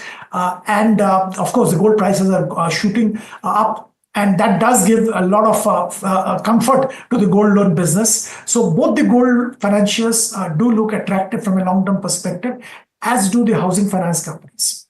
But housing finance, Sudeep, in pockets, because I have with me a note with regard to how DAM Capital is looking at housing finance. They've looked at Aadhar housing. They've initiated buy, target price 525, so very healthy upside from here, 30+%. They believe that geographic granularity is better versus peers. There's a more holistic mix with regard to sourcing channels. It overall, in terms of growth, 20 to 22% looks very good. Relatively higher ROAs and ROEs of 16 to 17% over FY 25 to 27. I'm not sure if you specifically have a view on an Aadhar versus an Aavas versus a Home First, but Aadhar in particular, to some extent, also has an overhang, Sudeep, with regard to a 75% investment by a private equity fund. How would you view the housing finance space? How would you play it? Or would you play it with an HDFC Bank, 33% of book? I don't think I will play with HDFC Bank, Harsh. I think I will go to the pure play housing finance companies. And I do like Canfin Homes. Aadhar also does look good, and I don't think PE holding, significant PE holding should be considered as a negative. Yes, of course, at some point of time they will exit, but the business fundamentally looks good, and I think it will do well. I may or may not agree with that 30% upside from current levels, but the fact remains that business is attractive at current stage. There's some high flyers today, Harsh. Yeah, it seems like, because you're looking at Aadhar, which is up 6, BEML you just mentioned is up 16%. 16%. Aegis Logistics is up 17%. Thermax, good old sleepy Thermax is up 11%. Some serious moves happening. You want to take Kush's view? I should ask him, Kush. A bunch of Hitachi Energy is up 8% as well. So, Kush, first on all of these, and then is there an Adani stock out there on your list? Because that bucket is also, that cohort of stocks is really zooming in trade. So let me start with some of the names that you mentioned. Thermax, it was shaping up beautifully. If you see, I wish your team could plot the volume chart along with the price. That would have been some indicator. Every day over the last month or so, every time the stocks close in green, there has been a spectacular rise in volumes, where the volumes have been practically double of the, or maybe even more, on certain days of the last 20 days volume. So this breakout, I wouldn't say imminent, but at least the upswing was in the offing. So even now, I don't think stocks anywhere close to overheated territory. So if you want to enter now, also perhaps maybe on a slight decline close to the 3,800 mark, should be considered. I think the stock's very well headed to the 4,000 mark once that is taken out, 42.50 as well. So on a good footing. To your second question of the Adani stock, I think Adani Ports. News as well today, but even otherwise, if you see, it's been steadily moving higher. The 1,200 mark has been acting as a resistance, but let's not forget, this is the expiry week rather. So some rollover activities creating pressure around that level is kind of expected. Once it takes out that 1,200 level, then you could see the stock move to 1,235 and perhaps even a 1,260 kind of a zone. So Adani Port from the Adani stable does look good, especially after it crosses the 1,200 mark. And Kush, keen to have your view with regard to something like an Aadhaar. It's trended upwards all through the day. Even an Aavas doing very, very well. So what about these? 4% higher on Aavas, 6% higher on Aadhaar? I was just going to say, how did you miss Aavas financiers, especially given that we've initiated this as a call time and again. It's had a vertical rise, Harsh, vertical. I mean, 1700. What about less than a month ago, maybe 2 weeks ago, and then about 2100 now. So spectacular run. I think now would be a good time to book profits on this one, take some money off the table, perhaps consider a re-entry close to the 1950, 2000 zones. Seriously overheated, with the kind of moves that it's seen, but strong moves nonetheless. Other housing finance too, yes, it's on a good footing. It's just that, there's a very broad zone of congestion, which starts from 415 on the downside and runs up until 1440 on the upside. Even right now, the stock is close to the 200-day moving average between that zone that I mentioned. So once it's in the clear of the 440 mark is when you will see more momentum pick up. But if someone wants to accumulate and hold for the next 6 to 12 months, not a bad idea. Support zone comes in just below the 400 mark, so 395 is where you can place that stop loss. Pocket that's doing well, Kush, is the PSU banking space. You're seeing some of them really fly in trade. Top sectoral gainer as well today. You're seeing a Bank of Baroda up 5%. Not often that we get to see that, but your quick view with regard to that entire pocket. Harsh, this reminds me of something that I learned very early, when I started the trading, tracking the markets, which is whatever happens in the expiry week, monthly expiry specifically, don't read too much into it, because it's those trades being settled. So for now, if a Bank of Baroda is 5% up, this is for me a rollover activity. I wouldn't read too much into it. I would still prefer to stay with the likes of ICICI, HDFC for a medium to a long-term view. Perhaps even an SBI, but not really a Bank of Baroda just yet. Kush, BTST therefore. Sure. Since we are in the financial space, the BTST also, you would love this. A lot of financials today, right? HDFC Life. The stock's been doing rather well for the last week or so. Some consolidation par for the course. The 685 mark acting as a mild resistance, but again, I would still attribute this to the expiry activity that we've been speaking of. Once that is taken out, you could well see the stock move to 695, 710 levels. 670 is your stop loss. Okay, Sudeep, one question. The most spoken about pocket for the last few days in private circles has been cooling solutions. Simply because everybody says room ACs and air conditioner, compressors are less, there will be a shortage, pricing will be high, companies will benefit whatever they can supply. I'm just trying to understand, because it's a big, there's a supply chain out there too, right? Do you like this theme based on this shortage belief, assumption, hypothesis, whatever you call it? And if so, what? Air conditioner companies or the pick and shovel companies, how do you play it? Well, I like to play the air conditioner companies. There's one more logic to it, Neeraj, which is being talked about, that is more disposable income in the hands of consumers because of the tax relief which they are going to get will and a very hot summer will lead to more air conditioner purchases. And I do like for some reason Whirlpool. I think we have seen a massive meltdown in that stock because of promoter selling, but the promoter selling probably has got nothing to do with the fundamentals of the company or anything else. It's got its own rationale and reason. I don't think we should read too much into it. It is a fantastic company with a great bunch of products. So Whirlpool current level from a long-term point of view definitely looks good. There's no harm in Voltas as well. I think, if you compare Voltas and Blue Star, the performance of Voltas was a bit subdued, but I think valuation wise also it's a bit more reasonable. So, Voltas also does look good. So, Whirlpool and Voltas both does look good. And Sudeep, while we are on consumption as a theme, what's the best way to play it? Is this part of the business the best, or should we play it through other themes, maybe a QSR, and are there other pockets where there is value? I think QSR is already a little, richly valued segment, I would say.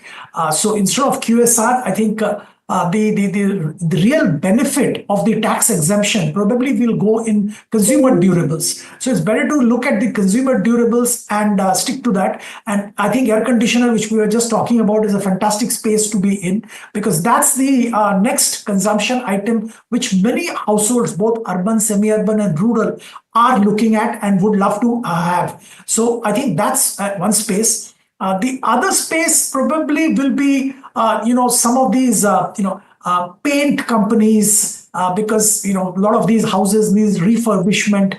So paint companies may see a demand coming back. So, whether you call it a consumption demand or construction related demand, I don't know. But I expect some paint demand to come back with this incremental cash in hand of retail. And views with regard to capital market plays, Sudeep, we've seen those come back in a strong fashion, especially after the correction that we saw towards 22K. We've seen some of these really outperform. A BSE, for example, up 5% today. But in general, is value emerging there? And would you at this point venture a buy?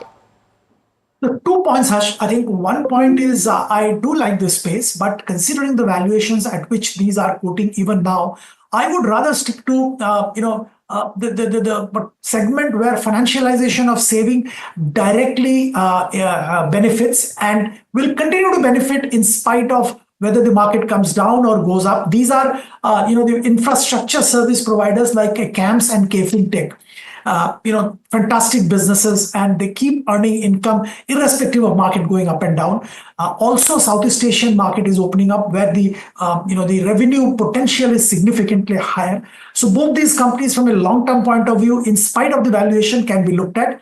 BSE, yes, but on the back of two facts. One is NSE, as and when it gets listed, will trade on BSE. So that will be a significant, hopefully significant volume generator in BSE.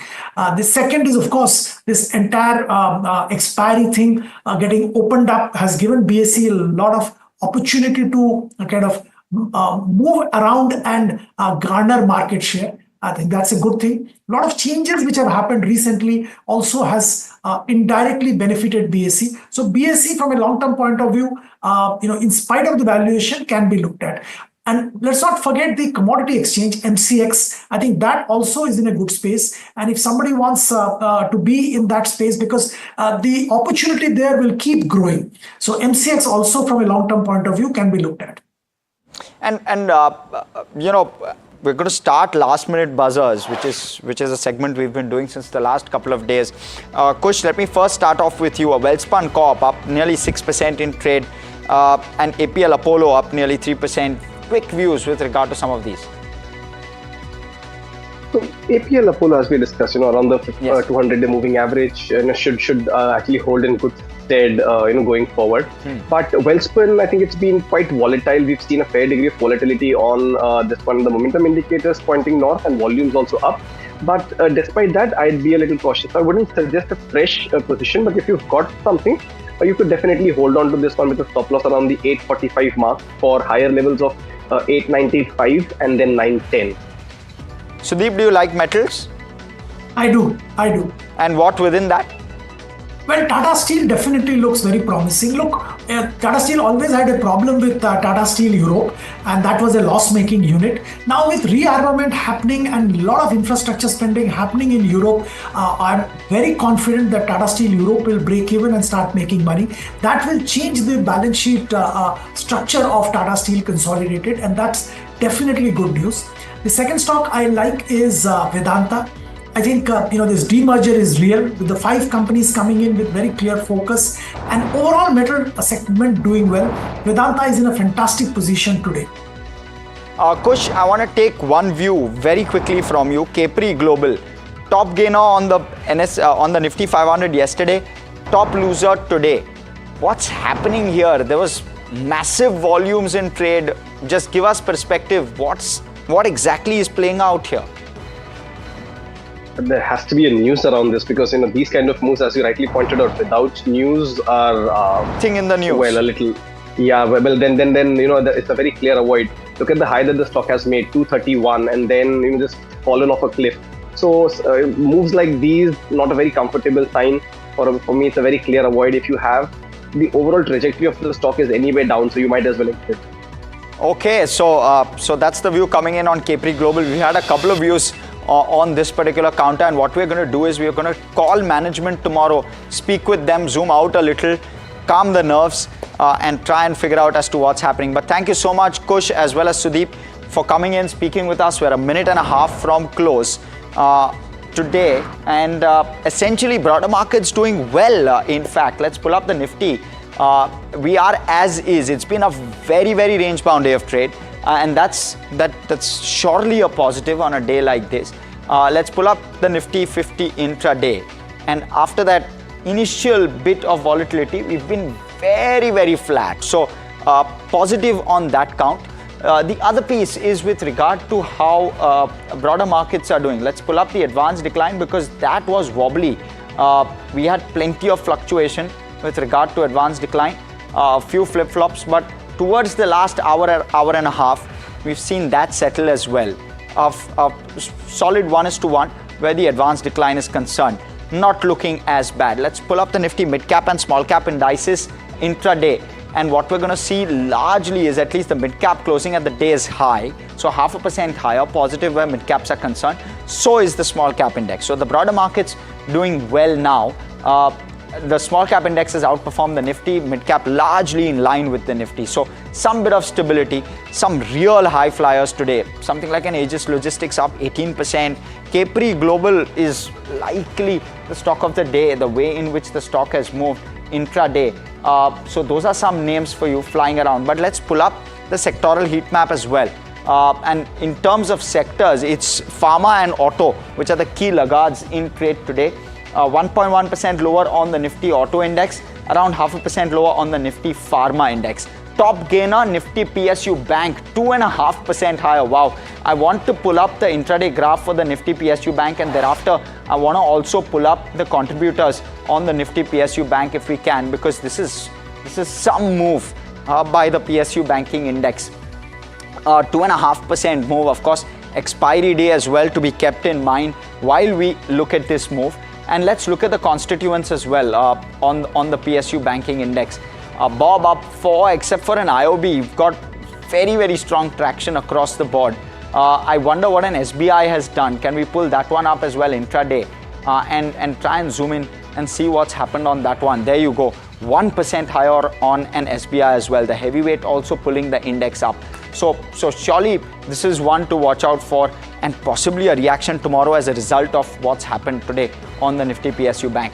But that's how it's played out. Let's look at sectors one more time.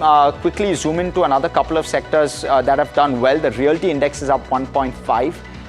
The FMCG Index up 0.8 as well. Metals, okay-ish day. 0.5% higher on IT as well on both of those. But broadly, that's how it's shaped up. In terms of big movers, the BSE 500 top gainers, top losers, if we can pull that one up, we'll get a fair sense of what the big movers were. Maharashtra Scooters up 9%. That's the other one that stands out for me. JB Chem, not a surprise. Sona BLW, not a surprise either. Tata Motors, not a surprise either. So auto being the laggard here. JB Chemical for completely different reasons. Jubilant was down 4. And Supreme Petro down 4 as well. But cues for tomorrow, that's what we do. Let's quickly have a look. US GDP growth rate will come through. That's something that we'll have to keep our eye out on. US pending home sales, that's okay. Some corporate actions with regard to dividend. TVS Holdings, 93 rupees of dividend. Outside of that, all are okay. Let's also look at, all right, so that's about it in terms of cues for tomorrow. With that, completely out of time on this edition of India Market Close. From Neeraj, myself, everyone who puts the show together, thanks so much for watching. Stay tuned to NDTV Profit.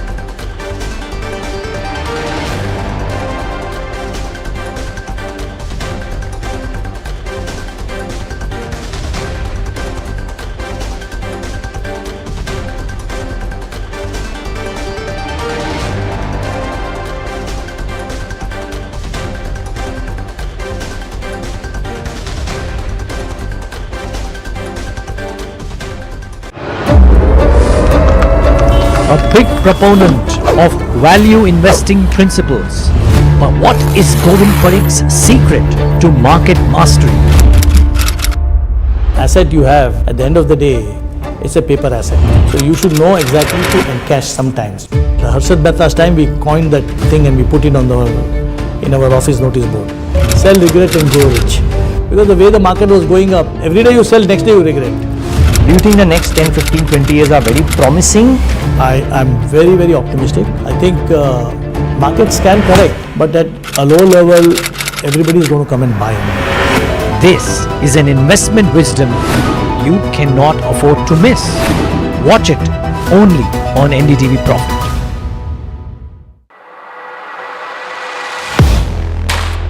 Do you really know the company you invest in?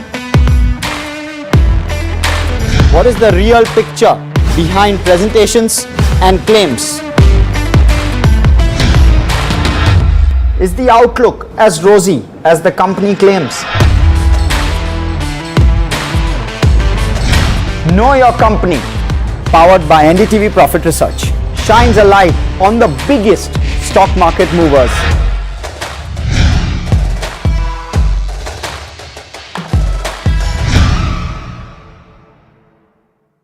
You are very upset with brokers. Why in this internet world do you need a physical person to show you houses, and why should I pay 1 month of my hard earned money of rent to this guy? The way in which it has evolved in India is that even a pan wala can become a broker.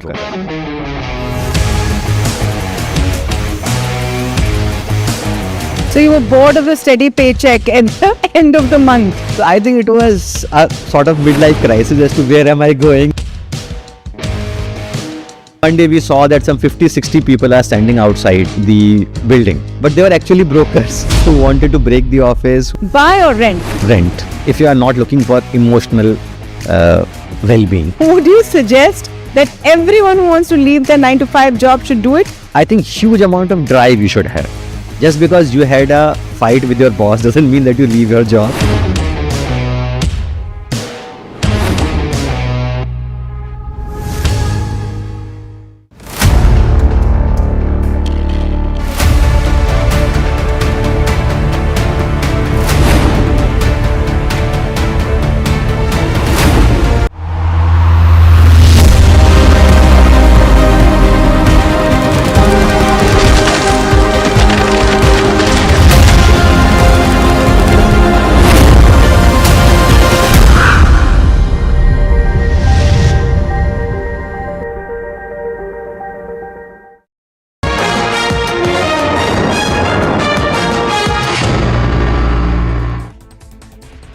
Hello and welcome. You're watching Market Express and I'm your host Himakshi Bahugna. Now let's get straight to the show. Benchmark indices end higher, rising from yesterday. The Nifty ends above the 23,500 mark, whereas the Sensex ends above 77,600 levels. Broader market fare mixed. Small caps outperform. All sectoral indices barring auto and pharma end higher. PSU banks gain over 2%. All constituents barring one on the index end higher. Now, auto index declines as Donald Trump imposes tariffs on imported cars. Pharma index also grapples under global uncertainties, tariff wars, and expensive valuations. Donald Trump has imposed 25% tariff on imports of automobiles and few automobiles. Now, tariff will be applied to imported passenger vehicles, light trucks, also on key automobile parts. Now, remember, currently there is a 2.5% tariff on imports on automobiles and auto parts. India charges 110% duty on fully built cars and 15% duty on auto parts. Now, US charges 2.4% import duty on two-wheelers, and India imposes a higher import duty of 70% on two-wheelers. So the stocks that can take the most hit are Tata Motors JLR sales, M&M might be seeing a hit on the back of these tariffs. The Indian rupee weakens by 8 paise to 85.82 mark. Now the currency is under pressure from global tariff uncertainties and inflation fears. The semi-annual rejig in the Nifty 50 is likely to cause major capital inflows in the new entrants Zomato and Jio Financial Services, while pulling money out of Britannia Industries and BPCL.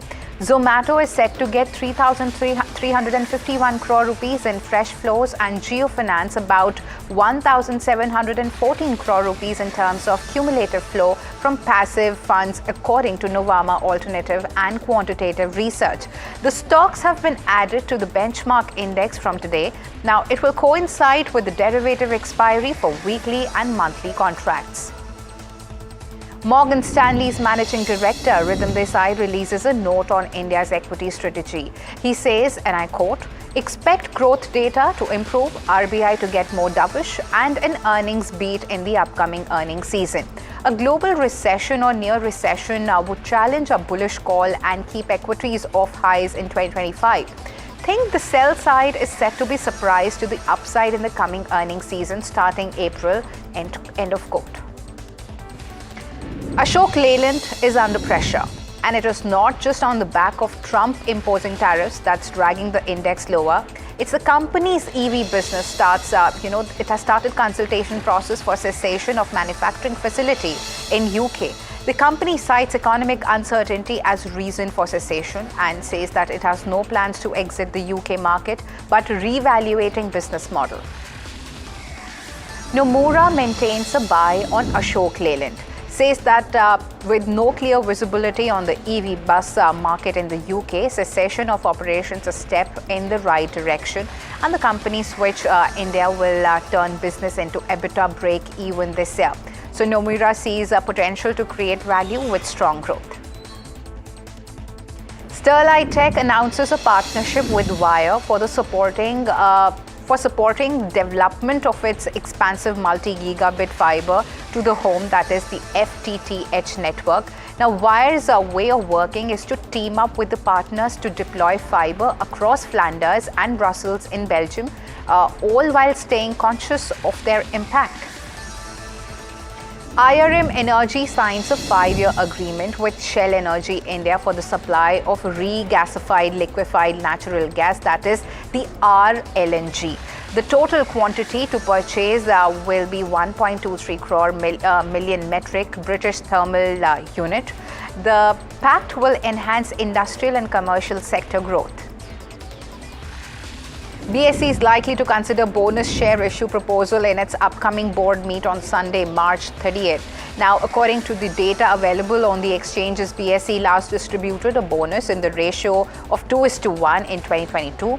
Now, in June 2024, it declared a dividend of 15 rupees per share for the shareholders. Quadrant Future, a specialty cables maker for railways, gets order worth 156 crore rupees from Railtel. The order is for Kavach systems for East Central Railways. Now, it is set to be executed within 21 months. Ranjit Kohli to join as ED of HUL's food business. He will succeed Shiv Krishnamurthy, Kohli's former CEO of Britannia, and step down from that position just a month ago. Citi remains bullish on HDFC Bank, maintains buy rating with a target price of 2,200 rupees, also opens a 90-day positive catalyst watch. The brokerage firm sees lower net interest margin through the cycle and expect more than 7% deposits growth on a quarter-on-quarter basis in quarter four. Macquarie initiates outperform on Trent with a target price of 7,000 rupees. Now, Trent has been an outperformer in its category, leading in terms of growth, return profile, and inventory turns. Now, in comparison to its peers, so Macquarie sees the outperformance to sustain going forward. Bernstein maintains a buy on Avenue Supermarts. Now, the brand operating D-Mart. So the company is marching towards 1,000 stores, 750 plus cities. Presence is vital to capture serviceable, addressable market. Now, the company's expansion has been strong in north and east of India with a strong cash flow and land acquisition. Brokerage firm MK is positive on the steel sector. It expects a 7 to 8% compounding growth in steel consumption over next 5 years. The brokerage has a neutral to positive stance on sector and its favored exposures are in Tata Steel and JSW Steel. In the current market scenario, where companies receive a sell rating on most of the companies, some of them have received zero sell calls with 20 to 30% upside. Companies include Birla Corp, Karur Vyasa Bank, Sona BLW, Varun Beverages, Max Financial, Kalpatru Projects and SBI Life amid others. HSBC maintains buy rating on Adani Ports with a target of 1,600 rupees. The company reiterates its EBITDA growth guidance of 18,800 to 18,900 crore rupees in FY25. With limited impact from trade tariffs, the company is set to become integrated end-to-end logistics service provider. The threat of 25% tariffs hurt the auto sector. As per the current tariff structure between India and the United States, the US charges around 2.5% tariff on imports from India on automobiles and parts. Now, India charges 110% on fully built cars and 15% tariffs on auto parts. So, US charges 2.4% import duty on two-wheelers, and India imposes a higher import duty of 70% on two-wheelers. NBCC signed MOU with Mahatma Phule Renewable Energy and Infra Technology. The deal covers consultancy, EPC and redevelopment projects, and it spans from concept to commissioning. As per the deal, the company will develop 25,000 crore worth of infra projects in Maharashtra with a focus on cluster development in Thane. Wellspin Enterprises arm gets order from Vadodara Municipal Corporation. The order involves rehabilitating a drainage line in Vadodara in Gujarat. So the contract value is around 80 crore rupees and the duration is 12 months excluding monsoon. JSW Infra enters business pact to acquire slurry pipeline from subsidiary. The acquisition cost is around 1,617 crore rupees. As per the acquisition, pipeline transports iron ore from Nuagaon mines to Odisha. Sandhar Tech's arm, Sandhar Ascast, will be buying Sundaram Clayton's die casting business for 163 crore rupees. The acquisition is for high and low pressure aluminium die casting business. Now the business is located at Sundaram Clayton's Hosur plant. After a big budget announcement by Delhi CM Rekha Gupta, now the Delhi government is signing an MOU with the Physics Wala. Now, this is in collaboration that they will be offering free crash courses to 12 pass students who plan to appear for CUET and NEET examinations. Helmet maker Studs Accessories has filed its DRHP for an IPO consisting of a pure OFS of up to 77.9 lakh shares. Now, CMD Madhu Khurana and MD Siddharth Khurana will sell their stakes. IIFL Capital and ICICI Securities are lead managers. A US federal judge ruled that the New York Times and other media outlets can move forward with their copyright lawsuit against OpenAI and Microsoft over AI training practices. While some claims were dismissed, the core allegations remain, potentially leading to a jury trial. So the Times attorney welcomed the decision, calling it a step toward holding the tech firms accountable for allegedly using millions of copyrighted articles without permission. US President Donald Trump said that he may reduce tariffs on China to help finalize the sale of TikTok by its owner ByteDance. Now, he also indicated that he's open to extending April 5 deadline for finding a non-Chinese buyer. In January, Trump delayed implementing a law passed under the Biden administration that required TikTok to either be sold or face a ban, citing national security concerns. OpenAI's latest update to ChatGPT has unleashed a flood of AI-generated art that looks straight out of Ghibli Studio classics. Now, the internet is absolutely enchanted. OpenAI on March 25 announced that it is integrating an image generator into GPT-4o now so that the chatbot can independently generate images for users. The feature started rolling out for most users yesterday, which is available for free, plus and pro users of ChatGPT. Kamal Nandi of Godrej Enterprises talks about the trends in the consumer appliances sector as early summer comes calling. Godrej expects the demand for air conditioners to grow twice the industry. The price for new ranges are 35 to 40,000 rupees. The company further plans for 50% volume growth, and there could be supply challenges if demand spikes beyond that level. Cabinet approves performance-linked incentive scheme for automobile and auto components with the budgetary outlay of 25,938 crore rupees, approximately 26,000 crore rupees. Now, PLI auto scheme envisages to overcome the cost disabilities to the industry for manufacturing and boost domestic manufacturing of advanced automotive technology products in India. Now, this comes after US President Donald Trump on Wednesday announced 25% tariffs on auto imports starting April 2nd.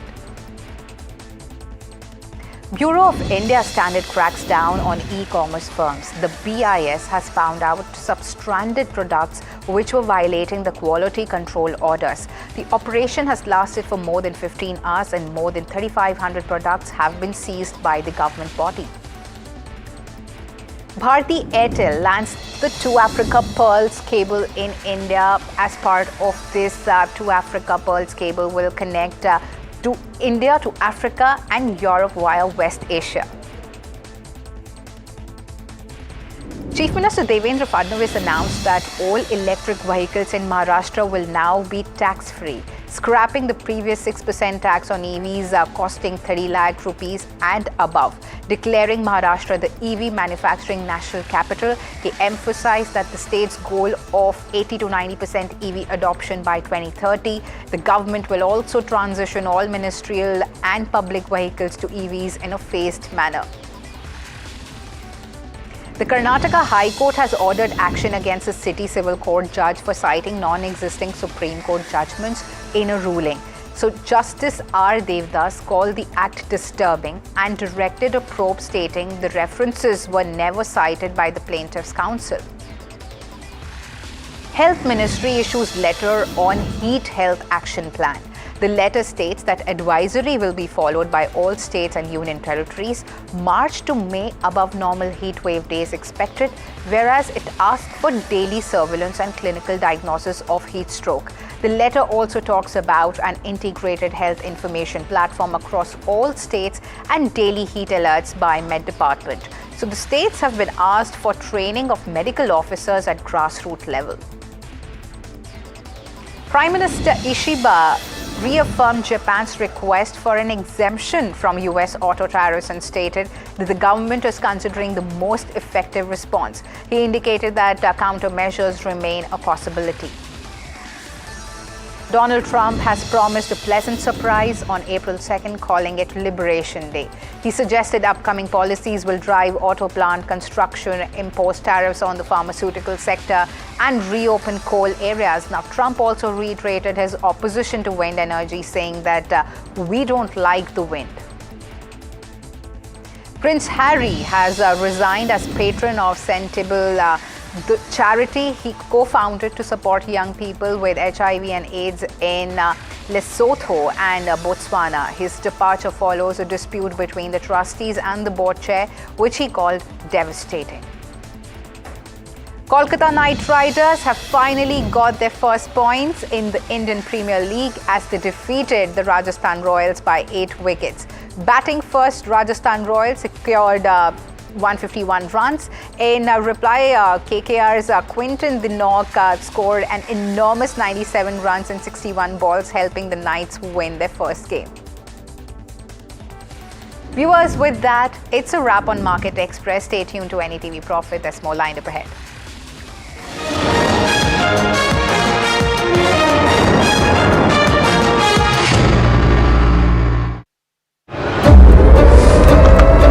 A big proponent of value investing principles. But what is Govind Parikh's secret to market mastery? Asset you have, at the end of the day, it's a paper asset. So you should know exactly to encash sometimes. Harshad Mehta's time, we coined that thing and we put it on in our office notice board. Sell, regret and grow rich. Because the way the market was going up, every day you sell, next day you regret. Do you think the next 10, 15, 20 years are very promising? I'm very, very optimistic. I think markets can correct, but at a low level, everybody is going to come and buy. This is an investment wisdom you cannot afford to miss. Watch it only on NDTV Profit.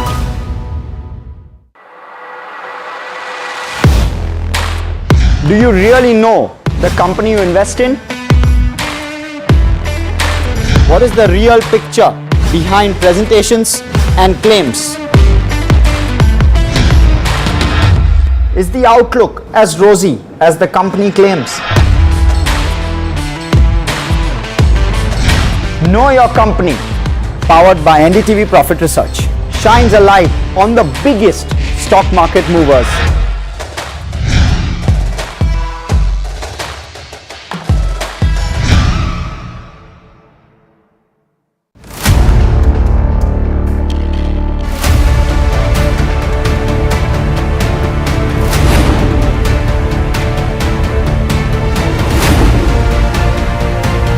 He sold most of his stock, 80%, as on that date. We have requested the management to come and speak to us. They asked us, what questions will you ask? We've sent it to them. They don't want to answer it, so then let's put it to our viewers as well. 7 key questions, right? How is it that 2,000 crore goes unnoticed by all of these auditors? Is seeking more information on the trades and the all the transaction which has happened from the exchanges, both NSE and BSE. The Reserve Bank of India's supervisory officers, they are seeking compliance reports on their foreign currency borrowings by these banks. The DSS is, actively engaging with the Reserve Bank of India to sort of ensure the thorough examination of the matter.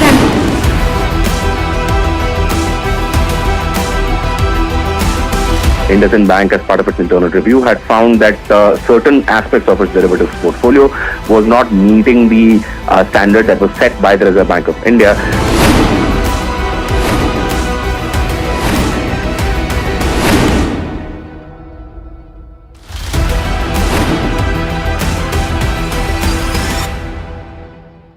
You are very upset with brokers. Why in this internet world do you need a physical person to show you houses, and why should I pay 1 month of my hard-earned money of rent to this guy? The way in which it has evolved in India is that even a panwala can become a broker.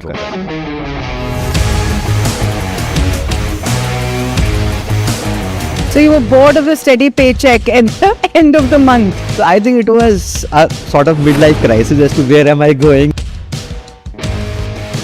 One day we saw that some 50-60 people are standing outside the building, but they were actually brokers who wanted to break the office. Buy or rent? Rent, if you are not looking for emotional well-being. Would you suggest that everyone who wants to leave their 9-to-5 job should do it? I think huge amount of drive you should have. Just because you had a fight with your boss doesn't mean that you leave your job.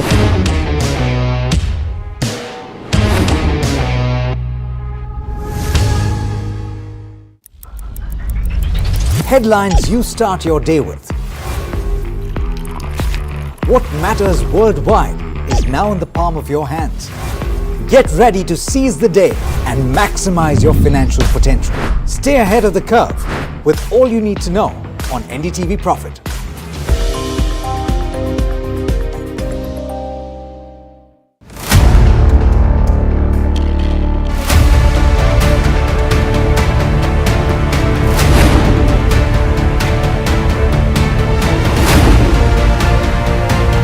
He sold most of his stock, 80%, as on that date. We have requested the management to come and speak to us. They asked us, what questions will you ask? We've sent it to them. They don't want to answer it, so then let's put it to our viewers as well. 7 key questions, right? How is it that 2,000 crore goes unnoticed by all of these auditors? Is seeking more information on the trades and the all the transaction which has happened from the exchanges, both NSE and BSE. The Reserve Bank of India's supervisory officers, they are seeking compliance reports on their foreign currency borrowings by these banks. The DSS is, actively engaging with the Reserve Bank of India to sort of ensure the thorough examination of the matter.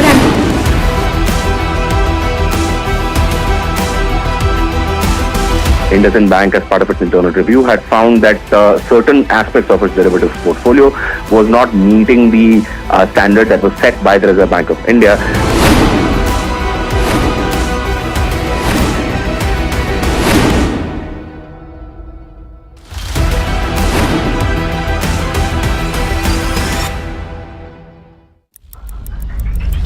Headlines you start your day with.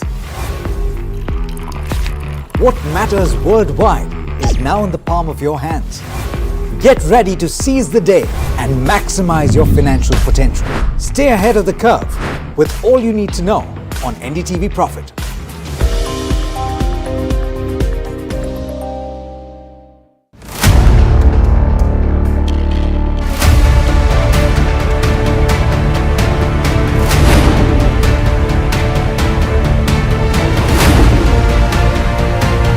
He sold most of his stock, 80%, as on that date.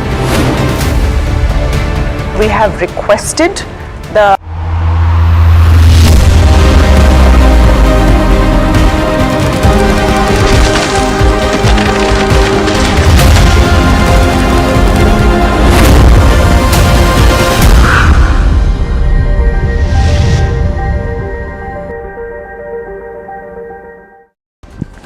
benchmark indices close higher after a volatile trading session, with all sectors gaining except for auto and pharma. The auto index fell sharply following President Trump's announcement of a 25% tariff on imported vehicles. Meanwhile, the pharma sector continued its decline for the third day, driven by concerns over tariff and global economic uncertainties. And it's US President Donald Trump's fresh threat, now threatening to impose far larger tariffs on the EU and Canada if they work together to combat his trade tariffs. Wealth creation at an all-time high in India. India cements its place as a global economic powerhouse driven by visionary leaders, transformative industries and bold investments in the Haroon Rich list. Gautam Adani among the top 3, while Roshni Nadar joins the top 5 women rich list. As India braces itself for scorching summers to incentivize consumers to replace their old ACs with energy-efficient models, the government is mulling an AC scrappage program for air conditioners.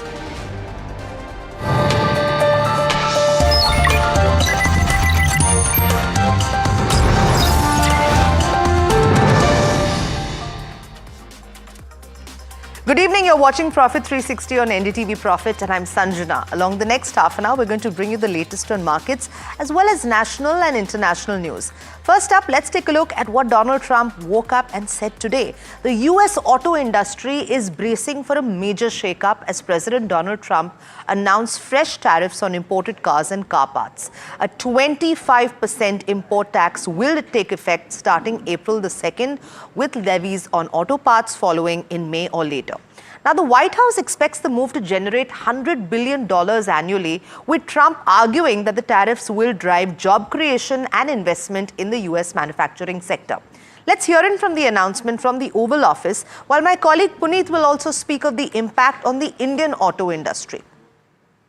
We're trying to get approved, if we can.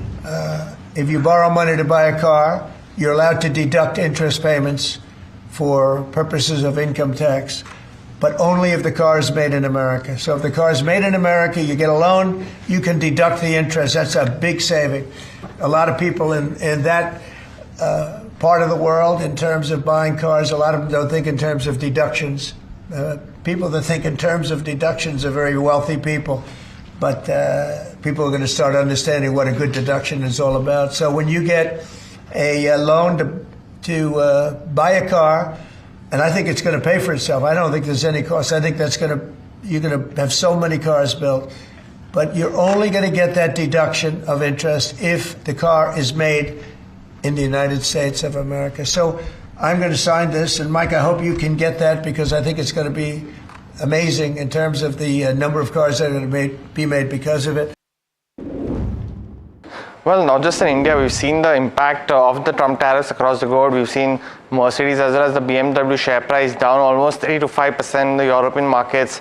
Volvo also seeing some kind of impact of about 2%, but it's definitely leading to the bumpy ride for the auto sector as a whole. We've seen, of course, the 25% tariff that's been imposed on automobiles as well as cars specifically, and the auto components such as engines, powertrain, all of this has been included. We've also seen, the key aspect of the current tariff structure, which is very skewed towards favoring the European and US market, and we've seen roughly about 110% import duty that is charged by India on the US vehicles.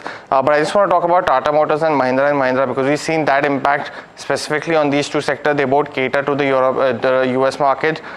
We've seen across these particular tariffs across these vehicles as well as auto components as well. But on Tata Motors, we've seen they sell roughly about 1 lakh vehicles in the US market, and that is the Jaguar and the Land Rover band in FY24. That's actually subsequently grown by 5 to 6% in this FY25 level as well. So it's definitely one of the key negatives in seeing that kind of stock price impact. JLR also has no manufacturing in the US, and hence it's all imported from the UK as well as from the European manufacturing facility that it has. On the other hand, M&M, while very smaller players, just to mention, they have the Oja tractor that's exported there. They have an assembling factory in the US, but currently not seeing too much happening on M&M. And I just wanted to finally put out what CLSA had said this morning. Specifically, they mentioned that while Tata Motors, Bharat Force, Sona, BMW, and Motherson will be the most companies that are impacted, they have roughly 30 to 70% of their revenue coming from the export market, and US forms a sizable part definitely for Bharat Forge and Sona BLW. Sona BLW highest at 40%, and hence the stock price impact. But they had a contrary view actually on Samvardhana Motherson, saying that they actually have manufacturing facilities in Alabama, and that could create an opportunity going forward. They're seeing it as a doubler in 3 years. But overall, we're seeing auto components as well as likes of Tata Motors impacted in trade today. And that seems to be one of the key aspects. I just want to pull up the table as well if we have that for all the auto component players as well to end this particular segment. And there you go. These are the companies that are expected to have the maximum impact. The US share is available for the 5 players, with the top 4 seeing stock price impact today as well. And going forward, some key commentary in Q4 on this will be something to watch out for. And during the same address, US President Donald Trump also said that he is open to reducing tariffs on China if it helps secure a deal for ByteDance to sell TikTok. Now, the move comes after Trump doubled tariffs on Chinese imports to 20% earlier this month.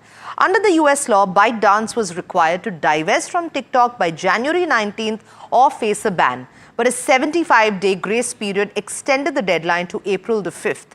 Now, with the clock ticking, Trump has hinted at another possible extension. And if negotiations remain unresolved, the question begs to be asked, will a deal be reached, or is the TikTok ban still on the table? Well, there are numerous ways you can buy TikTok, and we will find the one that's best for the country, for our country. I'm worried about our country more than anything else with respect to TikTok. And China is going to have to play a role in that, possibly, in the form of an approval, maybe. And I think they'll do that. Maybe I'll give them a little reduction in tariffs or something to get it done, because every point in tariff is worth more money than TikTok. If you think, every point, tariff is a much bigger world, and TikTok is big, but every point in tariffs is worth more than TikTok. Meanwhile, President Donald Trump recently warned that if the EU and Canada collaborate to harm the US economy, he would impose significantly larger tariffs than currently planned. This statement follows his announcement of a 25% tariff on imported vehicles, which has already sparked a lot of criticism and retaliatory measures from both the EU and Canada. Meanwhile, the EU has delayed its planned countermeasures against the steel and aluminium tariffs, pushing implementation to mid-April to allow for further negotiations. Now, if you remember, initially the EU planned tariffs on $5 billion of US goods on 1st of April and then an additional $18 billion on April the 13th.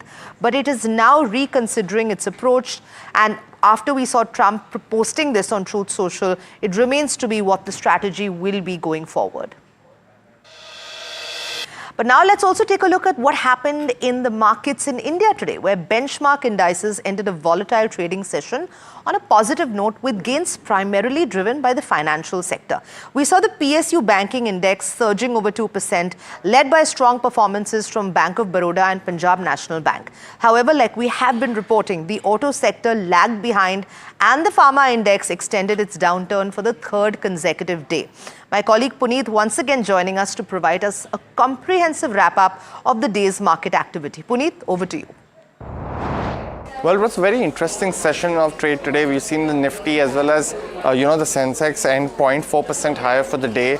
And while we have seen a lot of sectoral movers, Tata Motors definitely in the Nifty 50 was the biggest loser today. And that's largely because of the Trump tariff effect of 25% that President Trump has, invoked on exports. Now, Tata Motors generally has the JLR brand that's, roughly about 1 lakh of sales that they do. So definitely impacted there. We saw the Nifty Bank, the PSU Bank, as well as metals, FMCG, oil and gas also snapped 2-day losing streaks in trade today. We've seen the Nifty Pharma as well as the Nifty Auto end lower in this session, while we have seen some big gainers such as the Nifty PSU Bank, which is the top sectoral gainer of today. We've also seen stocks like Bank of Baroda, PNB being one of the key winners, while SBI also ended up a percent higher in trade today. Hero MotoCorp, Bajaj Finserv as well as IndusInd Bank were the top gainers of the Nifty as a whole. But we've seen, the mid-cap 150 also gaining and ending with 0.4% of gains, with stocks like Thermac as well as Hitachi Energies ending in the positive.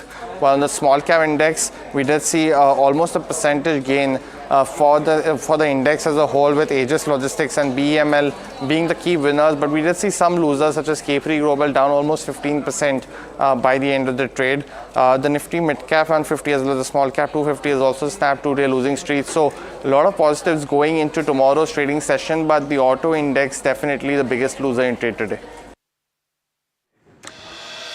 Thanks, Puneet, for that. And now let's move on to another interesting story and a rich list. India's ultra-rich are reaching new heights with the Hurun Global Rich List 2025, revealing that India now boasts 334 billionaires, a 29% increase from the previous year. The collective wealth of these billionaires has surged to an astonishing 98 lakh crore, surpassing the GDP of several nations, including Saudi Arabia. Gautam Adani emerged as India's biggest wealth gainer with nearly 1 lakh crore increase in his net worth, bringing it to 8.4 lakh crore. But let's take you through the rest of the takeaways from this list now. As you can see on your screens, we're looking at the Hurun Global Rich List. We're looking first at Gautam Adani, who's now in the top 3. His wealth grew by 13%, and we're now looking at a net worth that's close to 8.5 lakh crore. Then the total billionaires that we're seeing now, we're looking at almost 284. That's almost 13 up from last year. Third highest in the world. But let's now take a look at some of the new entrants in the list. We see Roshni Nadar from HCL Tech, Liang Wenfeng from DeepSeek AI, and Sam Altman from OpenAI also making the list. Let's remember Roshni Nadar also joining the top 5 richest women through this list. But now let's take a look at some of the younger Indian billionaires. Shashank Kumar and Harshal Mathur of Razorpay also making it to this list. And now let's look at the world's billionaire capital. We saw New York City is also followed by London as the billionaire capital. And lastly, we're also seeing Asia's billionaire capital, Shanghai, overtaking Mumbai for the very first time. So a lot of interesting takeaways coming in from this rich list. And I'm joined now by Mr. Anas Rahman Junaid, founder and chief researcher, Hurun India, to give us more insights on the Hurun Global Rich List 2025. Thank you so much for joining us, and thank you for your time. India now has the third highest number of billionaires globally. What are the key drivers behind this surge in wealth creation? Thank you for the opportunity. This is the fourth edition of Hurun Global Rich List. It is the Rich List. It indicates that the billionaires in the world are the record numbers. The world now has about 3,442 billionaires. The number of members in the 10-0 clubs that is those with the wealth of US dollar 10 billion or more globally, is almost touching 300. India has about 17, while the number of members in the 11-0 club, which is those with the net worth of US dollar 100 billion, that's almost 17 today. In 2017, the number was 0. And as the AI goes mainstream, this concentration of wealth is going to be even stronger. You would see at this rate, by 2030, you could expect the world's first trillionaire and maybe at least 100 individuals with $100 billion net worth and more.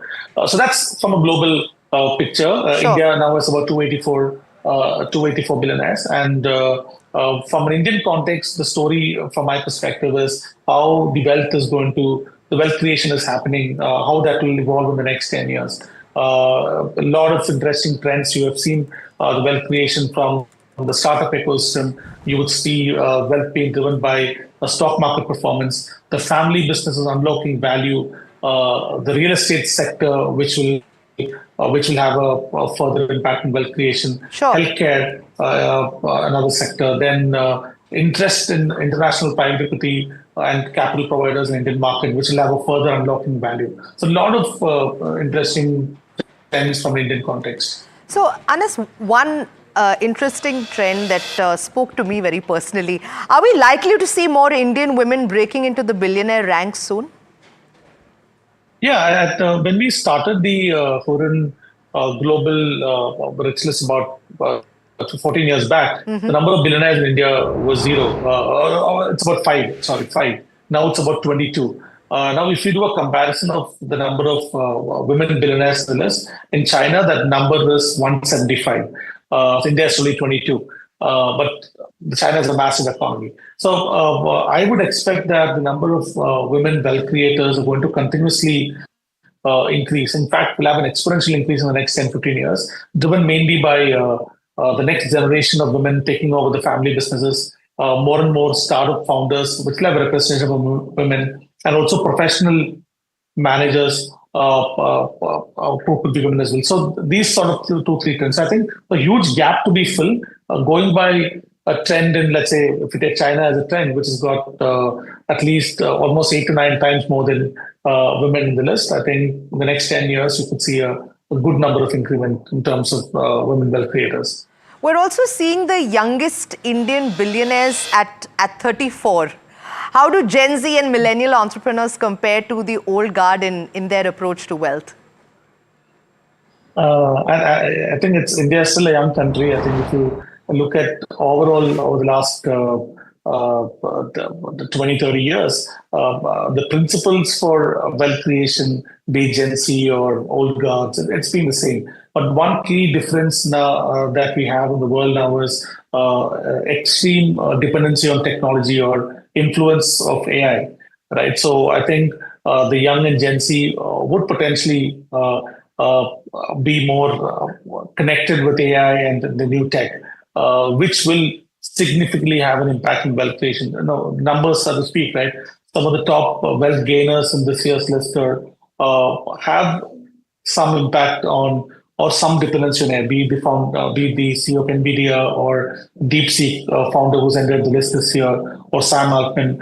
We don't have a single AI billionaire yet in India. So in the next 10 years, you would see a lot more wealth creation from new technology, new sector, AI being driven by a young Gen Z and millennials. And our old guards are not to be discounted. They are always continuously innovating. They are looking at tying up and embracing what's happening in the world. And the other day, I was hearing a news report that the number one in the list, Mukesh Ambani, he is looking at partnership with global conglomerates to get AI to India. So you would see a lot more of these partnerships happening as well.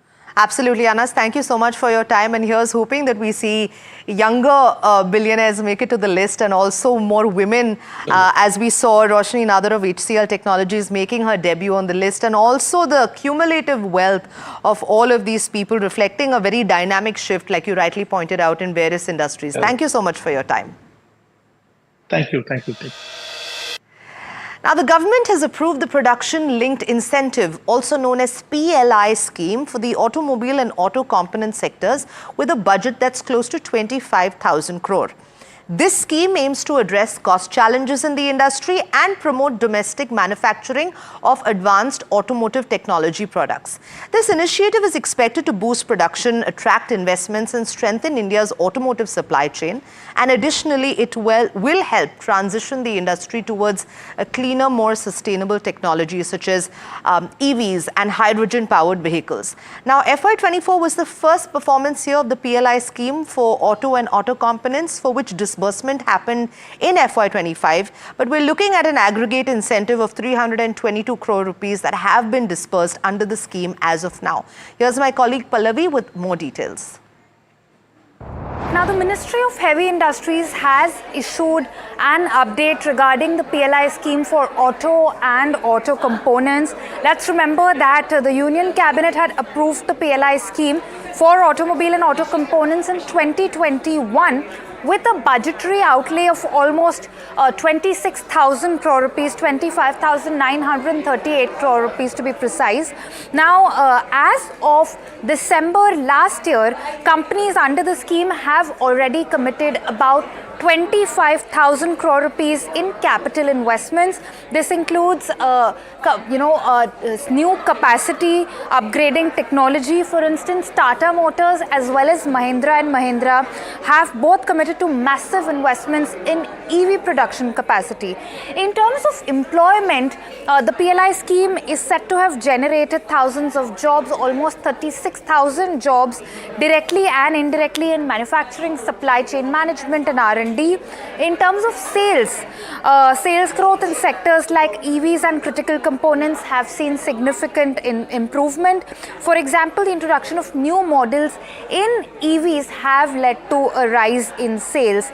Now, FY24 was the first performance year of the scheme for which disbursement happened in FY25. Aggregate incentives of about 322 crore rupees have been disbursed under the scheme so far. Right, Pallavi, thank you so much for that update. Let's take you through what's happening now with the Health Ministry issuing a letter to all states and union territories outlining a heat health action plan to address the expected above normal heat wave conditions that exist from March to May. Now, the ministry has directed daily surveillance of heat-related illnesses and clinical diagnosis of heat stroke and emphasized training of medical officers and health staff at the grassroots level on heat illnesses. They have also highlighted the importance of ensuring interrupted electricity supply for cooling appliances and the need to enhance the resilience of health facilities to heat.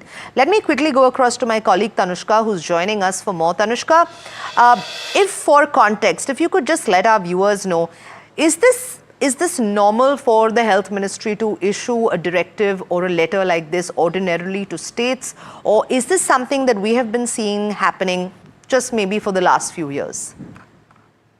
Well, this is indeed part of standard protocol. However, yes, this has been happening, or rather an increase in attention to heat stroke and heat wave related illnesses and issues, and an entire action plan. This action plan is called the Heat Health Action Plan, has been brought about in the past couple of years. We do know the adverse effects of climate change and the heat wave conditions have been just worsening by the year in our country. And this time round, as of the bracket of March to May 2025, this bracket has been called by the Met Department as well to have more number of heat wave days than what it had the last year, which is why such a heat health action plan has been brought about. Now, this is a letter by the Union Health Secretary to all the states and union territories as well to bring about this action plan, to implement it, to follow the guidelines and the advisories. Now, what are these guidelines? We do understand that awareness is one of the biggest things that the ministry goes on focusing on, and to strengthen the health facilities as well with respect to heat wave units, special emergency units to be set up for heat stroke patients. This is in Delhi already at a couple of government hospitals, but to be established across the country, across all state government hospitals and at district level as well. Now, at grassroots level, training of these medical officers with respect to heat wave related illnesses has also been called for and to be initiated and implemented. So the training is ongoing right now. what we also understand is that clinical facilities with respect to essentials in such cases, such as ice packs, ORS, cooling ensured across health facilities in these sort of units as well to be a must.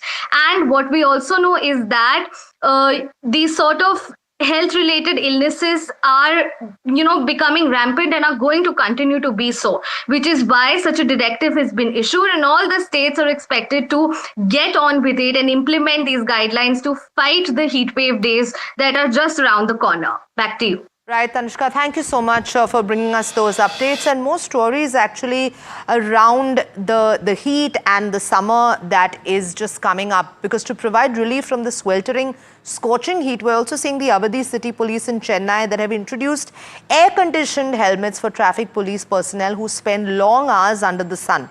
The helmets come equipped with a compact cooling system that helps regulate temperature inside the headgear. My colleague Sam Daniel spoke to some traffic police on the ground regarding this initiative. Let's take a look. It's sweltering heat in and around Chennai. We come to you from Avadi, adjoining Chennai city, where the police have given air-conditioned helmets for the traffic police to help them beat the sweltering heat.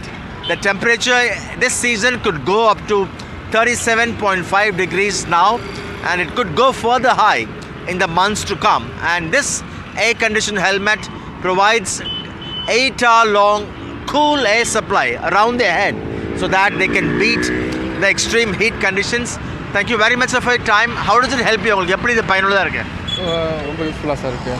இப்போ வெயில் டைமில் எங்களுக்கு hair வர்றது ரொம்பவே யூஸ்ஃபுல்லாக இருக்குது. 10 o'clock டியூட்டிக்கு வருவோம். வெயிலுக்கு ஏற்ற மாதிரி நாங்கள் அந்த டைம் எந்த டைம் வெயில் இன்க்ரீஸ் ஆகுதோ அந்த டைமுக்கு நாங்கள் ஹெல்மெட் யூஸ் பண்ணிப்போம். Meanwhile, B. Thiagarajan, the MD of Blue Star, is confident of exceeding 1.5 million sales target. The management spoke to my colleague Sesa Sen, where he listed out the factors that will drive growth. Let's listen in. The season is looking good. We all expect that the industry will grow 25 to 30% over last year. Last year itself was a huge summer season with more than 57% growth. On that base, we are still optimistic that it should. And it all depends on how the weather will play out. As of now, the market is doing well, and the dealers, in anticipation of the growth, have been stocking a lot of material. So the primary sale is going to be a record one for March also. And that's all the time we had on this edition of Profit 360. Stay tuned to NDTV Profit for more news and updates.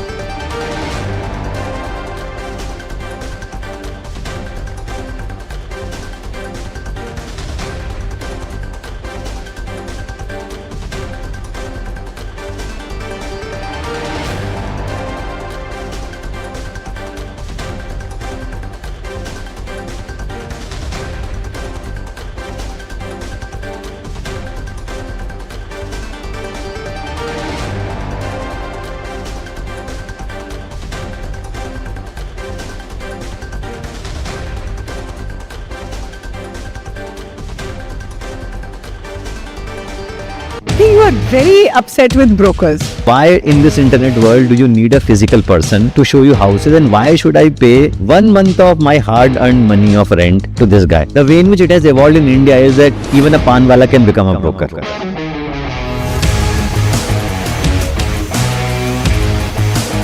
So you were bored of the steady paycheck at the end of the month. So I think it was a sort of midlife crisis as to where am I going. One day we saw that some 50-60 people are standing outside the building, but they were actually brokers who wanted to break the office. Buy or rent? Rent. If you are not looking for emotional well-being. Would you suggest that everyone who wants to leave their 9-to-5 job should do it? I think huge amount of drive you should have. Just because you had a fight with your boss doesn't mean that you leave your job.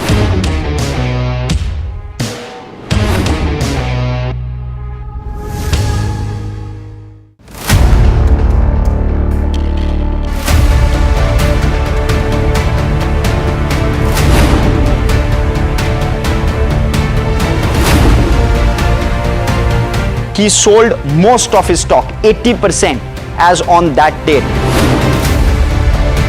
We have requested the management to come and speak to us. They asked us, what questions will you ask? We've sent it to them. They don't want to answer it, so then let's put it to our viewers as well. 7 key questions, right? How is it that 2,000 crore goes unnoticed by all of these auditors?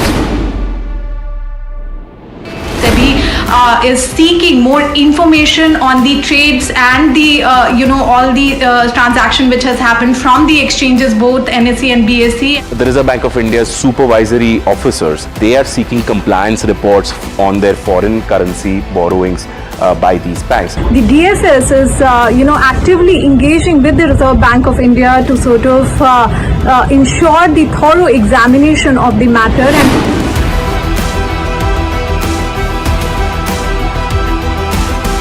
IndusInd Bank, as part of its internal review, had found that certain aspects of its derivatives portfolio was not meeting the standard that was set by the Reserve Bank of India.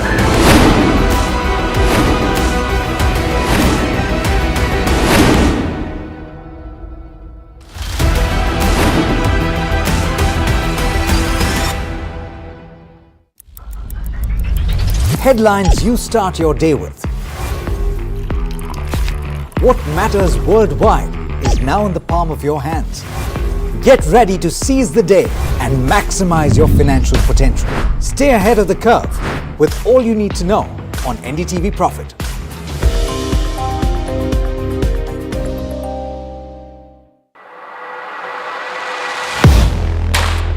Do you really know the company you invest in?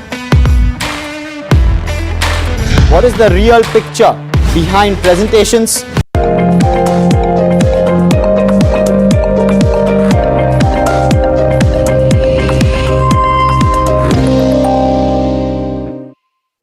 Thanks for tuning in to Talking Point Unfiltered. We try to speak to some of the best minds in the investing world and in the business world on this long conversation. And it's an absolute delight to welcome on the show today a very highly regarded but a reticent media investor, if you will. Somebody who doesn't come on media very often but is very well known in the investing circles for his high acumen and a very differentiated investing style. Here at my firm, we look at investments in 4 buckets.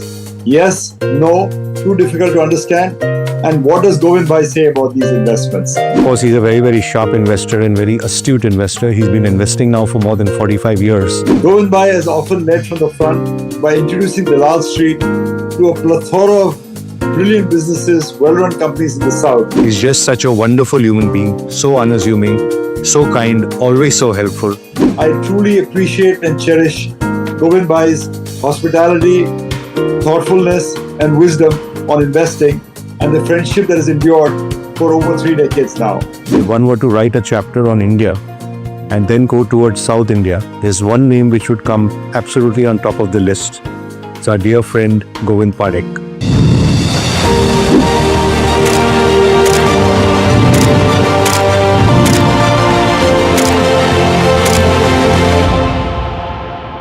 Govind Bhai, thank you so much for agreeing to do this. Thank you, Neeraj. It's my pleasure. No, I can tell you it's our pleasure, and it's going to be the pleasure of the viewers and the listeners over the course of the next 30 to 45 minutes that we speak to you. Because what we glean, what we will learn from you will be terrific. For the very few who might not know about your investing style, Govind Bhai, can you tell us a bit about yourself? Maybe your early days, maybe how you framed your investing journey, and what kind of an investor are you, if I can simply put it? Basically, I started investing from 1978, and 1980 actively I was investing, and then started investing till then I became a stockbroker in 81, and till 92 I was a very active stockbroker. We didn't have too much money, so I was busy making money, trading and doing, running around all the time. And after 92, we slowed down a little bit, and I realized that it is more long-term investing that pays. So that made me look at long-term investing, and my gurus in Bombay, Shri Naresh Khanwala and Kisan Chokshi, they've guided me to be a long-term investor. So I used to meet a lot of companies and factories along with them. And I decided that this is the way where your wealth can grow in a big way. So you've been investing for a long time, Govind bhai. You would have seen various cycles, 2000, 2008, 2020. What is the worst corrective move that you've seen? And what are the lessons that you draw from that which might have relevance even for the current cycle? Basically, I have seen the crash of 1984 also, just before Indira Gandhi's death. I didn't see that, yeah. But 2000 crash was a dot-com crash. And it didn't affect us much because we were having a very small portfolio. And also, people, used to add just a .com to an internet company and the valuations were very high. So it corrected quite a lot. But then, our size was small and it didn't hurt us much because we never invested in companies which we didn't know. So basically, 2008 crash was the worst crash I have seen.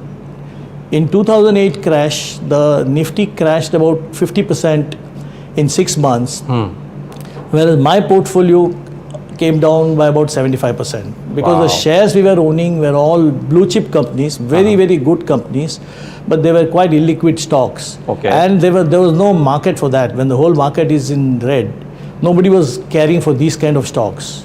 So we took a big beating there. Fortunately, we were not borrowed. We never borrow and invest in the market. No leverage. No leverage. But we took a big beating, and so we held on to our whatever shares we were. And unfortunately, I didn't have enough cash to buy at those levels, which are so attractive. Subsequently, the lesson that I've learned from this crash, the most important lesson is you must have some cash with you. You cannot have everything in the equities for this kind of things to come. And you should also, expect the unexpected to happen. So that was a very big lesson in 2008. And after that, we've decided that my son Chinmay is working with me. So we both decided that we should have at least 10% cash in our portfolio. And it has been pretty good. So after that, 2020 crash was a COVID crisis. That crisis was actually a life crisis, It was not just the stock market, but everything was down. People were not sure whether they'll live or not. I also lost a couple of friends and 1 or 2 relatives also.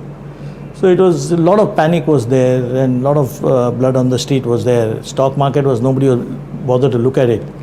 But then the valuations were very, very low, and with our experience of 2008 crash, we had a lot of cash at that time. So that money we invested, and it has really helped, because after 2020, if you see, only the last one or 2 months the market has come down, but otherwise the market was only going up and up and up. Got it. So the lesson that I've learned is that you should always expect the unexpected to happen, and you should always have some cash with you in the worst times like this. What differentiates a normal correction from a very steep bear market like correction? When do you deploy this 70-80% of cash, and when do you feel that, oh, let's stay back because the correction could be a lot deeper, because this could be a bear market and not a V-shaped correction? Because everybody who's come in, Govind bhai, after 2020 hasn't quite seen a bear market of sorts. Maybe this is similar to 2022, but the market has always had a V-shaped rebound. So to your mind, what is the difference between a bear market and a small correction? See, basically, a small correction takes place when the economy is doing extremely well. And the valuations are going up too steeply. Maybe they are discounting 2, 3, 4 years earnings.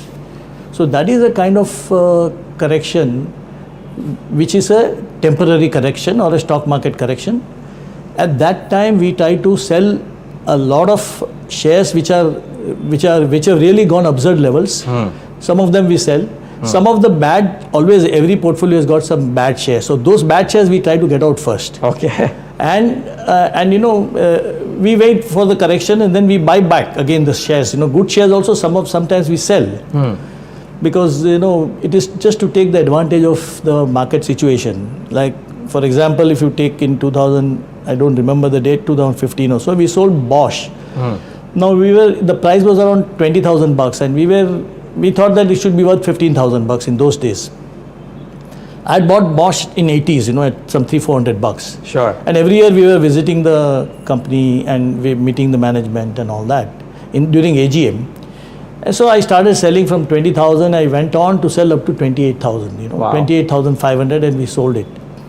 And then because it's the best of the best companies in the world.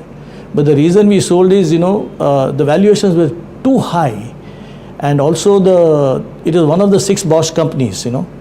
So this 80,000 crore market cap was too much for that. So we booked some profits there. There's the only sale which I have done correctly where the prices have come down, and I think it has reached that level recently only now. But otherwise, most of the times we do very hurried sale. We don't wait really, because we are a very scared investor. Okay. I'm a very scared investor because I've seen so many period. So most of the times we do that mistake. Okay, but you don't have a regret that despite the fact that you make the mistake of selling early, you still want to ensure that you sell and keep that 10% cash. It's okay to let go of some of the gains. Yeah, future gains. Sometimes yes, but sometimes you let go a lot of it. That is a different thing. But yeah, generally we follow the principle, sell, regret and grow rich. After we sell, prices go up also in the bull market, the height of bull market. You can't stop anybody's hands and say that, okay, hold his hands and say, don't buy, this is too high. People will still buy. So this word I had coined, sell, regret and grow rich. So when you sell and the price goes up, after a while you regret at that time. When it comes down, you become rich. This is just one thing. But generally, we try to sell this kind of markets. Got it. And sorry, you asked the other question about the permanent bear market. Yes. I have not seen any. In my opinion, if it is 1 year of bear market correction, I don't think is a bear market, because we are very long-term investors. We look at 5 to 7 years kind of thing. So 1 year of bad period is okay, but there was a continuous bad period from 1986 to 88 when VP Singh government was there and all that. So the government was not interested in anything on corporate growth or any policies where they were not interested at all, and prime ministers were changing very frequently. So as a result of that, that kind of a thing, 3 years continuously there was a bear market, 3 years or so. So that is a bear market, that's a real bear market. We have not seen one like that till now. I have not seen one like that. Every correction, every crash that has happened, it has rebounded in 6 months. Got it. This one too seems like that only because there is political stability earnings in India. You think this will... At present? I'm just thinking... I'm extremely bullish. You're extremely bullish. I'm extremely bullish. Can I ask you, sir, you've seen the next generation of entrepreneurs through so many years. There was a next gen in 1980s, there was a next gen in 2000, there is a next gen in 2020s, right? Are you bullish on the current next gen of India Inc., of whatever limited number of companies that you may have seen? You may have interacted with some of them, you may have heard about some of them, you may have heard them in con calls, AGMs, etc. Are you bullish on some of the next gens, or is there a worry out there? I'm quite bullish about them, a lot of them. And a lot of them are going into new age technology. A lot of them are also trying to, though they are in the old economy, they are looking at newer methods in the old economy. So I'm very bullish about the new gen. Okay. And are you a proponent of a high quality company being bought at a very high multiple or a price? How do you then, in your thought process, what kind of companies fit in then? Therefore, do you buy companies with a very high P multiple as well if the growth is strong? No, you have to keep assessing, because see, today, when I was young, in the initial days, you will give a maybe price earning multiple of 3 or 5 for a good companies. Okay, it keeps changing with the time, with awareness, with the companies also becoming big. So even now you have to keep changing your thoughts. Change is only constant in life actually. So you cannot just be fixated in the stock market. You cannot just have one view that I will not buy anything more than 20 multiple or 40 multiple like that. Got it. you see relatively, you see how fast it's going to grow. You know, suppose some company is in deep trouble and there are 3 players and 1 player is almost gone, like we see in some electric vehicles, you know, two-wheelers and all that. So the other companies are going to do very well. So that kind of thing, then automatically the whole model changes for these kind of companies. So this is where we invest. But I don't agree that you buy at any price. No, never. Never. You should invest with a sleeping point. Whatever you buy, whatever we buy, we should be able to sleep with the investment. You know that what we have bought, at least after 2-3 years, the company should be there, which of course we buy only those companies. And secondly, we want to make sure that, you know, company has grown a little bit. Some of them may not, you know, come up to your expectations, or like they've grown in the past, they may not grow. But you cannot buy at any price. At the same time, you know, you have to keep changing your thought process as it goes. So more and more research is required on the company, on the promoters, on the general market participants also. I'm not saying market gossip, but market participants, you know, you should good participants in the market, you find out why they are buying, those kind of things, and you can further understand that. Yeah, like if you are buying, then people should try and understand why is it that you are buying. No way. Okay, but the other aspect of this, Govind bhai, is an important discipline therefore that might come here is letting go of things, much like cricket. A delivery outside the off stump, you let it go. I feel that in the markets, see, for somebody like me, I'm like 44, 45 years I'm in the market. I have lots of friends all around and they're all well-meaning friends. Everybody comes out with some idea or the other. In the stock market, you should be able to learn how to eliminate the ideas and focus on something. That is the most important thing actually. You know, elimination is, if you don't do, then again you will get confused. You will lose your main focus on your quality investments which you have made. Others may also do well, but then it's better to let go that. There is so much of literature on buying. The art of selling is, to your mind, as important or more important? I think it's more important than anything else. Okay. The asset you have, at the end of the day, it's a paper asset. So you should know exactly to encash sometimes. You can't just keep, the underlying is good, but the stock price starts going up. When I buy a stock at 100 and my original target is it will go to 200. Suppose it goes to 200 in some time, you know, or is going to 150. I hear a lot of people talking about it, good things about it, and I'm very happy that the price is going up. I immediately try to target, put my revised target of 300. So that is a bad thing to do. Okay, that is not prudent. But you are so possessive because the stock you have bought and at 100 and it has gone to 150 and many people are talking about it now. So you feel it should go to 300, but no. You should try to do analysis whether it is really going to go to 300.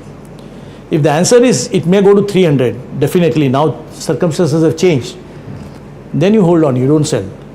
Otherwise you just brutally sell. If you feel that, okay, I don't get any more data point and it's gone too steeply in too short a time, you can sell and keep cash. So to a great extent, after our old experiences and old mistakes, you know, we've learned little bit to keep cash. So that's why today's conditions, market conditions also, we are reasonably okay. Not that our portfolio has not gone down, it's gone down substantially. Okay, but we don't have to worry because we still have some cash left. In your mind, your belief is that the markets are likely to now head higher unless something bad happens. If something worse off were to happen, would you be comfortable creating a pool of 10% cash even at the current valuations, because market yahan se yahan pe aaya hai, you are believing that it might go up, but it doesn't and things become off. Are you happy creating a 10% cash at these levels as well?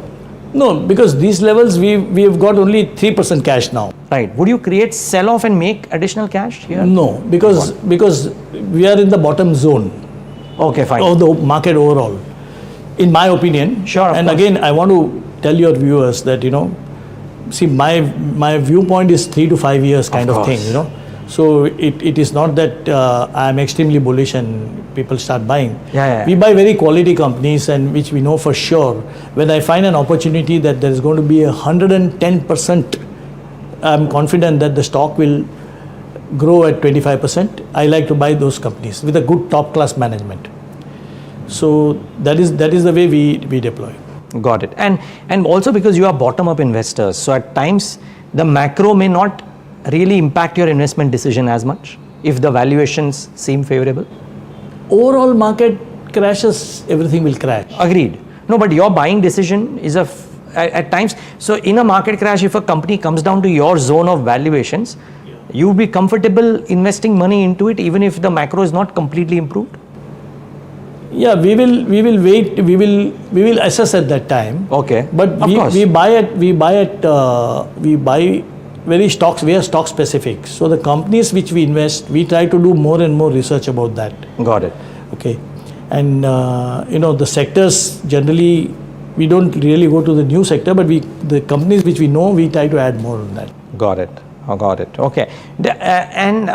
Because cash for you is that bear market buying power. When you are selling as well, Govind bhai, do you ask this question to yourself that what if I'm wrong in selling this? No, because I'm booking profits. You're booking profits. One thing. And second thing is, for selling also, we just don't sell because the price has gone up. We try to analyze whether the company can still go, why it has gone up. Sometimes for wrong reasons the companies go up. And maybe the industry is going to be a sunset industry, suddenly. You find a lot of competition coming from China. What happened to chemicals 3 years back? And now solar also prices are coming down. So that way we look at that and then we take the call. We don't, take a straight away call like that. Of course. Yeah, that I'm sure of. So then we sell, after that we are convinced, then we sell the stock. And most of the times when we sell the stocks, we are selling, we have been holders for a very long time. So we sell the stocks and we are making profit only because they've been bought at much lower levels. Got it. And then keep that thing, so we had just put in our office this thing, sell, regret and grow rich. Okay. So in the bull market, in the crazy bull market, Harshad Mehta's time, we coined that thing and we put it in our office notice board. Sell, regret and grow rich. Because the way the market was going up, every day you sell, next day you regret. But eventually you see after things settle down, after the scam broke down, all that, you find that you are sold at a good price. So normally when people make money, they feel very good. But when they lose money, they feel even more bad actually. Because what they made, they are happy, they enjoy the money, everything is fine.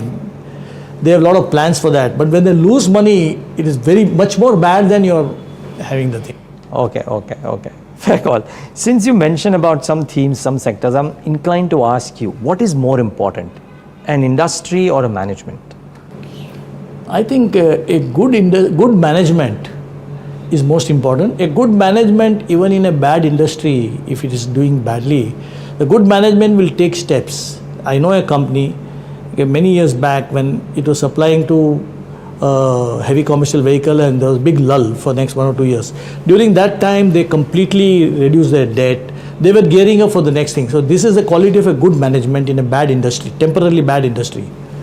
But a bad management in a good industry, even if they make a lot of money, in the cycle is favoring them, how are they going to allocate the capital? Somebody may buy a plane, somebody will have a sister concern and put money there. All those things can happen. So always a bad management in a good industry is not as good as a good management in a bad industry. But at the end of the day, it is a good management that counts. Okay, so good management over industry per se is the prime thing. Yep. And which is why maybe a bottom-up investing. Okay, fair call.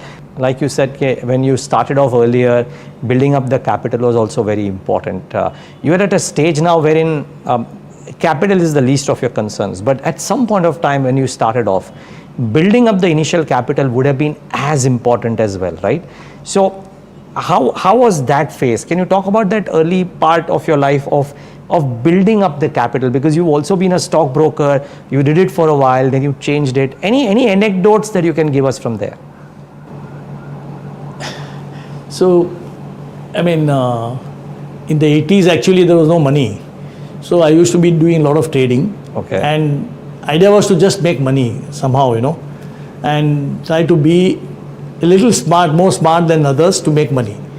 And that trading and then, meeting companies, visiting plants and, I used to go to Bombay every day, meet 10, 12 people. I used to note down after meeting them what he said.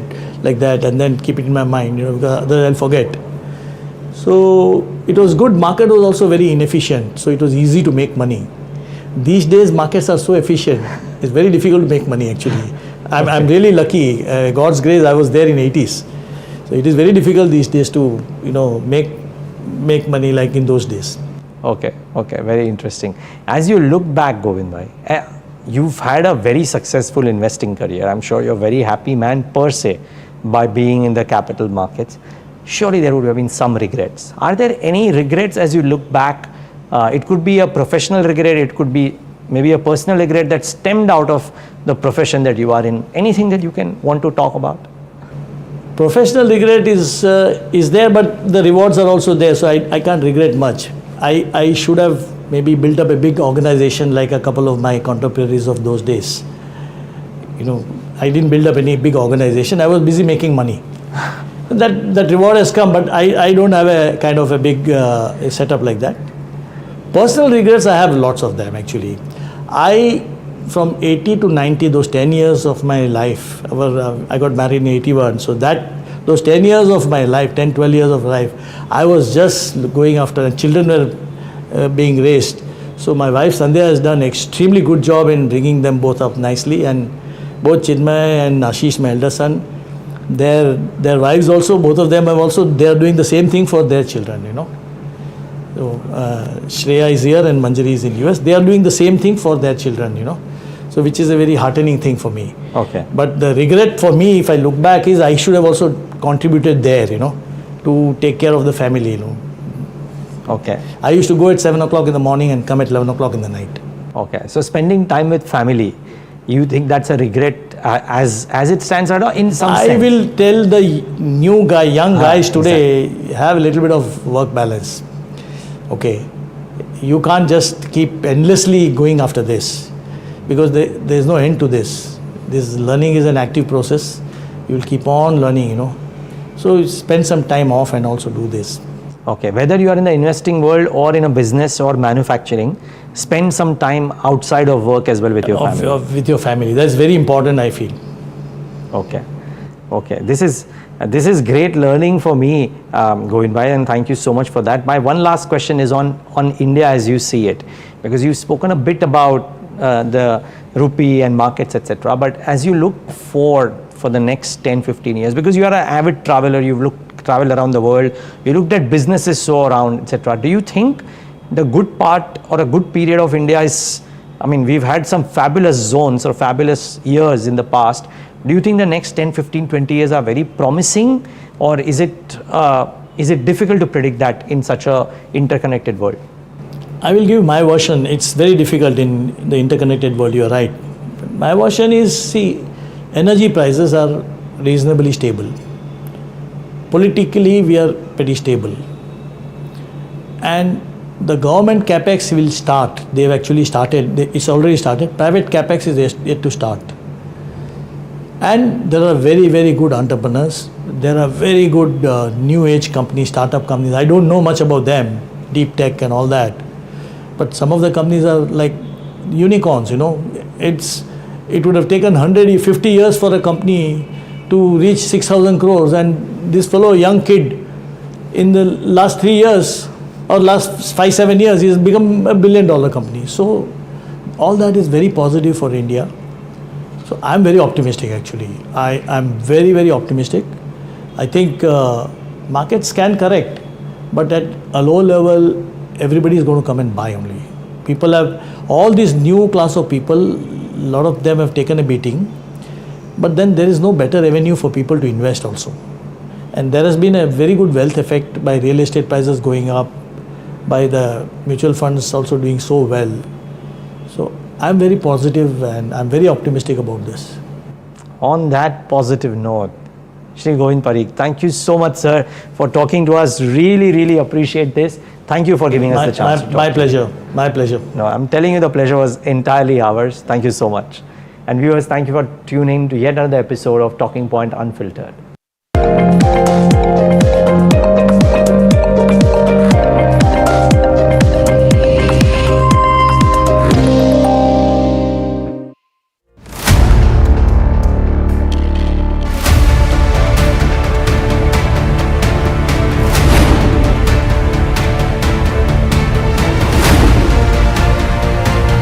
he sold most of his stock, 80% as on that date. We have requested the management to come and speak to us. They asked us, what questions will you ask? We've sent it to them. They don't want to answer it, so then let's put it to our viewers as well. 7 key questions, right? How is it that 2,000 crore goes unnoticed by all of these auditors? Is seeking more information on the trades and the all the transaction which has happened from the exchanges, both NSE and BSE. The Reserve Bank of India's supervisory officers, they are seeking compliance reports on their foreign currency borrowings by these banks. The DSS is, actively engaging with the Reserve Bank of India to sort of ensure the thorough examination of the matter.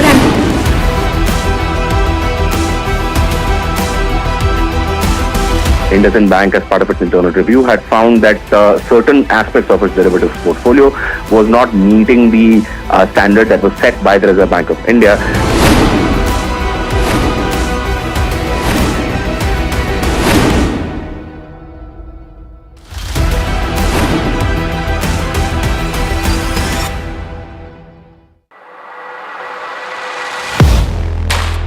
Do you really know the company you invest in?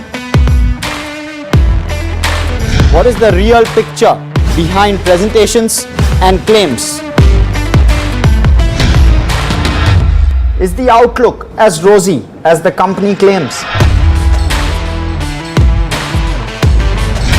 Know Your Company, powered by NDTV Profit Research, shines a light on the biggest stock market movers.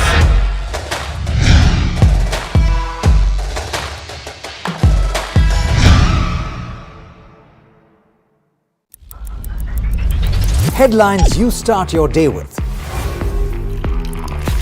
What matters worldwide is now in the palm of your hands.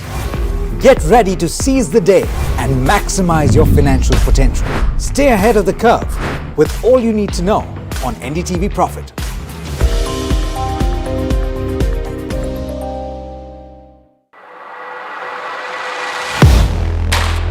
Do you really know the company you invest in? What is the real picture behind presentations and claims? Is the outlook as rosy as the company claims? Know Your Company, powered by NDTV Profit Research, shines a light on the biggest stock market movers.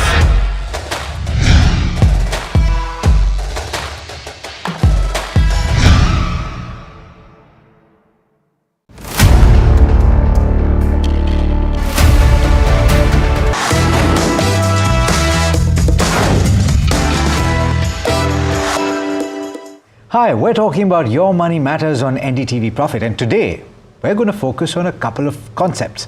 One is health insurance. The word is that premiums are going up, and if you haven't yet gotten a notification about that, you probably will soon.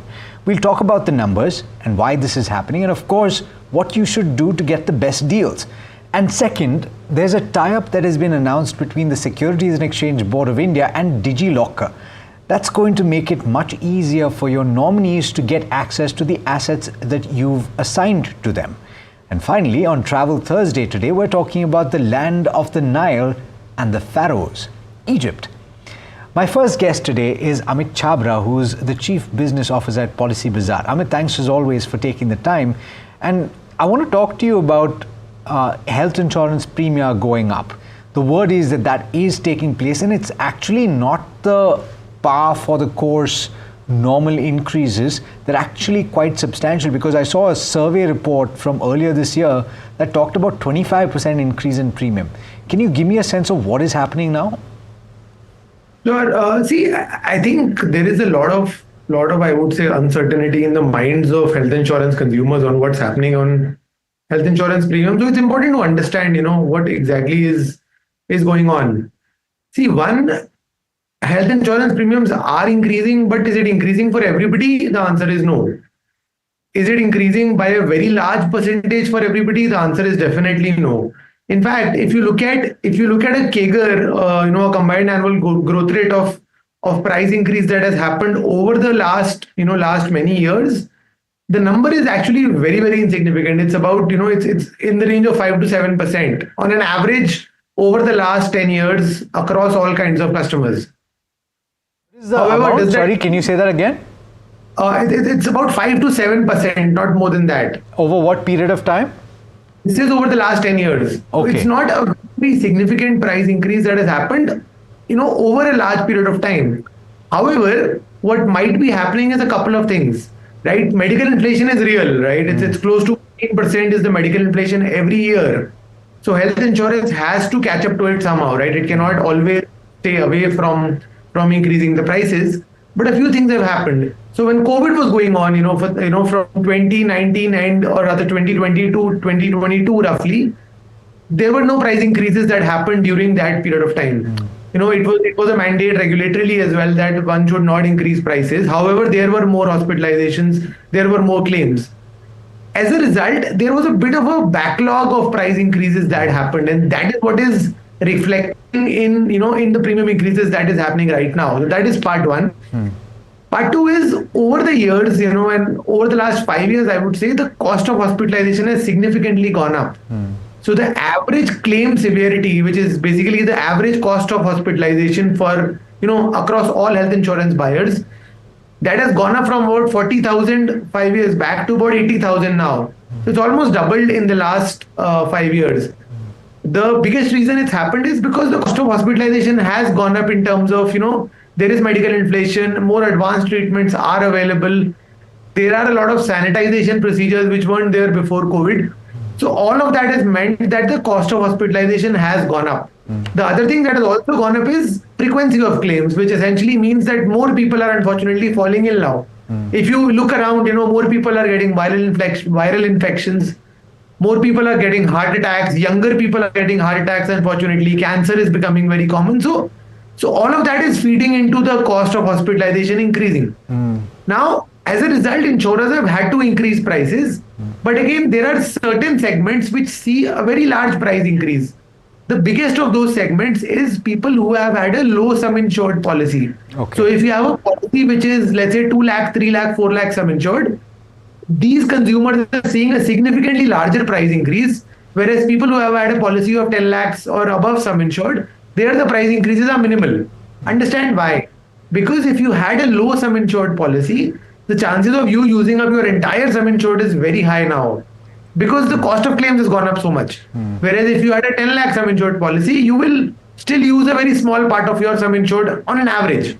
Right. So as a result, the cost of the low sum insured policies have significantly gone up. And these are the people, who do feel the brunt of it. Unfortunately, the reality is a lot of these policies were held by senior citizens, so they also feel the brunt of it as well. That's the truth out there. But it's practically, these low sum insured policies which see a very large price increase. Amit, on an average, the price increase is still quite minimal, and at a CAGR of 5 to 7%, over a long period of time, I would say it's a price increase which is needed because the cost of hospitalization is also going up. Understand the numbers here. So in the low sum insured policies, would it be accurate to say that you could have seen 25% plus or thereabouts increase in premium? So again, on an average, if you look at a 10-year period, this number is about 15%. Sure. But what might be happening is, if one had a policy and that policy had not increased prices, let's say over the last 3-4 years, now suddenly one might see a larger price increase also. So a lot of the cases, that we see on social media, where there is a 50% price increase, 60% price increase, because those cases do keep coming up. These are typically those kind of policies where the sum insureds are much lower. What is the definition, in your opinion, of a low sum insured policy? I think in the current, and it keeps on changing, right? Because it depends on which year you're talking about. In the current day and age, I would feel anything above 10 lakhs is low. However, anything below 10 lakhs, you're saying? Yes, it's low because you have to look at it in the context of what is the average cost of hospitalization per day. The average cost per day is now about 80,000 rupees. If you specifically are looking at a tier 1 hospital or a tier 1 city, if you're looking at, let's say, a tier 2, tier 3 city, the average cost of hospitalization per day is anywhere between 40 to 50,000 rupees. Now, this assumes you go to a good hospital and you go to, a single room within a hospital. So if you're doing that, then that is the cost. The problem is, if you have, let's say, even a 5 lakh rupee policy, and you live in Delhi NCR, and you go to a hospital for, let's say, a treatment for dengue or a viral infection or a stomach infection or something, you will end up losing all your sum insured within those five days.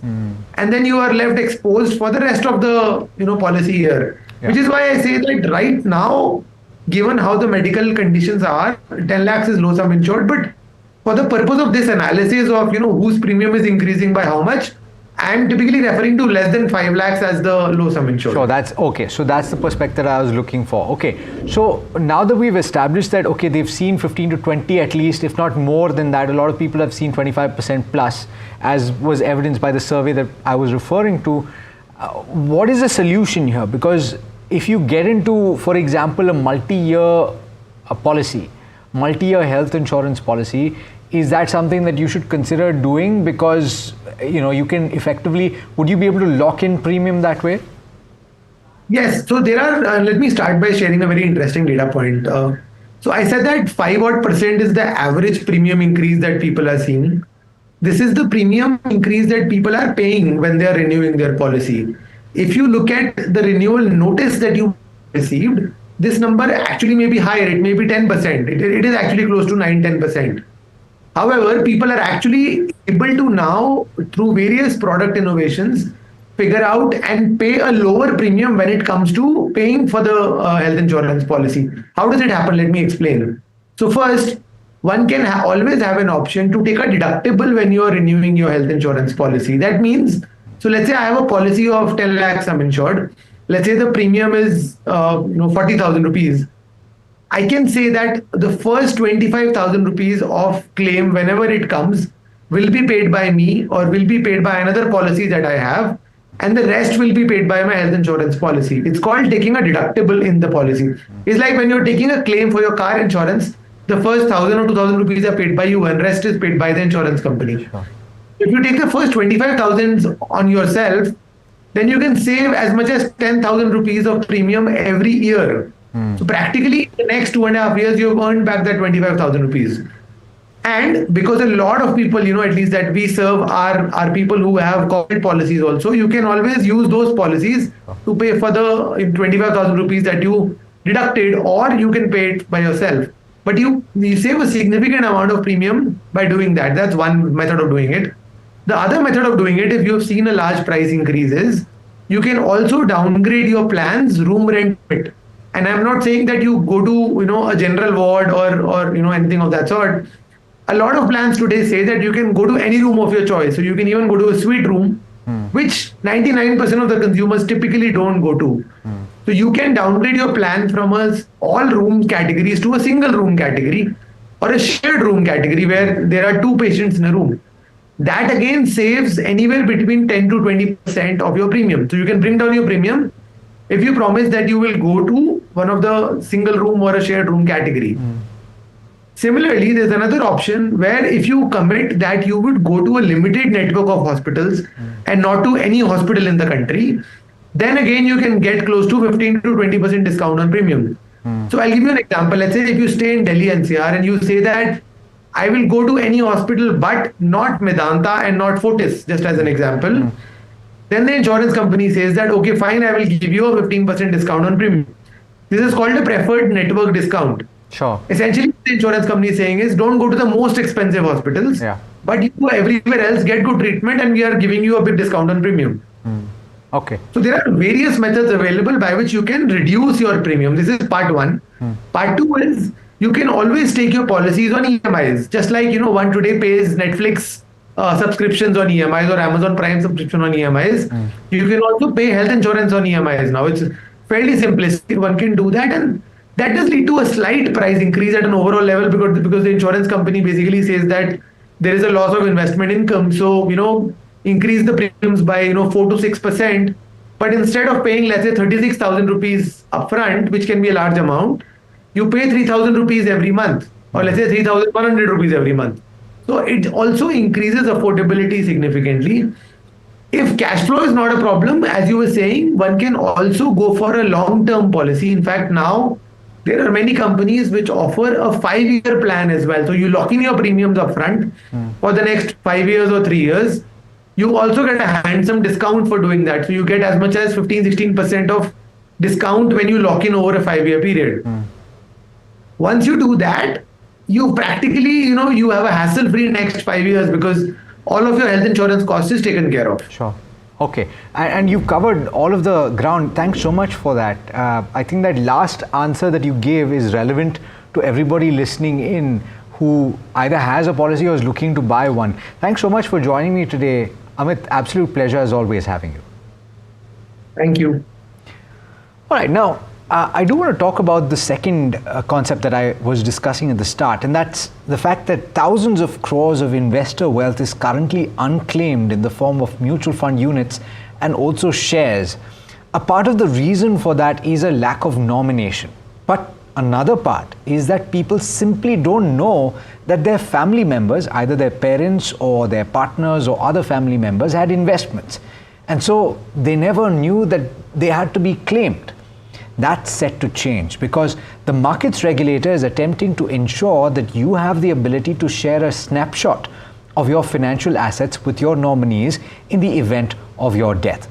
This is being done through a tie-up with DigiLocker. And I'm sure that you're aware of what DigiLocker is, but in case you're not, this is a government initiative. It's effectively a document wallet that ensures that you have your key identification available in digital format. That includes your Aadhaar and even your driver's license.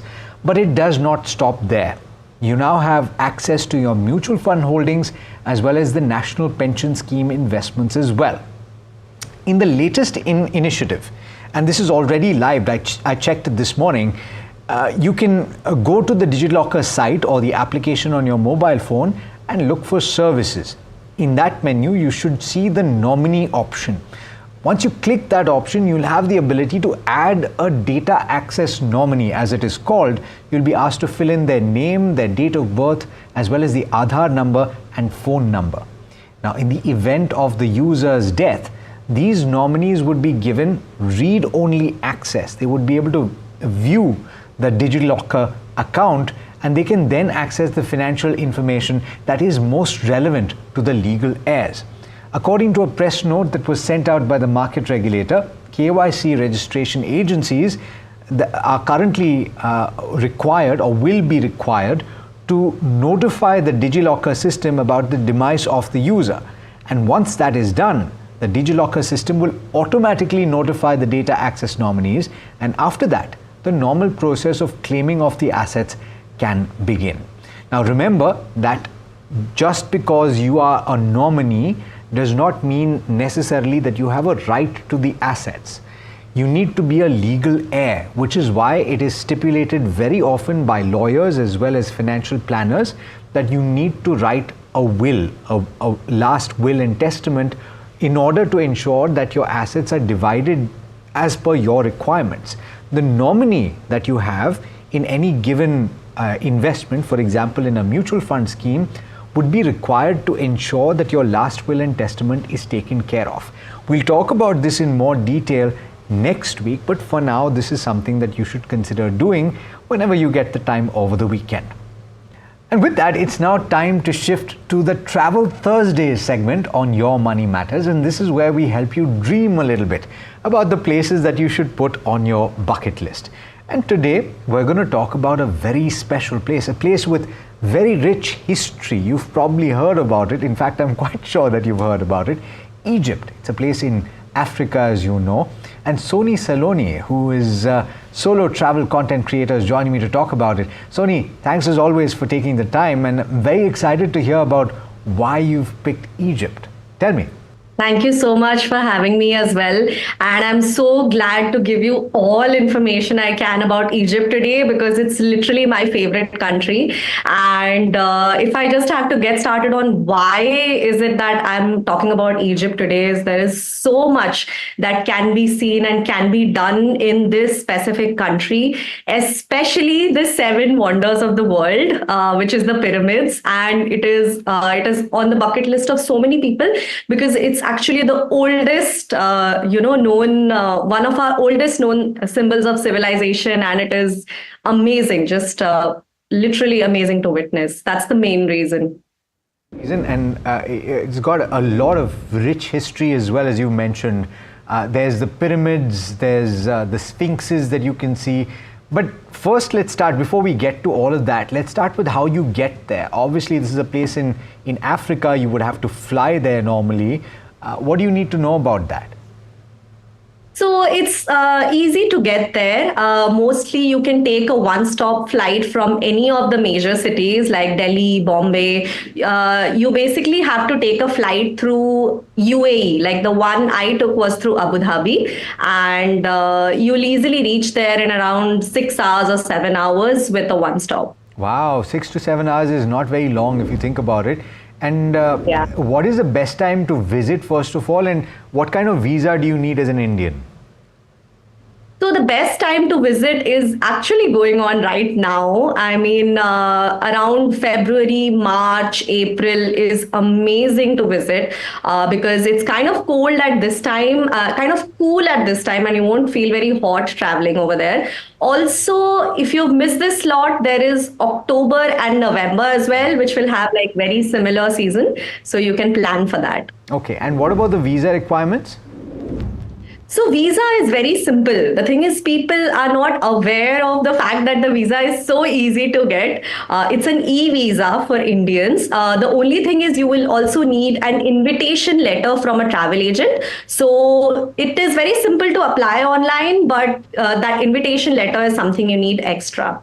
And I'll also tell you how to get that. There is this application called Atlas, which I also used for my trip. And if you just enter your details, they take care of the invitation letter, and it's been pretty smooth. I've worked with them before as well, and you just get it in like 4-5 days. And I showed the same thing at immigration, and along with that, at immigration you can show your return flight tickets and hotel bookings to like smoothly just get the process for the visa. Okay, so you've told us how to get there. Now, how long should you be willing to spend in Egypt? Of course, this is subjective, but in your opinion, in order to at least do justice to what Egypt has to offer, what's the minimum that you should spend? Yeah, I actually spent a month, but Wow. no, but everyone doesn't need to spend a month. I'm a digital nomad, so I end up spending more. I think around 7 to 10 days is good enough. 7 days is also okay. You will be able to cover all the major things, like you can cover the pyramids, you can also cover the different temples, the desert, the scuba diving. So I think 7 to 10 days is a decent amount. Okay, so 7 to 10 days, and there's a lot to see, obviously, apart from the pyramids, and which of course are the pharaoh's tombs and all of the hieroglyphics and all of that. So name your top 5 or 6 or 7 things to do that you absolutely must do. Okay, so number 1 is definitely the Great Pyramid of Giza, which is one of the 7 wonders of the world. I think second one will be the Siwa Desert, which is a great experience that many people skip, but it's like a bus ride away from Cairo, which has crystal clear blue water, and the water is just out of the world like that in the desert. And third one will be the scuba diving experience in Dahab. Dahab is a little, small town where you can also enjoy, go to cafes and also do scuba diving in the Red Sea. So if you guys don't know, Egypt actually borders the Red Sea, which is the best spots in the world to do scuba diving, and it is very cheap as well. It's not so cheap in other places of the world. So that is the third thing. Fourth, I think you can do the Luxor temples, which is, we all play the game Luxor in our childhood. That will be, the temple from there. It's beautiful. That will be the fourth one. And fifth, of course, you can, go around and see a lot of things in the city of Cairo. Cairo itself has, the capital of Egypt. It has its own culture, own food. The people are, very similar to Indians as well. You will love it. Okay, so what about the other few things that you need to bear in mind? One is obviously currency, and the one thing that I always ask travel experts is what's the ideal way to do this, because a lot of people nowadays, Sony, are just taking their credit cards and they're swiping wherever possible, because that simply is the best way to do it in a lot of locations. Can you do that in Egypt, or should you be carrying currency? No, I don't think you should do that in Egypt. So Egypt is Africa, right? The economy is very different. Taking one credit card for international trips is a very big mistake because all countries have a different system of, economy. They do, first of all, have a cash economy. So you need to carry cash, especially dollars. Trust me, if you have dollars in Egypt, then everyone will love you because they love dollars in Egypt. You get a very good exchange rate. Take dollars from India, and there is some unofficial market also. Sometimes that market is open, which gives you very good rates, but only on cash. So as much as possible, take cash. Avoid relying upon your credit card, forex card. Only for backup, you can keep your, forex card and that kind of. And how much do you need for those 7 days? What is the ideal budget that you should keep aside? I think, let's say the flight we, do at like 40K, 50K will be the flights, which you'll always, pre-book and go. And over there per person, I think for 6 to 7 days, 60 to 70,000 is like kind of a starting figure. Okay. And it depends on if you want to, splurge, you're here on a vacation, then you can do more. But 70K will. Does that include your stay as well? Yes. Like to spend over. Okay, so 70 to 80K at max, not more than that. So your per meal cost, can you tell me what that is? Per meal cost will be, honestly, I've had food for like 300 rupees, 200, 300 rupees per meal as well. And maximum will be like 1,000, 700, 1,000, not more than that. And what's the food like? Now that we're on the subject of food, would you get enough vegetarian options? Yeah. Egypt is one place I am so glad that it's a beautiful country and the food is actually feasible for Indians to have. Like there's so much vegetarian food. Like there's, kushari, and which is very nutritious. You can try that. There's this falafel, which is a very different kind of falafel. It's not the Lebanese falafel. And they do have olives, it's a very rich and lot of options for vegetarians. Also for non-vegetarians, there's a lot of options like meat and shawarma. But you won't have that much of a problem finding vegetarian food over there. Even pilav, in fact, that's also available in vegetarian. Okay, and the final thing is something that I sometimes ask is, in terms of the culture, is there something that you need to bear in mind when you're traveling there? Do's and don'ts, for example.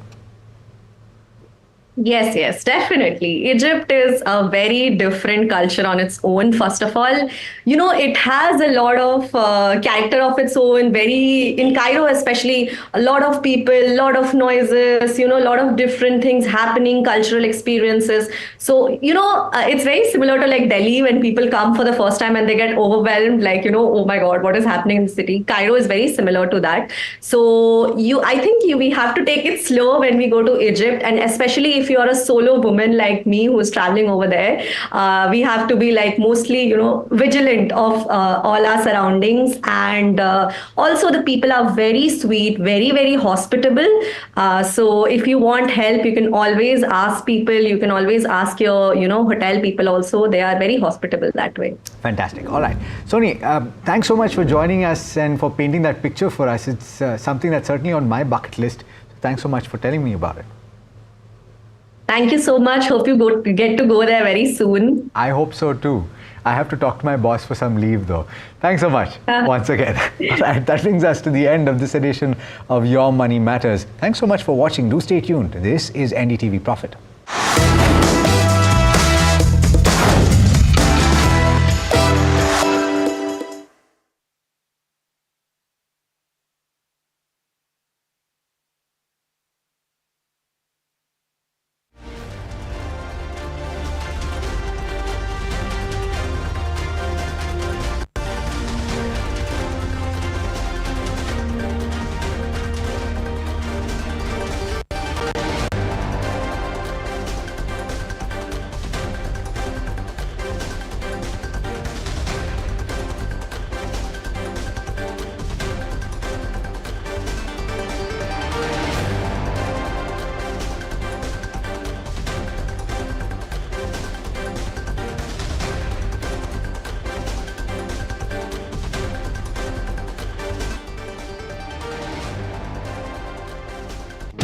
very upset with brokers. Why in this internet world do you need a physical person to show you houses, and why should I pay 1 month of my hard-earned money of rent to this guy? The way in which it has evolved in India is that even a panwala can become a broker.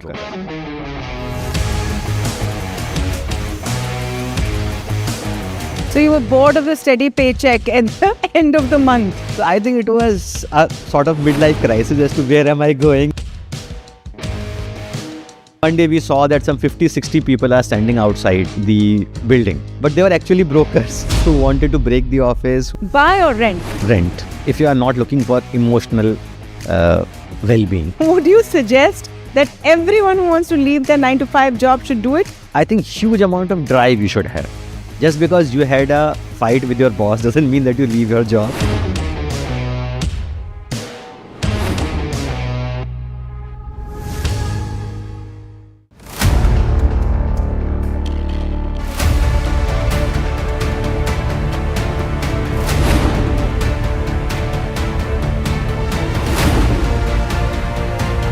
He sold most of his stock, 80%, as on that date.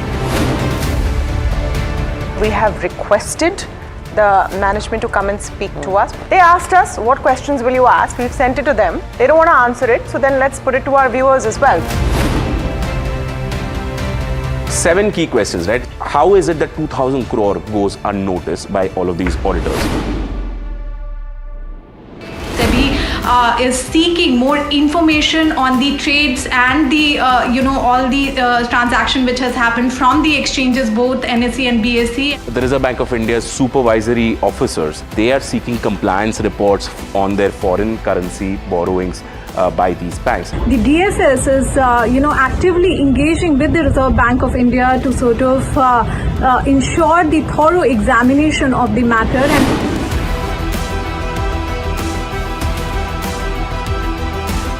And IndusInd Bank, as part of its internal review, had found that certain aspects of its derivatives portfolio was not meeting the standard that was set by the Reserve Bank of India.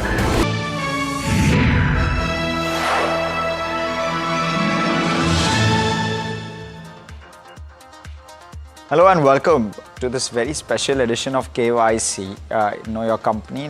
In terms of why it's special, we're going to track and talk about arcade developers today. And we've gone to their site and we've spoken and gotten insights from the promoter himself with regard to how the business is doing, as well as what the expectations should be. So hopefully we're able to give you better insights, on all fronts with regard to this business. Let's first start off with what Arcade does. It was established in 1986, established as a real estate developer and has slowly gone upscale. More premium housing is what they are at this point proud about. It's purely a Mumbai-based company, so they don't have projects outside of Mumbai. Also, in terms of it's focused on developing high-end, sophisticated lifestyle residential developments in Mumbai is what they are calling themselves. They have a strong track record for execution, and we've spoken with Amit Jain, who's a second generation in the business. So in that sense, he's a second generation developer, and we've spoken with him as well. Now, in terms of types of projects, there's one which is new projects where land is acquired and then developed. And we went to Arcade Rare as well, where they followed this kind of a model. And then you have the redevelopment model, where they go into redevelopment projects, they modernize older buildings, and thereafter allocate certain flats to certain tenants, existing tenants, and thereafter sell the rest of the inventory. What we were told is the IRRs on both of those are largely the same. Let's talk about how many projects. So firstly, they utilize in-house resources to manage all their projects at this point. So they don't lean on outside resources, or they don't subcontract any of their projects. They've completed over 30 projects totaling 5.5 million square feet at this point. And you'll see some of their projects on your screen as well, which have been completed. That's the map of Mumbai, and those are just some of the projects that they've completed. Ongoing projects, roughly 2 million square feet worth of projects that are ongoing at this point. Those are all the projects they've completed. And even in ongoing projects, they have quite a few. They have one in Borivali, Kandivali, Malad, Goregaon, Andheri, Vileparle, Santa Cruz, Mulund and Bhandup. These are all the areas of ongoing projects that they have and they are currently selling. Now, in terms of the IPO, they've done their IPO in September of 2024, raised 410 crores and development and redevelopment projects, funding of these is what they said the purpose for the fundraise was. But also to some extent it's about avoiding taking debt. That's the other thing with regard to growth. So they want to grow, but they don't want to take on more debt. That's one of the keys. But let's talk about the factors and the parameters. Let's discuss those as we do every day. And we'll start off first with key operational highlights. Where we are at this point with regard to numbers in terms of development versus where we could be. It'll give a good lens into that. Income statement, balance sheet, cash flow, the key metrics with regard to financials. We'll also thereafter talk about the shareholding pattern, the valuation picture, the street cred, and the guidance and outlook that we can expect from this company and what they're guiding for as well. Thereafter, we'll speak with management. Joining me today, Anushi Vakaria, who tracks real estate closely, and hopefully we're able to break this down better. Anushi. Right. Let's start off with operational metrics. Yeah, so as of every real estate conversation that we have, we do not focus on the income statement first, but we check on the other parameters which are there, which includes the likes of your pre-sales. That's the booking values that the company has able to garner over the couple of periods, that's fiscal years, along with how the collections have been. So if you are talking about the FY22 to FY24 period, in pre-sales we are seeing from FY23 to FY22 a significant jump. 547 crore is the value that we are looking at as compared to 142 crore. In fact, in FY24 we are looking at more than a 10% of a growth here at 617 crore. In collections we have seen a significant jump in between FY23 to 24. 258 crore was the value that we are looking at, which went on to increase to about 570 crore is what we are seeing. Number of units sold in FY23 to 24 remain mainly unchanged. That's the that's the number of units sold that we are looking at. But let's also talk about what has happened in the current year. If you look at 9-month FY25 picture, we are looking at a 24% of a growth in terms of where the pre-sales number is concerned. So 449 crore, 556 crore is what we are looking at. Collections have seen about a 16% growth, and areas sold, which is in terms of the square feet which is given, is seeing about 29% growth. So we are looking at a strong growth trajectory in terms of where the key operational numbers are concerned, right Harsh? Yes, absolutely. Let's look at therefore the income statement that translates from these operational numbers. In that sense, the income statement looks largely healthy. You're comparing FY25 to 9-month FY25 and FY24 to 9-month FY25 doesn't look too bad per se, but you look at the last 4 to 5 year trajectory and over the last at least 3 years, the numbers have clearly doubled. So a healthy growth clip on that count. But what really stands out for me is let's look at the EBITDA margins and let's look at the profit as a result of that. You are able to maintain that margin number anything between 26 to 31%. That's the range which they've had, and their profit number translates to roughly a 20% PAT margin on the top line, which is decent in that sense. But balance sheet, Anushi, how's it looking? So if you look at balance sheet, of course, we will see a significant change because of the IPO issue which had taken place in September onwards. So equity capital in H1 FY25, we are looking at 827 crore. This is including the reserves number that we are looking at. So thereon about the equity share capital increase in what we are seeing from the FY24 number which is there. In terms of net debt, it's a net cash position that we are looking at. 324 crore is the figure that we are seeing as compared to a 46 crore. So overall a very healthy balance sheet number. We're looking at an overall deleveraged picture in terms of where the balance sheet is concerned. So even that is on a strong numbers that we are seeing, right, Harsh? Yeah, absolutely. Lower debt in real estate companies is always a positive because when the cycle turns, it helps.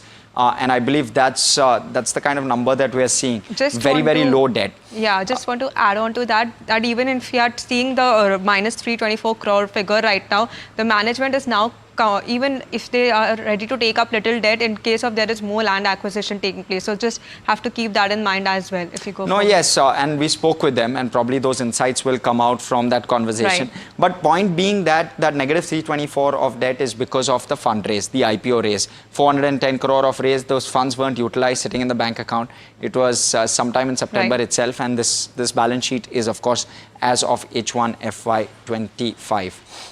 Let's look at cash flows though as a metric, and you'll see that cash flows also growing at a healthy clip. H1 FY25, the cash flow from operations were negative, but you're looking at net cash flow which was positive, and that's because of fundraising activities that have gone by. Mind you, cash flows will be utilized on a net basis, will be utilized for the purpose of new projects that they will continue to do. But shareholding, Anushi, what are you observing from that metric? So in terms of where the shareholding is concerned, promoter holding, that stands out at 70% of the ratio that we are looking at. But in fact, if you look at what is happening with FIIs, that mix has gone down from 4.3% to 1.3%. Of course, we have to keep other factors in mind also, like the market volatility, which we have seen in the last couple of months. DIIs, majorly we're not looking at a lot of changes here, 0.51%, which has gone down to 0.16%, while the public holds about public stake has increased to 27.8% as compared to 24.4% earlier. Yeah, minor tweaks also that will happen because anchor lock-in